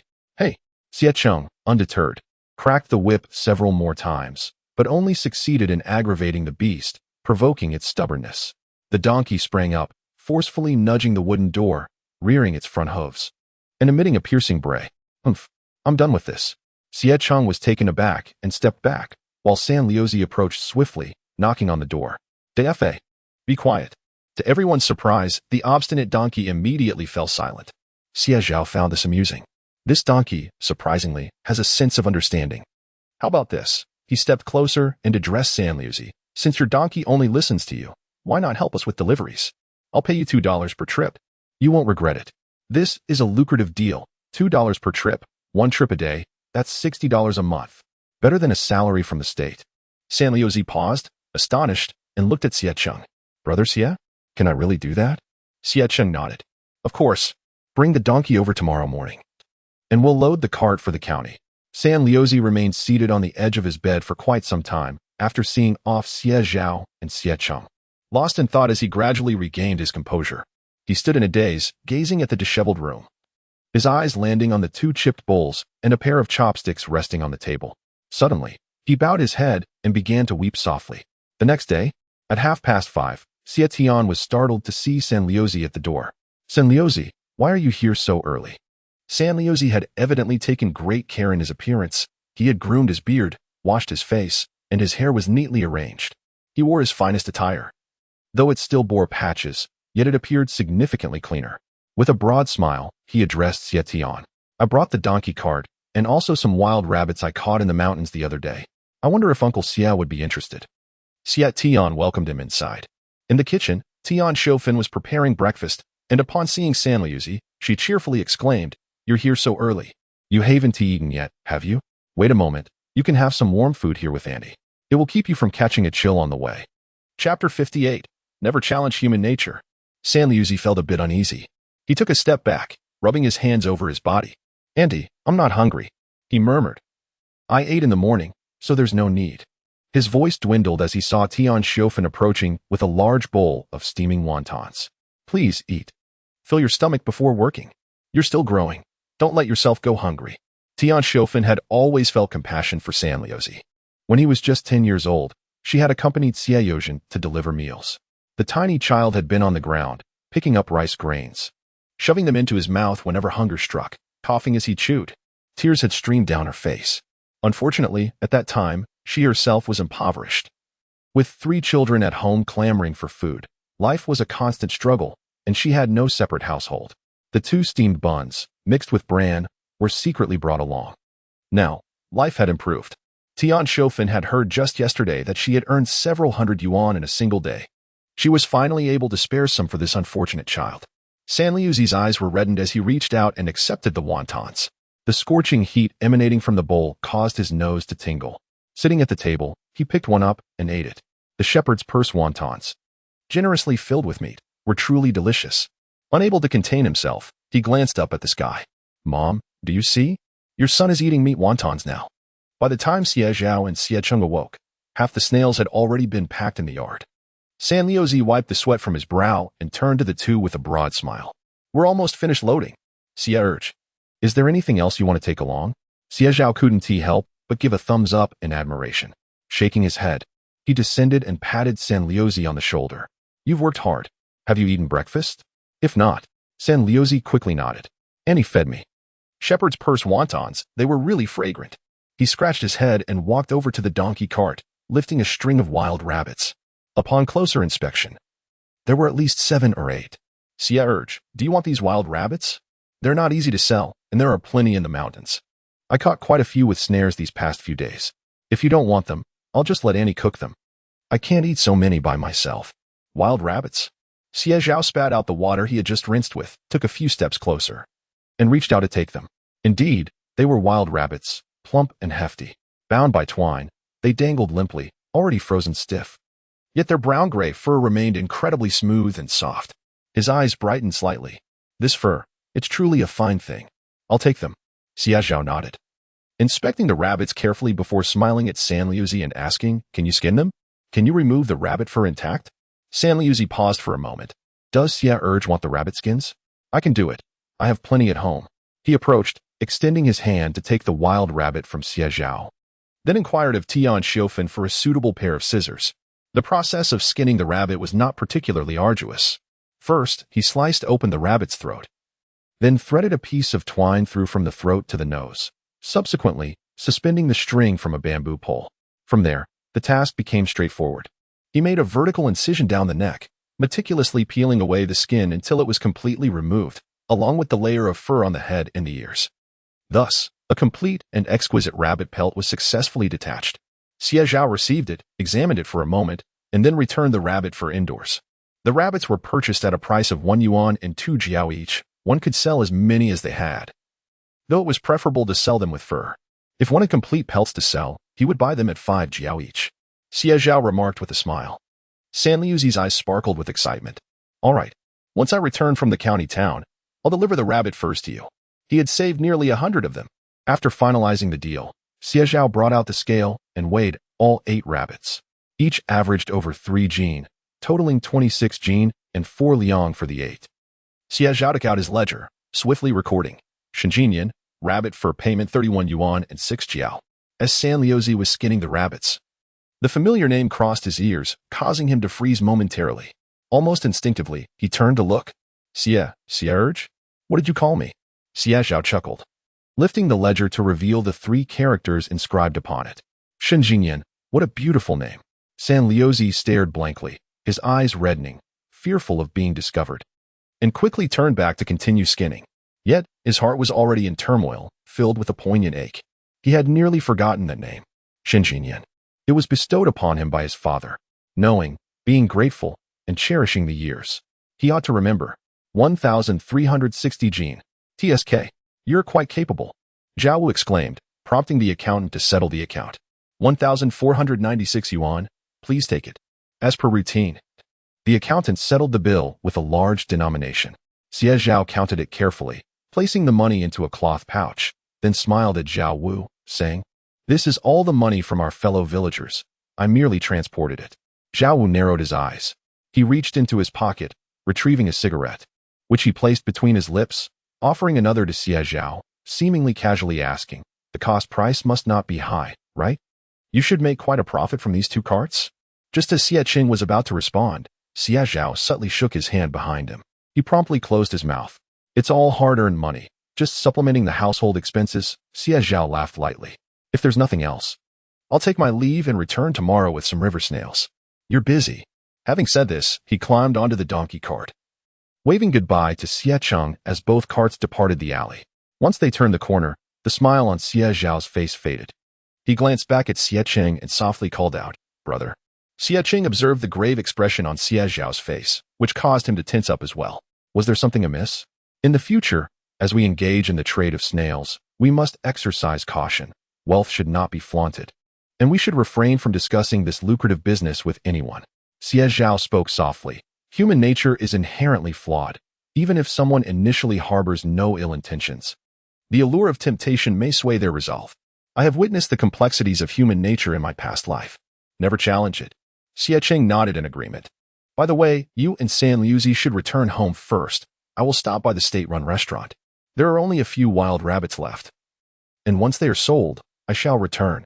The collection of snails at home has gradually fallen into a routine, with my younger sister and Xie Yozhen temporarily handling the gathering.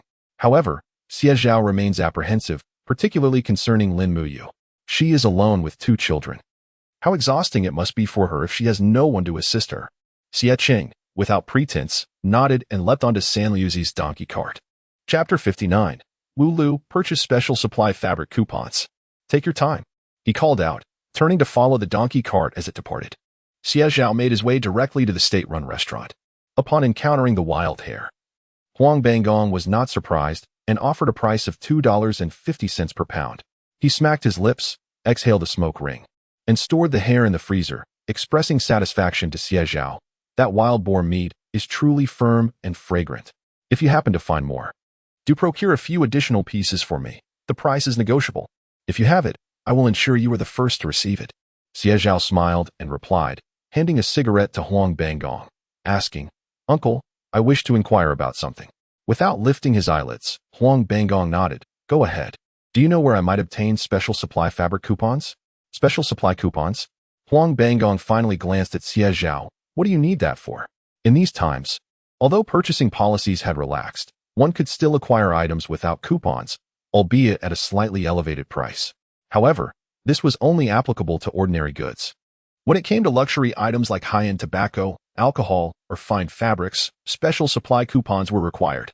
As the name suggests, these are exclusively allocated to a select group of individuals. Each county distributes quotas based on local conditions, and typically, only government employees are granted these coupons. Even with a coupon, one must possess the financial means to utilize it. In summary, the items that can be exchanged for special supply coupons represent the true luxury of this era. "I merely wish to purchase some fine fabric to make decent clothing for my wife and children," Xie Zhao explained. "During my marriage, life was tough, and I lacked the means. Now that I have earned some money, I intend to make amends."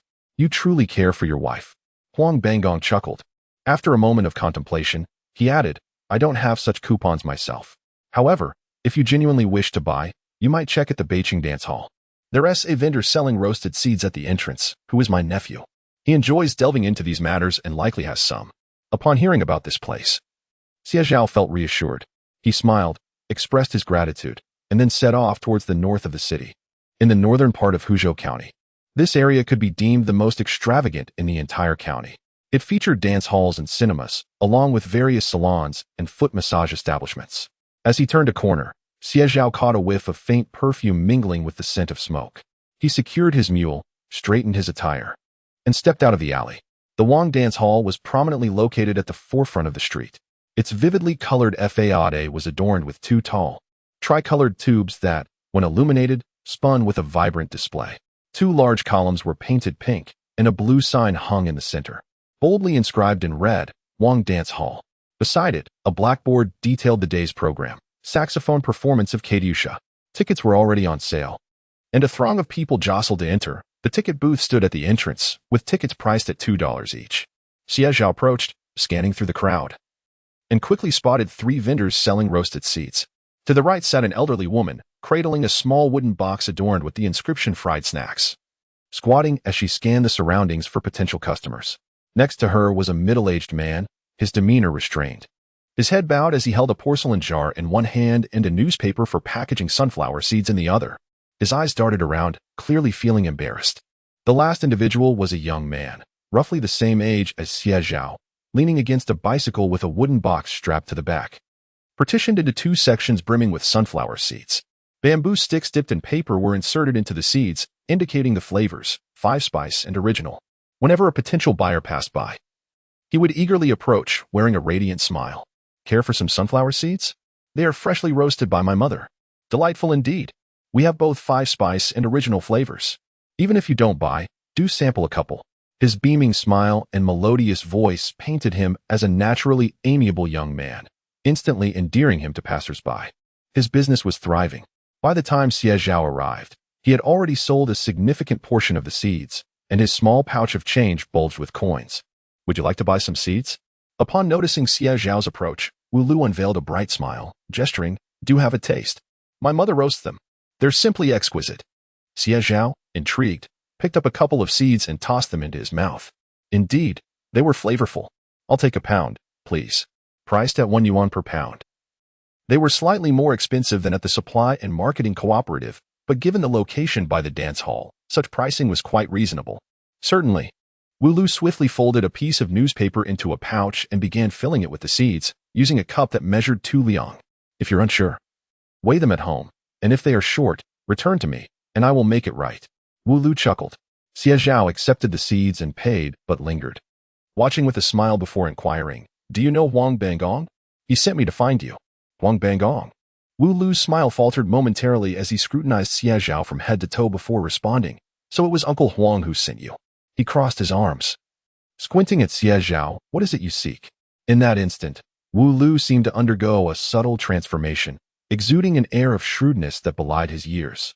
Xie Zhao narrowed his eyes but paid no mind. After all, dealing in such commodities often skirted the edges of speculation. Who among them could claim to be entirely innocent? I wish to purchase some special supply tickets. I wonder if you have any? Special supply tickets? Upon hearing those words, Wu Lu erupted into laughter. What kind of special supply tickets are we talking about? Sewing machines or bicycles? I must clarify, these items are in high demand, and their prices are not trivial. Bicycles and sewing machines were considered among the 4 essential items. In these times, particularly in county towns, newlyweds sought to acquire the 3 transfers in one sound: sewing machines, bicycles, and watches, with the sound referring to radios. However, to purchase these 4 items, one needed tickets. While not precisely special, these tickets were distributed only to certain government entities, making them exceedingly rare. Xie Zhao shook his head and smiled lightly, stating that he had no need for such things at the moment. What he required was fabric coupons. Fabric coupons? Wu Lu was taken aback for a moment. Did anyone actually desire such items? It must be noted that these coupons were rather trivial on the black market, not deemed essential. Families with better circumstances preferred to purchase finished garments from the department stores downtown. After all, those were imported brands, exquisite and vibrant. As for those less fortunate, they could only be grateful to afford the ordinary fabrics available at the supply and marketing cooperative. The thought of seeking out special supply fabric from the black market was utterly ridiculous. What is the matter? Can't you procure them? Noticing Wu Lu's silence, Xie Zhao gently inquired, is there anything I cannot obtain? Wu Lu scoffed, lazily raising a finger. I will secure you a special supply fabric coupon worth 20 meters by tomorrow morning. Chapter 60, Remarkable Origins. This price is not cheap. In these times, one could procure ordinary cotton fabric from the supply and marketing cooperative for merely $1.50 per meter, while slightly more expensive materials such as polyester and dacron would set one back around $1.80. Yet, this exclusive fabric coupon demanded a staggering $10 for 20 meters. When averaged out, that amounts to 50 cents per meter, not to mention the initial investment required for the purchase. Nevertheless, Xie Zhao did not flinch. He promptly produced a large denomination bill from his pocket and handed it over. Oh, what a generous individual! Wu Lu's eyes gleamed with interest. At that moment, his face radiated a more amiable expression. as he recognized that a customer who could produce a large bill was certainly not ordinary. Initially, he had perceived Xie Zhao's attire as indicative of a frugal character, which had led to a somewhat lackadaisical attitude on his part. A large bill in Wu Lu's hands could instantly transform his demeanor. However, Xie Zhao was accustomed to such superficiality. He had encountered many charming deceivers in his previous life. I also wish to purchase cigarettes, Xie Zhao inquired. Do you have 10 packs? For those in the business, cigarettes served as a significant commodity. Yet, due to the fear of speculation, there were now purchase restrictions. One could only acquire a single pack at a time, and it required a ticket, which was quite troublesome.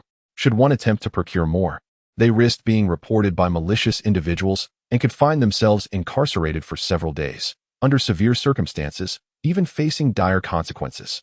Wu Lu's smile brightened considerably. Ah, look here. While I may not have much, I assure you, when it comes to cigarettes, I can provide as many as you desire. He chuckled heartily and promptly performed a little magic trick for Xie Zhao. With a swift motion, he reached beneath a wooden box filled with sunflower seeds and, with a decisive tug, produced a box full of cigarettes. Xie Zhao was taken aback. Goodness, there's more to this than meets the eye. He beheld a veritable treasure trove of cigarettes, with brands like Hometown Mountain, Dakianmen, Lushan, Asmara, and Butterfly Spring, among others, all neatly stacked within. Xie Zhao's expression became subtly contemplative. He realized a critical point. Wu Lu was no ordinary vendor. Perhaps, to be precise, he was merely a low-level pawn within a broader organization, risking much by engaging in such sales, essentially putting his life on the line. After all, this was quintessential speculation. Should the police conduct an undercover investigation, capturing him would be a certainty. However, the real question arose. Wu Lu's demeanor exuded a sense of seasoned experience, suggesting that the group behind him was formidable. Specifically, his associates in Hudu County likely wielded significant influence, even possessing connections within the police force, allowing them to operate so brazenly. With these thoughts swirling in his mind, Xie Zhao made his decision, reaching for the Hometown Mountain and Asmara brands, ultimately purchasing 10 packs, all of which were on the pricier side. Wu Lu, observing Xie Zhao's discerning choices, felt increasingly astonished. Who exactly was this young man? The cost of these 10 packs was certainly not insignificant. Together, it amounts to nearly 30 yuan. Some public officials spend their monthly salary without a second thought, as if they were someone of significance in the county, though he had never heard of such a person. In the midst of these musings, Xie Zhao had already procured the cigarettes, tapping the wooden box again with a smile, saying, "Let's settle the price." Wu Lu returned to reality, glancing over the items, and counted a total of 28. Xie Zhao produced 3 large bills and handed them over, also grabbing a pack of Hometown Mountain cigarettes. No change necessary. As it was just right. Wu Lu grinned widely. Boss is making a fortune. He closed the box and added to Xie Zhao, "If you need anything else, just come find me, Wu Lu. I guarantee I can get you whatever you want." Xie Zhao responded with a few more smiles, then glanced at the time. Estimating that mealtime was approaching, he needed to hurry to the department store before it closed. At Hudu County No. 1 High School, the bell rang signaling the end of classes, and students rushed out of the classrooms. Boarders hurried towards the cafeteria with their lunchboxes, while those going home trickled out in small groups. Jinxiu, sporting a crossbody bag and wearing clothes specially brought back from the provincial capital by Zhao Lanji, walked through the crowd with an air of confidence. Several girls glanced at him in 2s and 3s, whispering amongst themselves. He instinctively straightened his back, reveling in the attention. Indeed, life with wealth is such a joy, Jinxiu could not help but think. Years ago, at the tender age of 8, he discovered that he was not the biological child of the Xie family, which set him on a relentless quest to find his real parents. He always knew he was destined for greatness. How could he possibly be the offspring of mere farmers? And indeed, when he learned that his biological parents were the wealthiest family in Hudu County, he did not hesitate for a moment. Leaving behind all his possessions and returning alone to the Xie family, his resemblance to Qin Donghai was striking. Upon their first meeting, he was certain it was undeniable. Good fortune had finally smiled upon him. He had turned his life around completely. Humph. Who would dare to look down on him? He was the only son of Hudu County's richest family. Even if he did not make it to university, the entire Qin family would eventually belong to him. With his chest puffed out, he walked to the bike shed, pulled out his bicycle, and upon turning his head, he spotted Huang Yue. "Yue," he called out. "Are you heading home? Let us go together." Huang Yue turned at the sound of his voice, her expression somewhat ambivalent upon seeing Qin Shiming. His looks, it must be said, were not particularly attractive. With single eyelids, a flat nose, and below-average height, his crooked teeth could be rather alarming when he smiled. To make matters worse, Qin Shiming had a rather unsophisticated demeanor. Growing up in the countryside, he had engaged in petty theft, spied on widows bathing, and even kicked stray dogs as he passed by. He would pick his teeth with his tongue while eating, sit with his legs crossed on benches, and even drooled all over the table while sleeping, leaving a rather unpleasant odor in his wake. Huang Yue could not help but compare him repeatedly to Xie Zhao. The disparity was too great for her to develop any affection for him. Yet, he was indeed the son of Qin Dahai. In the past 2 years, the textile industry has faced significant challenges and the family business has drastically declined. This unfortunate situation arose after her father offended certain individuals and was subsequently ostracized, resulting in a halving of their enterprise. If they were to lose the Qin family as their principal client, the Huang family would undoubtedly face bankruptcy. Contemplating this dire predicament, Huang Yue forced a smile, attempting to present a positive demeanor towards Qin Shiming. I still need to visit the department store for some shopping, so please go ahead. We can certainly find another opportunity to spend time together, she said with a sweet smile, her voice gentle. However, Qin Shiming's gaze was utterly fixated on her. The department store? That sounds wonderful. I shall accompany you, he exclaimed, eagerly pushing the cart closer, beaming at Huang Yue. What do you need? I'll buy it for you. Please, don't hesitate to ask. Chapter 61. Encountering again. Huang Yue's expression stiffened. With Qin Shiming having made such a statement, it felt inappropriate to decline any further. She could only nod awkwardly, forcing a smile, and said, "Thank you, Shiming go." In that moment, Qin Shiming felt a surge of pride swell within him. Such a life of affluence was undeniably exhilarating. He steadied his bicycle and walked alongside Huang Yue, basking in the envious glances from his male classmates, feeling an overwhelming sense of pride swell in his chest. Qin Shiming spoke with great enthusiasm, regaling her with tales of the Chun family's flourishing business and the considerable wealth they had amassed. Huang Yue, however, was distracted, increasingly anxious about Qin Shiming being too close, prompting her to quicken her pace. Eventually, they arrived at the department store, which was bustling with students coming and going after school.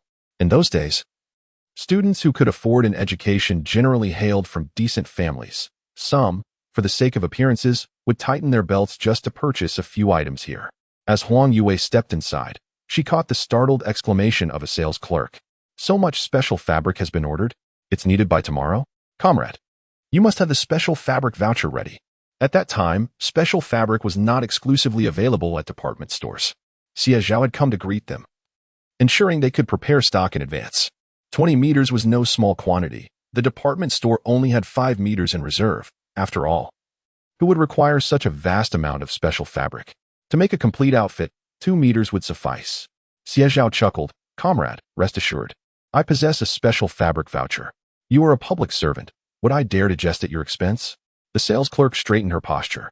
Indeed, she was on the public payroll and had connections at home. She was not concerned about Xie Zhao attempting to deceive her. "All right, I will arrange for the stock this afternoon. You must come by tomorrow morning." Xie Zhao nodded with a smile and piled the goods he had just selected onto the counter. A notebook, some pencils, a small abacus, and several books. These were all intended for Xie Tian. The little girl had been quite downcast lately, and Xie Zhao had noticed her melancholy at a glance. "Comrade, please assist me in calculating the bill for these, and for tomorrow's special fabric, I will pay half the deposit up front. I kindly ask that you."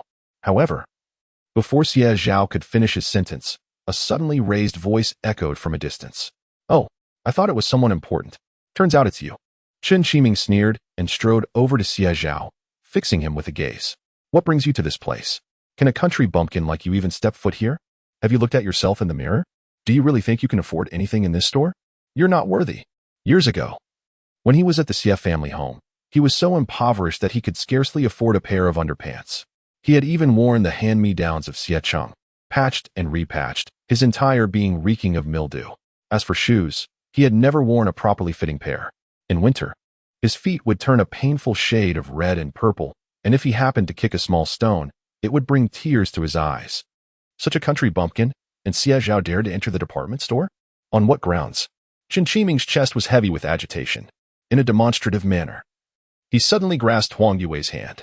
Startled, she instinctively attempted to withdraw, yet upon seeing Xie Zhao's utterly unperturbed expression, an inexplicable pang of sorrow welled up within her. Was he still blaming himself? At that moment, all eyes were fixated on Xie Zhao. The patrons present were predominantly students, many of whom recognized him. Moreover, since Xie Zhao had been absent at the start of the second year, it wouldn't take long for them to inquire and uncover the truth of the matter. It was he, the so-called young master. Rumor had it that his parents were mere peasants from Shishui Village. Farmers. They could hardly afford to send him to school. How could he possibly be here? The items here were exorbitantly priced. How could he afford them? Perhaps he had come merely to gawk. If it were me, I would also find it unbearable. He used to be so esteemed. The crowd murmured amongst themselves. Meanwhile, Xie Zhao stood with his arms crossed, a sardonic smile playing on his lips as he fixed his gaze on Jinxiu. What? Is the scolding not yet sufficient? Xie Zhao drawled. Shall I invite Widow Wang from the village to enlighten you? Jinxiu's countenance darkened abruptly. You slander me. I will report you to the police. Do you have any evidence?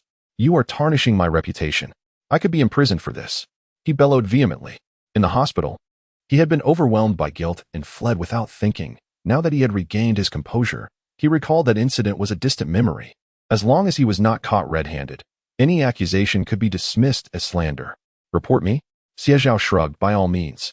Just a moment ago, you were so brazenly disparaging, claiming I had no right to be here, and everyone heard that. Classmate Chen, do you look down upon farmers? Chairman Mao himself proclaimed that farmers are a noble class, the forerunners of workers, the backbone of the industrial market. We are all comrades in the revolution. Your actions are undermining the great revolutionary spirit. You are inciting discord against the magnificent ideals of communism. I am curious to see whom the police will arrest. With your demeanor, it would not be surprising if you were shot. He rebuked sharply, his gaze sweeping across the crowd. He had heard the whispers that had circulated earlier. The derogatory term peasant was unmistakably a slur. In this day and age, with Xie Zhao invoking revolutionary sentiments and quotations from the chairman, the weight of those words rendered the entire department store silent. Hiss! Who dares utter another word? Even if they harbor disdain, they must stifle it. Jinxiu's face shifted from pale to flushed, his mouth opened and closed as he glared fiercely at Xie Zhao. I didn't say that. Don't put words in my mouth. He could not help but add. Humph, you are merely skilled with your tongue. Have you finished perusing the items here? If you have, please leave. We still need to shop. You are wasting everyone's time. Jinxiu was certain Xie Zhao lacked the funds to make a purchase. Although Huang Yue had witnessed Xie Zhao buying clothes and cream the previous day, she was now filled with doubt and curiosity about whether he had truly become wealthy. Hearing Jinxiu's words, she restrained herself from intervening. A pair of delicate, enchanting eyes fixated on Xie Zhao, and a flicker of unwarranted hope unexpectedly blossomed within her heart. She mused, if Xie Zhao were indeed affluent and capable, would she not then possess alternative choices? At this moment, the crowd fell into a hushed silence. Wary of drawing Xie Zhao's attention to their earlier remarks, yet unable to suppress their curiosity about his potential blunders, the atmosphere grew strangely quiet. Meanwhile, Xie Zhao was disinclined to engage in a verbal spar with them. He was in a hurry to return and embrace the child. Excuse me? Xie Zhao turned, reminding the vendor, have my items been packaged? Is the deposit settled? Only then did the vendor realize, feeling somewhat embarrassed, as they hurriedly handed the packaged goods to Xie Zhao. Chapter 62. Who? Xie Zhao? How delightful. The deposit is half the price, 20 yuan, with the remaining 16 yuan, totaling 36 yuan. The special fabric comes with a special coupon, costing 2 yuan per meter. A deposit of 20 yuan, combined with the books purchased by Xie Zhao, all genuine and procured from the Xinhua bookstore. Thus the price is substantial. A thick stack, along with various educational supplies, weighed heavily in Xie Zhao's hands. The surrounding crowd was utterly bewildered upon hearing the figure of 36. What? Could it be that their ears deceived them? What on earth is so expensive? Even Jinxiu and Huang Yue were momentarily taken aback. How much? Over 30? Even if their families were affluent, they wouldn't casually spend such an amount at once. This is equivalent to an entire month's salary. Are you jesting? Can Xie Zhao truly afford this? In that instant, all gazes subtly landed upon Xie Zhao. He was no longer the young master of the Chen family. Could he possibly possess wealth? Without a trace of hesitation, Xie Zhao retrieved his cash, settled the bill, and collected his items with fluid grace. He certainly noticed the astonished, wide-eyed expressions of Jinxiu and the incredulous gaze of Huang Yue. Yet, he remained indifferent. After all, foolishness is inherent. They cannot believe what they see or hear. They only wish to believe what they choose. When Xie Zhao approached Qin Shiming, he paused momentarily. He stood still, gazing at Qin Shiming, and with a smile inquired, "I hear your academic performance is quite commendable?" Qin Shiming was momentarily stunned, but could not help but puff out his chest. Humph. He had ranked in the top 10 of his grade. Even the vice principal had instructed the homeroom teacher to pay special attention to him. He was destined to be a future college student. The state would allocate work for him. He would be well supported. What's this? Now you realize not to offend me? I assure you, it's too late for regrets. Qin Shiming declared fiercely.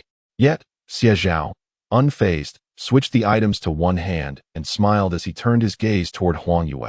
Oh, did Huang Yue not inform you who has consistently held the top position since the beginning of the first year? He sighed, revealing a slight air of disdain mixed with pity. Top 10? Chun, you must strive harder, otherwise. Being supported by the Chun family, to only achieve 10th place will lead others to question your intellect. After finishing his words, Xie Zhao politely smiled and waved goodbye to the crowd. Farewell. With that, he departed from the department store. Behind him, a group of individuals remained in a stupor for a while before suddenly snapping back to reality. I remember now, one person whispered softly. Since the start of our first year, the top student has always been Xie Zhao. In retrospect, Xie Zhao is indeed remarkably low-key. He has never boasted about this matter.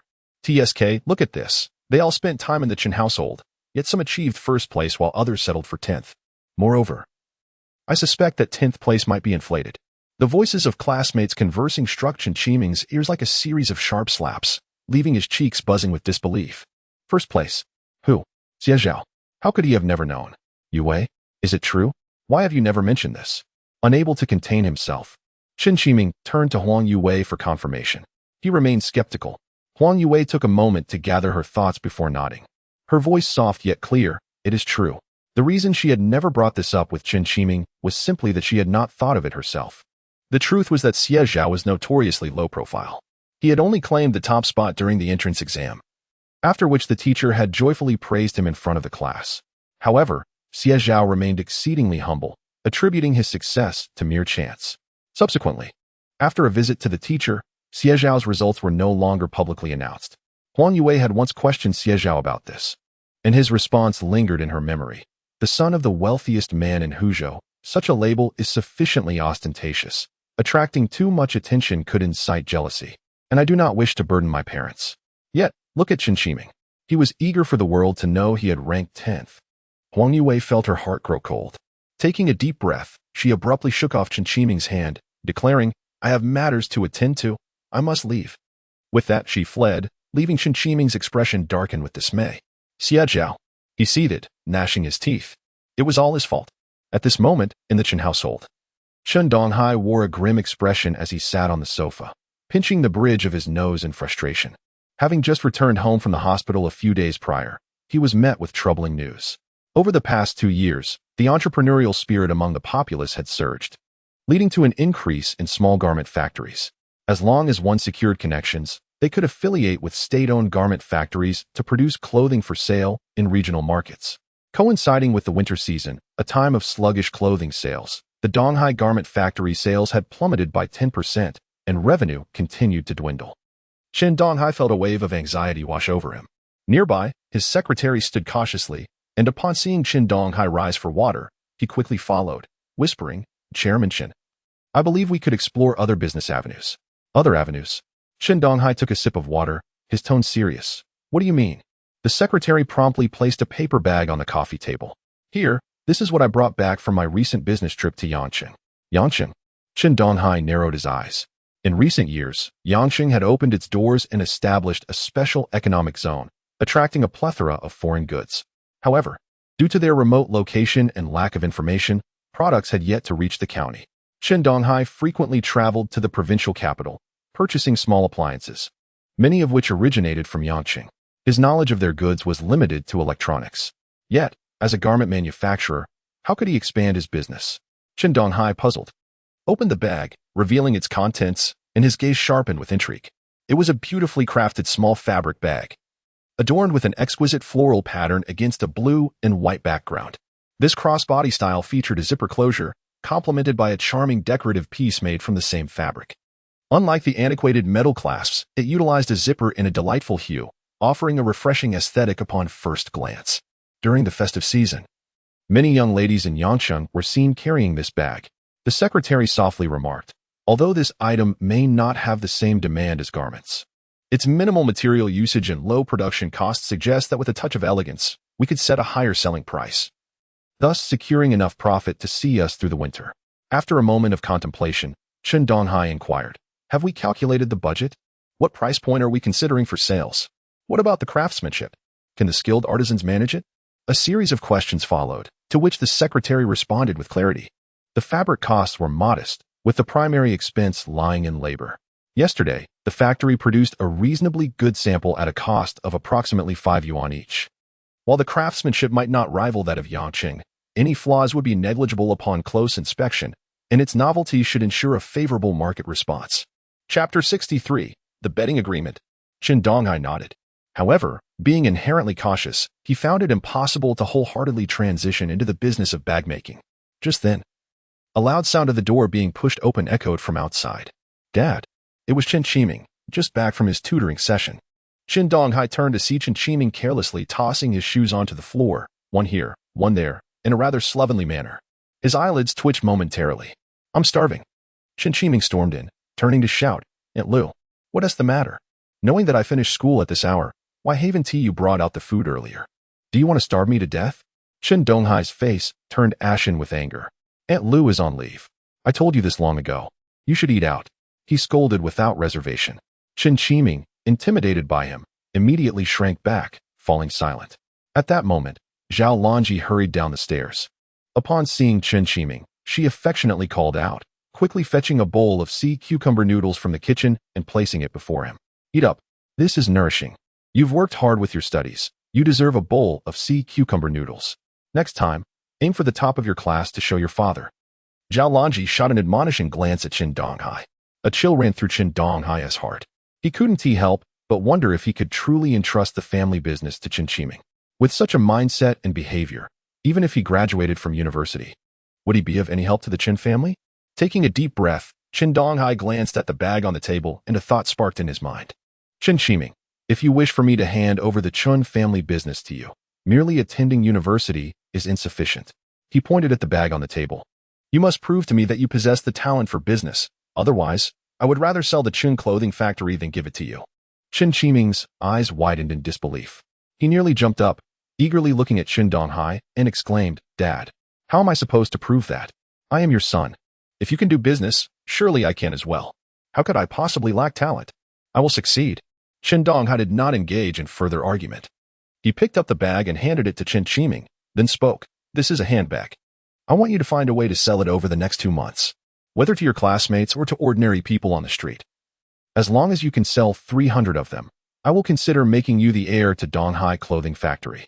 Upon hearing this, Chen Qiming was nearly overwhelmed with excitement. It was that simple. 300. One must understand that Hudu County is quite large, with numerous government agencies and departments. Anyone with a position surely has some spare change. Selling bags to their wives or daughters would undoubtedly be a piece of cake. This inheritance was within his grasp. At 2 o'clock in the afternoon, in Shishui Village, a throng of villagers had just finished delivering the river snails, and Xie Zhao was slumped over the table, her little hands trembling from exhaustion. Keeping the accounts was truly no simple task. My second brother is truly remarkable. He keeps track of so many accounts without any confusion. How impressive. She sincerely praised him. As soon as she finished speaking, a burst of laughter echoed from outside the door. Even before entering the courtyard, someone was already praising me. No wonder I have been sneezing all the way. Xie Zhao drove the mule into the yard. Xie Zhao's eyes lit up, and she immediately rushed over with a smile. Second brother, she called sweetly, though her gaze was already fixated on the mule cart. What is this? She leaned her head in for a closer look, and her eyes widened in astonishment. Books. Second brother, did you buy books? She picked up one, and the title on top read How the Steel Was Tempered, a book she had longed for dearly. Xie Zhao carefully opened it, although many words remained unfamiliar to her. It did not deter her from reading it word by word. Xie Zhao chuckled. That's not for you. The 4 books underneath are. You should finish learning to read first. Xie Tian tilted her little face and huffed. I can recognize many words already. I'll go borrow a dictionary from Dog Dan. I want to read too. Then as for your second sister-in-law, are you going to steal it? Xie Zhao replied with exasperation. Just read your own books and learn the words first. It won't run away. Oh, so it's for my sister-in-law. You should have said so earlier. The little girl covered her mouth, winked at Xie Zhao, and dashed into the house. I'm going to give it to my sister-in-law. Inside the house, Lin Muyu was enjoying a second serving. Now that their family's circumstances had improved, Xie Zhao had insisted on having extra meals. In his words, one needed to eat 6 times a day, not just her, but also the 2 little ones.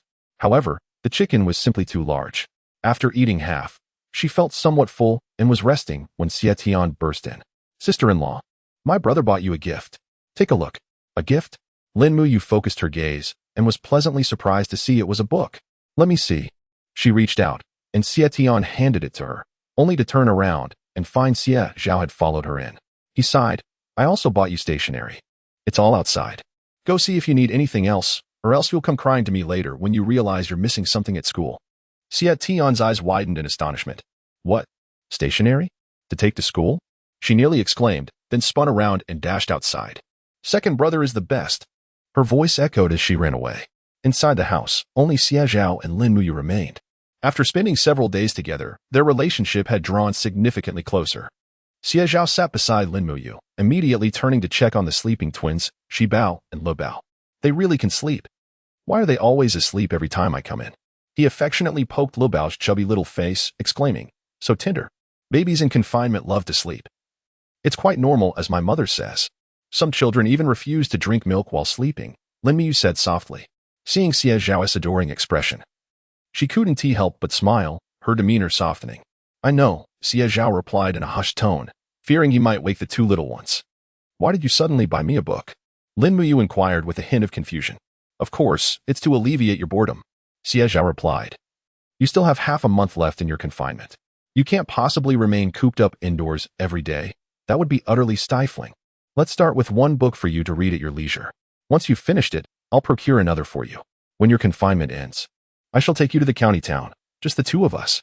Just the 2 of us? Lin Muyu paused momentarily. She gently nodded, almost imperceptibly. Her heart swelling with a secret delight at those words. Wait. Xie Zhao suddenly recalled something. Abruptly rising to his feet and walking over to the pillow on his side of the bed, he then revealed a somewhat triumphant smile. Darling, extend your hand. Chapter 64, Unabashed. Hand. Lin Muyu was momentarily taken aback. She set the book aside, unsure of what Xie Zhao intended to do, yet she extended her hand nonetheless. In the next instant, his palm enveloped hers.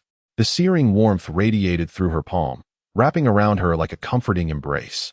As the rough pads of his fingers grazed her hands back, applying pressure bit by bit, Lin Muyu felt a surge of heat rising from where their skin met. Her gaze fixated on Xie Zhao's hand. The back of the youth's hand was veined, his knuckles long and graceful, resembling exquisite ivory. However, the trials of the past had etched numerous scars into his palm, now scabbed over, causing her palm to tingle with warmth. That must hurt, Lin Muyu suddenly uttered. She looked up at Xie Zhao, her heart pricked by an emotion that flooded her with a bittersweet sensation. How could this belong to Xie Zhao? She still could not forget that day beneath the willow tree at the village's edge, where he stood tall and proud, like a straight and noble pine. So out of place among them in the entire Shishui Village. But now, his shoulders bore the weight of the Xie family, of her and the child. He had to stoop and bend, struggling to make a living. A wave of sorrow surged within Lin Muyu, her eyes beginning to glisten with unshed tears. You could have a much better life. Her voice trembled. The sunlight streaming through the window illuminated her reddened eyes, and Xie Zhao discerned the pain in her heart. In that fleeting moment, inexplicably, his own heart softened as well. This, he thought, was the best life. In the next instant, Xie Zhao grasped her hand, exerting a gentle pull that drew her into his embrace. He held Lin Muyu tightly, resting his chin on her hair, tenderly caressing it. I have traversed another path, fraught with suffering and regrets that haunt me for a lifetime. Yet, heaven has favored me, bringing you, Xi Bao and Lu Bao back into my life. You cannot fathom the gratitude and excitement that fills my heart. He paused, momentarily releasing her before locking his gaze onto Lin Muyu. This is the best life. Thank you for appearing. As his words settled, Lin Muyu's tears flowed freely. Xie Zhao expressed his thanks for her presence. Did he not blame himself? Did he not reproach himself for holding the string of the kite? Taking a deep breath, a resolute thought solidified within her. She looked at Xie Zhao and said, "Next time, could you find me some high school textbooks? Xie Zhao, I wish to study, to attend university, and become a cultured person. I promise not to hold you back." Xie Zhao chuckled, his smile radiant as he flashed his teeth at Lin Muyu. "Sure. My wife desires the stars in the sky. I will find a way to pluck them for you." Lin Muyu could not help but smile in return. "You say all the right things," she teased. Yet, after her playful remark, Xie Zhao, with utmost seriousness, squeezed her hand again. "Why do you only say sweet things? Do you mean to imply that I have not satisfied you?" Uncertain whether intentional or not, Xie Zhao deliberately elongated the pronunciation of his words, even leaning forward in a rather imposing manner, enveloping her in his distinct aura. Lin Muyu was momentarily taken aback. What did he mean? Her delicate face inevitably flushed, and a soft hue crept up her earlobes, even as she leaned down to observe. The fine fuzz was clearly visible.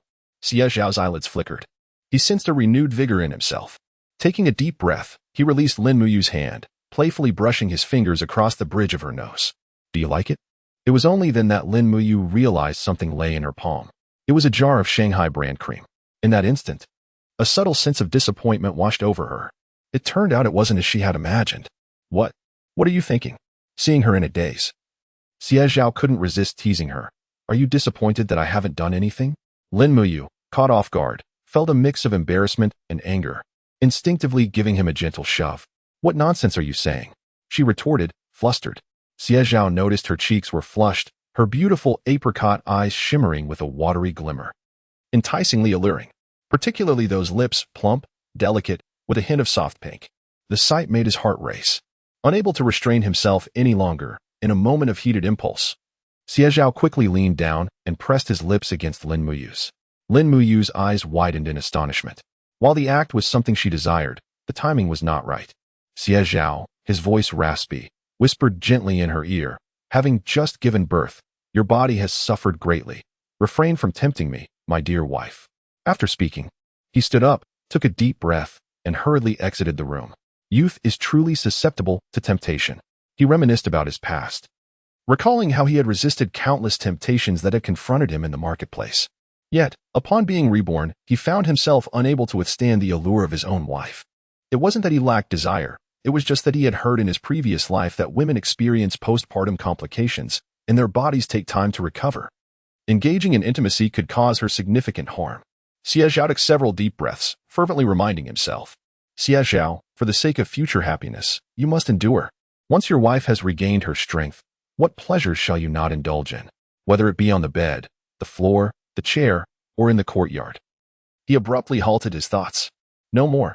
The more he pondered, the more heated he became. In a moment of desperation, Xie Zhao dashed outside, scooping up a handful of water and splashing it onto his face. The spring air was still icy, and the shock of the cold water jolted him into clarity. Meanwhile, Tian Xiofan waved her hand, calling everyone to dinner. "Hurry up. Clear the table," she exclaimed, wiping her hands with a cloth before turning to Xie Zhao. "This afternoon, make sure to find time to fertilize the vegetable patch. The soil near the creek was just turned last year. Even if we're planting soybeans, it requires diligent fertilization. Spring is swiftly approaching, and we find ourselves on the 13th day of the Lunar New Year. In just a couple of days, we will celebrate the Lantern Festival, after which preparations for spring plowing will commence. These tasks are laborious and demanding, encompassing plowing the fields, nurturing seedlings, and transplanting rice. In the dry land, vegetables must be sown, and one must burn straw and wood ashes to enrich the soil, while the homemade fertilizer is carried on one's shoulders to irrigate the fields. At this juncture, the contributions and significance of men are paramount. The strenuous labor is predominantly undertaken by them, while women manage the household. They engage in laundry, cooking, and childcare, while also tending to their vegetable gardens. During the busy farming season, even amidst overwhelming responsibilities, they must muster their resolve to assist in the fields. When the children cry incessantly, they may be strapped onto their backs or left at home under the watchful eye of older siblings. Alternatively, they might be secured at home, their cries echoing in vain, as no one attends to their needs. Chapter 65. Familial Aspirations. When Xie Zhao first arrived in Shishui Village, he coincidentally stumbled upon the busy farming season. As he passed by a household, he witnessed a toddler, just learning to sit, playing in the muddy ground. surrounded by free-range chickens. The child, in a curious frenzy, grabbed anything within reach and stuffed it into their mouth. This scene left a profound impact on his heart. This year, the eldest son would not be working in the mines. Xie Zhao, holding a bowl of noodles, squatted beneath the eaves and declared, "When the time comes, the family will be busy. I will handle the field work. You and your second brother just focus on the business." Xie Zhao paused for a moment before nodding in agreement. Xie Zhao, who was just bringing over a bowl of noodles, felt a sense of relief upon hearing this. In truth, even if Xie Zhao had not mentioned it, he would have spoken up to help Xie Zhao decline. Working in the mines during these times was not a favorable endeavor for those unfortunate enough. It could even cost them their lives. In his previous life, Xie Zhao had indeed lost his life in such a manner, and by the time Xie Zhao returned, not even a body could be found. "Dad, once the school in Xianyang town opens, let my little sister go to school," Xie Zhao suggested. Instantly, everyone turned to look at him. Xie Tian, who had been reading, was momentarily stunned. Her eyes brightened, and almost instinctively, she stood up, yet hesitated to speak. Her gaze eagerly fixed on Xie Zhao. She never expected him to advocate for her. School? Xie Tian had been forced to drop out after 5th grade due to the family's dire financial situation, with only Jinxiu in the household. Managing to scrape together 10 yuan for living expenses each month was a struggle, leaving the family feeling as though they had to tighten their belts and bury their heads in the ground to find money. Xie Tian was mature for her age. The next day, she returned home in tears. Since then, she had been laboring at home, and though only 14, her hands were rougher than many adults. "Mom, my little sister has always been top of her class." After she dropped out, teachers from Xianyang town came several times to attest to her academic potential. Xie Zhao pondered for a moment, turning his gaze to Tian Xiufan. They all understood that the true authority in the household lay with her. Xie Tian, feeling anxious, turned to Tian Xiufan with a pleading expression. "Mom, I promised to come home right after school to help with the laundry. I can take care of my niece's diapers in the morning. I assure you it won't interfere with my studies," she implored, her voice tinged with grievance. Tian Xiufan could see clearly that Xie Tian genuinely loved studying. She reached for a bowl of noodles and handed it to her. "If you wish to study, then do so, but you must promise me one thing," she said, fixing her gaze on Xie Tian. "If you pursue your education, you must do so with determination and ensure you get into university. Do you hear me?"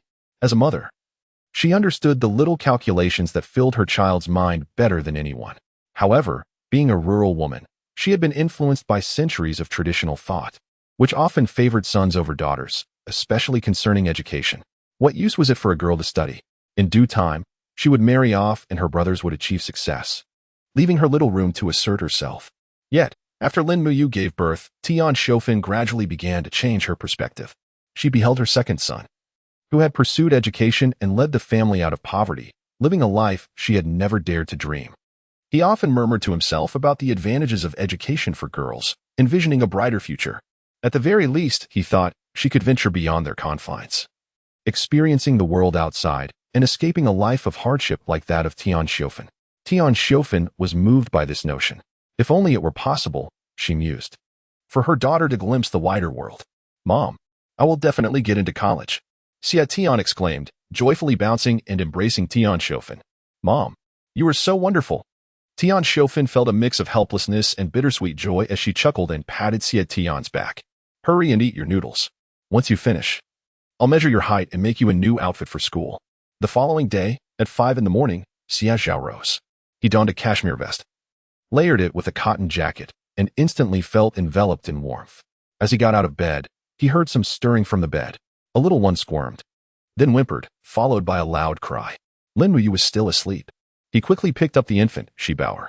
Over the past few days, Xie Zhao had gained some experience. The baby was either hungry or needed a change.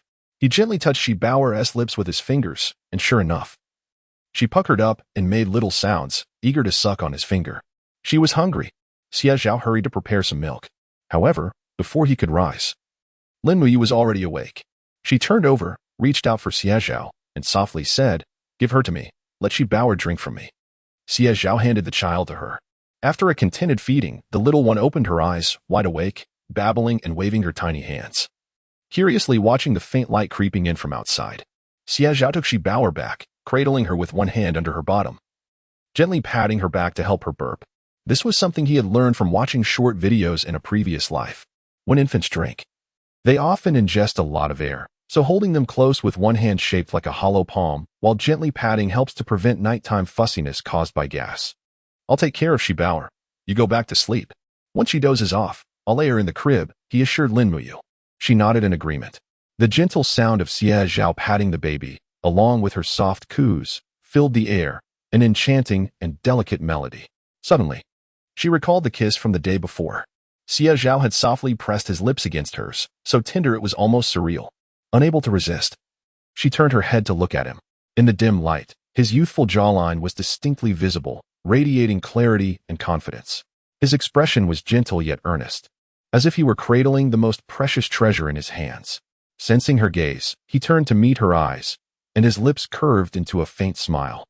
"Sleep well, my dear wife," he whispered. In that moment, Lin Muyu felt a profound sense of peace. Today, the profit from selling river snails reached its zenith. 2 carts carried an impressive total of over 1,600 pounds of these delicacies to the county town, leaving the beasts of burden utterly exhausted. This bounty, a staggering 1,600 pounds of river snails, was the result of villagers burning the midnight oil, with entire families venturing out to gather them, all in pursuit of financial gain. Xie Zhao welcomed all comers, meticulously keeping accounts, collecting snails, and even acquiring a fair share of wild hares and mountain chickens. The 2 carts, brimming to the brim, drew the curious gazes of many as they passed through the county town. In total, they weighed 1,654 pounds, yielding a handsome sum of 1,819 yuan and 4 jiao. Zhao Wu instructed the accountant to settle the accounts and, with his hands tucked into his pockets, remarked with a smile, "Young Master Xie, you are so industrious at such a tender age. I wonder if you harbor any other aspirations?" Chapter 66. It turns out I was shot in my previous life. No wonder he looks familiar.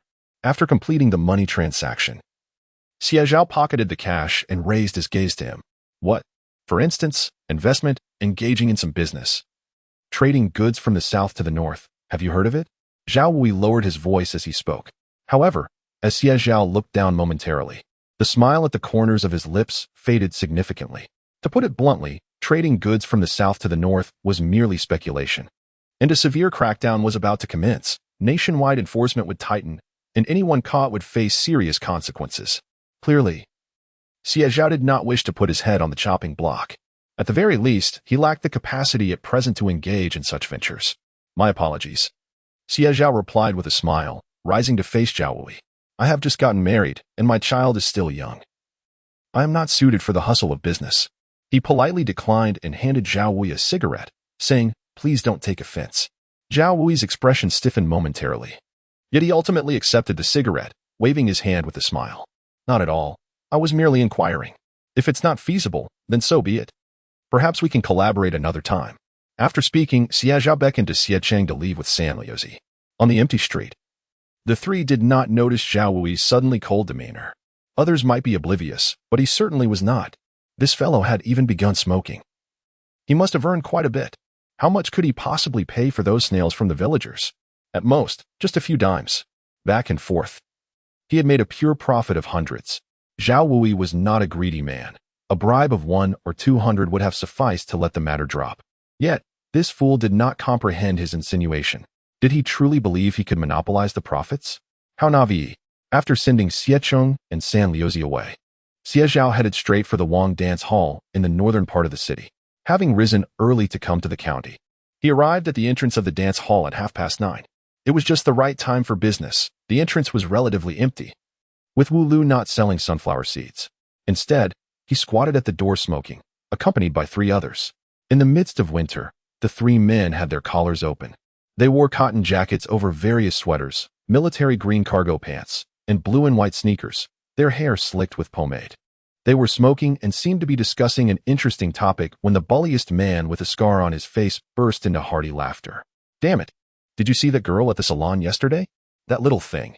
Even just eating a whistle could turn her face red." Cheng Gang smacked his lips, took a drag of his cigarette, and continued, "Tomorrow, go find out her name for me. Keep it low-key. Don't scare the girl." Wu Lu, grinning broadly, nodded eagerly and stood up, handing Cheng Gang another cigarette. "Don't worry, Brother Cheng. I can find out anything about anyone." After their exchange, the group erupted into laughter once more.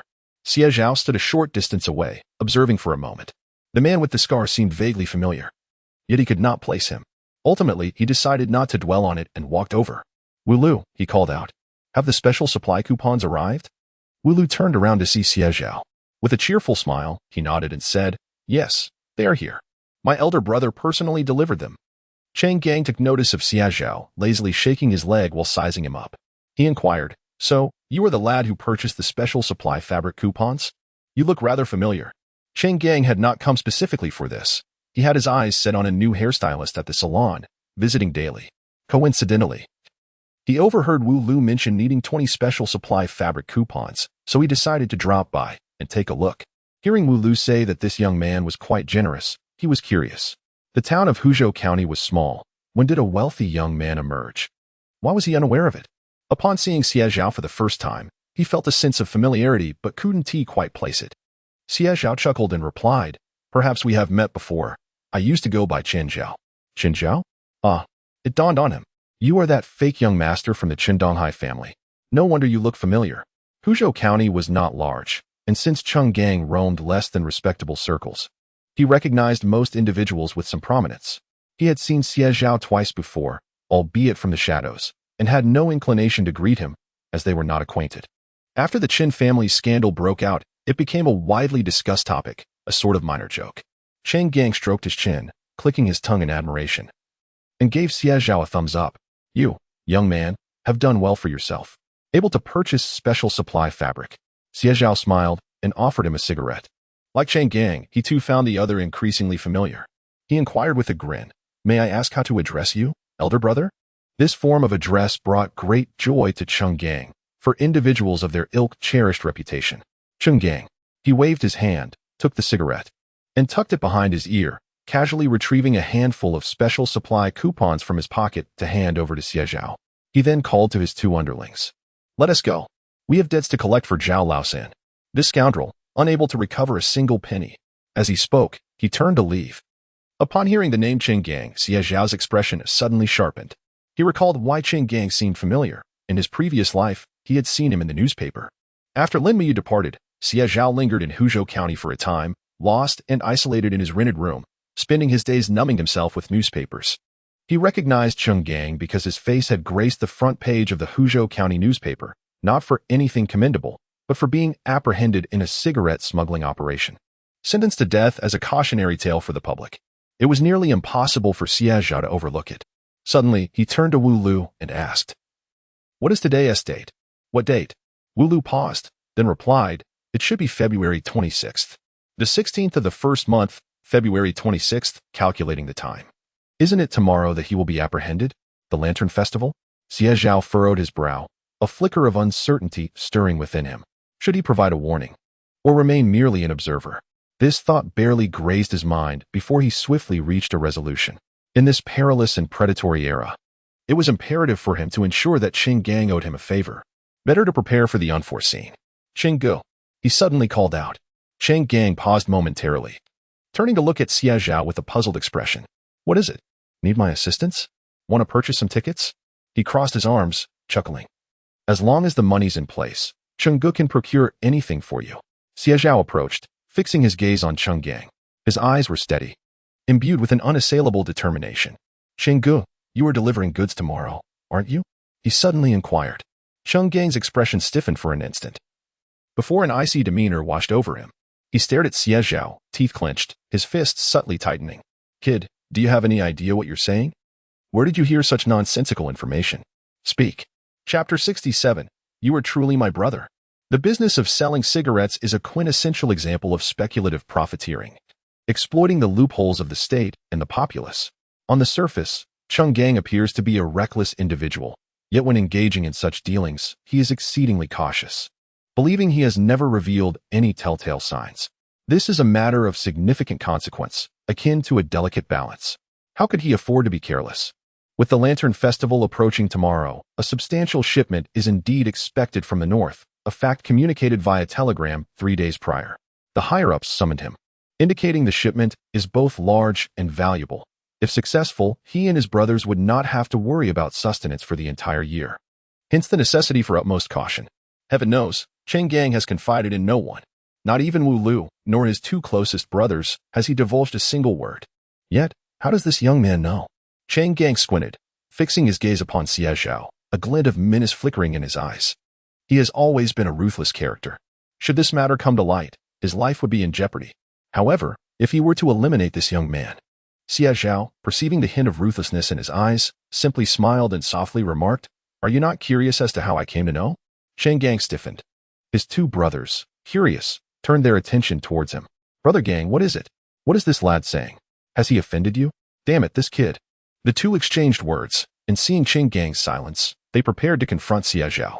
However, in the next moment, Chang Gang reached out, grasping both of them firmly. "It's nothing," he declared, once again donning a languid smile, gesturing for them to wait. "Stay here for a moment. I need to have a word with my young brother." As Chang Gang spoke, he shoved his hands into his pockets and approached Xie Zhao. In the alley, the tall camphor trees leaned over the roadside, casting shadows that obscured a portion of the sunlight above. The warmth dissipated, and the chilly air, swept by the wind, sent a shiver through one's bones, abruptly awakening the senses. "So, how did you come to know?" Chang Gang produced a cigarette, offering it to Xie Zhao. "If we cannot clarify this matter, you might as well not return today." Xie Zhao accepted the cigarette without hesitation, smiling as he looked at Chang Gang. "Brother Chang, have you heard of entrapment?" "Entrapment?" Chang Gang, lacking formal education, recognized the term's obvious implications. Baiting fish to catch big fish. If they're the fish, then the bait must be. Chang Gang suddenly grasped the implication, a cold sweat breaking out over him in an instant. "Are you suggesting that the shipment is problematic?" His voice wavered with uncertainty. "How could that be? The information I received cannot possibly be wrong," he murmured to himself. Yet, Xie Zhao remained unhurried. He continued, "If this matter were truly confidential, how would I come to know? Brother Ching, you know I run a small business, with a few people under me, frequently operating in Hudu County." During a meal, my brother inadvertently overheard a conversation at the neighboring table. Although the voices were hushed, he still grasped the essence of the discussion. Xie Zhao remarked, "Consider this. If my brother can hear such matters at the noodle stall, how few could possibly remain uninformed?" Chang Gang remained silent, his expression somber. Then Xie Zhao dropped the final bombshell. "Brother Ching, that noodle stall is located next to the police station." Chang Gang's face turned ashen in an instant. The implications of this proximity were unmistakable. Trembling, he inserted a cigarette into his mouth, forcing himself to regain composure. When he looked back at Xie Zhao, he coldly inquired, "What do you want?" "A favor," Xie Zhao replied leisurely, maintaining eye contact. "I run a small business, and should I encounter any troubles, I hope Brother Chung could lend a hand." Chang Gang exhaled a large plume of smoke, licking his upper gums and offering a brief smile. "If this matter proves true tomorrow, you will have saved my life. My life is worth more than you can imagine. Not just a favor, but you would be like my own brother." The 20 meters of special fabric were not all of a single pattern, yet none failed to meet Xie Zhao's expectations. They were exceedingly beautiful and worth far more than their price. In this day and age, authenticity reigns supreme. The special fabric featured 4 distinct patterns, each neatly stacked upon the other at the counter. "Sir, take a look. Which one do you fancy?" the salesperson asked, blinking at Xie Zhao. Xie Zhao did not respond immediately. Instead, he reached out to feel the fabric, assessing whether it could be fashioned into a handbag. The material resembled satin, luxurious to the touch. The topmost stack displayed a pattern of auspicious clouds in white, light red, and black gold, intricately woven to form an exquisite design. The middle stack boasted vibrant colors, featuring delicate daisies in pale yellow and bright yellow, with a dark matte background that shimmered with embroidered threads, exuding youthful vitality. The following 2 stacks included one in deep brown with a classic pattern, layered with elegance and gravitas, while the other consisted of a blue and white combination, its design reminiscent of clouds, refined and lovely. After perusing each stack, Xie Zhao found the patterns to be splendid. "I will take 5 meters of each. Is the price the same?" he asked. The salesperson nodded with a sweet smile. "If you present a special coupon, the price is 2 yuan per meter. Without it, it's 3 yuan per meter, and you may only purchase 2 meters. Xie Zhao nodded and paid the remaining 20 yuan. On this occasion, he also procured some quality hardware from the department store, such as screws, caps, zippers, and more. Once everything was bundled, he paid an additional 16 yuan. "Please take care of your items, and may you be happy every day," the salesperson cheerfully exclaimed. Xie Zhao waved his hand and, carrying his purchases, boarded the mule cart, eager to return to Shishui Village. In the yard, Xie Cheng and Xie Tian were busy with chores, washing the tub, feeding the mule and donkey, and chopping firewood as supplies had run low. Xie Zhao was diligently washing cloth diapers in a small wooden basin, filled to the brim with the soiled diapers of Ji Bauer and Le Bauer. Each diaper had been fashioned from the remnants of adult garments, cut into long strips, easily secured by tucking them into elastic bands. Upon noticing Xie Zhao's return, Xie Zhao looked up in astonishment and exclaimed, "Second brother, what is this? Why is it wrapped so tightly?" Xie Zhao had taken care to encase the item in several layers of oiled paper, concerned about the possibility of soiling it during transit. He steadied the cart with one hand, leaped down, and clapped his hands, addressing Xie Zhao, "Special supply fabric." "Special supply fabric? Goodness!" Upon hearing this, Xie Zhao abandoned her laundry, quickly wiped her hands, and hurried over. Xie Cheng, having washed his hands as well, joined to assist, and the three siblings together transported the special fabric into the main hall. Chapter 68. The new expansion of career. Xie Zhao took a pair of scissors and delicately sliced open the top layer of oil paper, revealing the exquisite patterns within. Xie Zhao's eyes sparkled with delight. Wow, how beautiful! The pale yellow daisies bloomed in vibrant clusters, splendid and vivid. As she held the fabric, she felt the intricate texture, woven in rows by a loom, embodying a tactile richness she had never encountered before. Could such fabric be fashioned into garments? Xie Cheng furrowed his brow, expressing his concern that such material was far too delicate. Even leaning against a door could lead to tearing. In short, it was utterly impractical. Xie Zhao blinked and whispered, "But it is truly beautiful." Girls often have an innate appreciation for beauty. She could hardly fathom how stunning a garment made from such fabric could be. Xie Zhao smiled at Xie Cheng and explained, "These materials are meant for making kipeos or shawls. Turning them into clothing would be quite costly. I plan to use them to create bags." Bags? This term was rather novel for both of them. In those days, when villagers spoke of bags, they typically referred to simple cloth pouches, often crafted from scraps of fabric sewn together, with a drawstring to cinch it closed. Simple, convenient, and low cost. But what precisely was this new kind of bag? Xie Zhao pondered for a moment before instructing Xie Zhao to fetch a blank sheet of paper and a pencil. He leaned over, placing the paper on the stool, and began to sketch rapidly. In his previous life, he had started as a second-hand vendor. His true fortune was made during the rise of e-commerce. He had engaged in less than reputable practices, replicating designs and outsourcing production, while simultaneously collaborating with influencers to promote sales, often selling before the products were even made, a practice that garnered him a rather poor reputation. Yet, during those years, he amassed his first fortune, a substantial 30 million. Thus, he was well acquainted with women's clothing and handbags. Within a mere 15 minutes, he sketched the basic structure of two bags, one a shoulder bag and the other a handbag. The shoulder bag was designed to be lively and cute, featuring 2 layers of pockets, each marked with colors, and adorning the top edges with small, ear-like decorations. Xie Zhao, puzzled, inquired, "Second brother, what is this? It looks so much like rabbit ears." Xie Zhao nodded in affirmation. It was indeed inspired by rabbit ears. He had a clear vision in mind. Regardless of the era, to earn significant profits, the target demographic could not be the farmers scraping by. They barely earned enough to make ends meet, counting their pennies to avoid hunger. How could such individuals possibly afford to purchase bags? To put it bluntly, even the snail business was not a sustainable venture. Each time he drove the cart into town, he was acutely aware of the many envious eyes watching him. Moreover, after a long day of hard work, the profit barely reached 700 or 800. The most troubling aspect was that this business was far from enduring. Selling snails ultimately hinges on the abundance of snails, which directly correlates with profit. In Liuzhou, the scarcity of snails is primarily observed during the winter months. However, with the arrival of summer, snails reproduce prolifically, causing their market value to plummet. Moreover, the avenues for profit that one can traverse are equally accessible to others. Within a month, the market for snails is likely to be contested by competitors eager to share in the spoils. Thus, one must pave the way for future endeavors.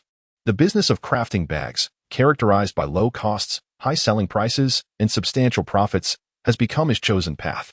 The rabbit pelts we collect can indeed serve a purpose, Xie Zhao remarked with a smile. He picked up the blueprint and pointed to the design, stating, "The rabbit ears serve as decorative embellishments, appealing particularly to young ladies. The remaining rabbit skin can be affixed to sturdy cardboard with glue, ultimately shaped into bags. Any deficiencies can be supplemented with auspicious fabric featuring cloud patterns, creating a harmonious and luxurious aesthetic that will surely delight the ladies of Hudu County." Upon concluding his thoughts, both Xie Zhao and Xie Tian fell silent, as the realm of fashion was entirely unfamiliar to them. Meanwhile, Xie Cheng expressed his concerns to Xie Zhao. What about the snail business? Shall we continue? Of course. Xie Zhao replied. We should recruit a few trustworthy young men from the village to assist with deliveries. Having more hands is a safeguard. Additionally, we must hire a donkey for transportation. Just as he was speaking, a commotion erupted outside. How dare you hit someone? A sharp voice pierced the air, followed by Lu Tsuewa's vehement tirade. One Heir, you have no shame. Mind your own business, boomed another voice. Whoever holds the snails owns them. Lu Tsuewa. Do you think you can control everything? I'll take you down with me if you don't watch it. Xie Cheng perked up his ears and said, Let us go take a look. The three hurried out of the main room, only to find a figure in a black jacket sprawled on the ground, covered in pudding. Half of his hair was white, and he was curled up, facing away from Xie Zhao and the others, leaving them uncertain about the situation. Near the gate, Lu Tsuehua stood with her hands on her hips, angrily pointing at a young man. Come on, I dare you to hit me. Just wait until my man gets here. Lu Tsuehua shouted, her voice rising. You lazy good-for-nothing. Why don't you go pick snails yourself if you want to make money? You've got no shame. She raised her voice. Everyone from Shishui Village, come witness this. Wang Heir is threatening to beat me. Given that there were already many villagers around Xie Zhao's home, the commotion attracted even more locals who had come to deliver snails, all hastening over upon hearing Lu Tsuewa's outcry. What is going on? Who dares to hit Lu Tsuewa? It seems to be Wang Heir. Didn't he just get out a few days ago? Is he causing trouble again? Let us go see. That scoundrel is surely bullying our folks again. As the crowd gathered, Xie Zhao quickly made his way over. He crouched beside the middle-aged man in the black jacket. Noticing that the latter had his eyes closed, his lips a bluish hue, and his face was nearly green. Upon his waist rested a grimy footprint, and the cuffs of his trousers were caked with mud. It was evident that he had recently gathered some freshwater snails, intending to sell them for a pittance. He lay there, eyes shut, succumbing to unconsciousness. Xie Zhao quickly extended his hand to feel the pulse at the man's neck. Fortunately, it seemed that hunger and the biting cold had induced a bout of hypoglycemia. Little sister, fetch a spoonful of brown sugar, and do so swiftly. Hypoglycemia could be a grave matter. If not addressed promptly, it could prove fatal. Startled by Xie Zhao's serious demeanor, Xie Tian hurriedly replied and dashed to the kitchen, retrieving a spoon before scooping a measure of brown sugar from the earthen jar. Meanwhile, the middle-aged man on the ground had begun to tremble.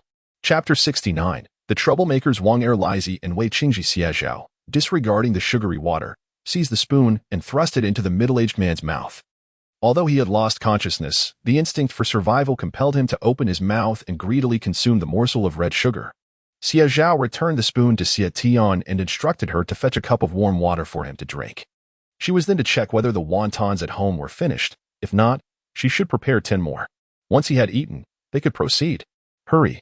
Xie Tian rushed off, while Xie Cheng and Xie Zhao supported the middle-aged man, guiding him to the 8 immortals table. Xie Cheng then combined 2 long benches to create a makeshift resting place for the man. Xie Tian returned with a bowl of water to feed him. The lukewarm water was gradually consumed by the middle-aged man, and his eyelids fluttered, finally showing a sign of life. Xie Zhao let out a heavy sigh of relief. He approached the door and noticed Lu Tsuehua and Wang Heir, his brow furrowing as he inquired, Aunt Lu, what is going on? Why are you fighting in front of my house? In these times, a brawl at someone else's doorstep was considered ominous, especially as the year drew to a close. Upon seeing Xie Zhao, Lu Tsuehua felt as if she had encountered a deity of fortune and hurriedly explained, This is not my doing, dear Xie.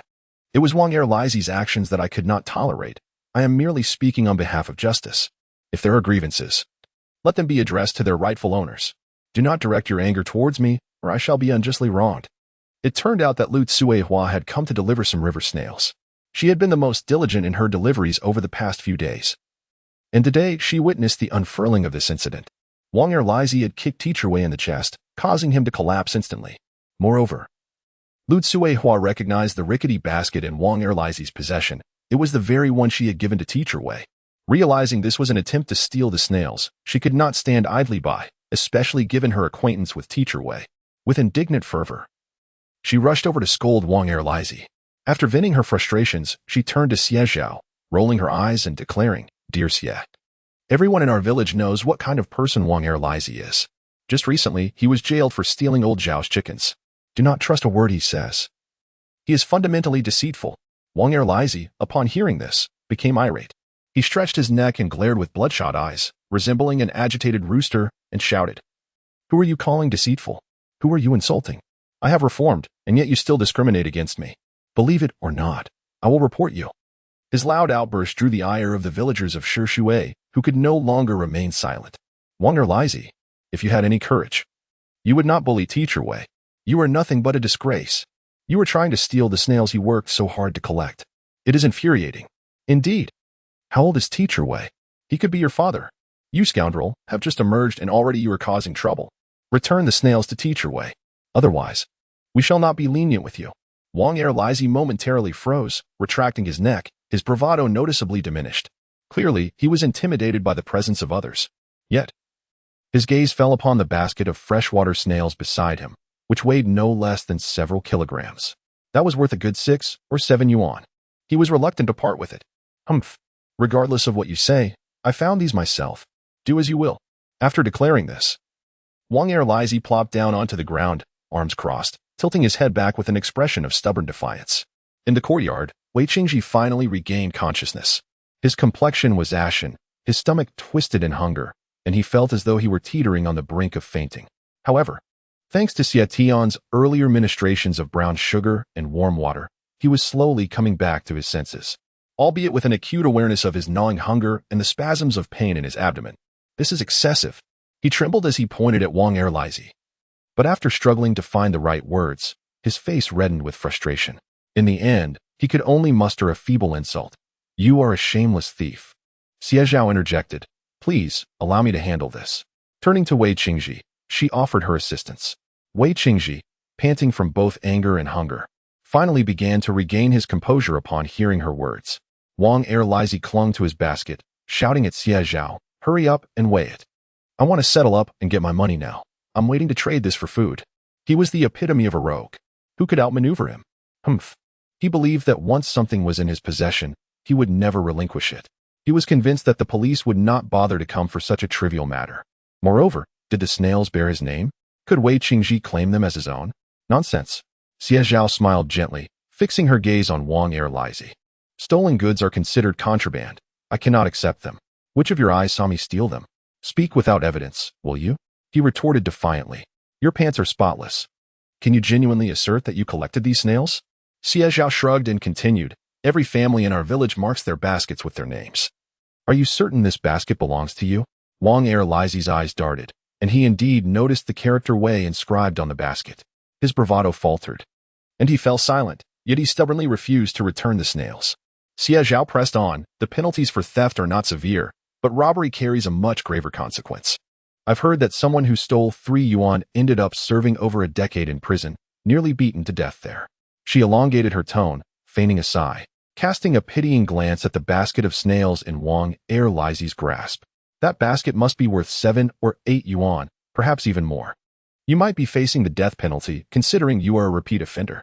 The punishment would be considerably harsher." "What?"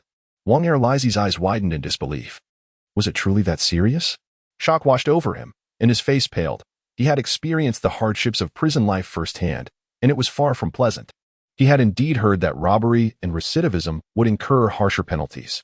Was he truly to sacrifice this bounty? That would be a grievous loss. Yet, was he expected to relinquish the money he had in hand? He was unwilling to accept such a fate. A tumult of conflicting thoughts raged within him. After a moment, the onlookers were taken aback as Wang Erlaizi suddenly rose, grasping the basket, and dashed towards the pond outside. In a fit of defiance, he hurled both the snails and the basket into the water. "Damn it! If you want it back, you can fish it out yourselves." With that, he fled, leaving no trace behind. The crowd was left in stunned silence. "This fellow is utterly outrageous." Wei Qingji, incensed, leapt to his feet, only to feel the world spin around him, compelling him to sit back down. "You insolent wretch! You insolent wretch!" he bellowed in anger. The villagers exchanged bewildered glances, their expressions a portrait of confusion. Insolent wretch? Branch? What on earth? Chapter 70. The professor from the capital Xie, having regained his composure, was infuriated and rolled up his sleeves, ready to rush out. However, Xie Zhao acted swiftly and stopped him. "It's not worth it," he said. "If a dog bites you, will you bite back? If we push too hard, it could result in a worse bite from him." It's merely a few coins. There will be plenty of opportunities to settle the score later. Xie Cheng's face darkened with rage. That wretched creature. He cursed, casting a few resentful glances outside. Once he confirmed that Heir, the ruffian, had vanished, he returned to the courtyard. Meanwhile, Xie Tian had prepared a bowl of wontons and brought it over. Wei Qingji, feeling weak from hunger and with a painful stomach, could not resist swallowing hard upon seeing the steaming bowl of shepherd's purse wontons. However, his ingrained sense of propriety prevented him from accepting it. Taking a deep breath, he shook his head and said, I have already received the kindness of sweetened water. I cannot accept this bowl of wontons as well. Thank you, but I must decline. After speaking, Wei Qingji wobbled to his feet, preparing to leave. Xie Zhao stopped him, saying, Professor Wei, if you leave like this, I will carry this burden in my conscience for the rest of my life. With a smile, he took the wontons from Xie Tian's hands and stepped in front of Wei Qingji. Consider it a loan from me. Finish it first. And then you'll have the strength to repay me. Wouldn't you agree? Wei Qingji swallowed hard, torn between shame and his body's desperate need for nourishment. Well, then, thank you, he replied, taking the wontons from Xie Zhao and moving to the side of the 8 immortals' table to sit down and eat. Though he was ravenous, his manner of eating remained refined and composed, taking small bites and chewing slowly, embodying the demeanor of a scholar. Meanwhile, Xie Cheng and Xie Tian had begun collecting snails, keeping accounts and settling transactions. Others brought in a number of wild rabbits, rabbit pelts, and other game. The courtyard was bustling with activity. Once the crowd dispersed, Wei Qingji finally finished the bowl of wontons. Feeling embarrassed, he stood up and deeply bowed to Xie Zhao. I owe you my gratitude today. Without your help, I would not have been able to return. I shall remember this kindness and repay you. Xie Zhao quickly helped him up, smiling as he said, It was merely a small effort on my part. Once you return, please take some time to rest. There's no rush regarding collecting snails for sale. Your health is the most important thing. Wei Qingji expressed his thanks repeatedly before turning to leave Xie Zhao's home. Who is this Professor Wei? I have never heard of him before. Xie Zhao wondered aloud. He had only ever heard others refer to Wei Qingji as professor, and so he followed suit. However, upon reflection, he realized that during his previous years in this place, he had never come across such a teacher. Was he from Xiangyang town? But why was he so destitute? Xie Cheng shook his head. He had spent all his time in the mines and had not attended school for long. He knew little of Wei Qingji. I know. Xie Tian, busy washing dishes, perked up and winked at Xie Zhao. Professor Wei is quite unfortunate. He taught in Xiangyang town a few years ago, but then he was driven out. Xie Tian tilted her head in contemplation, and suddenly her eyes brightened. I remember now. Our teacher mentioned that Teacher Wei was under investigation due to his unsatisfactory background, which is why he was dismissed from Xiangyang town primary school. Unsatisfactory background. Those 4 words can be utterly devastating in these times. A thought flashed rapidly through Xie Zhao's mind. He suddenly spoke up. Wei Qingji is not a local. Is he? No, he hails from the capital. He is quite educated. He was undoubtedly the best teacher at the primary school. Such a pity. Wait a moment. The capital. Xie Zhao recalled. This incident had caused quite a stir in his previous life. By then, he had already moved to the provincial city. Yet this matter had made headlines in the provincial newspapers. It was impossible not to know about it. Let us rewind the timeline a decade back, to 1973, when Wei Qingji was first transferred from the capital to Shishui Village, a village notorious for its poverty. He was assigned to the 2nd production team of Shishui Village. Laboring during the day at farm number 1 and sleeping in a cow shed at night, he was a subject of considerable attention, the only intellectual to have come from the capital. Over the years, as the policy of returning educated youth to the cities was gradually implemented, the intellectuals and young individuals from the surrounding farms left, leaving him as the sole resident. It wasn't until his death, which made a grand appearance in the provincial daily, that Xie Zhao learned of a university professor from Kyoto who had perished in Shishui Village. The newspaper's account was rather formulaic, scarcely elaborating on his background, merely stating that he had countless students but had committed a political error, among other things. Xie Zhao could hardly remember the details. A thought suddenly emerged in his mind. He quickly stood up, washed his hands, pondered for a moment, and then turned to Xie Tian, asking, Sister, do we have any meat at home? Though puzzled, Xie Tian nodded. Yes, tomorrow is the Lantern Festival. Mother went to Xiangyang town this afternoon and bought quite a bit of meat.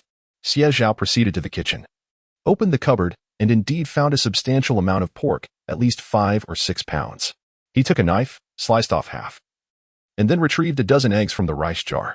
Lastly, he grabbed a jar of peanut oil he had purchased a couple of days prior from the supply and marketing cooperative, along with half a bag of rice. "Brother, sister, I'm stepping out for a while," he proclaimed, placing all the items into a basket and covering them with a cloth. Without waiting for a response, he exited. Once outside, he first sought out Lu Tsuehua to ascertain Wei Qingji's address. After traversing to the west side of the village, he was taken aback upon encountering a dilapidated cow shed. "He lives here?" This was once a cow shed used for livestock in the village. Intellectuals lived and dined alongside the cattle. And it was only with the rise of the fervent movement to return home that they were liberated. A university professor from the capital, how could he possibly reside in such a place, even if he had not returned to the city? Furrowing his brow, he took a deep breath and approached the cow shed. The cattle shed had partially collapsed, and the cows had long since dispersed to other pastures. As he approached, he discovered that this half of the barn was maintained with remarkable cleanliness. Near the collapsed section, the area had been cleared, revealing a few chipped earthenware pots and bowls, with a trickle of rainwater pooling within. Further along, in a drier section, lay the cooking area of Wei Qingji. There stood a solitary earthen stove, starkly empty. Beside it, the only intact enamel basin containing murky water. Surprisingly, the best preserved spot in this room was the southernmost bed, a bamboo frame. It was adorned with a thick layer of straw, topped with a patchwork quilt, indicating that Wei Qingji only occupied one side, as the other was piled high with books. At a glance, Xie Zhao was taken aback. Goodness, many of these books are quite antiquarian. Chapter 71. Pray tell, why do you read? To his astonishment, buried deep within were 3 copies of the Kangxi Dictionary, the most antiquated edition. It is noteworthy that, in 2019, an entire set of 6 such antiquarian editions fetched an astonishing price of 800,000 at auction. Men possess an innate fascination with antiques, power, wealth, and women. He was no exception. Thus, he paid particular attention, yet never anticipated to encounter them in this lifetime. His heart raced, and upon closer inspection, he discovered a plethora of valuable books. Most were limited edition tomes, having survived the tumultuous era of the Four Olds. A testament to the immense effort Wei Qingji must have invested in preserving them. "What brings you here?" The voice of Wei Qingji sounded from behind. Xie Zhao turned to see him, clutching a worn jar, inside which lay some snails, with mud caked on the rolled-up hems of his trousers. Perhaps still recovering. Beads of perspiration adorned his forehead, and he was slightly out of breath. "Professor Wei." Xie Zhao quickly donned a smile. "I have something to discuss with you." Wei Qingji paused for a moment, hastily placing the jar on the ground, stepping back, and gesturing invitingly. "Come in and speak." He led Xie Zhao into his humble abode without a trace of embarrassment regarding its modesty. Instead, he graciously produced a rickety stool, propping it up with a few wooden planks to ensure Xie Zhao could sit comfortably. "Please take a seat. I shall boil some water for you." "Though we have no tea, would plain water suffice?" Xie Zhao promptly interjected. "Professor Wei, there's no need to fuss. I'm not thirsty." Wei Qingji hesitated, casting a tentative glance at Xie Zhao. "I truly feel ashamed. I currently have no money, but tomorrow." "I'm not here to ask for money." Xie Zhao waved his hand dismissively. He got straight to the point, unveiling a bag of goods he had brought and placing it before Wei Qingji. "What is this?" Wei Qingji exclaimed in surprise upon seeing the contents of the basket, which included meat, eggs, oil, and rice. His heart raced, and he furrowed his brow. Fixing his gaze on Xie Zhao, "Comrade, we must avoid any political missteps. One cannot receive without merit. I cannot accept your offerings." He held steadfast to his principles. After all, it was not without reason that he still resided in a dilapidated barn. "Professor, you misunderstand," Xie Zhao clarified. "I am here to request that you come out of retirement and be my teacher." "Be my teacher?"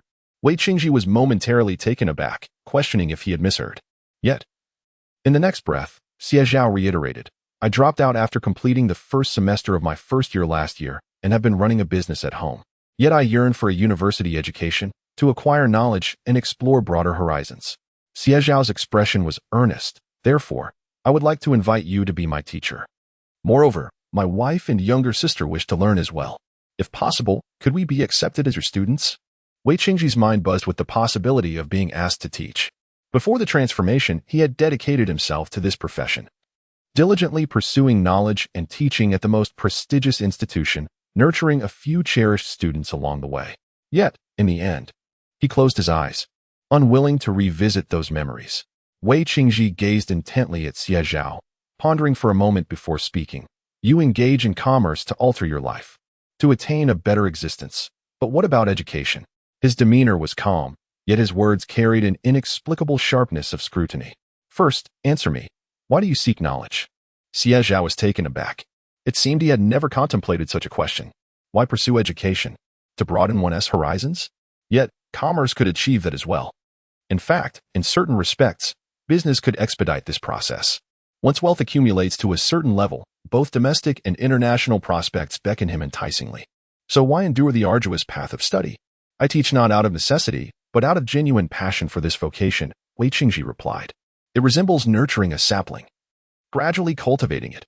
I wish to assist it in striving for upward growth, to explore a broader expanse. However, I yearn to witness it mature, to become a pillar of strength. In times of national peril, every individual bears responsibility. From the moment Wei Qingji chose to become a teacher, he resolved to illuminate the path of countless students with the flickering flame of his own existence. Yet, he had once failed on this journey. If given another choice, he would be compelled to proceed with utmost caution. Noticing Xie Zhao's dazed expression, Wei Qingji sighed gently. He smiled faintly, placing the basket before Xie Zhao and covering it with a cloth. Consider your answer thoroughly before responding. I cannot accept these things. Wei Qingji understood the weight of obligation he bore. However, there are some principles that cannot be compromised or settled for less. Xie Zhao remained silent, grasping the basket, standing up, and walking out of the cattle shed. On the way home, the spring breeze carried a chill, hinting at the lingering cold. Why pursue education? The question echoed repeatedly in his mind, each word crystallizing in clarity. He had seldom, if ever, pondered this matter. An emotional turmoil surged within him. Yet he could neither articulate it nor discern its origin. As he journeyed home, a sense of disorientation enveloped him. Even mealtime felt like a half-hearted endeavor. Late into the night, as he closed his eyes, he could still hear Wei Qingji's words resonating within him. Lying in bed, staring at the dark ceiling, he suddenly spoke. Wife, why do you pursue education? Lin Muyu paused momentarily. She turned over, propping herself up with her hand, contemplating before softly replying, I don't know. I simply do not want Shibao and Labao to endure a life of hardship. I do not wish for them to drown in adversity like those girls. Nor do I want them to be deprived of education in the future. I wish for their safety and happiness. Xie Zhao was struck by her words. Suddenly, clarity dawned upon him. In his previous life, the world was fraught with turmoil. War raged everywhere. In this nation, only he, fortified by immense strength and unwavering faith, safeguards their security. Despite the lurking threats from formidable adversaries, they can still revel in song and dance, living in peace and joy. The reason behind this is merely the might of the motherland. Xie Zhao has finally comprehended Wei Qingji's words. He rubbed his eyes, and the tumultuous emotions within him gradually subsided. Yet, something within his chest suddenly became clear and expansive, as a spark of inspiration quietly ignited. He has finally grasped the truth. The following day, at 5 in the morning, Xie Zhao rose early. The outside world was shrouded in darkness. Today marks the Lantern Festival. Zhao Wu had given prior notice that he would return to Liuzhou to celebrate, and the collection of river snails would be paused for the day. Tian Shofin was preparing kanji.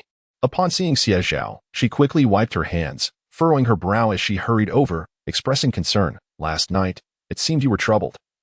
You barely ate. Did you wake up hungry? Today is a festive occasion. I have made tea eggs for you. Please have a few to tide you over. Chapter 72. The Sound of Gunfire.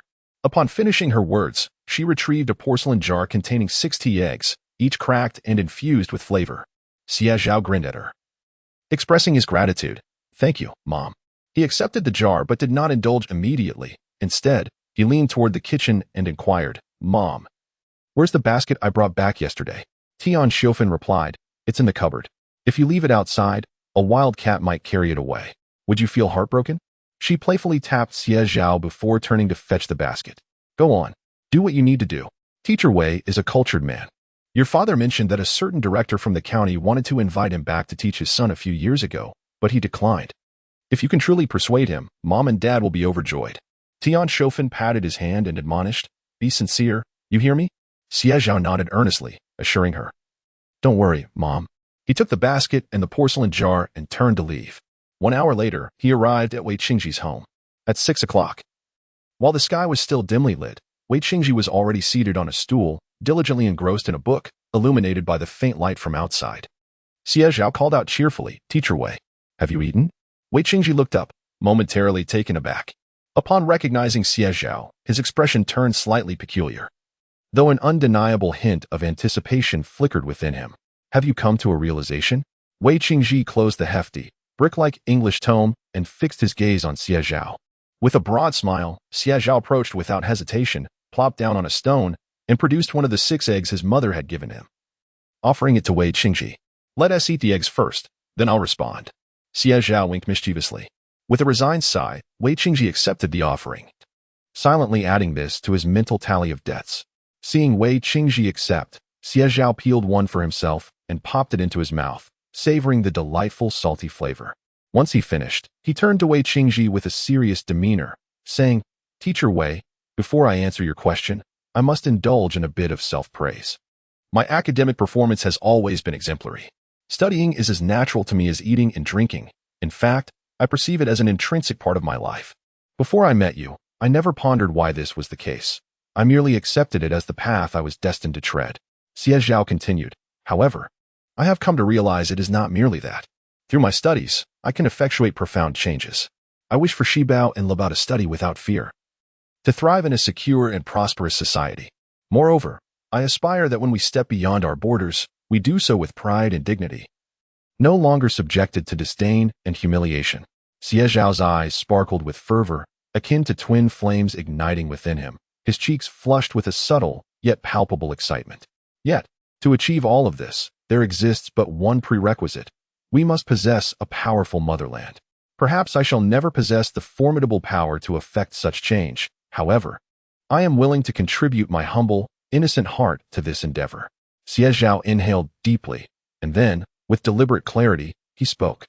"Teacher Wei, I am willing to study for the rise of China." Wei Qingji was taken aback. The morning air in the mountain village was frigid, imbued with a thin mist, and the wind howled, stirring his heart into a fervent tumult. Before him stood a youth, strikingly handsome, who appeared somewhat agitated, his fists clenched slightly. Leaning forward with eyes ablaze, fixed intently upon him, he beheld the youth's sincerity, glimpsing the precious and genuine innocence within his heart. Wei Qingji exhaled heavily, deeply, and with great relief. He pondered, should he not be courageous at least once? Should he allow the treachery of the past to instill fear? At the very least, he ought not to refuse now. Wei Qingji extended his hand, patting Xie Zhao on the shoulder, and with a warm smile, said, "I accept your request." Xie Zhao was momentarily stunned, then erupted with joy. He solemnly placed the basket before Wei Qingji, then knelt down and performed 3 formal vows of apprenticeship. Xie Zhao understood that Wei Qingji was worthy, both for his character and his knowledge. "Teacher," Xie Zhao exclaimed, his face lighting up with a radiant smile as he looked up. Wei Qingji could not help but smile in return, yet his eyes suddenly felt a twinge of moisture. Having faced criticism and reformation, enduring hardship and scant sustenance, he had at times questioned his worth, pondering whether his ideals were foolish. But now, Xie Zhao had reminded him, it is the inner self that matters, not the external trappings.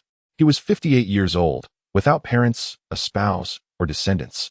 He possessed nothing, save for one thing, a heart that, though aged, remained sincere and innocent. Thus, he resolved to inquire only about the good, and not about the future. He was willing to gamble once more. In Hudu County, on the provincial road, at 10 o'clock in the morning, the sky was overcast and rain began to fall. Chang Gang, along with several brothers, lay concealed in the grass by the roadside. This provincial road lay nestled between 2 towering mountains flanked by dense reeds. When they lay down, they were completely hidden from view. Further ahead was a tunnel, and beyond it, a mere 200 meters away lay Hudu County. In other words, capturing criminals here was the least likely to fail and the optimal choice. At 5 minutes past 10, the sound of an automobile engine echoed from the road's end, where the mountain path curved. Cheng Gang's heart leapt into his throat. He tensed his body, signaling his 3 companions to remain silent. He stealthily shifted his position, peering out to observe the activity at the tunnel's entrance. The vehicle was a military green Dongfeng truck. Only authorized personnel could mobilize such a vehicle, which would never be subjected to scrutiny on the road. At this moment, Cheng Gang felt a twinge of doubt. The individual in charge was renowned for their capabilities. Even in Hudu County, could his intelligence and skills possibly be flawed? Cheng Gang's heart raced with apprehension. In a bid to obfuscate the truth, He deliberately orchestrated a scenario where an ordinary individual feigned a rendezvous, while in reality, the vehicle contained nothing of significance. This ordinary person was merely a porter. As the vehicle safely entered the tunnel, Changgang finally breathed a sigh of relief. However, in the next moment, as the great east wind completely traversed into the tunnel, a blinding beam of light suddenly pierced through the dense mist, directly targeting the driver's cabin. Halt. Immediately come to a stop. Submit to inspection. If you do not stop, I will forcibly bring you to a halt and proceed with your arrest. Stop at once. Following this, the tunnel was reverberated with the sound of gunfire. In that instant, Changgang's body went rigid, his eyes wide with shock. Damn. They're armed. They are serious. Chapter 73, The Lantern Festival. 3 copies of the Kangxi Dictionary gifted by Wei Qingji. The Dongfeng truck was successfully forced to a halt. From Changgang's perspective, he could see 4 plainclothes police officers brandishing their firearms, charging towards the Dongfeng. His face turned ashen, his body rigidly pressed against the ground, paralyzed with fear. Meanwhile, within the tunnel, one officer had seized the driver and exited the vehicle, while another flung open the trunk. To their astonishment, it was filled to the brim with grains. With not a single cigarette in sight, he was taken aback, instinctively turning his head. Captain Luo? What is going on? There is nothing in here. Captain Luo rushed over, and upon seeing the rice and flour, spat vehemently onto the ground. Damn it. The intelligence was erroneous. Let's retreat for now. Captain Luo, with his men, kept their weapons drawn as they hastily departed in the Dongfeng truck. Once the roar of the vehicle faded into the depths of the tunnel, approximately half an hour later, the sky became overcast and rain began to fall. Changgang finally mustered the strength to move his arm. Damn it. He cursed under his breath. The 3 brothers crouching in the grass could no longer contain themselves and hurriedly approached. Ganggu, they have guns. They're serious. Damn, my legs feel weak. What do we do now? Should we go back? Or perhaps we should flee? Their voices trembled with fear. The chilling wind made their teeth chatter. Changgang rose from the ground, wiping the rain and cold sweat from his face, and darkly declared, we can't resolve this ourselves. We must seek assistance from the Tobacco Bureau. If they can't help us, we're all doomed. After finishing, he hurriedly set off towards the Tobacco Bureau in Hudu County. On the 15th day of the first lunar month, the Lantern Festival was celebrated. This marked the final festivity of the new year. Once the Lantern Festival was over, it was considered the end of the New Year celebrations, thus families, regardless of their hardships, would scrape together what little they could to purchase some meat and fine grains, improving their meals. Not to mention, during this period, due to the sale of river snails, every household in Shishui Village had made a considerable profit. By midday, the pork in Shenyang town had sold out completely, and even the rice and flour from the supply cooperative could not meet the demand. Hey, this is truly remarkable. Consequently, some could not help but inquire. What is going on? Has Shishui Village struck it rich lately? Are all families eating meat? Yes. The rice and flour are all gone. When asked, it turns out it was all purchased by the villagers of Shishui. How peculiar. In that desolate place, where did they come by the money? Some neighboring villagers leaned in, intrigued. It felt akin to witnessing a once impoverished relative growing affluent, a sensation more painful than death itself. You know old Xie, right? His son Heir is out there collecting river snails. 5 yuan a pound. He takes as many as you have. Truly commendable. The wild rabbits and boars from the mountains, whatever you have, he desires. He is a man of his word, and he even gives us fair measurements. Indeed. My brother and I will be starting school in the spring. We've earned enough for our tuition. Truly, he is a living bodhisattva for our village. On the day of the Lantern Festival, Xie Zhao's business of selling river snails and game meat experienced a significant expansion. Meanwhile, the Xie household was filled with warmth and cheer. Xie Yozhen was engaged in carpentry, meticulously refurbishing the 8 immortals' table and rejuvenating the beds in their home. Tian Xiofan and Xie Tian were busy in the kitchen, sparing no expense for today's feast. Xie Cheng had gone to Shenyang town to procure a pig's trotter, while Tian Xiofan purchased 2 roosters from Aunt Zhao next door. She could not bear to slaughter her own hens, as they were needed for eggs. After tidying up the main room, she remarked to Xie Zhao, hurry and invite Teacher Wei over. It's best to celebrate the Lantern Festival together in a lively manner. Xie Zhao acknowledged her request and promptly stepped outside. When he returned with Wei Qingji, the latter carried a basket brimming with river snails and a cloth bag. Teacher, I'll take that, Xie Zhao said, smiling at Wei Qingji. The teacher did not refuse, and on their way back, he meticulously reviewed Xie Zhao's studies. With a focus on physics, Wei Qingji believed that once one grasped the fundamentals of science, one could apply that knowledge broadly. He structured their lessons to gradually increase in difficulty, spanning from middle school physics to chemistry. Xie Zhao's responses filled Wei Qingji with delight. Your understanding is solid. I have a clear picture of your progress. This evening, I will provide you with a set of practice questions. You can attempt them. And I will clarify any doubts you may have, he said. While it is essential to engage in business, academic pursuits must not be neglected. Education is not achieved overnight. It requires perseverance and dedication. From now on, I will assess your studies daily, and you must allocate 2 hours each day for this purpose. Xie Zhao nodded in agreement. Upon arriving at Xie Zhao's home, they were greeted by an enticing aroma. The chicken and glutinous rice had just been cooked. Dried shiitake mushrooms had been soaked, chopped, and mixed with the rice, which was laid at the bottom of a porcelain jar, topped with a generous layer of chicken pieces that had been marinated with soy sauce, salt, and MSG, finished with a touch of sugar for enhancement. This entire enamel jar was placed into a large iron pot, set over a rack, and steamed in water. The bubbling steam released a rich fragrance of chicken mingled with the earthy aroma of mushrooms. Wow, Mom, it smells incredible, exclaimed Xie Tian, peering eagerly into the open pot. Tian Xiofan chuckled, playfully scolding her for being a glutton, yet still handed her a piece of chicken. Go fetch a bowl and serve some to your sister-in-law. She mustn't go hungry. Okay. Xie Tian hurriedly grabbed a bowl, filling it to the brim with glutinous rice, topped with chicken pieces and a hefty drumstick, before turning to deliver it to Lin Muyu. Meanwhile, the pig's trotter, simmered in a clay pot, was ready as well, the lid bubbling and the yellow soybeans tender. It smells divine. Teacher Wei has arrived. Tian Xiofan cheerfully called out, let us eat. Xie Qing swiftly arranged the stools. Xie Yozhen also began tidying up. And upon seeing him, everyone raised their heads to greet him, their faces illuminated by warm smiles. Wei Qingji experienced a fleeting moment of disorientation. He was solitary, devoid of children or kin, and had no relatives to speak of. After committing a mistake, he found himself exiled to Shishui Village, and with the passage of time, he had grown numb to his surroundings. Yet, the sudden influx of warmth and the most sincere, fervent emotions shared among family stirred a tenderness in his eyes. I truly appreciate your kindness, Wei Qingji murmured softly. He removed a cloth bag from his shoulder, placed it on the bench, opened it, and withdrew 3 books, offering them to Xie Zhao. This is a token of my gratitude. I possess nothing else but these books, so I hope you won't find them lacking. Xie Zhao, with a beaming smile, nodded in agreement, ready to reach out for the books. But upon closer inspection of the 3 volumes, his eyes widened in astonishment. Wait a moment. 3 copies of the Kashi Dictionary. Chapter 74. Pursuit Teacher. This is far too precious. Xie Zhao retracted his outstretched hand, frowning as he pondered. He addressed Wei Qingji. These 3 dictionaries are already out of print. Given your effort to preserve them, I believe you must recognize their value. Such expense.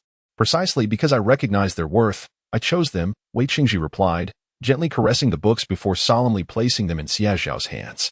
Since I have taken you as my student, I shall impart all my knowledge to you. I have neither wife nor child. When I pass, I shall merely become dust. But these books shall be yours. What difference does it make to give them now? Wei Qingji asked. Xie Zhao paused, gathering his resolve, and finally accepted the books with reverence. Thank you, teacher. At 5 o'clock, darkness enveloped the sky. Xie Cheng closed the door to the main room and lit the kerosene lamp. Though the light was dim, the faces of all present radiated with joy. The room was still, and Xie Zhao invited Lin Muyu to bring the children out for dinner. He held the twins, Shi Bauer and Lu Bauer, for Wei Qingji to see, and prompted Lin Muyu and Xie Tian to perform a respectful gesture of apprenticeship. Tian Xiofan and Xie Yozhen, cradling the children. Watch with misty eyes. All right, enough of that. Let us eat before the food gets cold, Tian Xiofan urged, seating Wei Qingji and serving him a generous bowl of glutinous rice topped with a succulent chicken leg, glistening with oil, fragrant and tender. Mr. Wei, I am uneducated and cannot read, Tian Xiofan said, rubbing her hands nervously as she handed the bowl and chopsticks to Wei Qingji. I only hope that my children can attend a good school, find success, and enjoy a stable life, unlike their father and me. In the future, I shall surely rely on you. You are truly a great benefactor to our family. For rural folks in this era, gaining admission to university and securing a government job represented the best possible future. Wei Qingji quickly stood up, accepting the bowl. You flatter me. Teaching is my duty and my responsibility. There is no need for such gratitude. Tian Xiofan twisted her garment, unsure how to respond. Xie Zhao promptly stepped in to ease the tension, laughing heartily. Teacher, please eat. If we continue this, the food will go cold. Xie Tian hurriedly placed a large pig trotter into Wei Qingji's bowl. Teacher, eat up. You need to be well fed to have the energy to teach me. I want to be first in my studies and go to university in the capital. Laughter erupted among the group. Wei Qingji nodded repeatedly, picking up his chopsticks and savoring a bite of the fragrant mushroom and glutinous rice chicken. Delicious. Truly delightful. After a fulfilling reunion dinner, the clock struck 8. On the 16th day of the first lunar month, Xie Zhao was genuinely satiated from the Lantern Festival meal. The glutinous rice was not easily digestible, and with the rich chicken and pork, he felt utterly content. Rising with vigor the next morning, he exclaimed, "Ah, what a refreshing feeling." Stretching lazily, he bestowed kisses upon Xi Bao and Lu Bao, admiring the little ones whose cheeks had grown plump and whose once rosy skin was slowly turning fairer. Bringing him immense joy, Lin Muyu quickly reached out to pat him, urging him to be gentle with the child and not disturb the little one. Xie Zhao pouted. "Oh." He suddenly leaned in and planted a forceful kiss on Lin Muyu's cheek. "Is this what you mean by kissing harder?" Lin Muyu glared at him playfully. He chuckled, saying, "Wait until my little sister returns from the teacher with the exam papers. I'm heading to the county today to buy some. We must not fall behind in our studies." He then reached out and pinched Lin Muyu's cheek, remarking on its softness and slight roundness, complimenting her beauty and purity. Relishing the delightful texture, Lin Muyu's cheeks flushed as she playfully swatted at him, questioning his maturity. Xie Zhao smiled at her. "You should rest well. When I return from the county, I'll bring you something to eat." After saying this, Xie Zhao quietly rose and slipped out. In the courtyard, Xie Yozhen was already up, surrounded by extinguished candles, busily weaving bamboo baskets. 3 large baskets, each measuring a full meter in diameter, lay at his feet, suggesting he had been working through the night. With an abundance of snails at home, the water buckets and jars were insufficient. He planned to use these baskets for storage. Snails are quite resilient. They won't perish over such a short distance. Xie Zhao nodded in agreement. San Liuzi arrived just before 7. Upon knocking, Xie Cheng immediately inquired, "I came to your house for dinner yesterday but didn't see you. Where did you go?" San Liuzi scratched his head, chuckling. "I was celebrating with friends." "Friends?" Xie Cheng was taken aback, genuinely surprised that San Liuzi had acquaintances. However, respecting his privacy, he refrained from asking further, only catching sight of a large wild boar lying on San Liuzi's donkey cart, which astonished him. "You've done well." Xie Cheng commended him with a thumbs up, then glanced down at the patches on San Liuzi's clothes, frowning as he remarked, "You've earned quite a bit. You should visit the tailor for some new clothes. Don't be too hard on yourself." San Liuzi muttered softly, "These pants are still wearable." Once everything was tidied up, the 2 carts rolled out of the courtyard, swaying gently as they made their way to the county town of Huzhou. Unbeknownst to them, a shadow lurked behind the large willow tree at the village's edge. At noon, Xie Zhao and his companions returned to Shishui Village, driving their carts. However, upon entering the courtyard, they found Xie Yozhen anxiously pacing back and forth. Spotting Xie Zhao and Xie Cheng's return, he hurried over with urgency.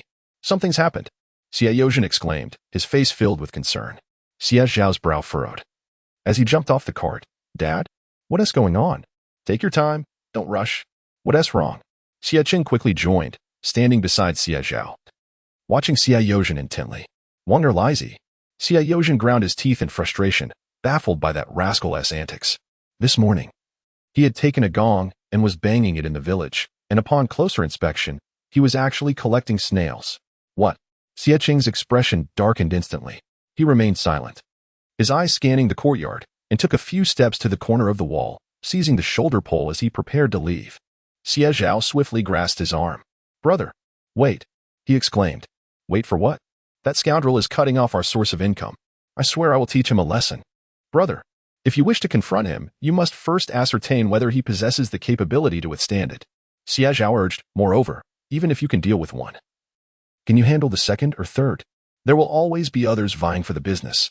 Xie Cheng froze in place, immobile. Just then, outside the courtyard, the shrill sound of Wang Heir's broken gong echoed. Clang, clang, clang. Collecting freshwater snails. 50 cents a pound. Payment today, settlement tomorrow. It was uncertain whether it was intentional, but as he passed by Xie Zhao's door, his voice rang out particularly loud. Chapter 75, A Ruthless Beating for Wang Erlazy and Yi Haodong. the deputy director of the Tobacco Bureau. At this moment, villagers were delivering river snails, and upon seeing them, Wang Lazy hastily entered. Hey, Zhang Meihua. Sell me your snails. I'll buy them for 50 cents a pound. Zhang Meihua, being pulled, furrowed her brow and retreated as if dodging a plague. Who would sell to you? How ungrateful can you be? Even Teacher Wei is bullied by you. I wouldn't sell them to you for 50 cents a pound. Not even for $1. Do you think our village is like you, devoid of conscience? You're worse than a dog. Get lost. Her scathing rebuke left Wang Lazy pale with anger. Little did he expect that, after secretly following Xie Zhao to the county and connecting with Zhao would start collecting snails, he would return to find not a single snail after shouting for half the day. Each villager who spotted him merely shut their doors, let alone sell him snails. Frustrated and unwilling to accept defeat, he concocted a devious plan to directly confront Xie Zhao at her home. Yet, even upon arrival, she refused to sell to him. How dare you come to my house to bully me? Xie Qing could no longer contain himself. With a swift and decisive motion, he seized a carrying pole and charged forward, shouting, San Lianzi. Close the door. San Lianzi, who was tying up a donkey at the entrance, reacted quickly upon hearing Xie Qing's call, promptly shutting the courtyard gate. Wang Lazy, startled, turned to flee, but this time Xie Qing did not afford him the opportunity. A pole, imbued with force, came crashing down upon him. Ouch! Wang Lazy cried out in pain. Xie Qing, accustomed to the rigors of mining, had ample strength and targeted the most sensitive areas, the buttocks, back, and thighs. Each blow landed painfully, making Wang Lazy weep uncontrollably. Murder! Ouch! Xie Qing is going to kill me, he wailed, sounding akin to a pig being slaughtered. Meanwhile, Xie Zhao stood with arms crossed, observing with a cold expression. As time passed, he finally stepped in to halt Xie Qing. I will report you. Wang Lazy groaned on the ground, nursing his wounds. A blue and purple mark from the pole evident on his face. Xie Qing's anger subsided, yet concern arose over Wang Lazy possibly reporting him. He masked his apprehension, glaring menacingly at Wang Lazy. Do you dare? Wang Lazy instinctively shrank back, whimpering in pain and too frightened to speak. Yet his eyes glinted with malice and venom. If you want to report me, go ahead. Xie Zhao, with a mocking smile, stepped forward, arms crossed, towering over Wang Lazy.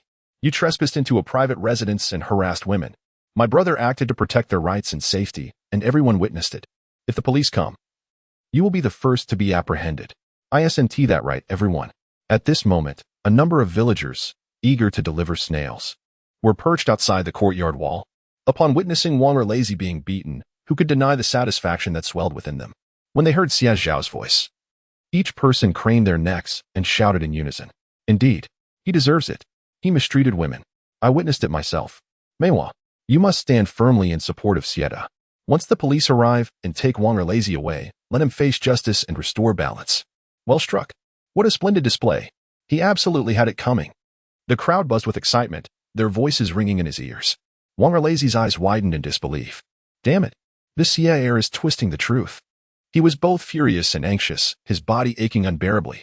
Yet, no one came to his aid. You, just wait. Finally, unable to remain on the ground any longer, Wang Lazy gritted his teeth, rose painfully, and limped towards the exit. Before departing, he made sure to leave a threatening remark. I will make you. However, he could not finish his sentence as Xie Qing shot a cold, piercing glare at him, causing Wang Lazy to silence himself and turn to flee, limping out the door. Laughter erupted from the crowd. This Wang Lazy dares to emulate the business dealings of the Xie family. Who would ever sell to him? A beating would keep him honest for 3 days. Truly refreshing. Indeed, even Teacher Wei was bullied. He is no decent person. At this moment, in the office of the deputy director of the Tobacco Bureau in the county, Cheng Gang was tense. Anxiety etched across his face as he faced the middle-aged man before him, Yi Haodong, the second in command of the Tobacco Bureau, with a cigarette in hand. Yi Haodong's gaze swept over Cheng Gang slowly as he inquired, How did you know there was an ambush? His words were deliberate. Yet Cheng Gang felt an invisible pressure weighing down upon him. Cheng Gang was still in shock. Having established connections with the Tobacco Bureau years ago, he had always dealt with the dispatcher, Xiang Jiefang. Though merely a dispatcher, Xiang had direct access to the flow of tobacco, wielding considerable power. This recent operation had been communicated to him by Xiang. Over the years, Cheng Gang had sensed that there were influential figures behind Xiang, which is why, when the police appeared yesterday, he rushed to Xiang, hoping he could report upwards to clarify the situation. Otherwise, he wouldn't dare show his face. Yet, this afternoon, Xiang summoned him, stating that someone wished to meet him. Sheng Gang suspected it was the influential figure behind Xiang, but he never anticipated that it would be Yi Haodong, the second in command of the Tobacco Bureau. What is it? Is there something you cannot disclose? Yi Haodong narrowed his eyes, brushing off the ash from his cigarette, his sharp gaze scrutinizing Sheng Gang. At that moment, his own heart was turbulent, though his composure remained intact, a skill he had mastered over the years. How could this be? That shipment was one he had personally coordinated with the North. Due to its high value, he had exercised great caution, ensuring that only his most trusted associates were involved. Yet, despite these precautions, the information had somehow leaked. If the goods were to be hijacked, following the trail would undoubtedly lead to the deputy head of the Tobacco Bureau. The adversary clearly had their sights set on him. Fortunately, fate has spared his life. This Chang Gang, through a twist of fate, has unexpectedly saved him. At this moment, he is eager to thoroughly investigate the origins and developments of this entire affair. As Chang Gang came to his senses, he offered a smile and addressed Yi Haodong, saying, "Director Yi, there is nothing that cannot be disclosed. I only refrained from taking risks in meeting based on the advice of a young man." Subsequently, Chang Gang recounted his encounter with Xie Zhao and the conversation they shared in detail to Yi Haodong. Finally, shock appeared on Yi Haodong's face. Who is this person? How could he have obtained such intelligence? Was it mere coincidence, or was there something more to it? Go and bring him to me. Immediately, Yi Haodong commanded in a grave tone. Chapter 76, A Basket of Antiques? The Fiery Hot Potato of 60 Million. As night fell, Xie Zhao sat upon his bed. A long bench positioned before him. He leaned over it, grasping a Chinese pencil, and swiftly completed the examination paper left by Wei Qingji. Xie Zhao's test was the most challenging, for he had consumed the most knowledge through his studies. The college entrance examination, reinstated in 1977, spanned merely 6 years until 1983. The populace had received scant foundational education, rendering the exam's content relatively undemanding, primarily assessing students' basic knowledge and skills. The registration criteria were notably lenient. Anyone meeting the age and educational requirements could partake in the examination, in essence, as long as one maintained a student status. Even if Xie Zhao and Lin Muyu chose not to attend classes, they could still sit for the exam. Upon finishing the final mathematics problem and meticulously reviewing his answers, he cautiously stored the paper away. Lin Muyu remained engrossed in her book, her eyes shimmering with a radiant light, akin to a flower bud fervently drawing knowledge from the pages, nurturing itself to accumulate strength for its eventual bloom. Xie Zhao, reluctant to disturb her, squinted at her for a moment before retrieving the design sketches for his bag and stepping outside. Tian Xiofan was busy cutting fabric. Upon noticing Xie Zhao's emergence, she hastily rose, carrying a basket of needles and threads, and approached him, inquiring, "Would you take a look and see if these stitches are suitable? Is the cut pattern acceptable?" She was quite anxious. Previously, she had merely crafted shoe insoles or stitched cloth shoes to sell in Xiangyang town, but she had never ventured into such endeavors before. Thankfully, the blueprints Xie Zhao provided were clear. The fabric pieces were dismantled, traced onto the cloth according to the patterns, and then cut accordingly. Tian Xiofan was quite skilled with needlework, and given the small size of the item, it was not overly difficult. Within a day, she had already begun attempting to sew the pieces together. Xie Zhao took the 2 partially sewn fabric pieces and, under the flickering light of a kerosene lamp, examined them meticulously. His expression was earnest, causing Tian Xiofan to feel a surge of nervousness. After a moment, Xie Zhao beamed a smile at her and remarked, "Truly worthy of being my mother. These stitches are indistinguishable from those produced by a sewing machine." Relieved, Tian Xiofan let out a sigh of relief. "You're just good at flattering," she teased, and then resumed her meticulous sewing under the kerosene lamp. Xie Zhao settled beside her, retrieving his pencil and paper, his mind beginning to conceive the designs for the remaining 2 bags. With 4 types of fabric at his disposal, he intended to create 4 distinct designs, 2 youthful and lively, and 2 mature and elegant. However, these categories could be further refined. The youthful designs could be split into fresh and charming styles, while the mature designs could be classified as ostentatiously luxurious or understatedly dignified.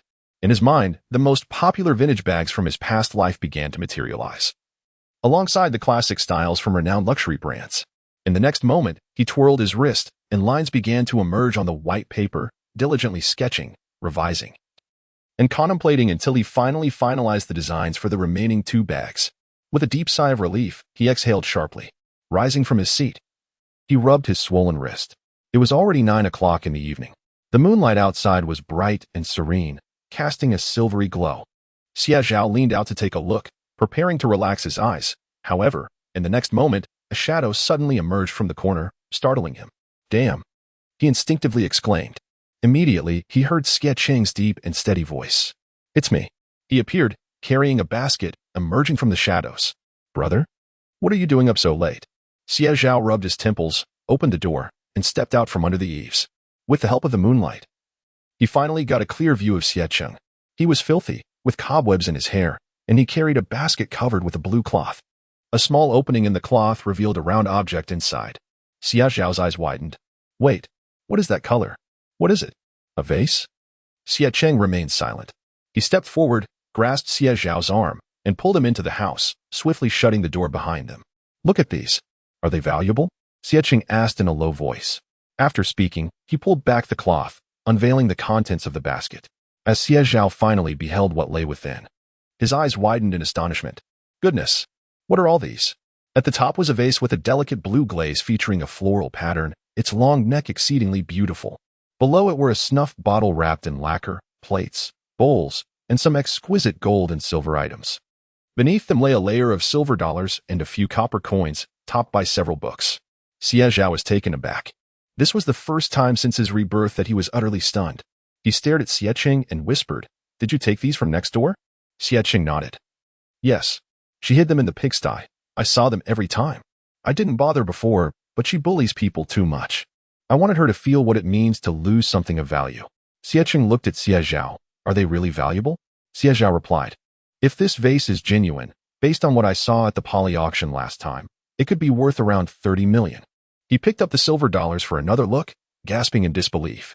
One was a Qing Dynasty double dragon coin, and another reflected a colorful image of a man in a top hat. Well, these two could also fetch 30 million. Even in that moment, Xie Zhao felt the urge to smoke a cigarette to calm his nerves. He knew Xie Cheng had taken items from next door, but he never imagined they would be these. "What's wrong?" Xie Cheng asked, momentarily bewildered. "Is there something wrong with these items?" Xie Zhao shook his head, finally regaining his composure. After the overwhelming shock subsided, he suddenly realized a critical question. Where did these items come from? The old Xie family had been impoverished for 3 generations, with nothing to their name. They wouldn't even possess a single ordinary yuan shirkai silver dollar, let alone these antiques. That left only Wang Jinhua. However, Wang Jinhua's family is merely composed of ordinary farmers. How could she possibly possess such items? Moreover, not to mention the upheaval during the Four Olds campaign, her pigsty would have been long demolished. How could anything remain? The only plausible explanation is that these are recent acquisitions. Wang Jinhua and Xie Yushan, collecting antiques? Xie Zhao rubbed his temples, perceiving this as a conundrum, and decided to set it aside for the moment.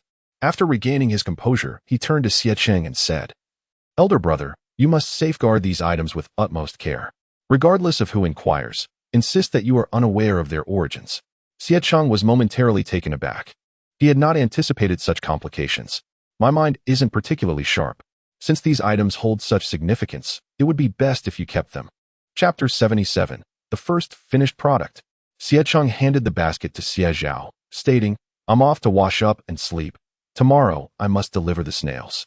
After saying this, he opened the door and stepped outside, only to pause momentarily as if recollecting something. Sanliuzi brought back the processed rabbit furs today.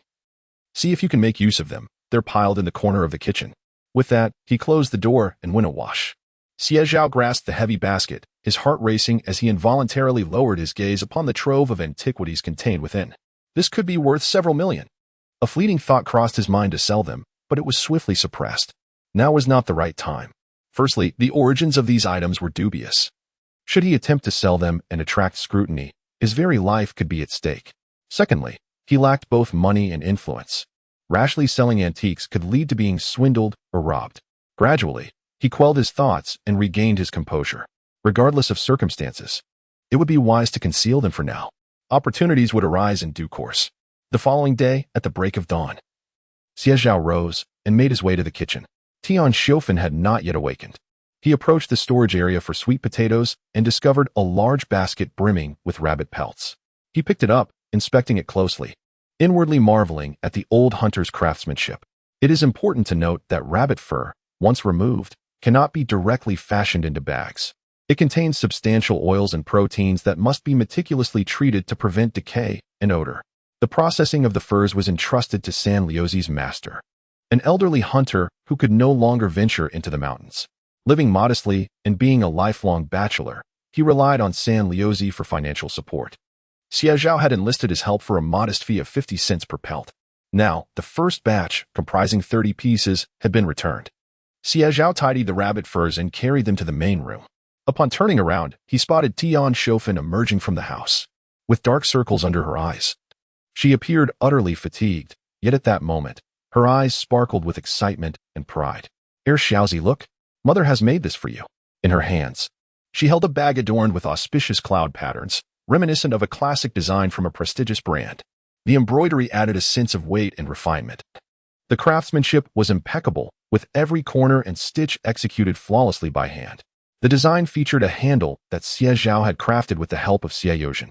Using the most resilient bamboo, bent by fire, coated with paper pulp, and finally covered with fabric of matching color. The result was exquisite, substantial in hand, exuding an aura of luxury. The body of the bag was not merely fabric. A single layer would be too soft and lack character. Tian Shofan devised a clever method, akin to shoe sole weaving, stitching together scraps of fabric, repeatedly applying a paste, and finally covering it with a layer of white cotton fabric. This was then pressed with wooden boards and stones to dry overnight, rendering the fabric sturdy. Thus, despite its small size, the bag contained a wealth of ingenuity. Otherwise, how could it have been delayed until now? Xie Zhao tested the zipper and found everything to function smoothly.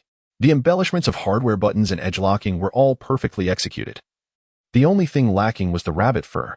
Xie Zhao resolved to take matters into his own hands. He moved the 8 immortals table to the courtyard, found a stool to sit on, and with one hand holding the bag and the other grasping a complete piece of rabbit fur, he meticulously took measurements, swiftly visualizing the finished product in his mind. Ultimately, he selected the most suitable position and shape, then picked up a pencil to sketch a draft on the soft rabbit fur, stroke by stroke. 2 hours later, as the sky brightened, Xie Zhao finally completed his work. Just awakening, Xie Tian rubbed her eyes and stepped outside, immediately spotting the rabbit fur bag resting on the 8 immortals table. Her eyes widened in disbelief. My goodness, is this the bag that my second brother made? It is truly beautiful. The design, the rabbit fur, it looks so exquisite. She approached, unable to resist gently touching it, and a smile broke across her face. Second brother, this bag is stunning. The fur is so soft. It looks so expensive. Are you really going to sell it in the county? Can it possibly sell? While rinsing his mouth and washing his face, Xie Zhao heard Xie Tian's words and turned with a smile, replying, not only do I intend to sell this bag, but I aim to sell it for 100 yuan each. What? Xie Tian gasped, nearly biting her tongue in shock. 100 yuan each? That is what an ordinary worker earns in 3 to 4 months. Who would be willing to buy this? No matter how beautiful it is, it cannot substitute for food. Seeing the disbelief etched on Xie Tian's face, Xie Zhao chose not to explain. The stratification of the affluent has existed throughout the ages. To earn money from the upper echelons, one cannot rely on discounts or low prices to attract them. What they seek is uniqueness, vanity, and a sense of superiority. When Xie Cheng and Xie Yozhen rose, Tian Shofan had already prepared breakfast. She had boiled a pot full of tea eggs and said to Xie Zhao, when you go later, take a few for Teacher Wei. It's troublesome for him to cook alone in the morning. Let him not bother and come here for a meal instead. Xie Zhao nodded in agreement. He stuffed 3 eggs into his bag, enjoyed 2 large bowls of sweet potato porridge, and felt comfortably full. In the past few days, several neighboring villages had learned that Xie Lauer was collecting river snails. Since the Lantern Festival, the daily collection had reached over 2,000 jin. Consequently, when departing today, they had 3 carts. The additional cart was rented from the village by Xie Yozhen. Donkeys, unlike oxen, are primarily used for hauling goods, and with it not being the busy farming season, keeping the donkey at home would only be idle. Renting it to Xie Zhao provided the owner with some income, and everyone was content. The young man driving the cart, named Mao Yang, was a distant relative of the village head and was brought in to assist, earning 1 yuan per trip. He was somewhat shy but worked diligently and honestly, paying careful attention to his tasks. Xie Zhao was quite pleased with him. 3 carts bore over 2,300 pounds of river snails, their wheels etching deep impressions into the damp earth. The early spring mist, imbued with a chill, accompanied the gentle jingle of the bell tied around the donkey's neck as they leisurely made their way toward Lake Dong County. As Xie Zhao passed by Wei Qingji's home, he was surprised to find him waiting. Clad in a dark long robe, his hair, half frosted with gray, was tousled by the heavy mountain breeze, damp strands clinging to his forehead. Upon noticing Xie Zhao's approach, he took a few steps forward, retrieving an item he had kept wrapped in his arms and presenting it to him. I know you are pressed for time, so I have hand-copied and carefully selected these English words for you. Take them with you and memorize them on the way. I shall conduct a review tonight. Wei Qingji stated, do not forget the 2-hour lesson you promised me. If time is truly scarce, I shall come to your home for the lesson tonight. I have already prepared the teaching materials. We must seize the time for study. Do not let it slip away. Chapter 78. The Lucky Tailor Shop and the Exquisite Tailor Shop. Xie Zhao received a dry stack of English words, and warmth enveloped his heart. He also handed a cloth-wrapped enamel mug into Wei Qingji's arms. Teacher, this is a tea egg. He waved his hand, and before Wei Qingji could refuse, Xie Zhao shouted, urging the donkey cart forward. He turned and called out, eat it while it's hot. Don't let it cool down. Wei Qingji stood in stunned silence for a moment, only nodding absently after Xie Zhao's cart had disappeared into the distance. At 10 o'clock, 3 donkey carts arrived in Hudu County. After selling the snails, Xie Zhao parted ways with Xie Cheng and the others. He tethered the mule beside a sesame cake shop at the city gate, paying a dime for its watchful care, and then made his way directly to Shishui Street. Shishui Street served as the second main thoroughfare of Hudu County. Here, one could find a Xinhua bookstore, a state-run establishment, alongside a barber shop, a shoe store, and an old-fashioned photography studio. The shops leaned more towards practical necessities, which, though fewer in number than those on Hongxing Street, attracted a clientele eager to spend. Xie Zhao's destination was the finest tailor shop in Shishui Street, and indeed all of Hudu County, the Lucky Tailor Shop. In these times, the government had relaxed its grip on the economic system. As long as a shop operated with no more than 3 people, it was deemed legal and compliant.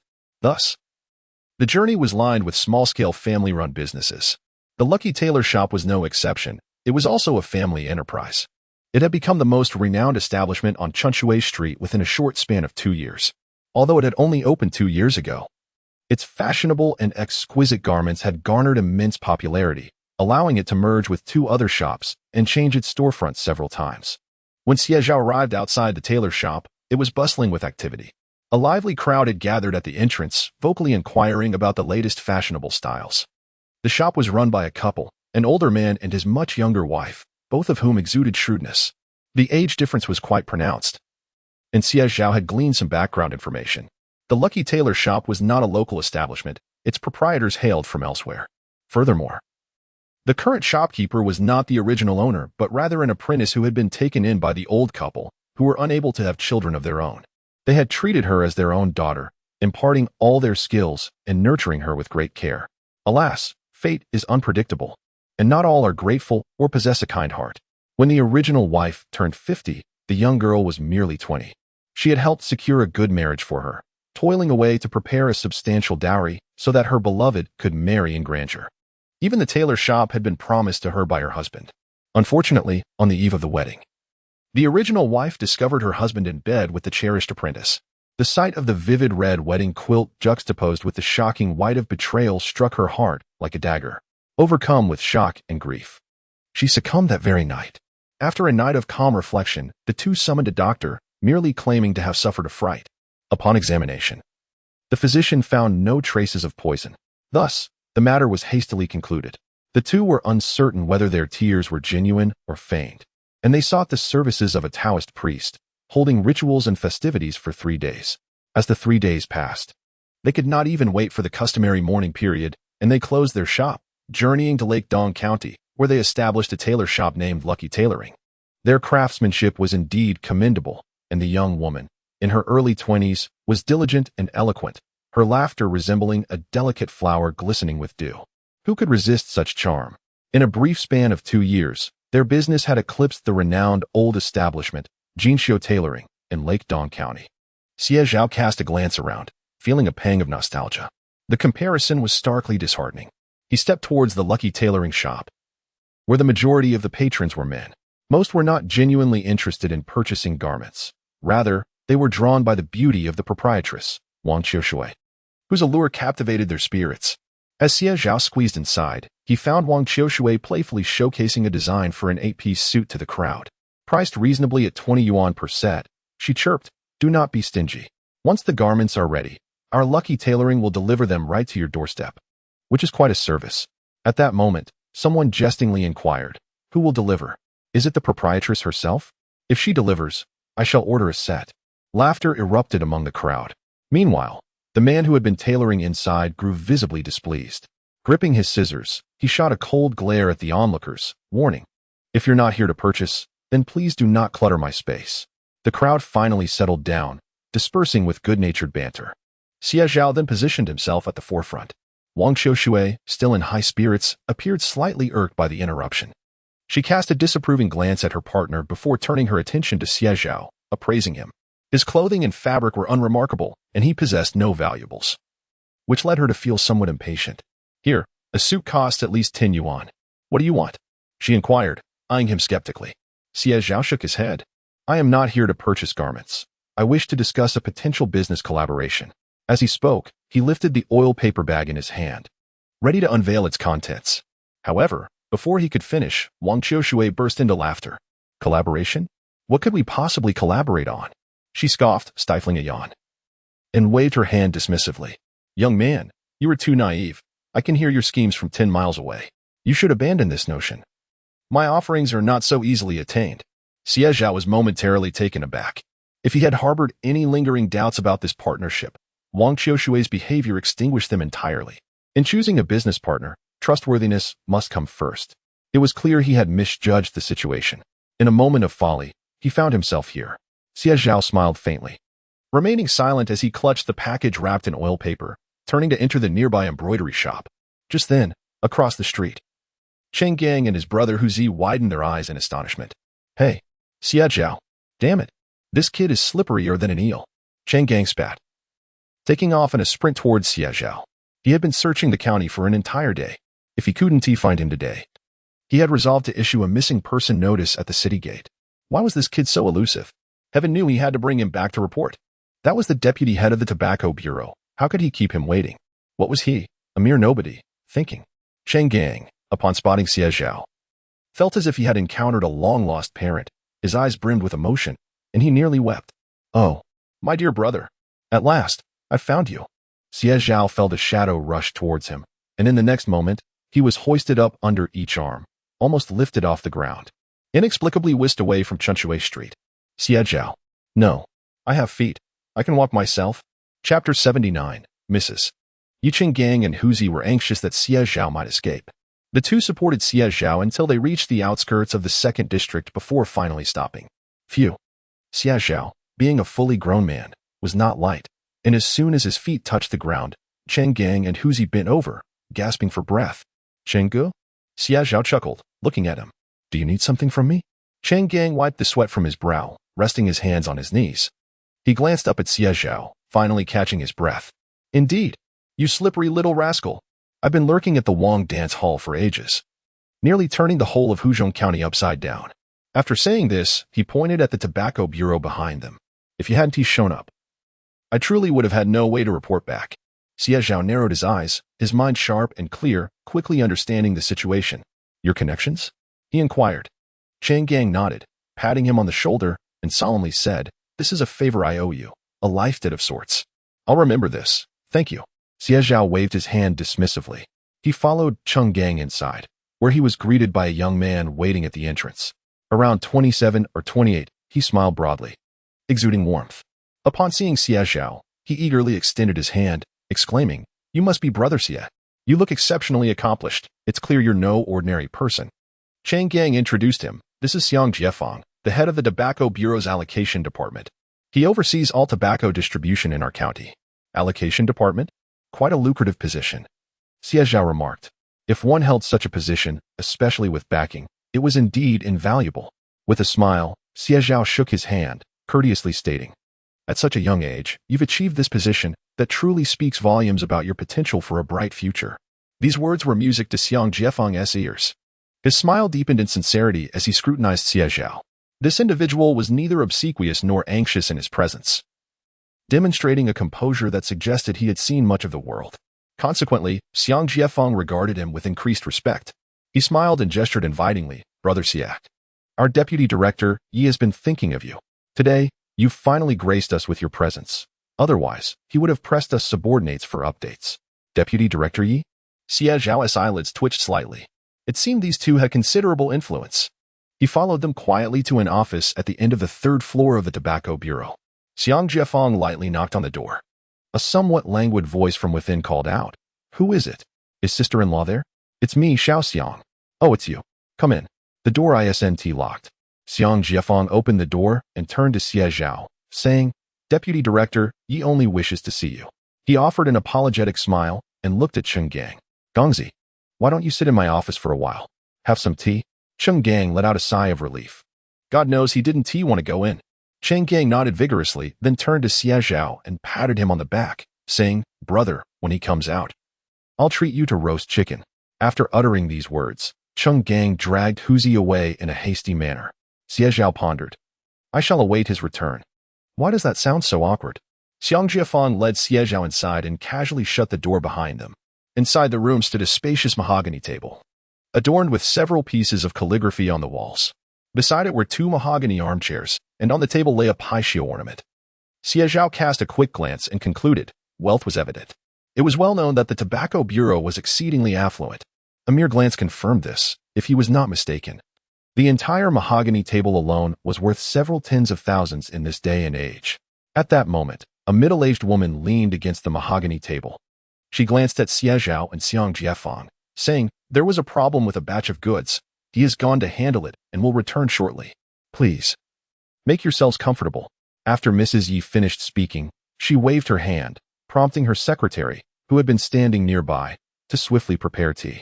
Xiang Jiefeng quickly stood up, saying, Sister-in-law, I have matters to attend to in my department, so I shall forego the tea. This is the person Brother Yi wishes to meet. Just let me know when you're ready. Mrs. Yi acknowledged him with a nod, and Xiang Jiefeng hurriedly exited.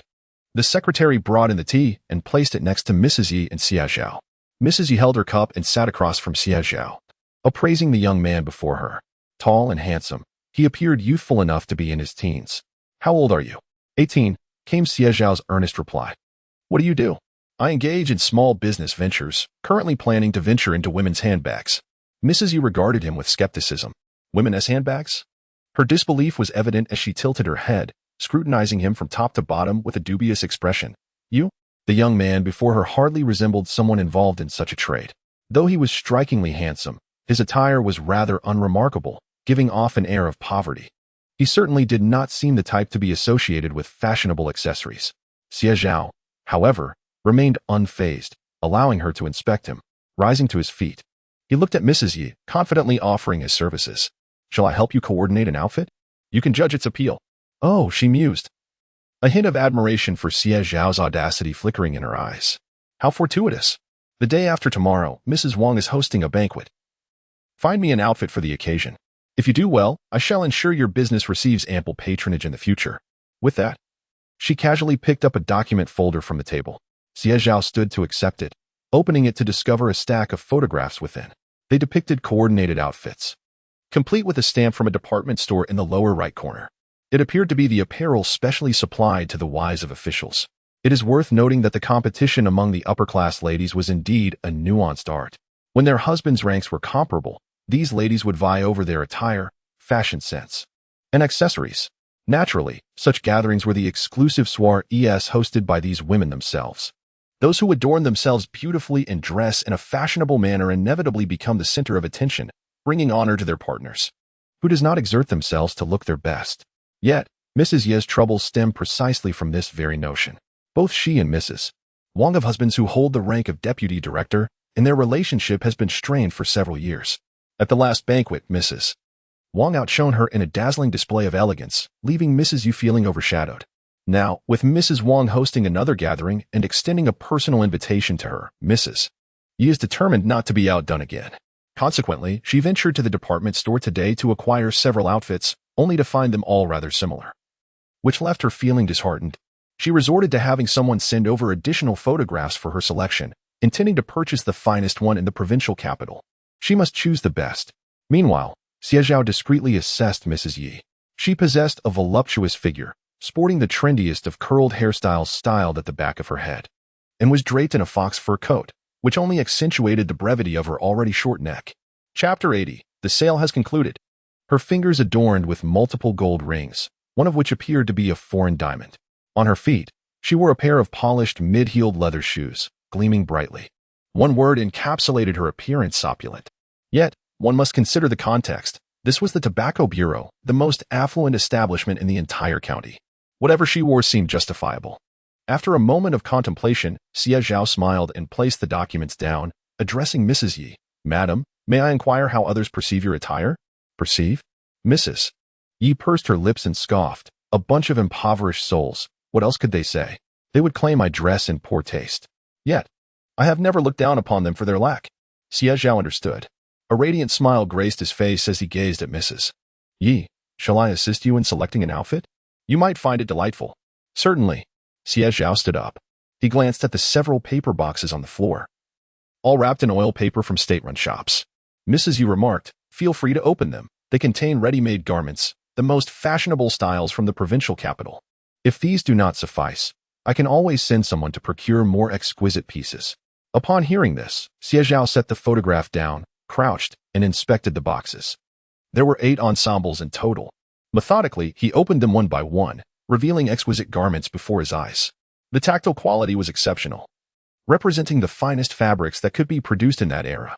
Unlike the coarse, non-breathable materials of homespun cloth and cotton, these fabrics were soft against the skin, vibrant in color, and layered with the most extravagant essence of the time. He perused each ensemble, his eyelids fluttering in surprise. One could not deny that Mrs. Yi's taste was remarkably refined. She purchased whatever was expensive. Radiant silks, mink furs, and an array of flamboyant combinations caught his attention. Xie Zhao found it both amusing and exasperating. The critiques of Mrs. Yi's style as gaudy were not without merit. Rapidly, he envisioned various combinations for these garments, and finally, he set to work. First, he decided to eliminate the various silk scarves and fur collars around her neck. Given her naturally shorter neck, excessive adornments would only diminish her stature, further accentuating the issue. She had a fuller upper body, thus requiring darker hues for the top, while the lower half should be slender, opting for a skirt that would reveal her delicate ankles, thereby lightening her visual weight. He diligently curated 3 ensembles. 20 minutes later, Xie Zhao stood and presented the 3 outfits to Mrs. Yi. The first 2 were suitable for everyday wear. They exuded gravitas and elegance. After finishing his explanation, he lifted the final outfit, a camel-colored double-breasted coat paired with a skirt and a dark base layer, with a broad collar, complemented by a necklace. It would beautifully elongate her neck and highlight her grace. Mrs. Yi's eyes sparkled with interest. She scrutinized the garment, then suddenly voiced her concern. But might it appear too plain? Too simple? She was accustomed to the splendor of luxury, so the sudden simplicity of her attire made her feel somewhat awkward. How should one put it? Both she and Yi Haodong had ascended from humble beginnings, enduring hardships for far too long. Now that they had attained wealth, how could she possibly restrain herself from showing it? An inappropriate saying comes to mind. Wealth should not be concealed, like a splendid garment worn in the dark. It was indeed difficult for her to accept. Coughing lightly, Xie Zhao covered her lips and glanced at Mrs. Yi, wondering if she found the outfit too plain. Mrs. You nodded in agreement. I cannot allow our tobacco bureau to lose face. Xie Zhao smiled and reached for the oil paper package she had brought along. What is this? Mrs. Yi inquired, puzzled. Xie Zhao unwrapped the packaging leisurely, teasing her with a hint. This is the pièce d'arrestance. As the final layer of oil paper fell away, a remarkably exquisite handbag appeared before Mrs. Yi. It was a masterfully crafted piece, adorned with intricate embroidery of auspicious cloud patterns, boasting an innovative design. The crowning glory was the layer of lifelike rabbit fur, soft and dense, clearly of the highest quality. The handle was both sturdy and elegant, beautifully complemented by refined hardware, emphasizing its weight and character. It rested quietly on the table, drawing Mrs. Yi's gaze irresistibly. She stood up, exclaiming, "This bag is stunning." Xie Zhao replied with a smile, "Madam has a discerning eye. This is a purely handcrafted handbag made from rare, specially sourced fabric. The rabbit fur comes from winter rabbits, harvested at the peak of their quality. Paired with your outfit, it is undoubtedly the perfect finishing touch. Simple? Then it must be complemented by a bag that exudes exquisite luxury. It is the ultimate highlight, destined to be the center of attention. I must have a look. Mrs. You could not resist rising to take the handbag in her hands. The moment she did, the weight and craftsmanship of the bag became even more apparent. She had never encountered such a beautiful bag before. Where did you acquire this? It can't be from a department store, can it? I've never seen anything like it in the provincial capital's department stores. Holding the bag, Mrs. Yi caught her reflection in the glass of the window. She felt transformed. She truly adored it. This is from a renowned tailor with a prestigious history, Xie Zhao explained. They have been in business for over 100 years. This is a new model, entirely hand-stitched, taking half a month to complete. Moreover, it is the first of its kind in the entire province, with a maximum of only 20 to be produced in the future. The sooner you buy, the sooner you enjoy it, dear madam. What do you think? Xie Zhao had mastered the art of limited editions. Mrs. Yi's eyes sparkled with excitement as she listened. The first one. How much is this bag? Can you sell it to me? With a flourish, Mrs. Yi waved her hand. Name your price. Feigning difficulty, Xie Zhao replied, originally, this bag was intended for display in the shop, but since you desire it, I can take the liberty of selling you the very first one. It's priced at 188 yuan. How does that sound? Madame Yi furrowed her brow in contemplation, then turned to Xie Zhao and said, How about this? I shall offer an additional 100 yuan, making it a total of 300. Can you assure me that this bag will be exclusively mine until the banquet the day after tomorrow? She was determined not to let anyone overshadow her. For the upcoming event, Xie Zhao's bag was precisely intended for market testing, and in 2 days' time, he would be preparing the next batch of bags. Of course, he replied with a smile, I will inform the boss. Rest assured, madam, that your bag will be the only one of its kind at the banquet. Madame Yi was thoroughly pleased. She promptly instructed her secretary to gather the bag and attire, and then sent the secretary to retrieve the money, exactly 30 large notes, which she handed over to Xie Zhao. What is the name of this young man? You have a discerning eye, Madame Yi inquired with satisfaction. Xie Zhao, he replied. Ah. Young Xie, listen closely.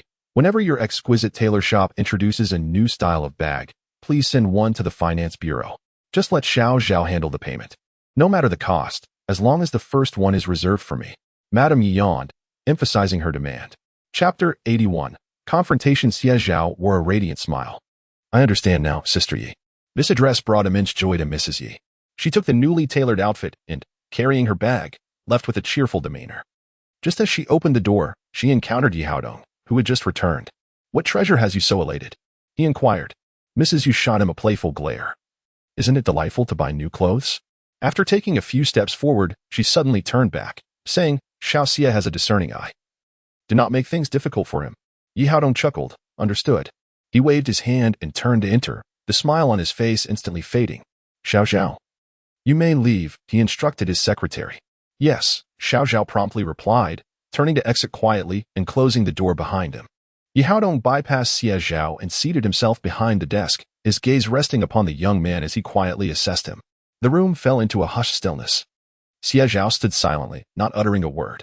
After a moment, Yi Haodong suddenly broke into laughter. Comrade Xiao Xie, why are you standing?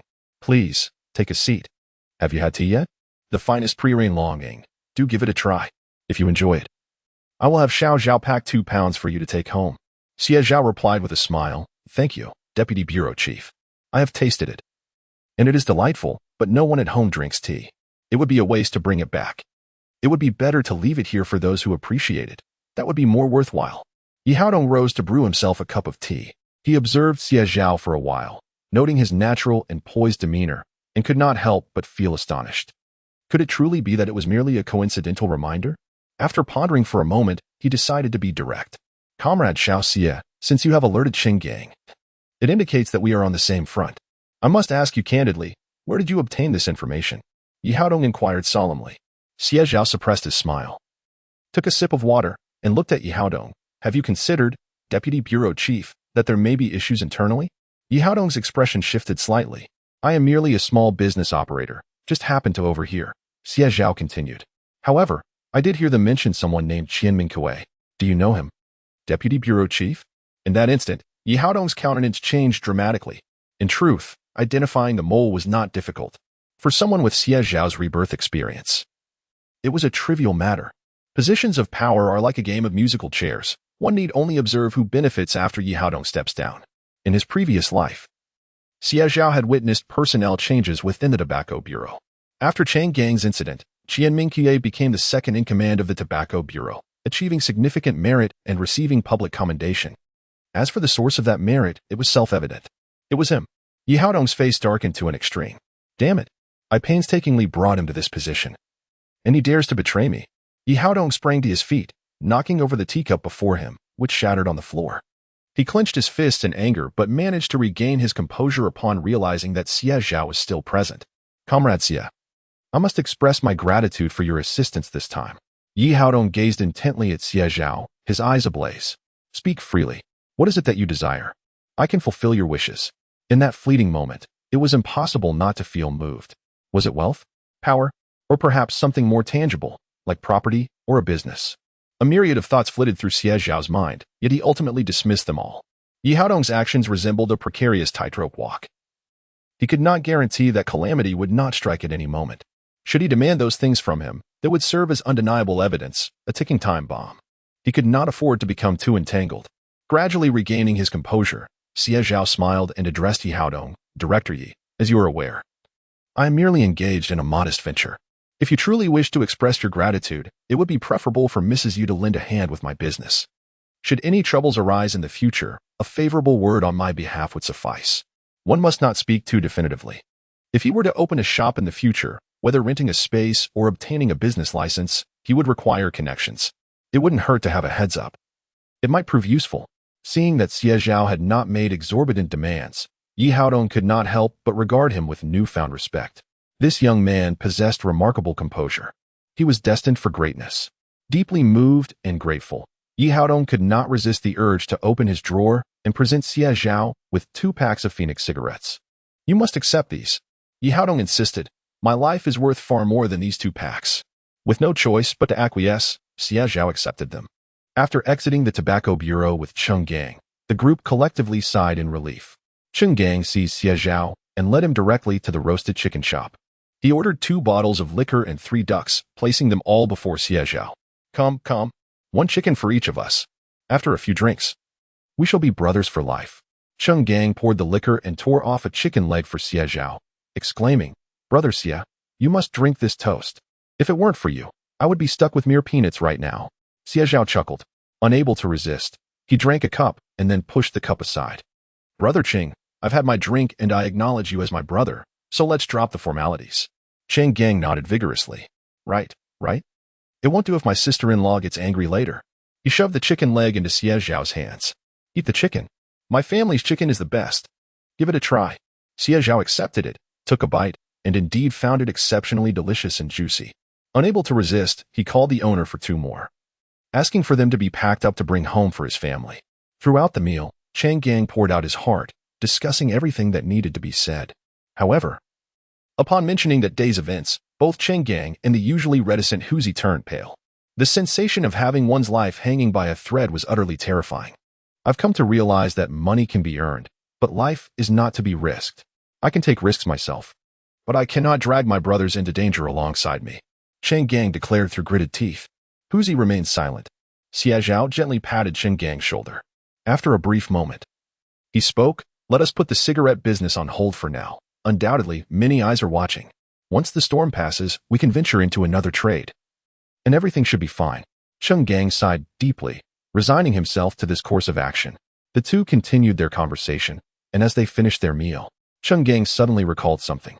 He turned to Xie Zhao and said, You mentioned earlier that you have been in the snail business in the southern part of the city. Correct? Indeed. It's been quite some time, Xie Zhao replied. Then you must be cautious during this period. You never know when some indiscreet individuals might take notice. Cheng Gang belched lightly, adding, Yet, it is not something to overly concern ourselves with. If they dare to cause trouble, I shall ensure they regret it. He patted Xie Zhao's shoulder once more. Brother, if you truly encounter any trouble, do not hesitate to seek my assistance. I will be in the Alley of No. Tuhatong in the southern part of the city for the next few days, at the scrap collection place. Just mention my name. Xie Zhao smiled, raised his glass in a toast, and finished his last drink. Thank you, Chenggu. Chapter 82. Witnessing my beloved wife clean herself. In Shishui Village. Within the confines of their home, Xie Zhao and La Bao had just finished a diaper change, wailing loudly, their little arms and legs flailing energetically, their faces flushed with distress. Lin Muyu hurriedly fed one of them. Meanwhile, Tian Xiofan prepared some formula and cradled La Bao in her arms to feed. At last, the room fell silent. The two women exchanged a relieved glance. Look at La Bao. Her face is becoming rounder, truly a joyous sight, Tian Xiofan remarked softly. Watching her two granddaughters brought her immense joy, especially since Xie Zhao and Lin Muyu were both exceptionally attractive, resulting in two lovely daughters who were radiant and charming. After finishing the feeding, Lin Muyu gently laid the sleeping Xie Zhao on the bed. Feeling a bit bashful, she glanced at Tian Xiofan before whispering, "Mother, I feel quite unclean. I wish to wash a bit. It is truly uncomfortable." Since giving birth, which had been over half a month ago, Lin Muyu had only managed to wipe herself down once in the hospital. Since then, she had remained indoors, mostly tending to the babies and nursing them. After childbirth, she often experienced profuse sweating. Even in the coldest of winters, her clothes would frequently be soaked. Moreover, the household had been busy during this time, and she felt hesitant to ask Tian Xiofan to prepare water for her. After feeding the babies and changing diapers, she found herself drenched in sweat and could no longer endure the discomfort. "Goodness, I completely forgot about this," Tian Xiofan exclaimed, setting Xie Zhao down. "Dear, I shall prepare hot water right away, but just a wipe will suffice. Absolutely no bathing. Do you hear? You are still in your confinement period. Do not catch a chill." Lin Muyu nodded. "Mother, I understand." Tian Xiofan quietly exited, closing the door behind her. Lin Muyu rose and walked to the innermost part of the room, where an exceedingly old camphor-wood cabinet stood, her sole dowry. To be precise, it was the only item her mother had left her. The weathered chest still bore faint traces of dark red lacquer. Lin Muyu opened it, revealing her clothes and some cherished trinkets from her childhood. Among the assorted items was a tiger head cap that her younger brother had worn, and a grasshopper her father had woven for her in her youth. Many of these items were damaged, yet she couldn't bear to part with them. After gazing at them for a moment, she averted her eyes. She retrieved a change of clothes and a comb, delicately untangling her hair and arranging it neatly. Then, she took out the seagull shampoo Xie Zhao had purchased from the supply store and quietly stepped outside. In those days, households lacked designated bathing areas. Women would bathe in the farthest corner of the kitchen, where they chopped pig feet. By this time, Tian Xiofan had already boiled a full pot of hot water and had ensured that all the men in the household were outside gathering snails. "Go ahead. I will watch the babies inside, and your sister will keep an eye outside. There's no need to worry."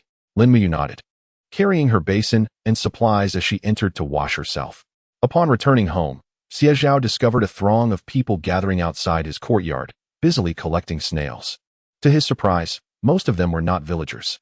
"Your mother has left you some food. Have a bite first. There are plenty of wild rabbits and pheasants today. Finish your meal quickly and come help. There is an overwhelming amount of things to manage." Xie Cheng casually poured the snails into a wooden barrel, intending to call his younger sister to tally the count, as the numbers were giving him a headache. Xie Zhao nodded in acknowledgement. As he entered his courtyard, he spotted Xie Tian squatting at the kitchen door, engrossed in a book. She was so absorbed that she didn't hear him call her multiple times. What could be so captivating? He wondered, reaching out to snatch the book from her hands. "Ah, second brother? You're back?" Xie Tian exclaimed joyfully, springing to her feet. She hurried to the stove and lifted the lid from a dish that Tian Xiofan had covered, retrieving a bowl of rice for him. "Eat. Mom saved this for you. Don't let it cool." Xie Zhao took the bowl, savoring the aroma of the dish, a delightful mix of scrambled eggs and spicy peppers over rice. The vibrant red chilies complemented the fragrant eggs, and Tian Xiofan had generously added oil, causing it to glisten enticingly along the rim of the bowl. Although Xie Zhao had consumed a chicken earlier, it is often said that a growing boy can empty his father's pockets. Moreover, after walking 20 miles, this bowl of rice was a welcome sight. "Brother asked you to help. I'll come right after I finish eating." "All right." Xie Tian cheerfully dashed off to assist with the accounting, completely forgetting the tasks that Tian Xiofan had entrusted to her. Xie Zhao squatted at the kitchen door, finishing his bowl of egg rice. Afterward, he rose to wash the dishes and entered the kitchen to place them in the cupboard. The kitchen, merely two adjoining mudrooms, served as a cooking area and a storage place for pig fodder, sweet potatoes, and other grains. With no one around, the courtyard and kitchen were eerily quiet.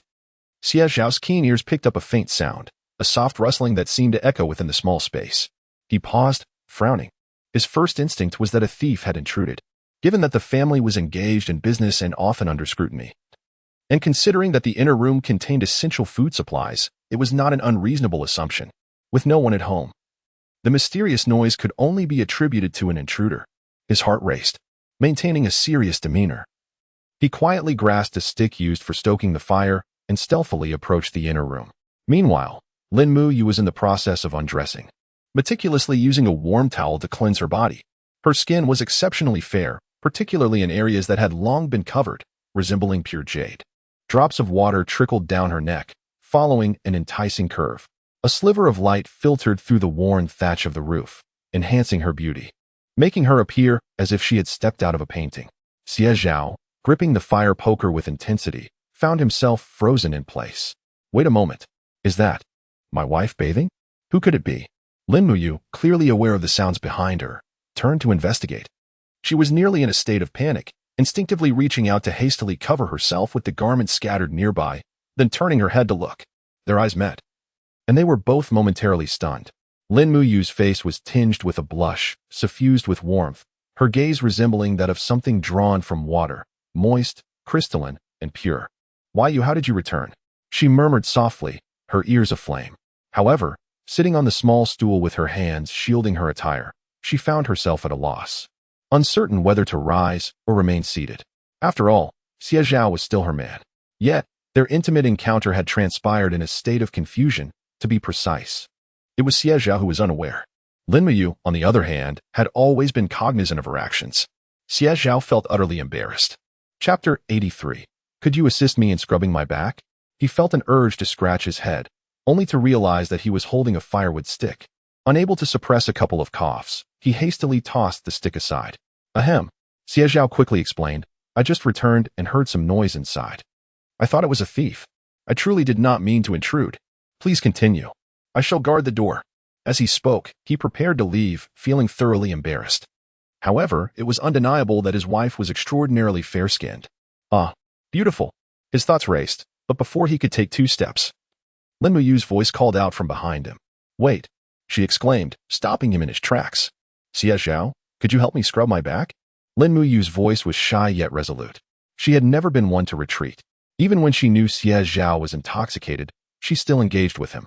She was fully aware that Xie Zhao was not someone she could easily aspire to, yet she bravely took a chance.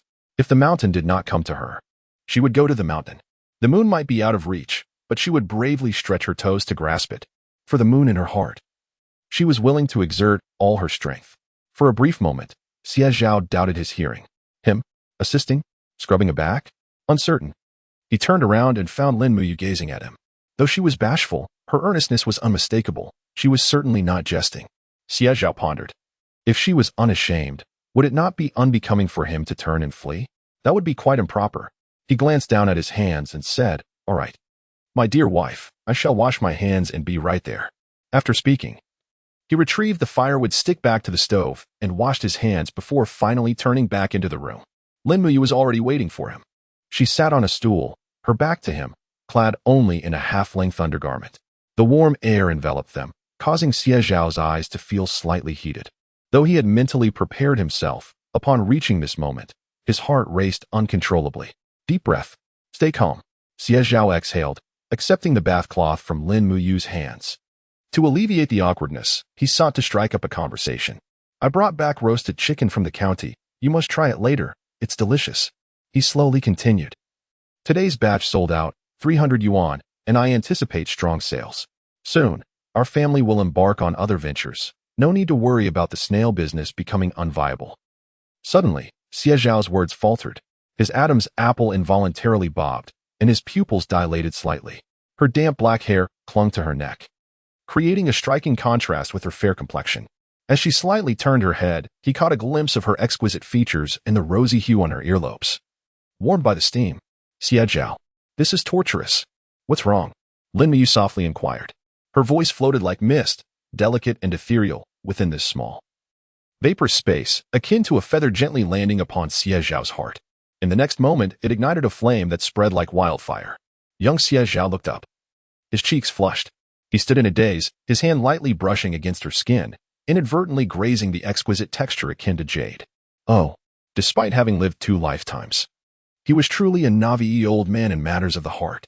Unbeknownst to him, Lin Muyu, with her back turned, wore a subtle smirk at the corners of her lips, a hint of playful delight dancing in her expression. Lower a bit, and also on the side. Lin Muyu instructed softly.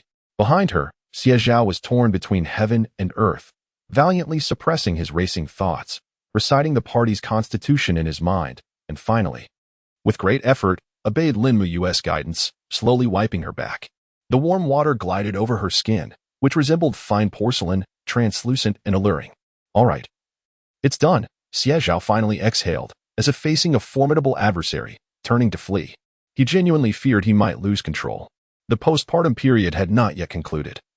And with residual lochias still present, the doctor had repeatedly cautioned against intimacy until after the confinement period, for it could be detrimental to a woman's health. Should complications arise, it would be a grievous predicament. As Xie Zhao attempted to rise and depart, a pair of hands gently grasped him. When he turned, he beheld Lin Muyu standing, dressed in a shirt, her curves unmistakably accentuated. Wife, you haven't completed your confinement yet, Xie Zhao managed to stammer. Lin Muyu's lips curled into a sly smile, and she nodded, her hands lightly resting on Xie Zhao's arms. In the next instant, she rose on tiptoe and, within the broadened gaze of Xie Zhao, softly pressed her lips against his. Warm and tender, impossibly soft. I know, she murmured, releasing his lips, only for her face to magnify before him once more. This time, she gently nipped at him. A slight sting accompanied by an indescribable tingle that coursed through Xie Zhao's entire being. Xie Zhao. His temples throbbed. All right. This girl is intentionally teasing him. In his heart, he silently recorded another grievance against Lin Muyu, vowing that there would be a time for retribution. In Hudu County, at the Donghai garment factory, Chen Qiming inspected the bag in his hands, repeatedly examining it, utterly satisfied. How is this batch? It looks splendid. With such beautiful bags, I could sell not only 300, but even 500 without a hitch, Chen Qiming declared with grandiosity. He even patted his secretary's shoulder. Lu, if you keep up the good work, once I take over the factory, I will surely promote you to vice director. In that instant, Secretary Lu was drenched in cold sweat. He dared not voice his concerns, but in his heart, he was all too aware. Their factory director was still quite young, at least another 20 years of service lay ahead. In the past, the young master seldom visited the garment factory, fearing that the manager might overthink matters. Unexpectedly, this newly re-established young master not only frequented the place every few days, but audaciously proclaimed his intention to take over the factory and elevate his position. How infuriating. He would give anything to silence Chen Qiming. If word of this got out, he would not be able to wash his hands clean, even if he jumped into the Yellow River. Young master, please refrain from further comments. Secretary Lu hastily intervened, pulling him outside the factory. Although the bag was ready, it would take another week to finalize the sales. During this period, your assistance in promoting it would be invaluable.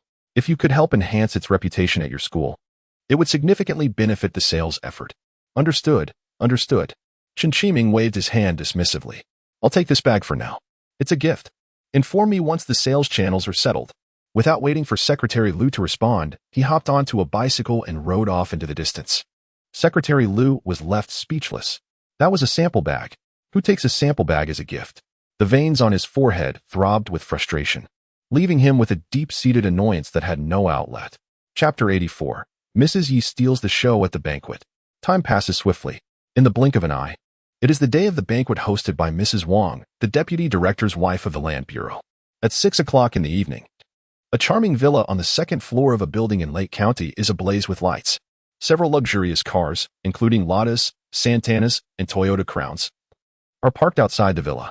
Those fortunate enough to receive an invitation are either wealthy or influential, representing the upper echelons of Lake County society. Whether through power or wealth, one must possess at least one to gain entry. Otherwise, they cannot even cross the threshold. Today, Mrs. Wang has deliberately chosen a delicate water-pink knitted long dress, paired with a cheongsam. Her hair is elegantly styled high, and her makeup is exquisite and alluring. She wears a pair of petite lambskin shoes and holds a small purse adorned with pearls, quite lovely indeed. Standing outside in the courtyard, the other ladies passing by gaze at her with expressions of admiration and envy, greeting her warmly. Oh my, Mrs. Wang, you truly know how to dress. And today you are more beautiful than ever. Just look at this cheongsam and knitted long dress. How did I not think to wear something like this? Mrs. Wang, your grace is unparalleled. Such attire is rare to carry off with such poise. Beautiful, grand, elegant. My husband always tells me to learn from your style. Indeed, you look stunning. Just standing here, who could possibly notice us? You shine so brightly. Absolutely exquisite. A series of flattering remarks, whether sincere or feigned, fills Mrs. Wang with delight. She cannot help but glance towards the entrance. Where is Mrs. Yi? After all, she is her old rival. Today, she has dressed meticulously, determined to overshadow Mrs. Yi once more. The anticipation is palpable. As the clock strikes 6:30, the banquet is about to commence. Amidst the bustling crowd, many have noticed Mrs. Wang's demeanor, fully aware that she is awaiting Mrs. Ye's arrival. Thus, a group of women engage in conversation, their glances occasionally darting towards the entrance. Finally, the moment arrives. The courtyard door swings open. A servant rushes in to announce, "Ladies and gentlemen, Mrs. Yi has arrived." The announcement is akin to water splashing into hot oil, causing an immediate hush as all eyes turn to the doorway, followed by a flurry of whispers. Among them is Zhao Lanji. With Chen Donghai being the wealthiest man in Lake County, his success is intrinsically linked to his dealings with officials. Thus, he has sent Zhao Lanji to engage in socializing with the ladies, employing a strategy of subtlety, flattery, and various gifts to win their favor, ensuring his business flourishes in Lake County without hindrance. Though Zhao Lanji's smile feels strained, she continues to respond earnestly. Mrs. Yi, with her wealth, always adorns herself in ostentatious jewels, which seems rather commonplace. This time, she surely cannot outshine Mrs. Wang. Isn't it true? Zhao Lanji observes that Mrs. Ye's figure cannot compare to Mrs. Wang's. She appears a bit plump. However, the tobacco bureau is indeed wealthy, and it is rumored that one of her diamond rings cost several thousand. Creak. The courtyard door is pushed open. Mrs. Yi steps inside. The moment Mrs. Yi made her entrance, everyone was momentarily taken aback. Is this still Mrs. Yi? She was clad in an elegant long double-breasted camel cashmere coat, impeccably tailored, beneath which she wore a simple yet striking black fitted V-neck knit top that accentuated her curvaceous figure, paired with a form-fitting pencil skirt that did not add any bulk, but rather enhanced her allure and beauty. Her neck appeared elongated, adorned by a necklace that exuded both brilliance and sophistication. Her hair was styled in an elegant updo, further elevating her stature. Most notably, she carried a handbag that captured attention from afar, enveloped in a layer of soft, delicate wild rabbit fur and a muted gray hue. Unmistakably genuine leather. The design was ostentatiously luxurious, structured, and refined. It was only upon closer inspection that the onlookers realized the fabric was entirely hand-knitted, embellished with auspicious cloud patterns that exuded grandeur. Coupled with the wild rabbit fur and the intentionally hardened bag structure, it was simply exquisite. As Mrs. Yi placed the bag on the table, the metallic base emitted a distinct sound, drawing all eyes toward her. "What is the matter? No words of welcome?" she mused, reveling in the admiration reflected in their gazes. Finally, it was her time to shine. She even turned her handbag to catch Mrs. Wang's attention.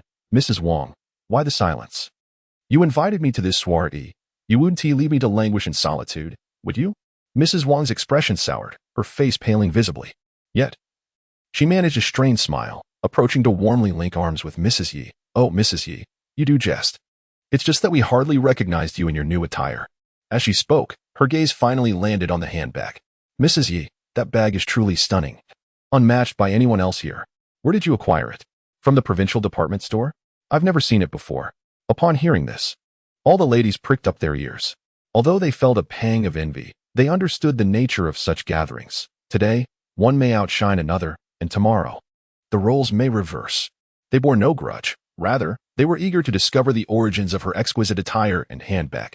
After all, who among them wouldn't covet a beautiful bag? Mrs. Yi was utterly delighted. It had been far too long since she felt the thrill of being the center of attention. With a proud lift of her chest, she displayed the handbag in front of her, declaring, "A young gentleman sold me this. He mentioned it was a new arrival from the renowned Jinxiu tailor shop. As we are all officials from Hudu County, it is only fitting that I support our local heritage. This is about understanding and uplifting the community." Mrs. Yi proclaimed with pride.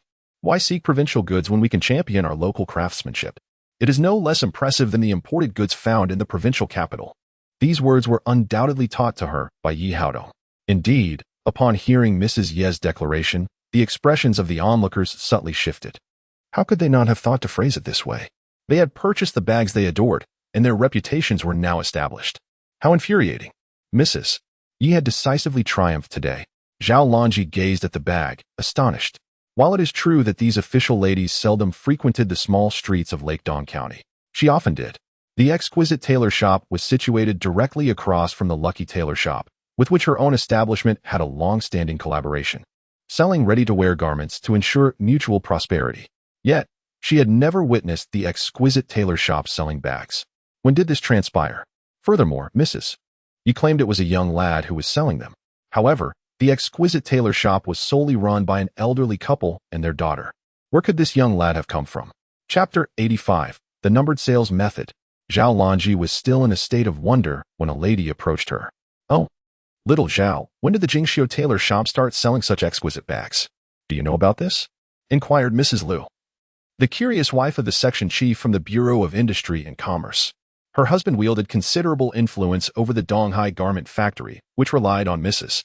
Liu's connections to get their clothing into department stores. As is often the case with women, a little charm and gentle persuasion usually soften hearts. Therefore, when Mrs. Liu spoke, Zhao Longji immediately perked up. Sister Liu, I truly hadn't noticed. Zhao Longji smiled, contemplating Mrs. Liu's intent, thinking this was all my fault. I shall go take a look tomorrow and buy a couple as a gesture of goodwill. Oh dear, how can you do that? Mrs. Liu exclaimed, covering her mouth with a handkerchief, her laughter bright and joyous. Zhao Longji secretly breathed a sigh of relief.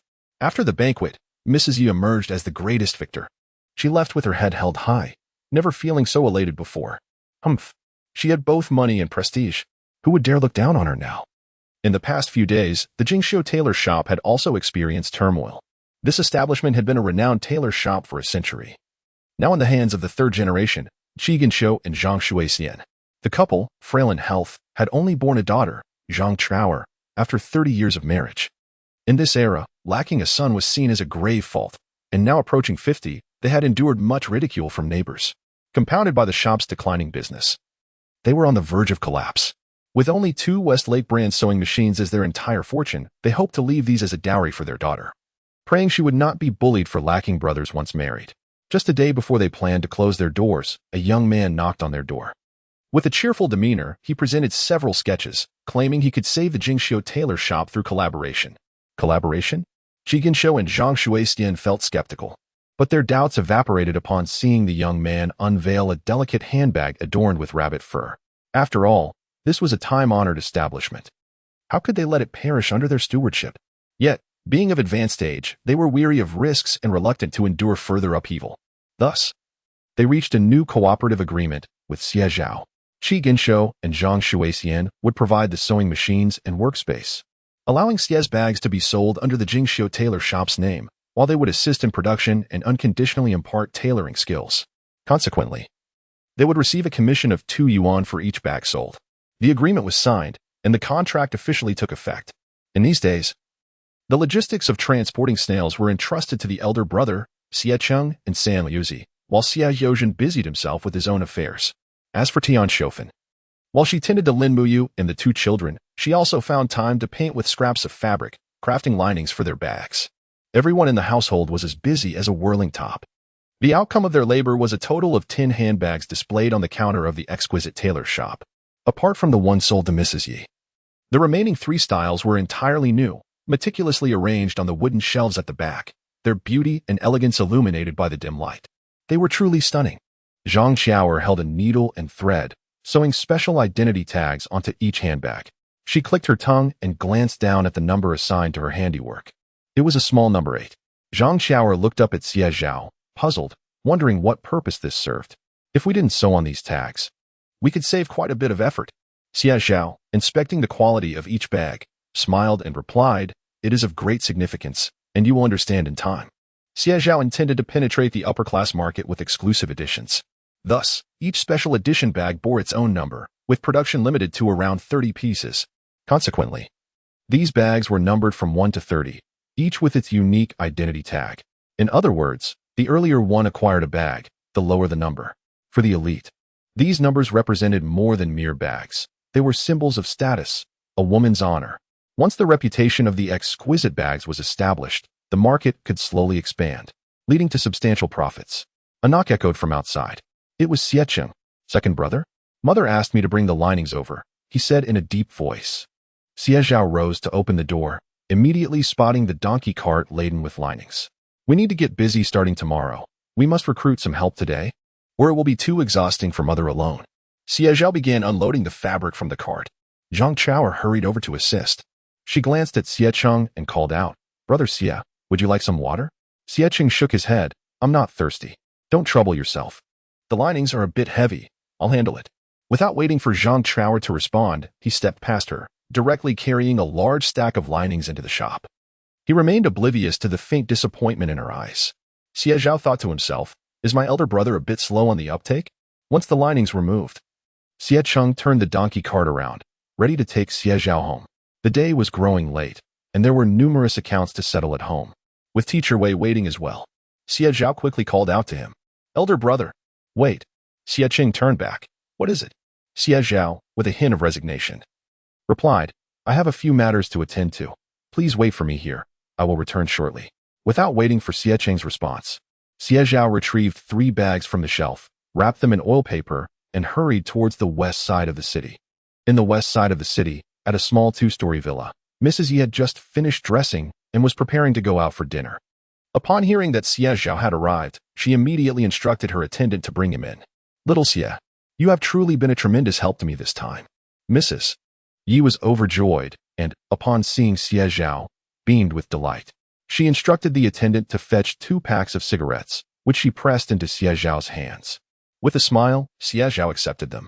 Madam, this is our newly released pack, which will not be available for sale until tomorrow. I have brought you 3 to have a look. Here is the label. Label? Mrs. Yi inquired, her curiosity piqued. She watched intently as Xie Zhao unwrapped the pack, revealing a small tag inside. Embroidered on it with fine thread was a diminutive number 1. Is this the first pack I am receiving? The very first one in the entirety of Hudu County? Mrs. Yi's eyes sparkled with excitement. She lifted the 3 packs, examining them closely, and found herself increasingly enamored with each passing moment. They were simply exquisite. Moreover, each pack bore a tag marked with the number 1, which signified that she was indeed the proud owner of the very first pack. Chapter 86. Reselling Mrs. Yi's bags. 3 packages, 900 yuan. Her face radiated with joy as she could not resist calling the attendant to bring her 2 more bags, which she stuffed into Xie Zhao's pocket. Oh, little Xie, look at this bag. I adore it. The outfit you paired it with is quite lovely. Reluctantly placing the bag down, she gazed at Xie Zhao and said, Tell me, how much is it? I shall fetch the money at once. Xie Zhao expressed his gratitude and then looked at Mrs. Yi with a sincere smile. Madam, you are my benefactor, hence I took the liberty of selecting the first bag to present to you. However, in the future, should new styles emerge, I fear I may no longer possess this privilege.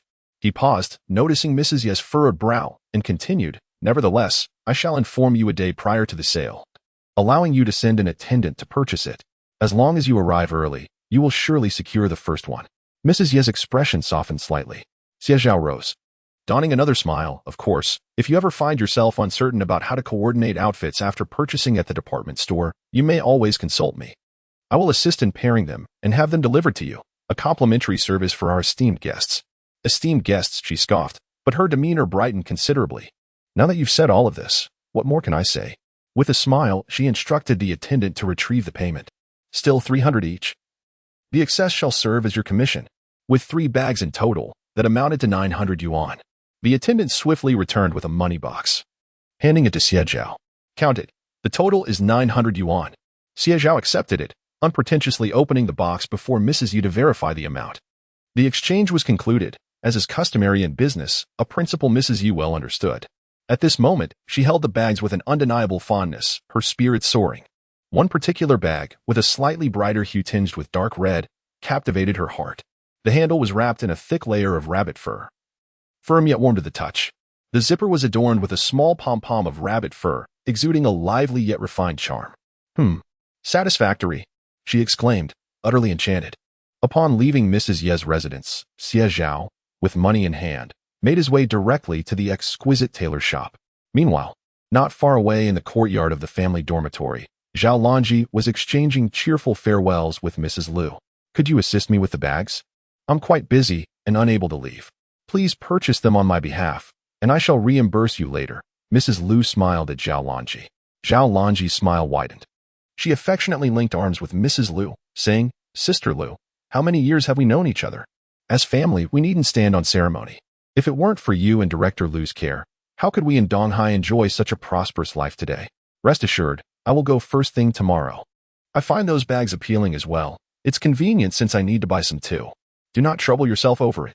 Her words soothed Mrs. Lu's conscience, dispelling any guilt she felt. With a radiant smile, she waved goodbye to Zhao Lanji. I shall count on you. Lao Lu still needs to return for dinner. I must prepare the meal. Zhao Lanji exclaimed hastily. Oh, Mrs. Lu, regarding the new products from the Donghai garment factory set to launch at the department store, I will speak with Lao Lu shortly. Rest assured. Only then did Zhao Lanji breathe a sigh of relief. However, the moment Mrs. Lu turned to enter the courtyard, the smile on Zhao Lanji's face completely vanished. With a solemn expression, she turned to hail a rickshaw. Yet, in that fleeting moment of turning, a familiar figure swiftly emerged from a small villa and quickly vanished around the corner. Zhao Lanji was taken aback. That silhouette, was it Xie Zhao? What could he be doing here? This area is designated for unit dormitories, and those villas are reserved for the families of officials with considerable authority. Surely, he isn't seeking some shortcut here? Zhao Lanji's expression grew peculiar. She had heard whispers of officials' wives keeping young paramours, but for Xie Zhao, the child she had raised with her own hands, she found it hard to believe. Yet who knows? In the year he had been away, perhaps the hardships of that impoverished rural area had led him to entertain other thoughts. A hint of disdain and disgust flickered in her eyes. After all, he was merely a country bumpkin. Xie Zhao and Xie Cheng returned to Shishui Village by 4 in the afternoon. Dark clouds rolled in from the horizon, and as Xie Cheng cracked his whip, hastily returning to the yard, spring thunder erupted. Boom! A silver lightning bolt streaked across the sky, followed by a deep rumble. Torrential rain poured down, heralding the arrival of spring. Xie Yozhen squatted beneath the eaves, his face alight with joy. Spring rain is as precious as oil. When it pours sufficiently, the land drinks deeply, ensuring a bountiful harvest. Phew, at least we didn't get drenched. Xie Zhao chuckled. He reached out, leaping off the cart, and dashed through the rain into the main room. Wei Qingji was waiting for him. Upon seeing Xie Zhao, he frowned. Why are you so late today? Xie Zhao scratched his head in embarrassment. Teacher, I was held up by some matters. I sincerely apologize. After saying this, he eagerly handed over the test papers Wei Qingji had given him the day before. I completed the math and English on the way. Please take a look. Hearing Xie Zhao's words, Wei Qingji's expression softened somewhat. He accepted the papers and, pulling out a pencil, moved aside to grade them. Xie Zhao secretly sighed in relief. Xie Cheng said, I will fetch the ledger. Let us tally our accounts for this period. I feel uneasy keeping all this money on me. Without waiting for Xie Zhao's reply, he turned to enter the house, bringing out the ledger and a large navy blue cloth bag. Xie Tian, engrossed in a book, noticed her elder brother lugging out their family as savings and hurried to close the door. Outside, Xie Yozhen wondered, what matter could they be concealing from him? Their father? Inside the room, Xie Zhao was swiftly calculating the accounts. During this period, the household income was growing at an alarming rate. Over the past 2 days, the profits from the snails had peaked, yielding a net profit of approximately 1,000 each day, even after deducting the expenses for daily sustenance and salaries. And further subtracting the capital Xie Zhao had invested in making the bags, the final figure still left everyone gasping in astonishment. 5,362 yuan and 53 cents. Xie Tian gazed at the number Xie Zhao had written, along with the neatly organized thick stack of money, unable to contain herself as she covered her mouth and exclaimed in surprise. Xie Zhao chuckled softly and retrieved a money box from the satchel he carried. What is this? Xie Tian inquired, puzzled. Chapter 87. The home cannot be without you. Bags on sale. Xie Zhao did not elaborate further, in the presence of several others. He opened the package, revealing a staggering 9 bundles of cash before the siblings. Today's earnings from the bag sales, Xie Zhao announced, 3 bags, 900 yuan. Xie Tian. Xie Cheng. An eerie silence enveloped the atmosphere, quickly followed by Xie Tian's sharp intake of breath. Is this gold? Is it truly so effortless for the wives of officials to earn money? Oh my, second brother, you are remarkable, Xie Tian exclaimed, her eyes glimmering with admiration as she regarded Xie Zhao with awe. Xie Cheng quietly examined the 9 bundles of cash, counting them meticulously. After a moment of contemplation, he wordlessly gathered the money neatly and placed it alongside the over 5,000 yuan they had, pushing it towards Xie Zhao. You should keep this safe, he advised. Little sister and I may not possess much skill, but the family now relies on you. Pursue your ambitions boldly. This money in your hands will surely yield greater returns. He reached out and gently patted Xie Zhao's hand. As the eldest brother, I lack significant talents and opinions. My role is merely to avoid being a burden to you. Our family is like a single thread, and you are the backbone. Direct me, and I shall exert my efforts accordingly. Without you, we would still be struggling in the dirt, and little sister would not have the opportunity to study. Our family cannot be without you, second brother. Xie Cheng found it challenging to articulate flattering words. Initially, he had harbored doubts and dissatisfaction towards Xie Zhao. However, as time passed, the innate bond of kinship and blood ties led him to increasingly acknowledge his younger brother. Now, he was willing to heed Xie Zhao's guidance. He thought, as long as the family lives harmoniously and cherishes their days, it is better than anything else. Second brother, I trust you too. You are the greatest. Xie Tian earnestly declared, her eyes sparkling with unabashed adoration for Xie Zhao. A warmth surged within Xie Zhao's heart. The familial affection absent in his previous life now enveloped him once again, stirring a profound sense of being trusted and relied upon. Taking a deep breath to suppress the rising emotions within him, he smiled and pulled out a stack of cash, precisely 100 yuan, extending it to Xie Cheng. Since you are willing to follow my lead, accept this money. This is for your labor, a transparent accounting for our family. Use it to purchase some new clothes and prepare well. Let us find a suitable sister-in-law for me and little sister soon. Xie Cheng hesitated momentarily but ultimately accepted it without decline. What about me? Xie Tian leaned in eagerly, her face brimming with anticipation as she looked at Xie Zhao. How could I forget you? Xie Zhao chuckled, ruffling her hair and handing her a bill. The remainder will be kept with your second brother until your wedding. All of it will be yours. Xie Tian cherished the money as she tucked it into her pocket. After discreetly glancing around to ensure that Tian Shofen was absent, she beamed with satisfaction, revealing her bright smile. I don't want to get married. Teacher Wei proclaimed that the highest honor is to dedicate oneself entirely to the motherland. I aspire to offer myself to the nation. Upon finishing her statement, she hurriedly grabbed a book and dashed out the door. Xie Zhao, with a helpless expression, rubbed his forehead. This girl, how can she distort theory like this? The spring rain fell with great intensity, the air laden with a damp chill, accompanied by gusts of wind that battered against the wooden door of the hall. As the sky darkened, flickering candlelight illuminated the room, casting a warm glow upon three earnest figures engrossed in their studies, Xie Tian, Xie Zhao, and Lin Muyu. Wei Qingji, armed with paper and pen, meticulously outlined the key points of knowledge for the trio. He organized them into concise summaries and distributed them. First, they would read aloud, then memorize, followed by detailed explanations. And finally, he would pose questions, ready to clarify any misunderstandings. As night deepened, 3 small flames flickered like stars. The faces of the trio were marked by profound seriousness and yearning. In this era of intellectual scarcity, where even securing a meal was a daunting challenge, the pursuit of education was akin to navigating treacherous waters. Yet, if one harbors a burning passion and a glimmer of hope, steadfast as a torch, then even amid darkness, one can ignite a beacon of belief to illuminate the path ahead, becoming a spark that ignites a vast conflagration. The spring rain persisted throughout the night. Upon rising in the morning, the heavy downpour had ceased. Opening the window revealed yet another splendid day. Xie Zhao woke early, rising at the break of dawn. Outside, the mist was thick. Lin Muyu, stirred by the sounds of his movements, turned over but could not pry her eyes open, overwhelmed by fatigue. The previous night, after completing the homework assigned by Wei Qingxi, she had stayed up late and had only managed to sleep for 2 hours, making her drowsiness all the more profound. My dear, once we finish selling the dumplings today, I shall bring back some roast chicken for you to enjoy. Xie Zhao whispered softly, tiptoeing to her side and planting a gentle kiss on her cheek. It was damp, prompting Lin Muyu to barely manage to open her eyes and glance at him. Get some milk powder, she murmured, having realized that their supply was nearly depleted. Xie Zhao nodded in response. Seeing her struggle to keep her eyes open in her adorably dazed state, he could not resist leaning in for another swift kiss. Go back to sleep.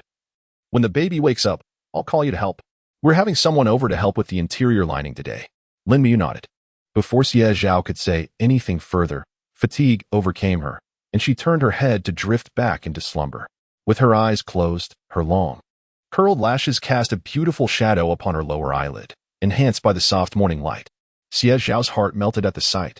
Unable to resist, he stealthily leaned in and quickly kissed her lips. Noted. Charge, enticing him into a crime. As Xie Zhao stepped into the yard, Xie Cheng and San Luzi, among others, had already finished loading the vehicle. Tian Xiofan presented a substantial stack of hardened inner linings, meticulously bound with hemp rope. Yesterday, I had called upon the village chief to keep an eye out for any ants in the village who might be able to assist. When they arrive, I shall first instruct them, and you can return this afternoon to ensure their work meets our standards. Xie Zhao nodded in acknowledgement. Tian Xiofan then handed over a porcelain jar filled with eggs. Eat on the road and take some to teacher Wei, inviting him to dinner at our home today. Understood. Xie Zhao promptly finished washing up, clutching the eggs as he hopped onto the cart. Got it. With a crack of the whip, the donkey and mule ambled away from Shishui Village, heading straight for Hudu County. After the rain, the sky cleared. The atmosphere was crisp and invigorating.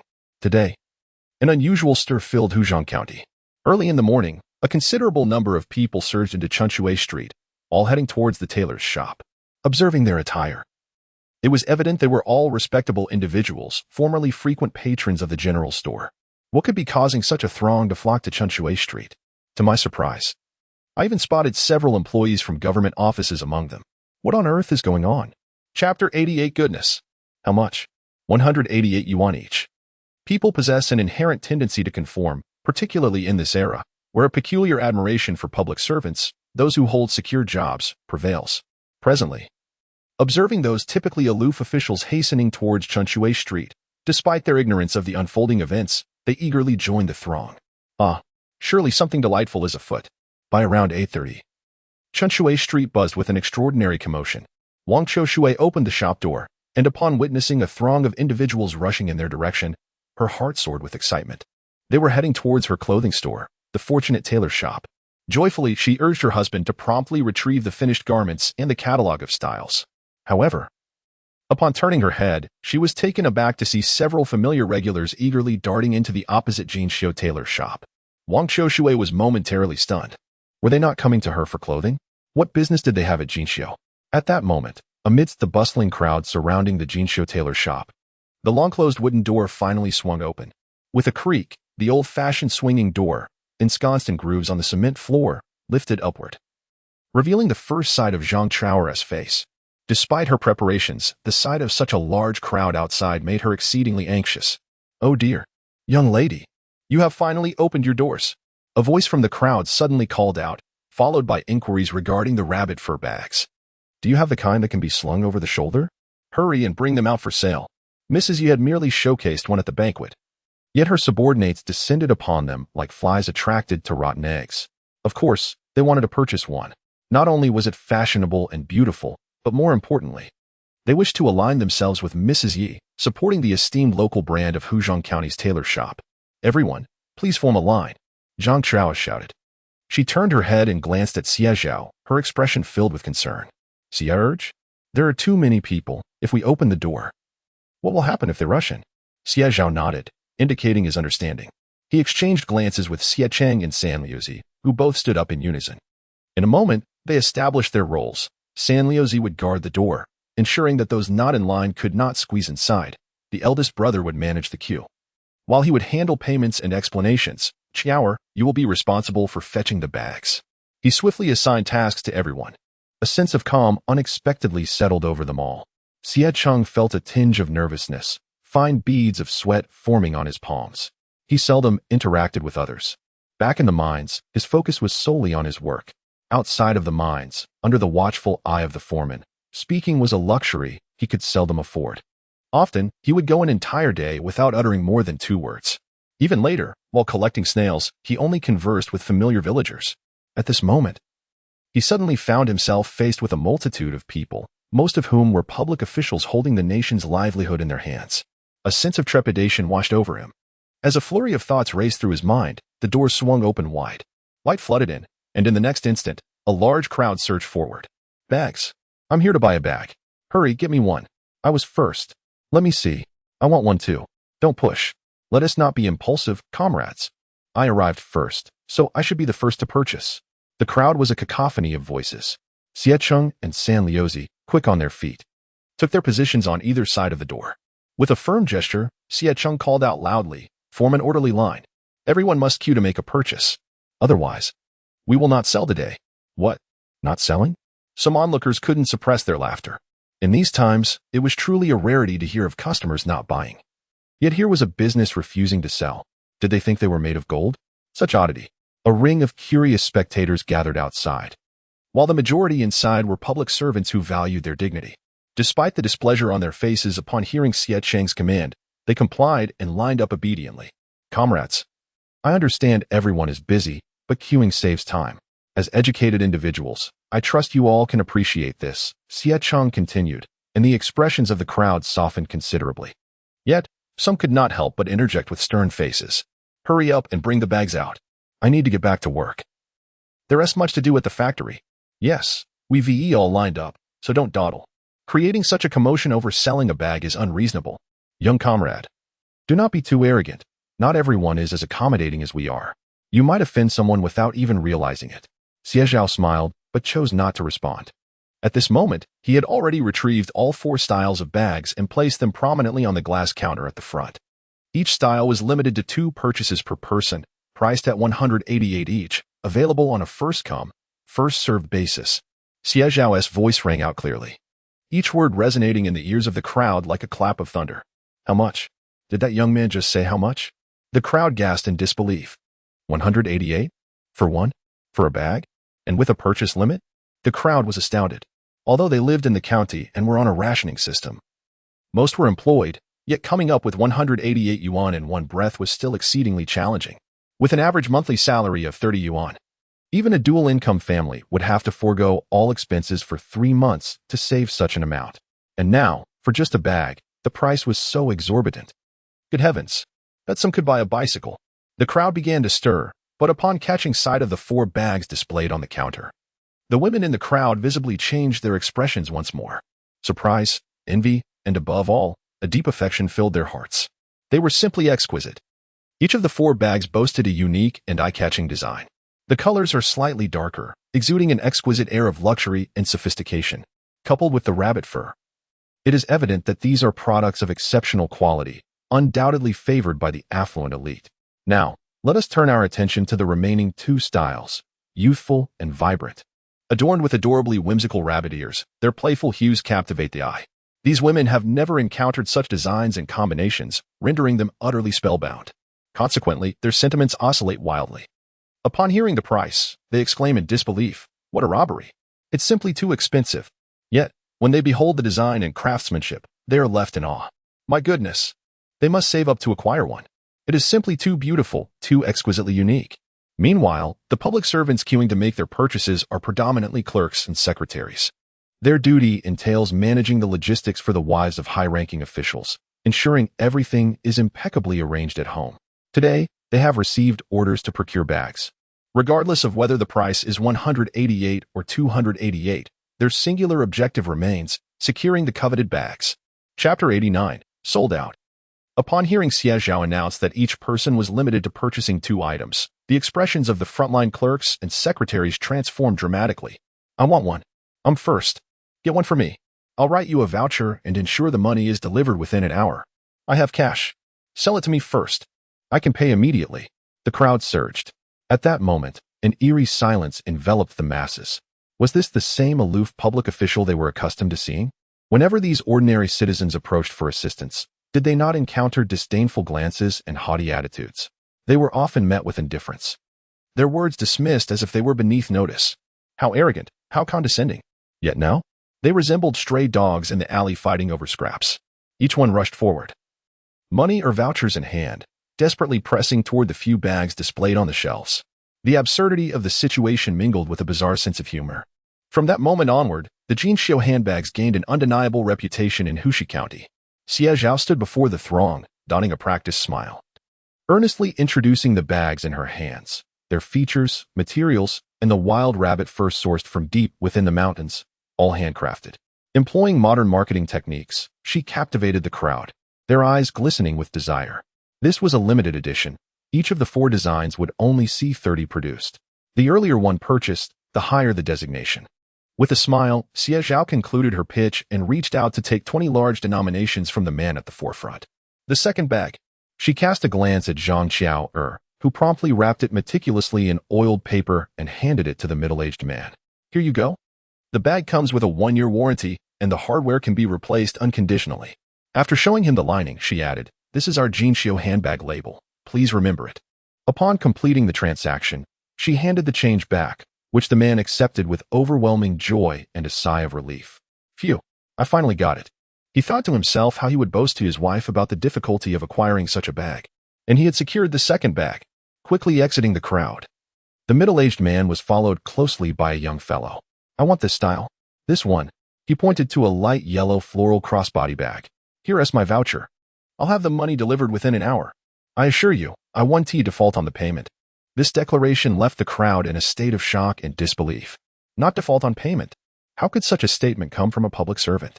Xie Zhao took the voucher, scrutinizing the name of the organization it bore, then smiled and replied, "If the payment isn't delivered within an hour, you may find yourself at the back of the line for our next release."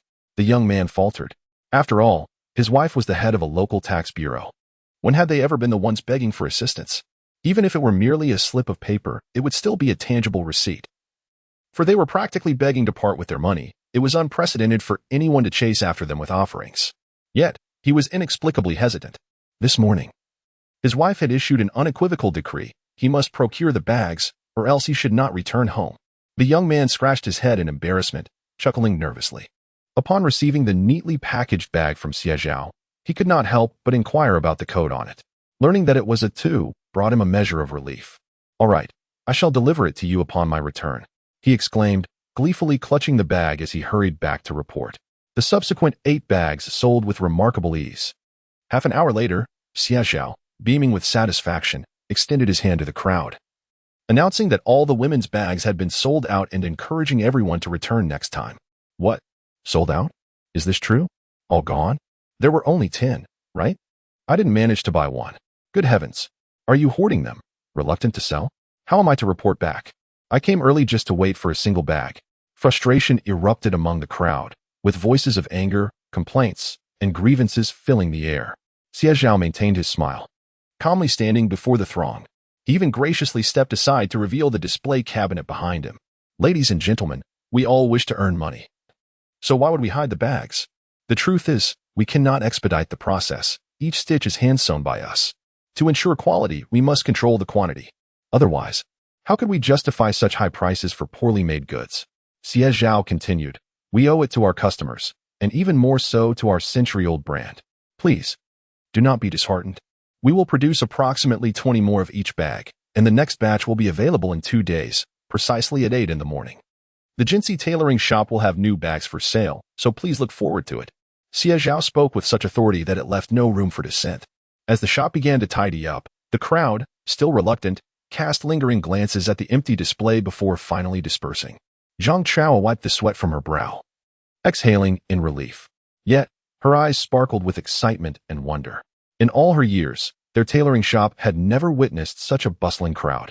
Most of their patrons were familiar faces, but since the opening of the fortunate tailoring shop across the street, they had nearly lost their loyal customers. Zhang Chao had nearly resigned herself to shutting down the shop, marrying, and leaving the world of tailoring behind. However, the influx of business brought by Xie Zhao's women's bags had completely transformed her perspective. She stood there, lost in thought for a long while, her mind swirling with possibilities. Meanwhile, Xie Cheng had swiftly begun to clean up. On the ground lay the discarded sunflower seed shells and the remnants of oiled paper. He grasped the broom with diligence, meticulously sweeping the area clean. As he passed by Zhang Qiao, he gently tapped her foot with the broom, saying, "Qiao, please make way." Oh, all right." Zhang Qiao hastily stepped aside, instinctively glancing at Xie Cheng, only to catch sight of the man's broad back and muscular arms. A sudden flutter coursed through her heart, prompting her to quickly avert her gaze. Why did she inexplicably feel a tremor within? Meanwhile, inside the room, Jinxiu and his wife, Zhang Shuixian, leaned against the doorframe, observing everything outside. They remained in a state of disbelief long after the crowd had dispersed. Is this truly sold out? Packs priced at 188 yuan each were gone in less than an hour, and there were still many who hadn't managed to buy one. Good heavens! They had lived a lifetime without witnessing such a phenomenon. Chapter 90, The Astonishing Jinxiu. What extraordinary talent! Jinxiu couldn't help but click his tongue in admiration, exclaiming that if their Qiao could marry into that family, they would never have to worry again. Zhang Shuixian shot him a glare, reminding him that young man, Heir, was already married. What was he thinking? Jinxiu looked at her strangely. What are you implying? I was referring to Xie Zhao, the eldest of the Xie family. Heir is far too capable. How could a girl possibly compete? Just look at Xie Zhao. He's not one for many words, but is diligent and hardworking, never taking a moment's rest since he arrived at the shop. If our daughter truly ends up with him, he will undoubtedly be a devoted husband, just like me. Zhang Shuixian paused for a moment before pinching him playfully. At your age, you should be more dignified. After saying this, she turned her gaze back to the outside. Xie Zhao had just finished sweeping the floor and was now gathering the scraps of fabric beneath the sewing machine, which he intended to take back to Shishui Village to use for making linings. From the moment he arrived, he had not paused for a single instant. Displaying an industrious and earnest demeanor, Zhang Shuixian couldn't help but ponder, if her daughter truly married him, she and her husband could finally rest easy. Meanwhile, Xie Zhao was engrossed in account keeping, meticulously organizing the financial records of the handbag business. He was accounting for costs, profits, and wages, ensuring everything was orderly. Otherwise, a chaotic ledger would lead to significant troubles down the line. Without rules, there can be no structure. He was so focused that he did not notice a woman swiftly escaping the crowd and hiding around the corner, Jinxiu. She had been his elder sister for 18 years. In truth, Jinxiu had arrived long before, summoned by Zhao Lanji. After a quarrel with her husband the previous day, she returned to her maternal home, only to find her mother, Zhao Lanji, had already dragged her out, insisting she take leave to buy a handbag at the Jinxiu tailor shop. She was momentarily bewildered. A handbag? What on earth? Zhao Lanji recounted the events from the banquet, her expression grim as she explained that Mrs. Liu specifically desired that particular bag. If it wasn't procured, her brother's bags wouldn't even enter the department store. Hurry up and get it. Don't delay. You must bring it back. Jinxiu was both astonished and stunned. What bag was so beautiful and fashionable? When she arrived at Chunshui Street, she underestimated the demand. By the time she finished breakfast and reached the Jinxiu tailor shop, the crowd was tightly packed, forming layers upon layers. She was taken aback. Was this bag really in such high demand? She found herself standing at the edge of the throng, straining to see what was happening inside. However, she could only hear a familiar voice emanating from within. Jinxiu felt momentarily dazed. Why did that voice sound so familiar? It was strikingly recognizable. Yet, the crowd was too dense, and being on the outer fringes, she couldn't make sense of it. It wasn't until the crowd began to disperse that she stood on her toes, desperately trying to catch a glimpse. When she finally did, her heart nearly stopped. Good heavens! It was Xie Zhao. How could it be him? The familiar voice suddenly intertwined with the face before her, leaving her stunned and rooted to the spot. It was only when Xie Zhao looked up, seemingly to cast his gaze in her direction, that she jolted back to reality and instinctively turned to flee into the alley. She must not be seen. At that moment, a singular thought consumed her mind. Jinxiu's heart surged with tumultuous waves as she concealed herself in the alley's corner, peering furtively into the exquisite tailor shop once more. Could it be mere coincidence? Or perhaps Xie Zhao just happened to be buying a bag. How could he possibly be selling bags? What gave him the right to sell bags? A torrent of chaotic thoughts flashed through her mind until she saw Xie Zhao complete his transaction and depart with Xie Cheng on a donkey cart. A shiver ran down her spine, and she was completely awakened. At last, Jinxiu confirmed one undeniable truth. Xie Zhao was indeed selling bags. In other words, he could sell to whomever he chose. Jinxiu dashed home, bursting through the door, calling out, "Mother, something terrible has happened. Come quickly." Zhao Lanji was in the living room, enjoying breakfast. She nearly choked on her soy milk at her daughter's frantic shout. "What is it? Why are you yelling so early? Trying to scare someone to death?" Zhao Lanji frowned, wiping her mouth with a napkin. Upon seeing Jinxiu empty-handed, her expression darkened. "Where's the bag? You went out this early and returned empty-handed?" Zhao Lanji's irritation flared. "I have a tea appointment with Mrs. Liu this afternoon. How am I supposed to explain this?" Jinxiu rushed up to her, exclaiming, "Mother, tea is the least of your worries. Do you know who is selling bags?" "It's Xie Zhao. It's him." Zhao Lanji was taken aback. "Xie Zhao? Impossible. Are you sure you didn't see incorrectly? I saw it with my own eyes. He has some limited sale, selling only 10 bags a day, each with its own number, all very extravagant." Jinxiu exclaimed excitedly. "Mother, do you know how much one bag costs? 188. Why doesn't he just rob a bank?" Zhao Lanji's eyes widened in astonishment. She stood frozen, her mouth opening and closing, yet no words emerged. Suddenly, she recalled the day she saw Xie Zhao at Mrs. Lu's house. Could it be that he was selling bags? Indeed. That day, Mrs. Yu mentioned that her bag was sold to her by a young man. That young man was most likely Xie Zhao. Zhao Lanji felt as though her heart had plummeted into an icy abyss, rising to pace around the sofa, repeatedly murmuring, "How could it be him?" After gulping down a few sips of soy milk, Chun Shuilian finally regained her composure. "Mother, don't panic. He is probably just short on money and working at the exquisite tailor shop," Chun Shuilian reasoned. "But that tailor shop isn't his. You've forgotten? He is merely helping out. It's impossible for the bags to be his." Hearing this, Zhao Lanji finally calmed down as well.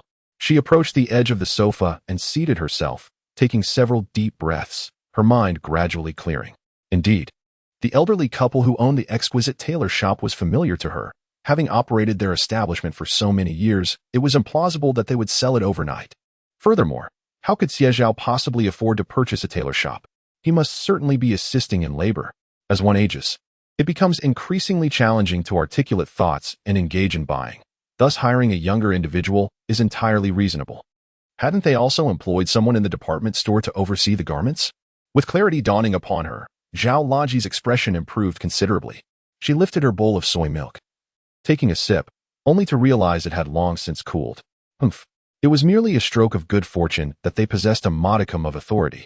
What comparison could there be between those who work for others and those who own businesses? In a few days, I shall send someone to make a purchase. Selecting an unfamiliar face, as long as they can acquire a package, that is sufficient. The pressing matter at hand is to establish a connection for Mrs. Lu. Your brother's package is about to be launched, and that is what we must truly focus on. Chapter 91. To build a new house, preferably with red bricks. As night fell in Shishui Village, at the residence of old Xie, the moment Xie Zhao laid a neatly arranged stack of money upon the table, both old Xie and Tian Shofen were rendered speechless. It was an overwhelming sum far beyond anything they had encountered in their lives. This amounts to over 7,000 yuan. Our family's entire savings, Xie Zhao explained. He withdrew 100 yuan and handed it to Tian Shofen. "Mother, this is for our daily sustenance. We must not skimp on food and drink, especially since Muyu is in confinement and needs nourishing dishes.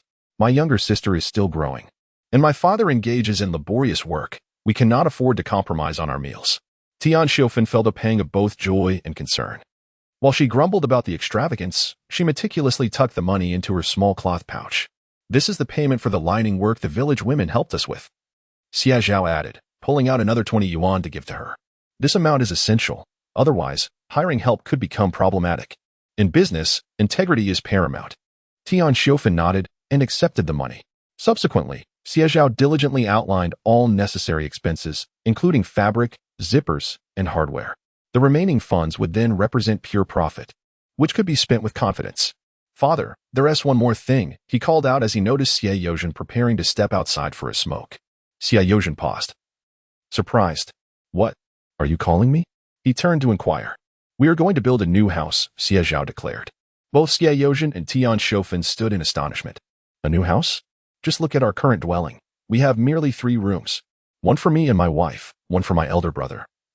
And my younger sister still shares a room with you. Even with a curtain, it is quite inconvenient." At that moment, Xie Tian, clutching her books, leaned in with a resolute protest. "Yes, I have grown up. Teacher Wei said there is a distinction between genders. Father, you are a man, and I am a woman. We cannot share a room." Xie Yozhen was taken aback. "What on earth?" Tian Shofen paused for a moment, pondering, then nodded in agreement. "Indeed, our daughter is growing up. She's already 14. The last time I helped her bathe, I noticed significant changes. It would be inconvenient for her to share a room with us. After all, even old couples deserve some semblance of a nightlife. If she were to share a room with her elder brother, that would be even more inappropriate. Not to mention that Xie Cheng is already in his 20s and will soon need to marry. We certainly need more space. We have no room to store our rice and other grains. Piling them in the pig pen exposes them to moisture, which is not a sustainable solution."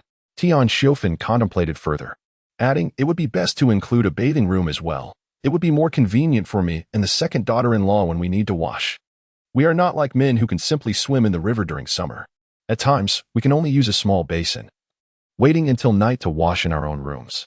When the heat of summer strikes, we are left to wrap ourselves in cloth and carry water to wash in the pig pen. It is truly inconvenient." Upon hearing these words, Xie Zhao nodded thoughtfully, pulling some tobacco leaves to fill his pipe.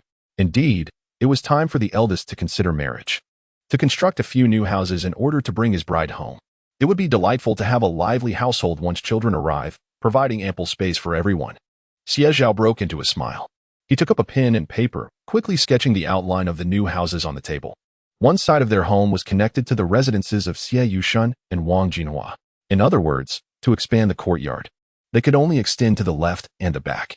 To the left lay a vegetable garden, cultivated by Xie Zhao and Tian Shofen. This was their private land, a personal asset, and no one could object to building new homes there. Behind them was a stretch of uncultivated mountain. Although not far from the mountain, there was enough space to establish a courtyard. Let us enlarge the courtyard, shifting it to the left, using the garden to construct 3 rooms, leaving a passage in the middle, and then building 3 more rooms at the back. We could also renovate the area adjacent to the pigsty to serve as a storage space. This would work perfectly. It was impossible to demolish the old house. They needed to retain a place to live, and Xie Zhao would never agree to such a thing. The old house held a unique significance for their generation. Xie Zhao and Tian Shofen examined Xie Zhao's blueprints and found them appealing. New houses on the left and back would allow the eldest and second sons to move out, ensuring ample accommodation for future children. The old house would suffice for him, his wife, and their daughter. However, 6 rooms. He felt a pang of discomfort. If constructed entirely with blue bricks, the cost would be considerable. Furrowing his brow, Xie Zhao was about to voice his concerns when Xie Zhao interjected. Blue bricks? Xie Zhao shook his head, meticulously folding the blueprints. If we are to build, let us use red bricks. They are sturdier and more comfortable. What? Red bricks? Xie Zhao was taken aback. His smoking abruptly halted. How much would that cost? His eyes widened in astonishment. Red bricks from the brick factory in Xiangyang town were priced at 2 fin and 4 li per piece. For 6 rooms, including labor and materials, it would surely amount to several thousand. Goodness! The money they had just received had not even warmed in their hands, and he feared they would have to contribute more later if it fell short. Xie Zhao laughed. Father, if we buy them ourselves, it will be 2 fin and 4 li, but if we seek the village chief for a certificate and purchase them under the village's collective name, it will be only 1 fin and 7 li. We will save a considerable amount. Rest assured, the funds will be sufficient. When the time comes, we can prepare more red eggs and distribute them to every household in our team. No one will mind. Xie Zhao had already devised a plan. Moreover, what he did not mention was that once the new houses were completed, he intended to renovate the old house where Xie Zhao and Tian Shofen currently resided. They would paint the walls, level the floor, and pour concrete. If there were any leftover funds, the kitchen would also receive a thorough upgrade. Otherwise, the earthen walls allowed the wind to whistle through, and during heavy rains, it would feel like a light drizzle inside. Dishes would cool down as soon as they were served, which was truly disheartening.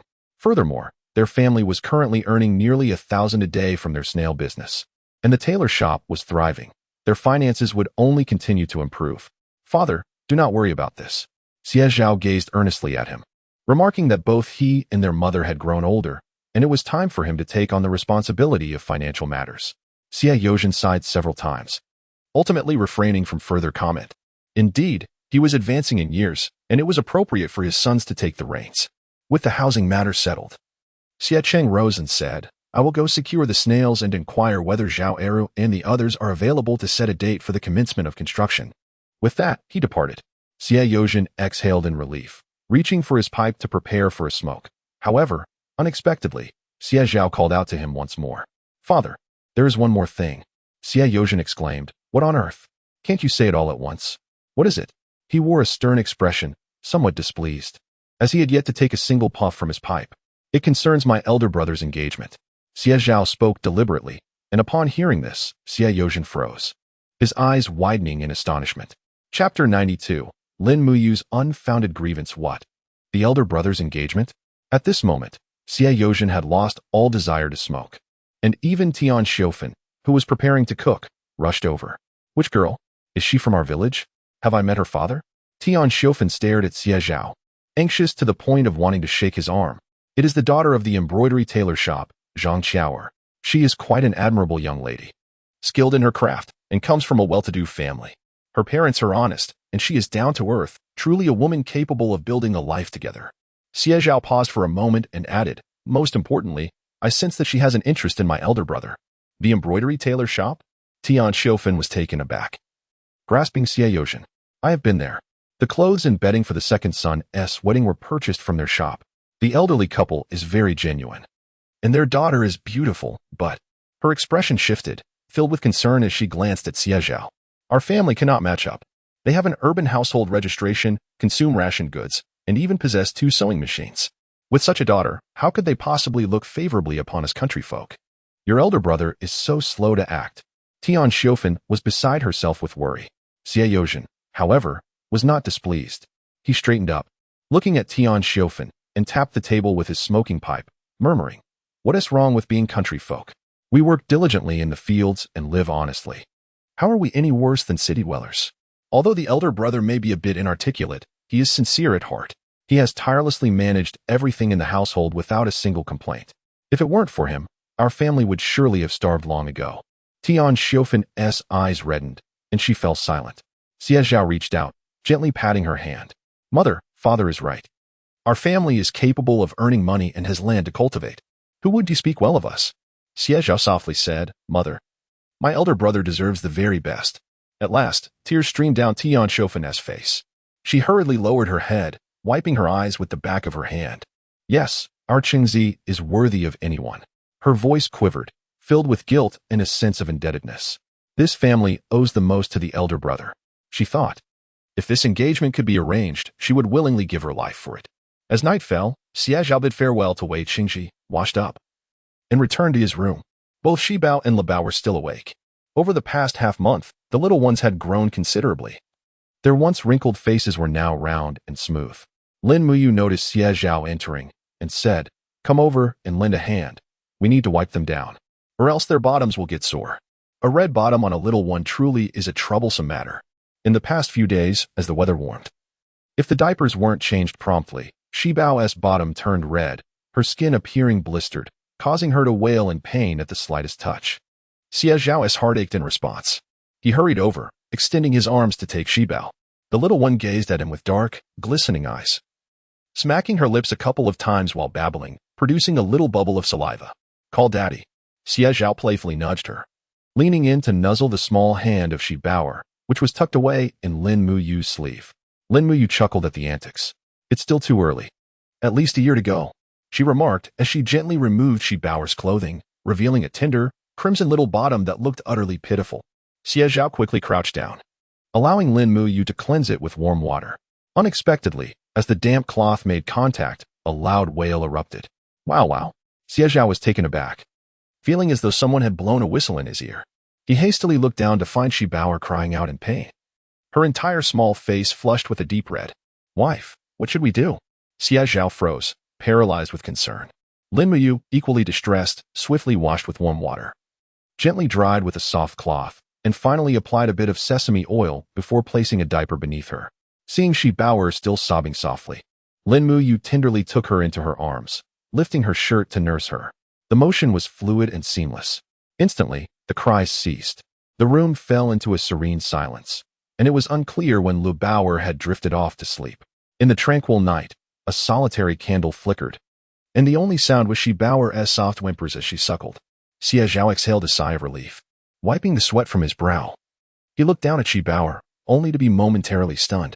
The light yellow shirt had slipped aside, revealing a round, delicate form, bathed in the orange glow. It was blindingly white. Her tousled black hair cascaded over her chest, creating a striking contrast, causing his pupils to narrow. Lin Muyu, with her head lowered, gently patted Shibao while humming a lullaby. The sound was as soft as a feather, brushing against Xie Zhao's heart with each note. He remained silent, captivated by the scene, his heart racing, unable to tear his gaze away. 10 minutes later, with Shibao sated and peacefully asleep, Lin Muyu carefully laid her down on the bed. However, the next moment, as she lifted her gaze, she found herself ensnared by Xie Zhao's dark, tempestuous eyes, which were fixed intently upon her. His throat bobbed, and in a hoarse voice, he inquired, "Wife, may I request some interest first?" "Interest?" Lin Muyu was momentarily taken aback. The 17-year-old girl, still possessing a semblance of youthful innocence, struggled to grasp Xie Zhao's meaning. Was there a discussion of interest between them, or did he believe she had spent too much? Her beautiful brows furrowed slightly, and the light in her eyes dimmed. I have no money, she said softly, her voice tinged with an inexplicable sense of grievance. Can I repay you later? Lin Muyu spoke softly. Xie Zhao was momentarily stunned. Amused and charmed by her innocence, he decided to sit beside her, adopting a serious demeanor. How do you intend to repay? He inquired, a playful glint in his eyes. If Lin Muyu were to glance up at that moment, she would catch a glimpse of the brightness in Xie Zhao's eyes and the mischievous smile that danced at the corners of his mouth. Yet she pondered earnestly for a moment before speaking. I can focus on my studies first. Once I gain admission to university, the school will provide a living allowance. And then I shall have the means to repay you. It was indeed a matter of great significance. However, Lin Muyu's words increasingly conveyed an inexplicable sense of grievance, leaving her heart heavy and bittersweet. She did not intend for Xie Zhao to bear the burden of supporting the family alone. She understood the immense pressure that entailed. Dear wife, Xie Zhao finally managed to suppress his laughter. He feared that if he continued teasing her, she might well burst into tears. Lin Muyu responded with a muffled acknowledgement. In the next moment, she felt a pair of hands resting on her shoulders, followed by a warm and moist kiss descending upon her.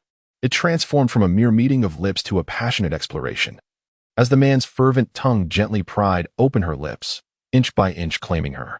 She gasped, her eyes widening in surprise, yet felt a firm hand gripping the back of her head, inexorably drawing her closer to him.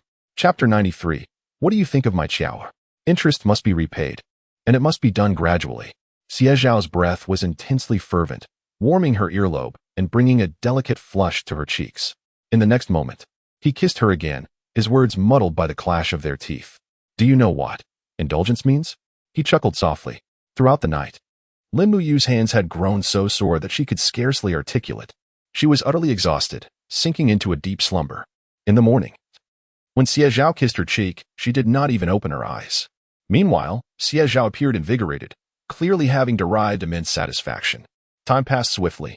2 days later, another batch of 10 handbags was sold, and Xie Zhao beamed as he bid farewell to the bustling crowd.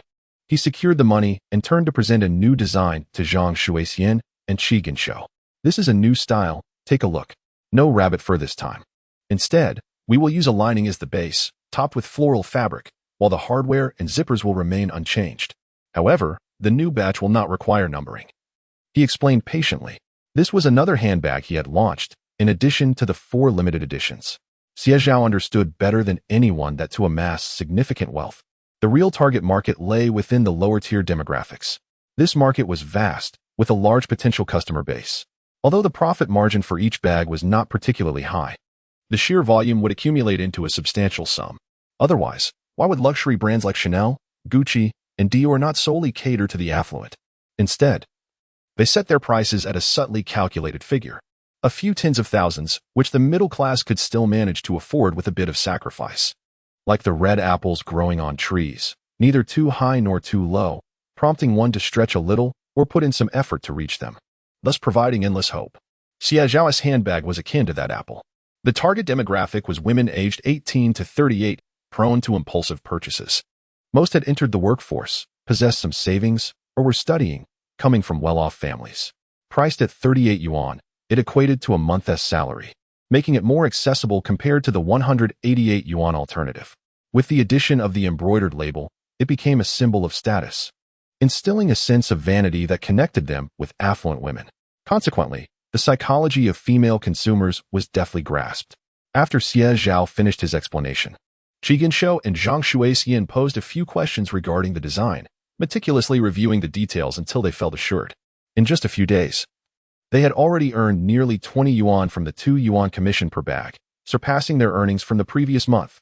Zhang Shuixian carefully stored the design and, seeing Xie Zhao prepare to leave, could no longer hold back and called out to him. Ah, Xiao Xie, I have something I wish to inquire about. Xie Zhao paused, asking, what is it? And, well, the one sweeping outside is your elder brother, isn't it? Zhang Shuixian revealed a smile, rubbing her hands together, her heart fluttering. You are married. But what about your elder brother? Why haven't I heard him mention his wife? Xie Zhao suppressed a laugh. Ah, he is still unmarried. Zhang Shuixian's eyes widened in surprise. Really? He hasn't married yet? Indeed. My elder brother is quite earnest. A few years ago, our family faced difficulties. So he worked in the mines alone, which delayed things. Now, my parents are anxious. After earning some money these past 2 years, they have begun urging him. Xie Zhao spoke earnestly. Aunt Zhang, could you please take a look? My elder brother would make an excellent son-in-law. Zhang Shuixian became excited, unable to contain her smile. Yes, indeed. He is a fine young man. After saying that, she couldn't help but glance at her daughter. At that moment, Zhang Qiaoer happened to be standing at the doorway. Overhearing the entire conversation, her cheeks flushed, her heart raced anxiously like a rabbit, and her eyes sparkled with excitement. He is not married. Xiecheng hasn't started a family yet. So what do you think of my daughter Qiao? Zhang Shuixian couldn't resist asking, glancing at her daughter. Your father and I have cherished this daughter, raising her like a precious gem. If she could marry your elder brother, I would gladly give him the shop and the land. But what does Qiaoer think? Xie Zhao responded. Her willingness is the most important matter. Speaking of this, Zhang Shuixian felt both amused and exasperated. Does she look unwilling to you? How could I not know my own daughter? Every time she sees Xiecheng, her face reddens, and her eyes can't help but glance in his direction. Zhang Shuixian felt both amused and gratified. Her daughter had finally grown up. It was time to let go. Fortunately, she and her husband both liked Xiecheng. He was earnest, family-oriented, and capable of earning money. He was indeed a good match. As for being a country bumpkin, Zhang Shuixian and Qi Jinxiu truly did not mind. They were merely grain merchants. Without a government job to rely on, they too had to worry about making ends meet. As long as the man was capable, marrying from the countryside was entirely acceptable. Thus, Xie Zhao and Zhang Shuixian agreed to arrange a time to meet. In an era where parental opinions held great weight, this matter was already half settled. Meanwhile, at the Chen household, Zhao Lanji gazed at the handbag in her hands, feeling extremely frustrated. When did spending money require considering others' feelings? Especially since it was purchased from Xie Zhao, her displeasure only deepened. Chen Qiming noticed Zhao Lanji's pale face and hurriedly approached, offering to massage her shoulders with an ingratiating smile. Mom, once you give away this bag, my goods will be on the shelves of the department store tomorrow. The bags I make are inspired by designs from Yangqing. They are certainly not inferior to those from the exquisite tailor shop. Plus, I'm selling them for just 28 each. So inexpensive. They will definitely sell out in a few days. Just watch. When the time comes and I have earned some money, I shall buy you a handbag. Any kind you desire. He spoke with an exuberance that finally brightened Zhao Lanji's countenance. She sighed and glanced back at Chen Qiming, feeling an inexplicable complexity within her heart at that moment.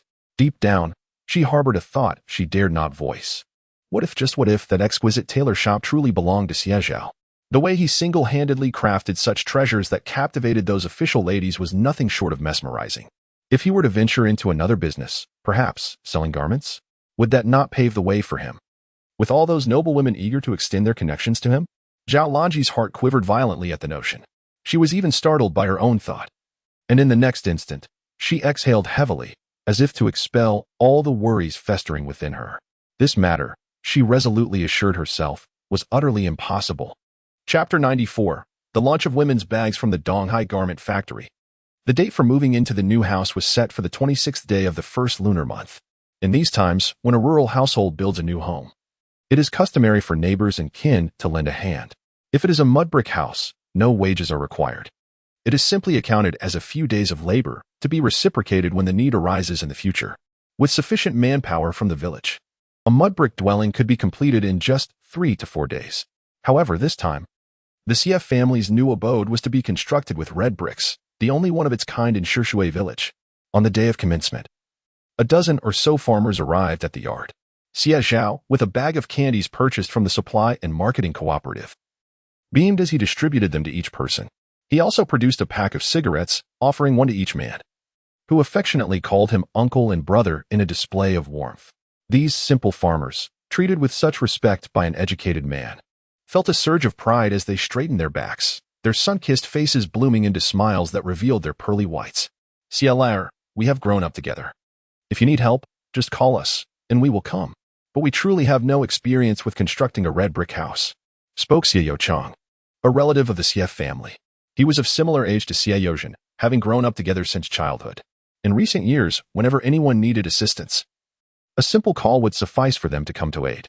Xie Youzhen had helped with the construction of Yongchang's home, where the wooden furniture was entirely crafted by him. Thus, when it came time for the new house, Yongchang immediately summoned all 3 of his sons. The youngest, only 16, was at the prime age for hard work. yet had not begun laboring. Instead, he had first devoured 3 white flour cakes prepared by Xie Zhao, who glared at him in frustration. Those were meant to be his provisions for school. The master bricklayer will arrive in a couple of days. Xie Zhao chuckled, gesturing towards the adjacent wall. Dear uncles, today we shall dismantle this wall, dig the foundation, and when the red bricks arrive, we can assist with minor tasks, simply following the bricklayer's guidance. The crowd finally exhaled in relief. Yet, there were some who harbored concerns. While mud and blue brick houses were manageable and straightforward to build, constructing 6 rooms and leveling the yard to pour a cement floor would undoubtedly take more than half a month. The house itself was not difficult to erect, essentially. It was a single-story bungalow that could be easily assembled with red bricks. A quick smear of cement was all that was required, and even rebar was unnecessary, provided the foundation was solid. However, it was labor-intensive. If it were during the off-season for farming, it would be one thing. But with spring just beginning and the busy farming season approaching, they were all laborers at home. Taking 1 or 2 days to repay Xie Zhao's past assistance was manageable, but if the work extended for too long, not only would their fields remain unattended, but their hearts would also grow heavy with discomfort. After all, if you helped me for 3 days, that equates to 3 days of labor. Yet I am expected to assist you for half a month? Such an arrangement seemed unjust. For a moment, silence fell over them. Though they could not help but cast furtive glances at Xie Zhao, they began to understand the situation. In this household, it is indeed the second son of the Xie family who holds the discourse. As soon as he finished speaking, Xie Zhao broke into a smile. He beckoned Xie Cheng to bring forth a large teapot and set it upon the table, alongside a bowl. Only then did he turn to address the villagers of Shishui Village. Everyone was preoccupied with the spring plowing. Who could possibly spare half a month to assist? Moreover, such a multitude of laborers was unnecessary. Xie Zhao continued, Dear uncles, you are all aware of how much work you owe my father. Once settled, we shall calculate the remainder differently. As he spoke, he gestured with his hand. We are all kin here. My father would never let you suffer a loss. He proposed. 1 day's labor will be compensated with a meal and 2 yuan. How does that sound? Instantly, the eyes of the crowd brightened. 2 yuan a day. Quite a sum indeed. It must be noted that in recent days, many had nearly exhausted the resources from the fields and rivers. A significant number of villagers found themselves without any snails to collect, leaving them anxious over their dwindling economic prospects. Now, the prospect of earning 2 yuan for a day's work, along with a meal, felt like a boon. The villagers' spirits lifted, smiles blossoming on their faces. Xie Yongchang poured himself a bowl of tea, gulped it down, wiped his mouth, and called upon his 3 sons to commence work. Hurry up, he urged, hoisting a hoe as he made his way towards the vegetable garden. No idling about during mealtimes, or you shall feel my wrath. His 3 sons promptly followed suit.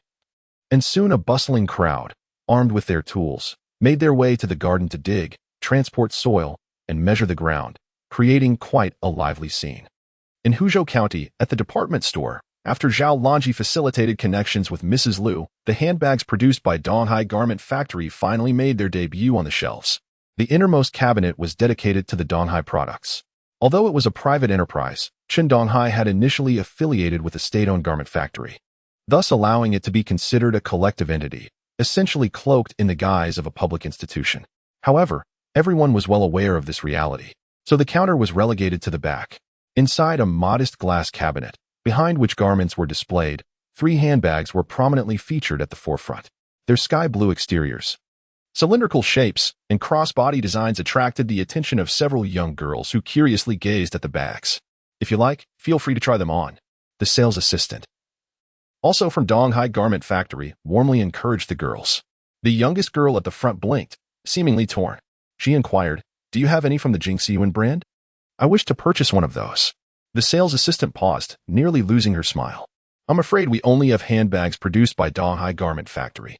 If you seek Jinxiu bags, you will need to visit the Jinxiu tailor shop on Chunshui Street, where they sell 10 bags at a time. If I could afford it, would I be here seeking your assistance? The young girl pouted slightly. The clerk's smile was beginning to falter. So, it turns out she was only here because she could not purchase a bag from the renowned embroidery tailor shop? The clerk managed to force a smile and suggested, Why not take a look at our bags? Our finished garments from the Donghai Garment Factory are exquisite, and our bags are equally impressive. The young girl held on to a bag, still pouting and appearing somewhat hesitant. Just a few days prior, Her mother had returned with an exceptionally beautiful rabbit fur bag, which the girl had admired greatly. After inquiring about it, she discovered it was from the embroidery tailor shop. She had some money, 188, but did not expect that when she went to the tailor shop, not only could she not buy a bag, but she couldn't even place a reservation.